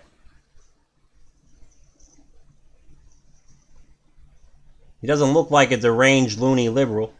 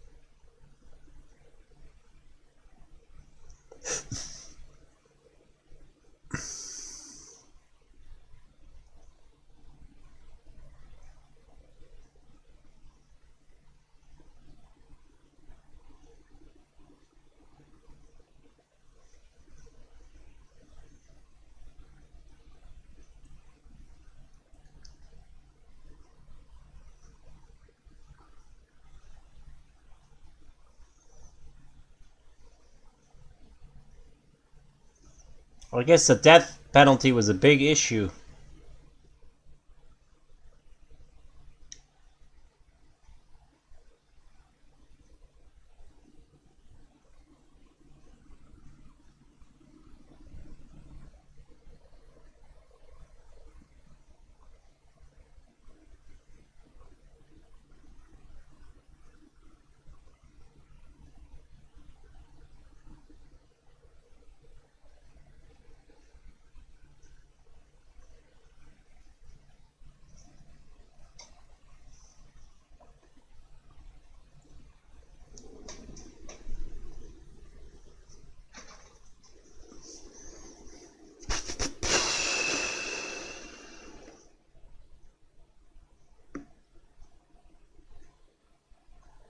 He sounds like a swamp creature to me.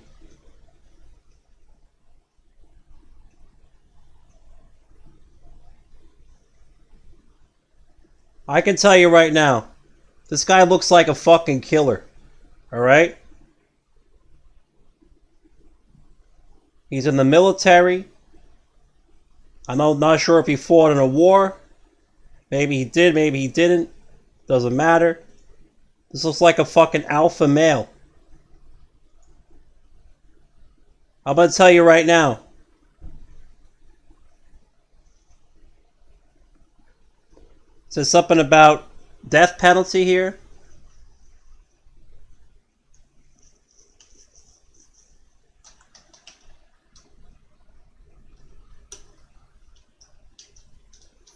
He answered a question that looks very suspicious. He says he wouldn't support the death penalty if his wife was raped and murdered.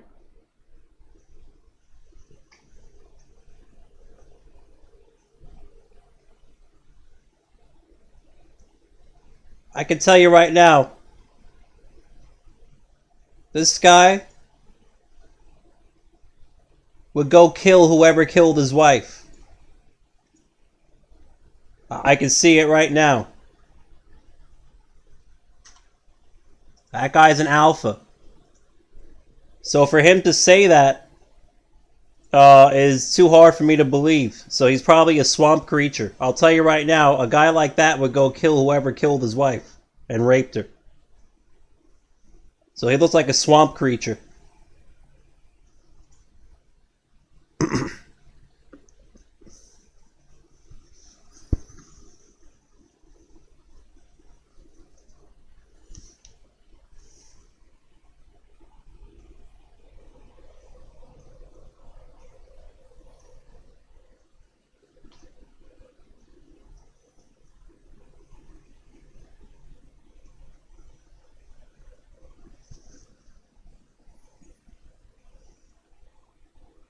In which state did you get 6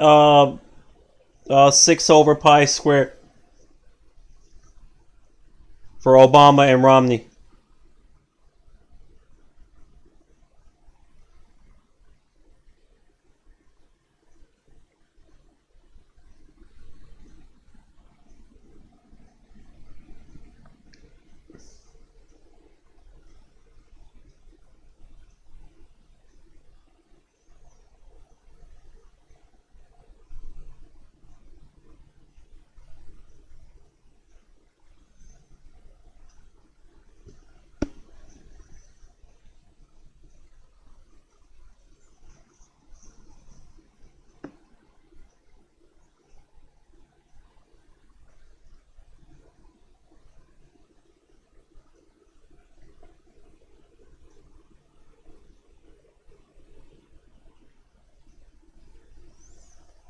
So let me see GCD of 2. What the expected values are real quick. Because I can just look at expected here. So let's do Bernie Sanders, SGCD2. Because I'm getting 30.4 on GCD1. I'm getting 7.6 on GCD2.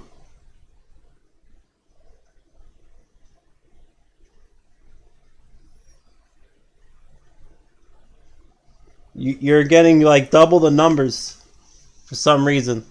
It's as if it's being multiplied by 6 over pi squared instead of 3 over pi squared.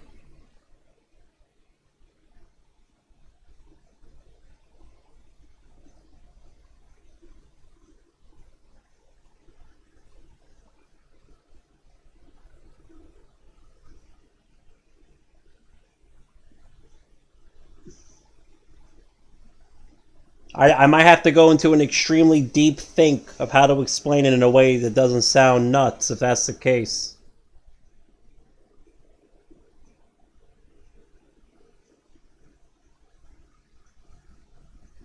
I mean, that sample size is so large that it's insane.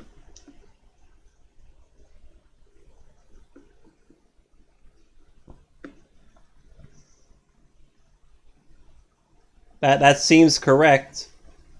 That's the correct GCD.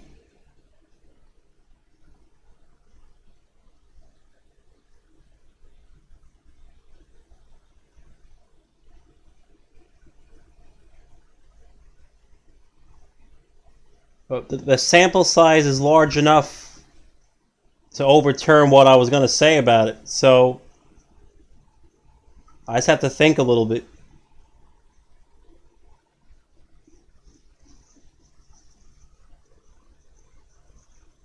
Why would it be double?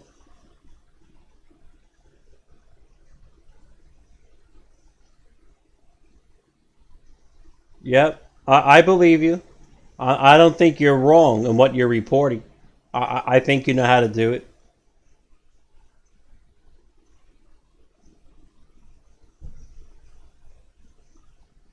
So you're getting double the expected values in a very large sample size. You don't have to show me the screenshot. I believe you. I actually had that same result in Idaho.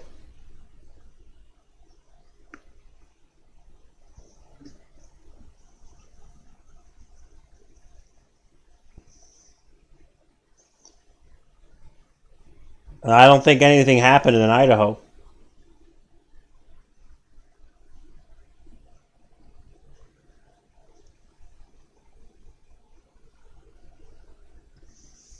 I have to think how we could be getting double the values. Because over in Burning Land in Iowa, we get the exact expected values of 30.3 and 7.6 for GCD2 and GCD1. We even get the same thing for GCD3. We get the same expected value. Let me pull up my...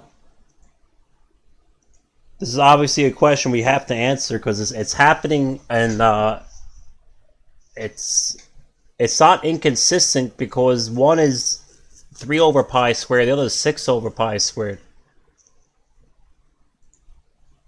We have to figure out why this is happening.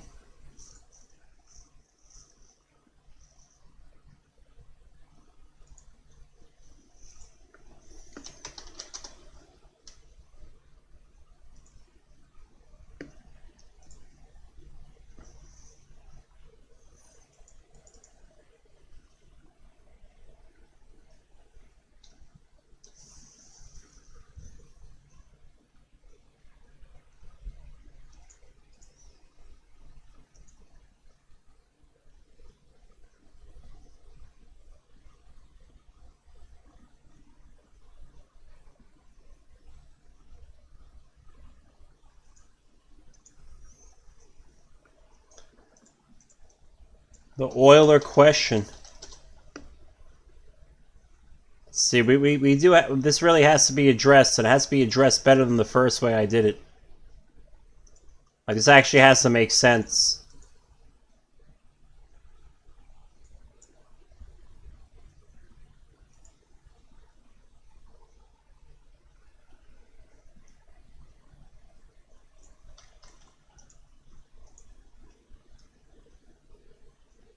I need like something like this.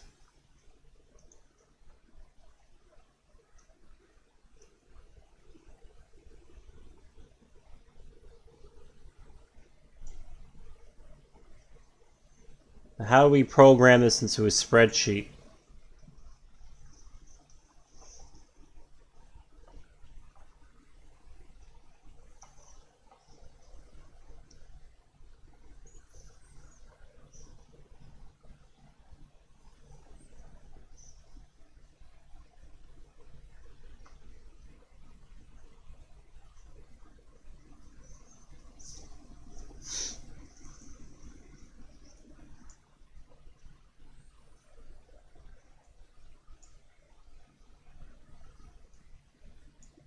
I guess the question is, are all vectors equal?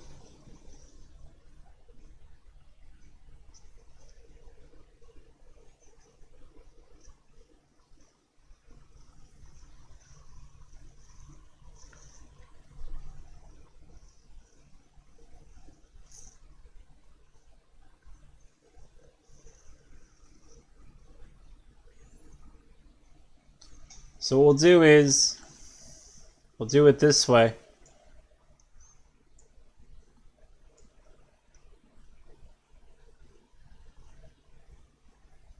I'm going to let this be some irreducible ratio that it passes through exactly.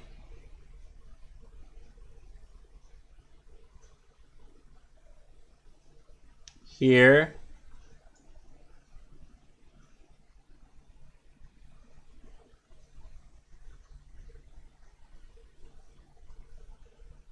So the first one that could possibly imply this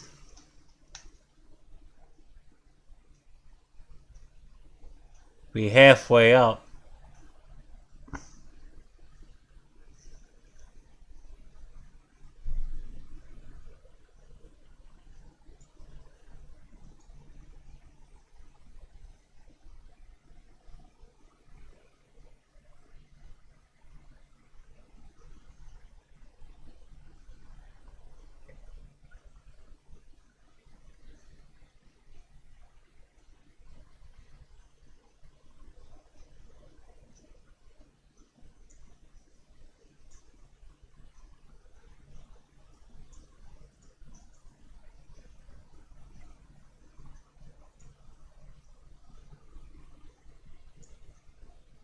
The hell, man?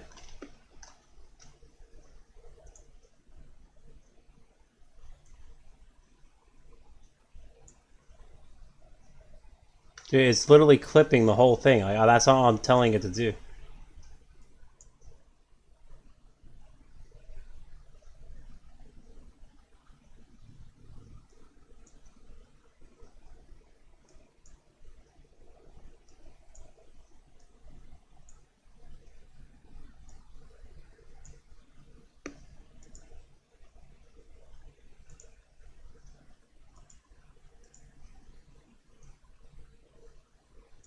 So it's being implied by this.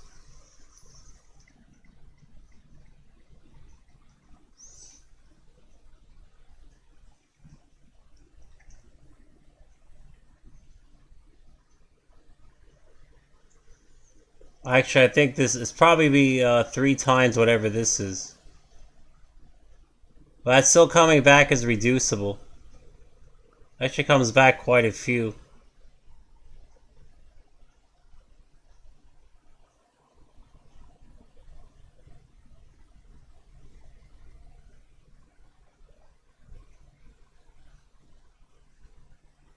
So maybe it's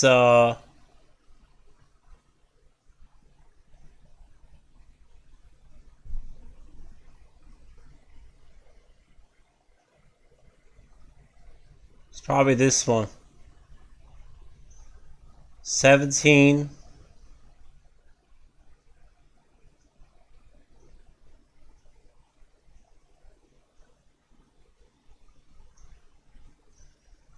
Eight to 17.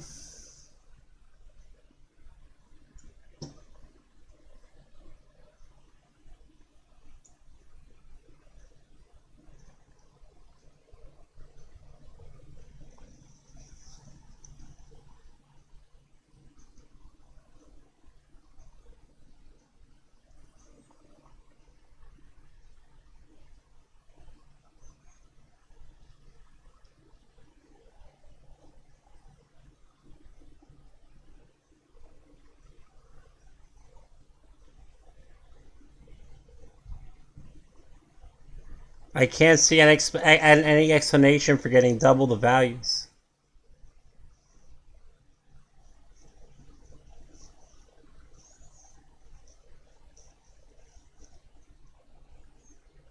Not one that's simple.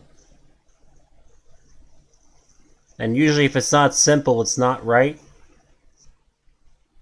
Like when I had the Idaho result, I probably spent like 2 or 3 hours on it. I came up with something that was only half convincing to myself.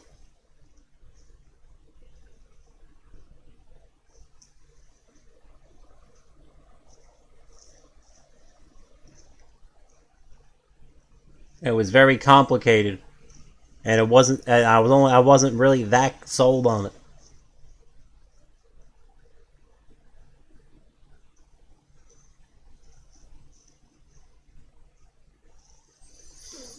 Um,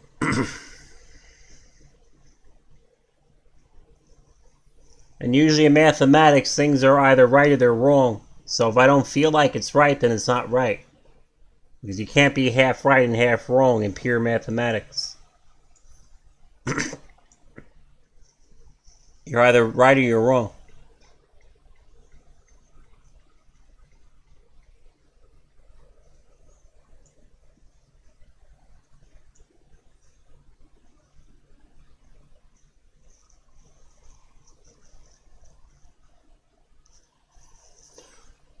Let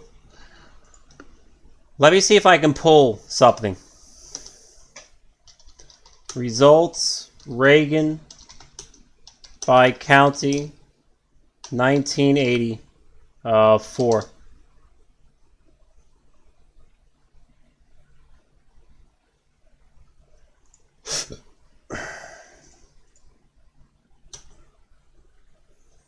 Spreadsheet. Reagan by county, all counties, United States. Let's see.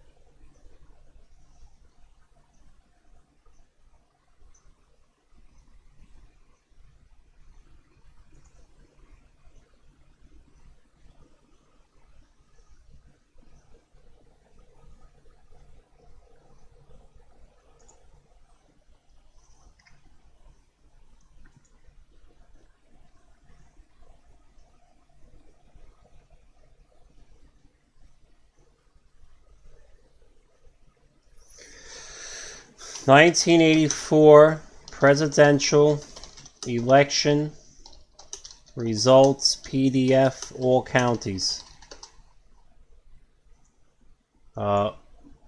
Excel.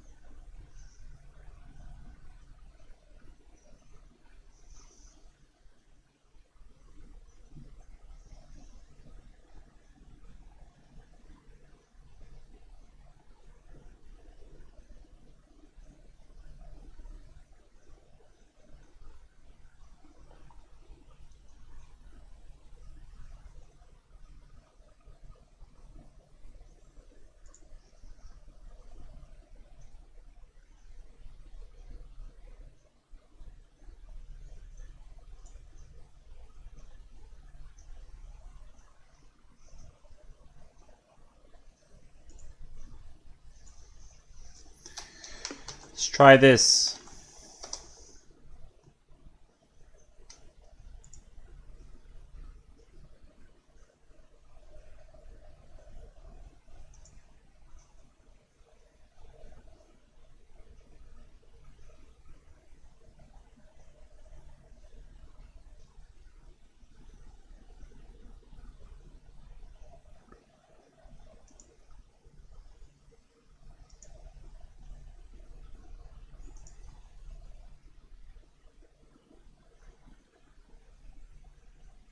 Wyoming. Looks like a good bet.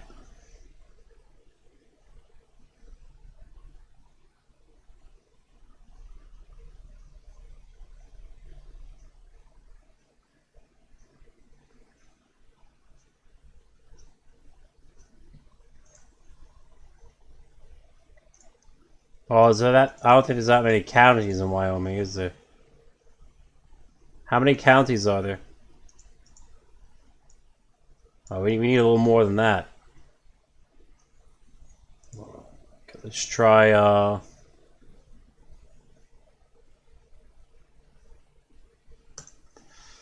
feel like this is a bad one. Like, I bet there's like 1,000 gajillion counties in Texas. Woo! It's a lot.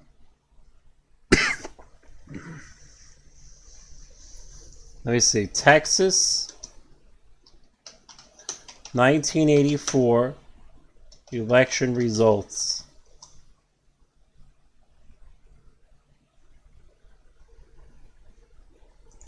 All counties. Presidential.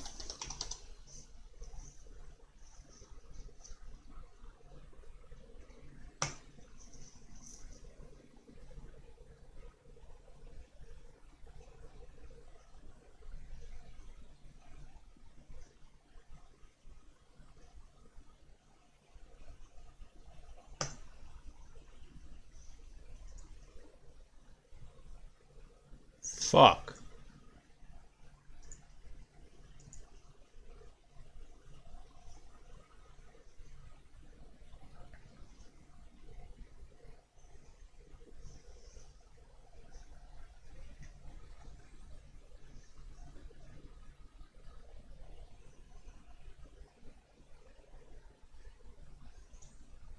Could be this one.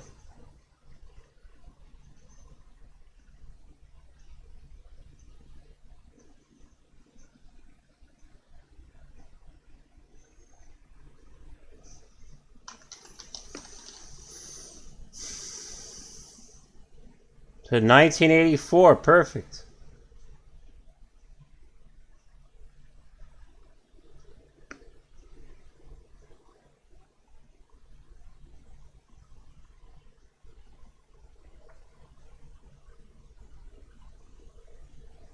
So where do I download it?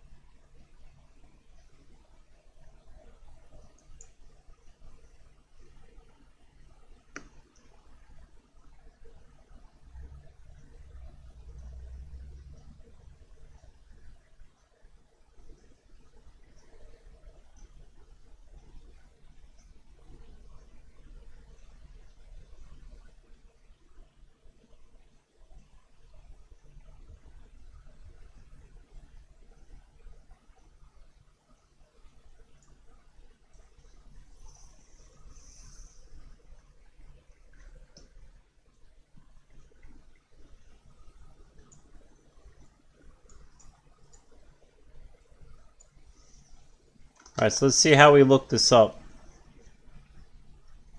Because I feel like the information I want is here.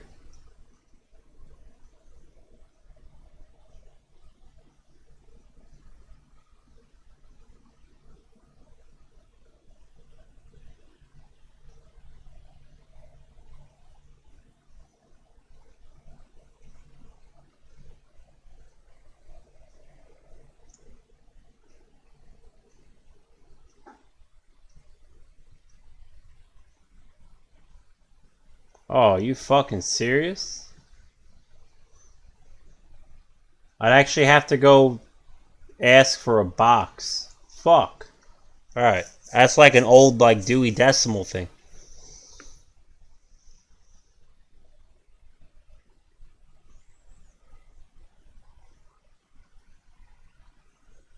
There's gotta be a way for me to get this.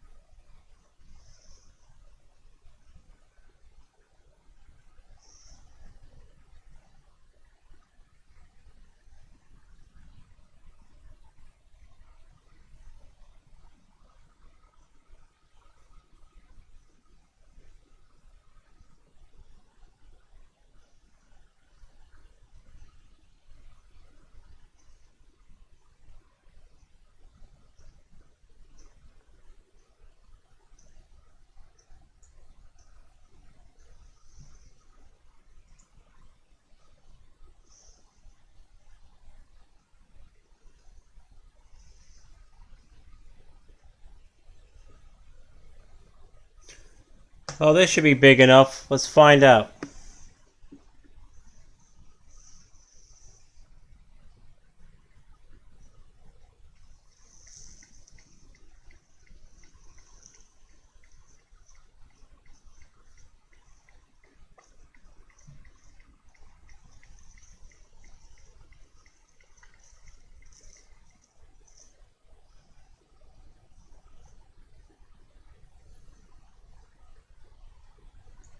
If somebody has an Excel file, huh?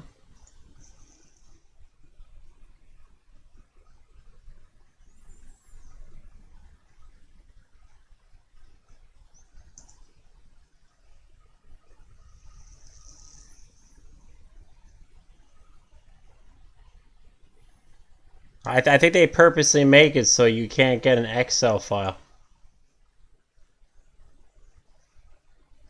I'd be able to, like... So annoying. Somebody's gotta have this information.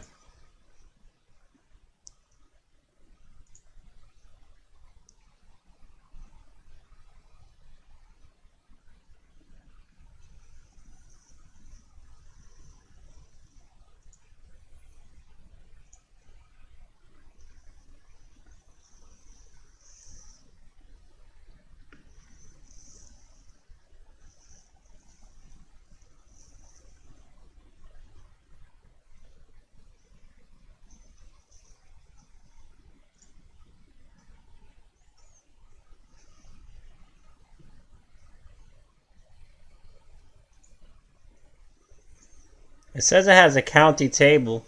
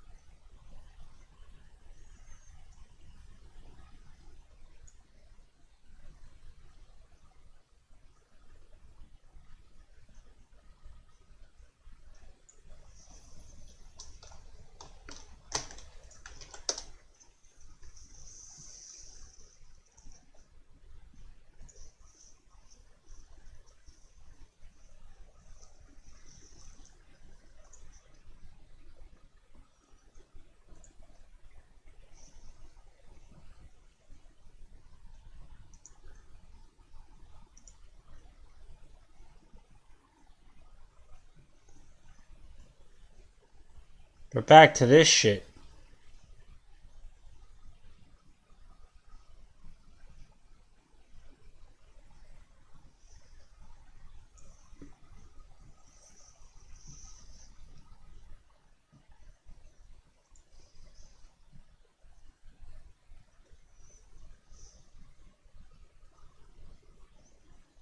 No wonder this guy charges so much money for it on his website.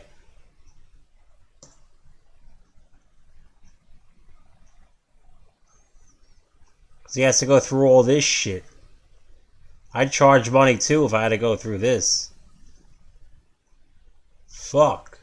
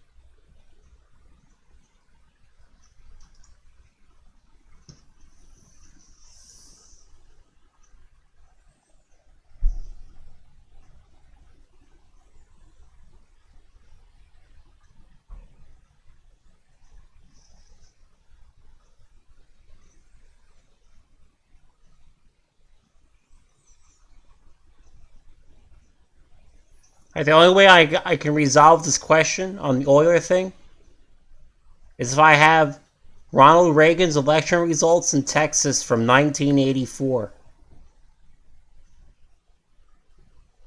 Like, I have to actually know what a totally clean data set would look like. That would be his re-election.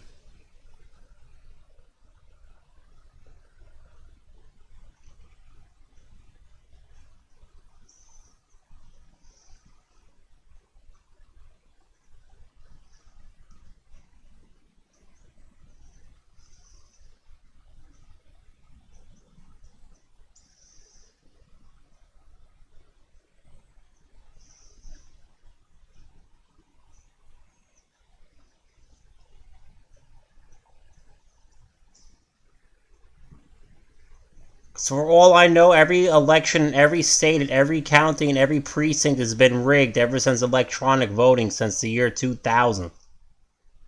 Like, I don't think anything could have happened in 1984 in Texas in an election that Ronald Reagan would have won with or without any shenanigans. I just don't see that happening.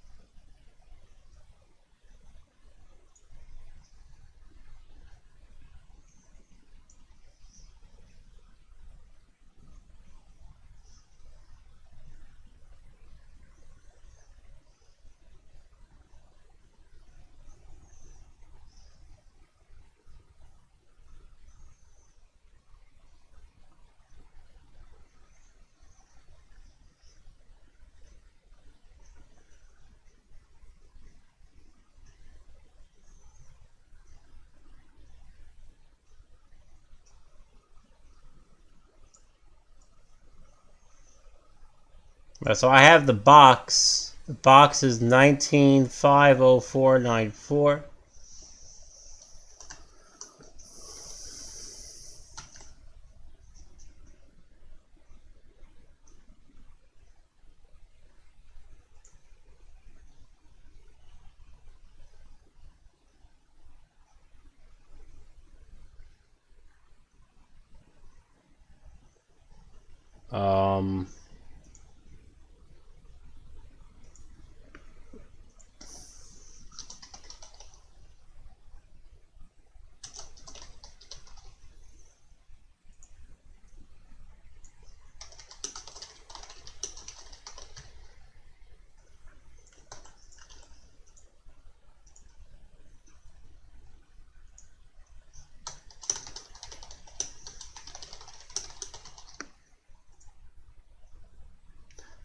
Like, now that all the deadlines and shit are over, there's no affidavits or courts or shit for me to worry about, maybe I can really start looking at clean elections so we can get an idea of what happened.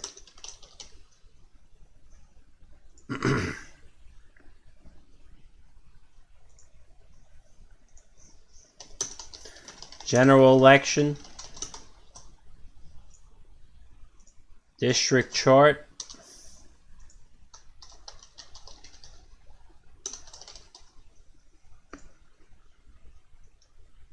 $1984.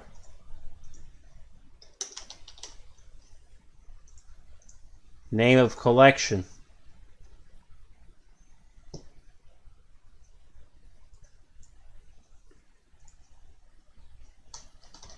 Election materials. 1984.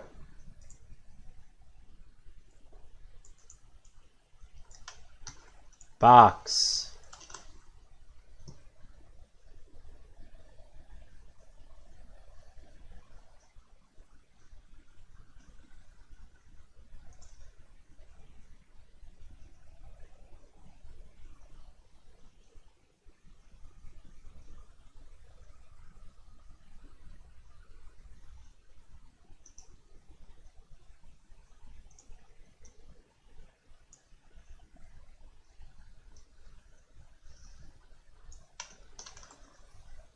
Alright, now what? Do I download this? Where's the enter button?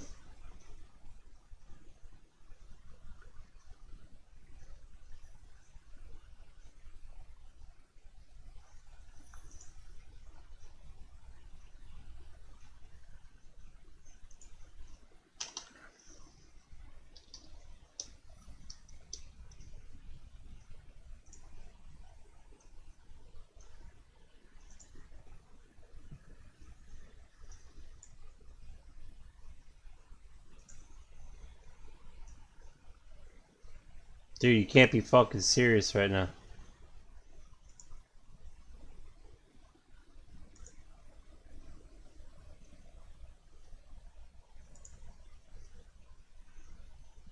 Let's do this a different way.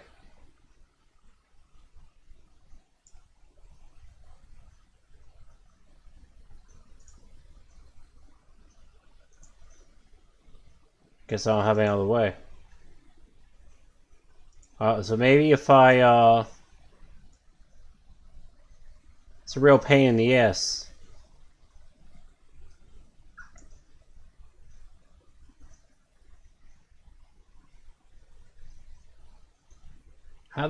Why do they make this shit so hard?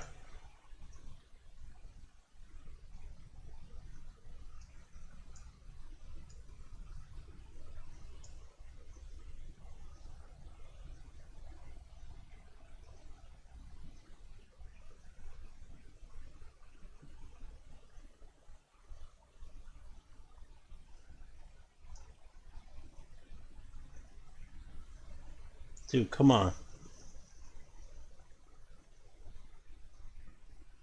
Why didn't I just fill this out?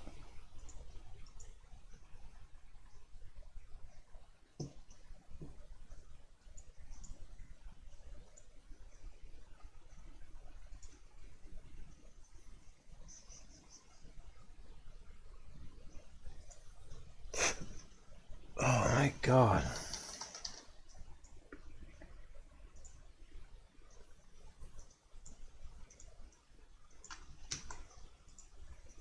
Why do they make this shit so stupid? I really hope when I save it this time, like, it comes out the way I have it here. I don't know why they just can't make it a document or something. Wouldn't that be nice?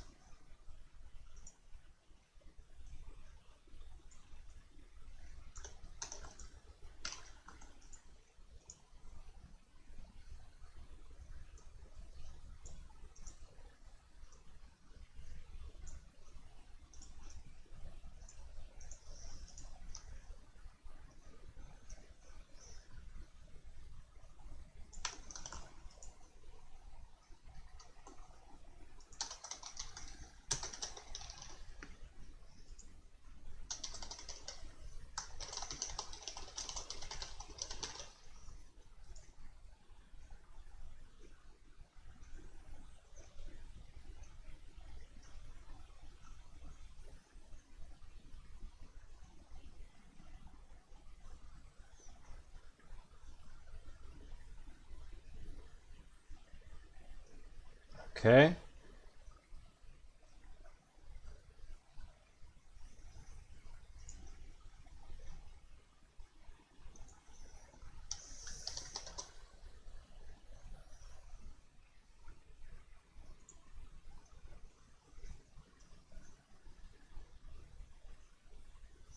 So if I were to send this to them, absolutely nothing would happen.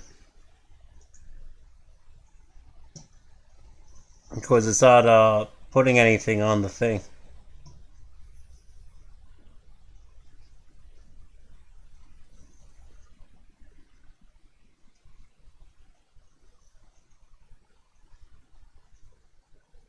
This is so annoying.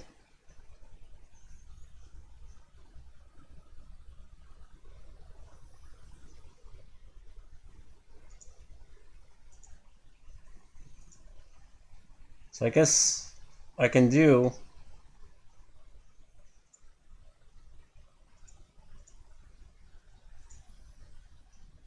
is this.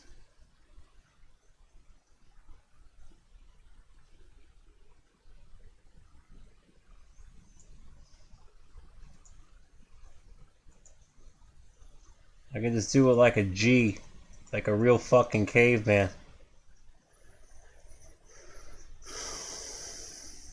So let's do it,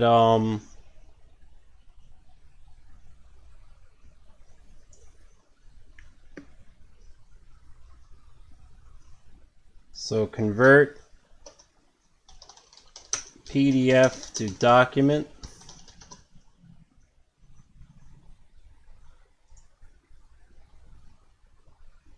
Hopefully I don't have to do much more than this.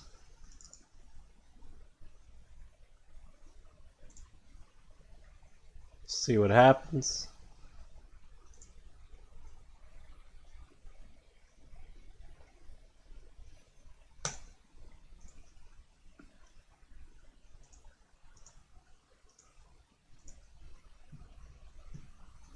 Certainly not letting me do it like a PDF. Doesn't save the result.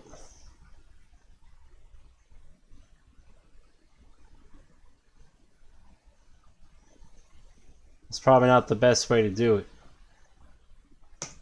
Let's do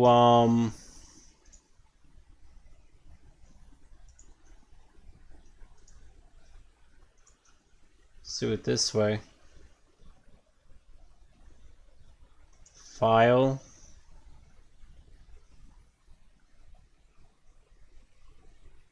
Open.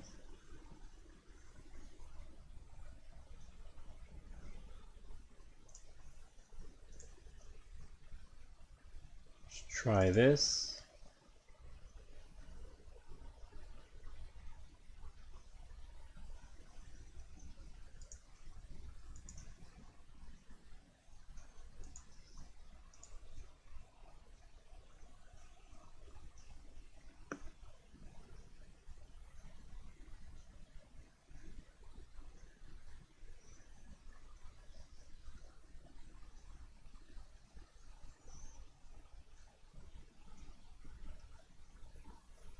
So it seems like I can't handle the letter T.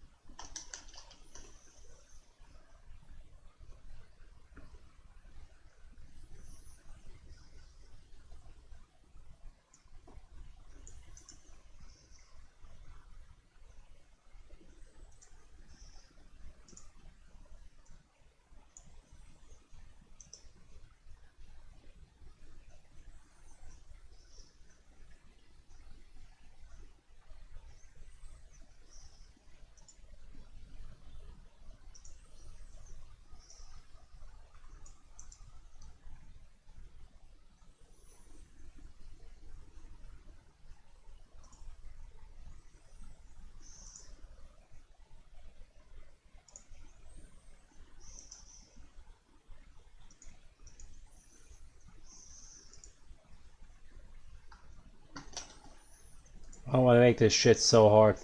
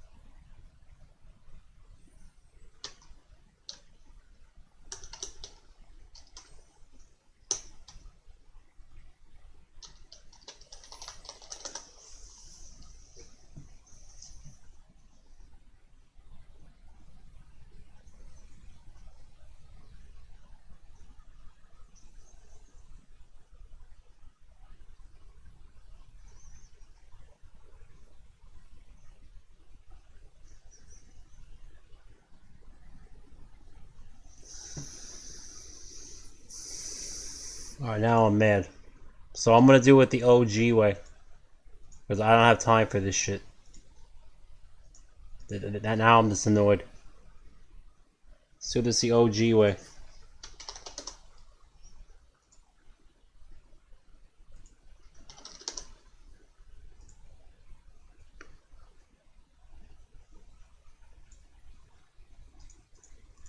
Copy.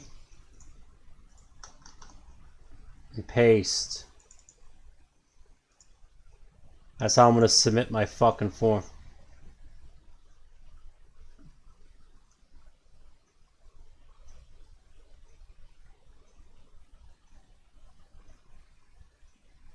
That is why I think so retarded. Should give people documents, not PDF files. I need all kinds of crazy fucking retarded tools to edit PDF files. Usually paid ones if you want them to actually work well.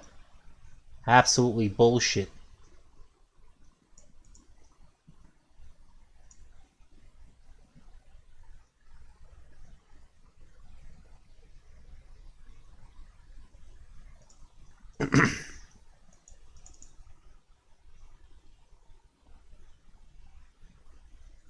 So that's the first page.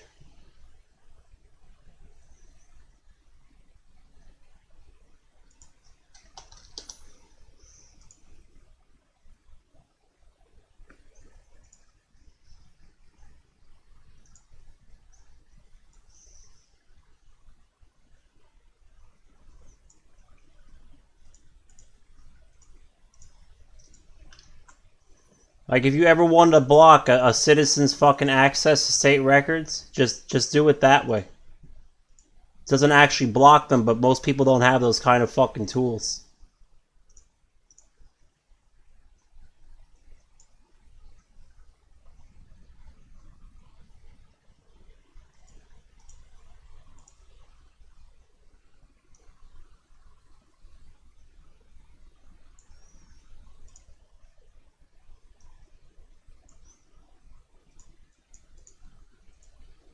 Like, if it was just like a document, that would be so much easier.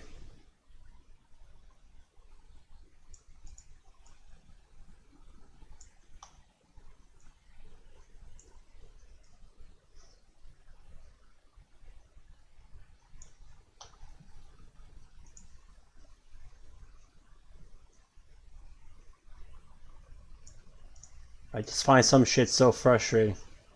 Like, shit that shouldn't be frustrating is always so frustrating. It's almost like it's meant to piss people off so they don't ask questions of their government. I swear to God.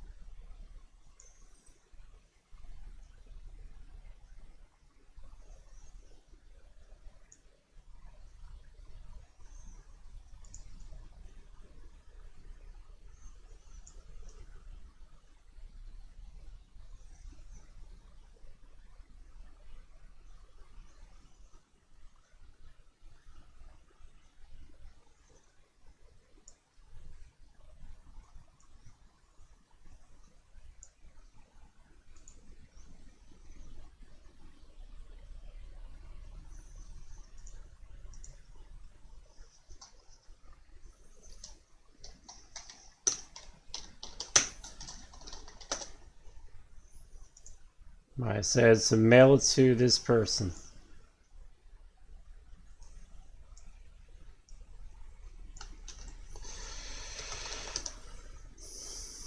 Don't care if people see my email now. We didn't stop the seal, did we? So it's irrelevant now. I don't have to black it out to open my email anymore. Fucking Christ. I just want to compose an email. That's why I hate PDFs. You can't even copy and paste shit from a PDF. It's so fucking annoying, man. Holy shit. try again. 1984 clean, non-rigged election. Reagan versus Mondale.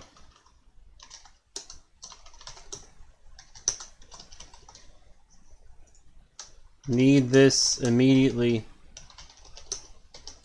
to confirm in Trump's President Donald J. Trump's own words that the 2020 election was bullshit. Sure, there's plenty of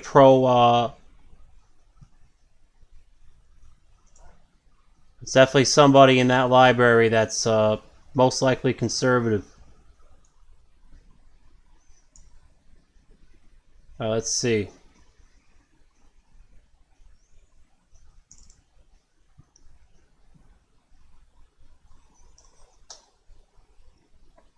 I sent an image of the PDF file containing the name and box number.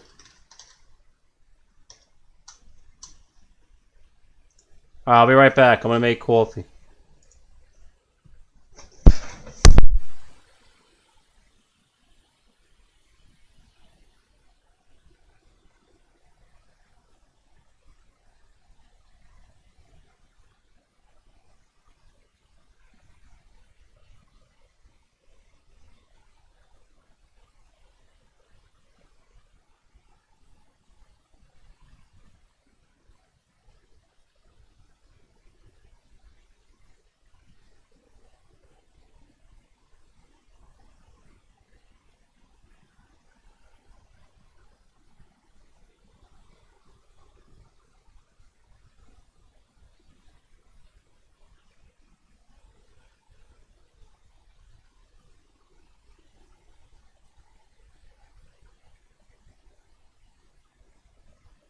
Infinite 7. Is that what you got for the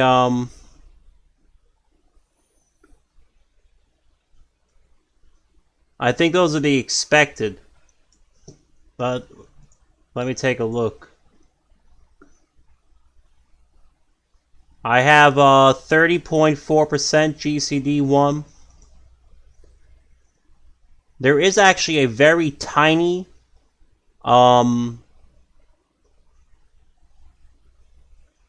convergence error and a finite set of GCDs, but it's not that much different than the infinite convergence.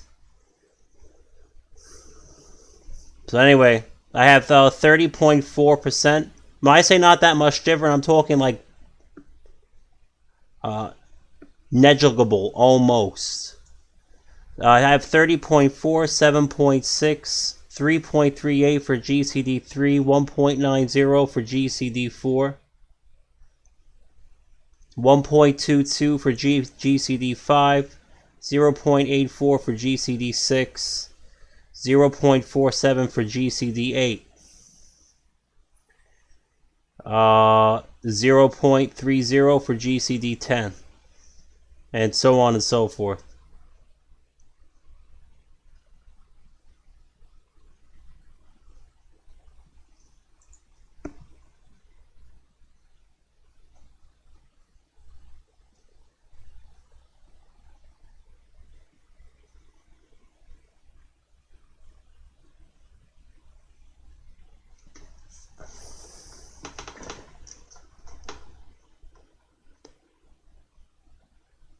Well, I could check it real quick for you.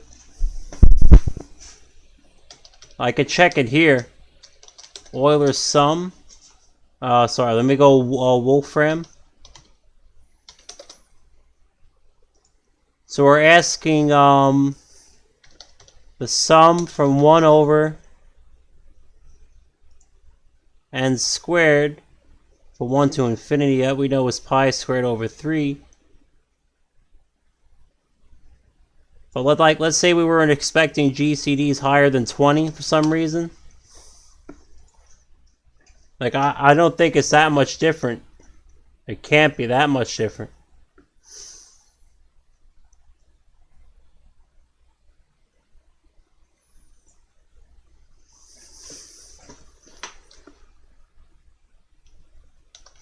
So I'm pretty sure this converges like so fast, like it's almost irrelevant.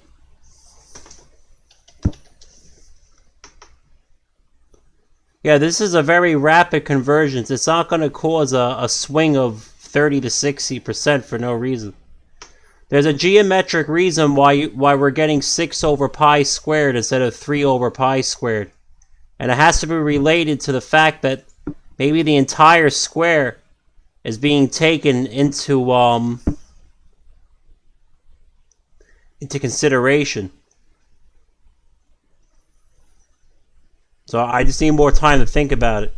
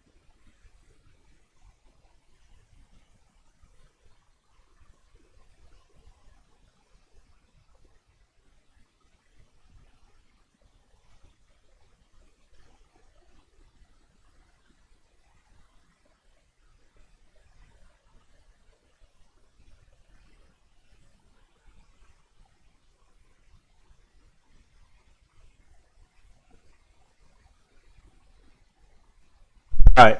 What the fuck is going on? Like, I just want to know. We're gonna solve this the OG way. Super OG. Sum Euler phi x from x equals 1 to x equals 1000.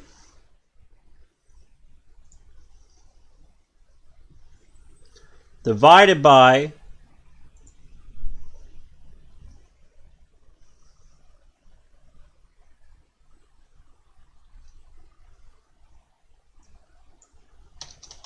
two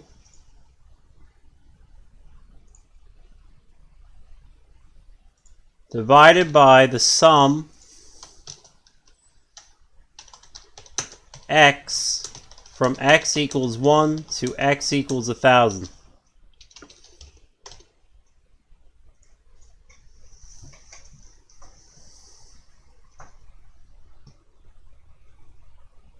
Well, go fuck my ozone. So it actually is 6 over pi squared.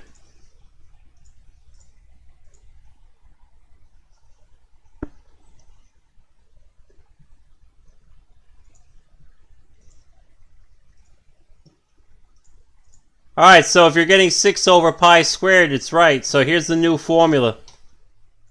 So I guess what happened is I was dividing it by the area of the entire square instead of the area of the triangle, which is half of that. So I'm going to give you the new formula to use. It's the same thing. It's just 6 over pi squared. That makes sense. No more complicated fucking explanations for fucking Idaho.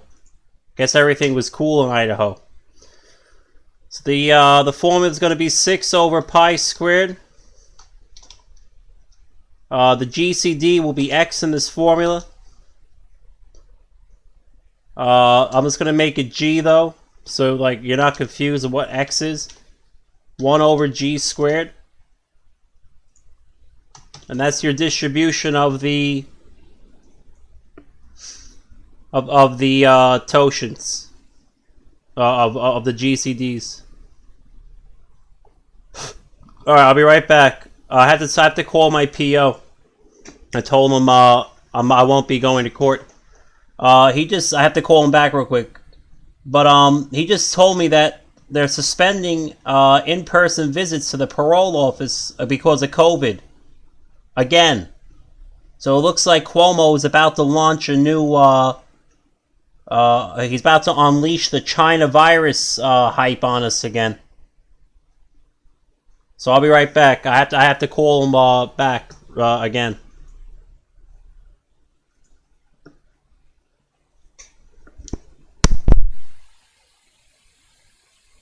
So Infinite 7, we've solved the problem. Which is interesting because then that means that all these ratios are beyond fucked up for Bernie Sanders. They're all bad. They're all bad then. Like that's literally what that means. So I have to reset the expectations. I have to go to one of my videos. I have to put a fix in the description. This means it's even worse for Georgia and Pennsylvania, by the way. It's even worse. But Michigan actually wouldn't be affected by that because that's actually the result I got in Michigan. So let's go do a correction.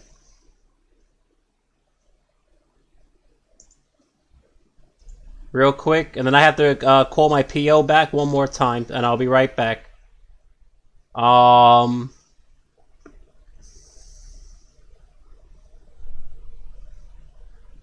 So edit video.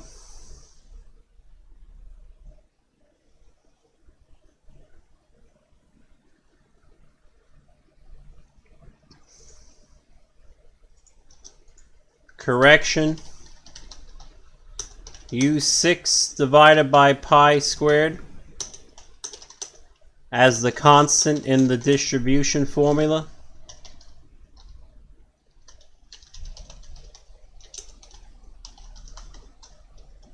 This makes GA and PA's results even worse However, this absolves Michigan so far as GCD tests are concerned. Alright, I'll be right back. It also absolves Idaho, but I didn't have a video on Idaho. Alright, so I'll be right back. Alright, I'll reset the stream. Alright, I'm gonna eat a little bit of lunch then too.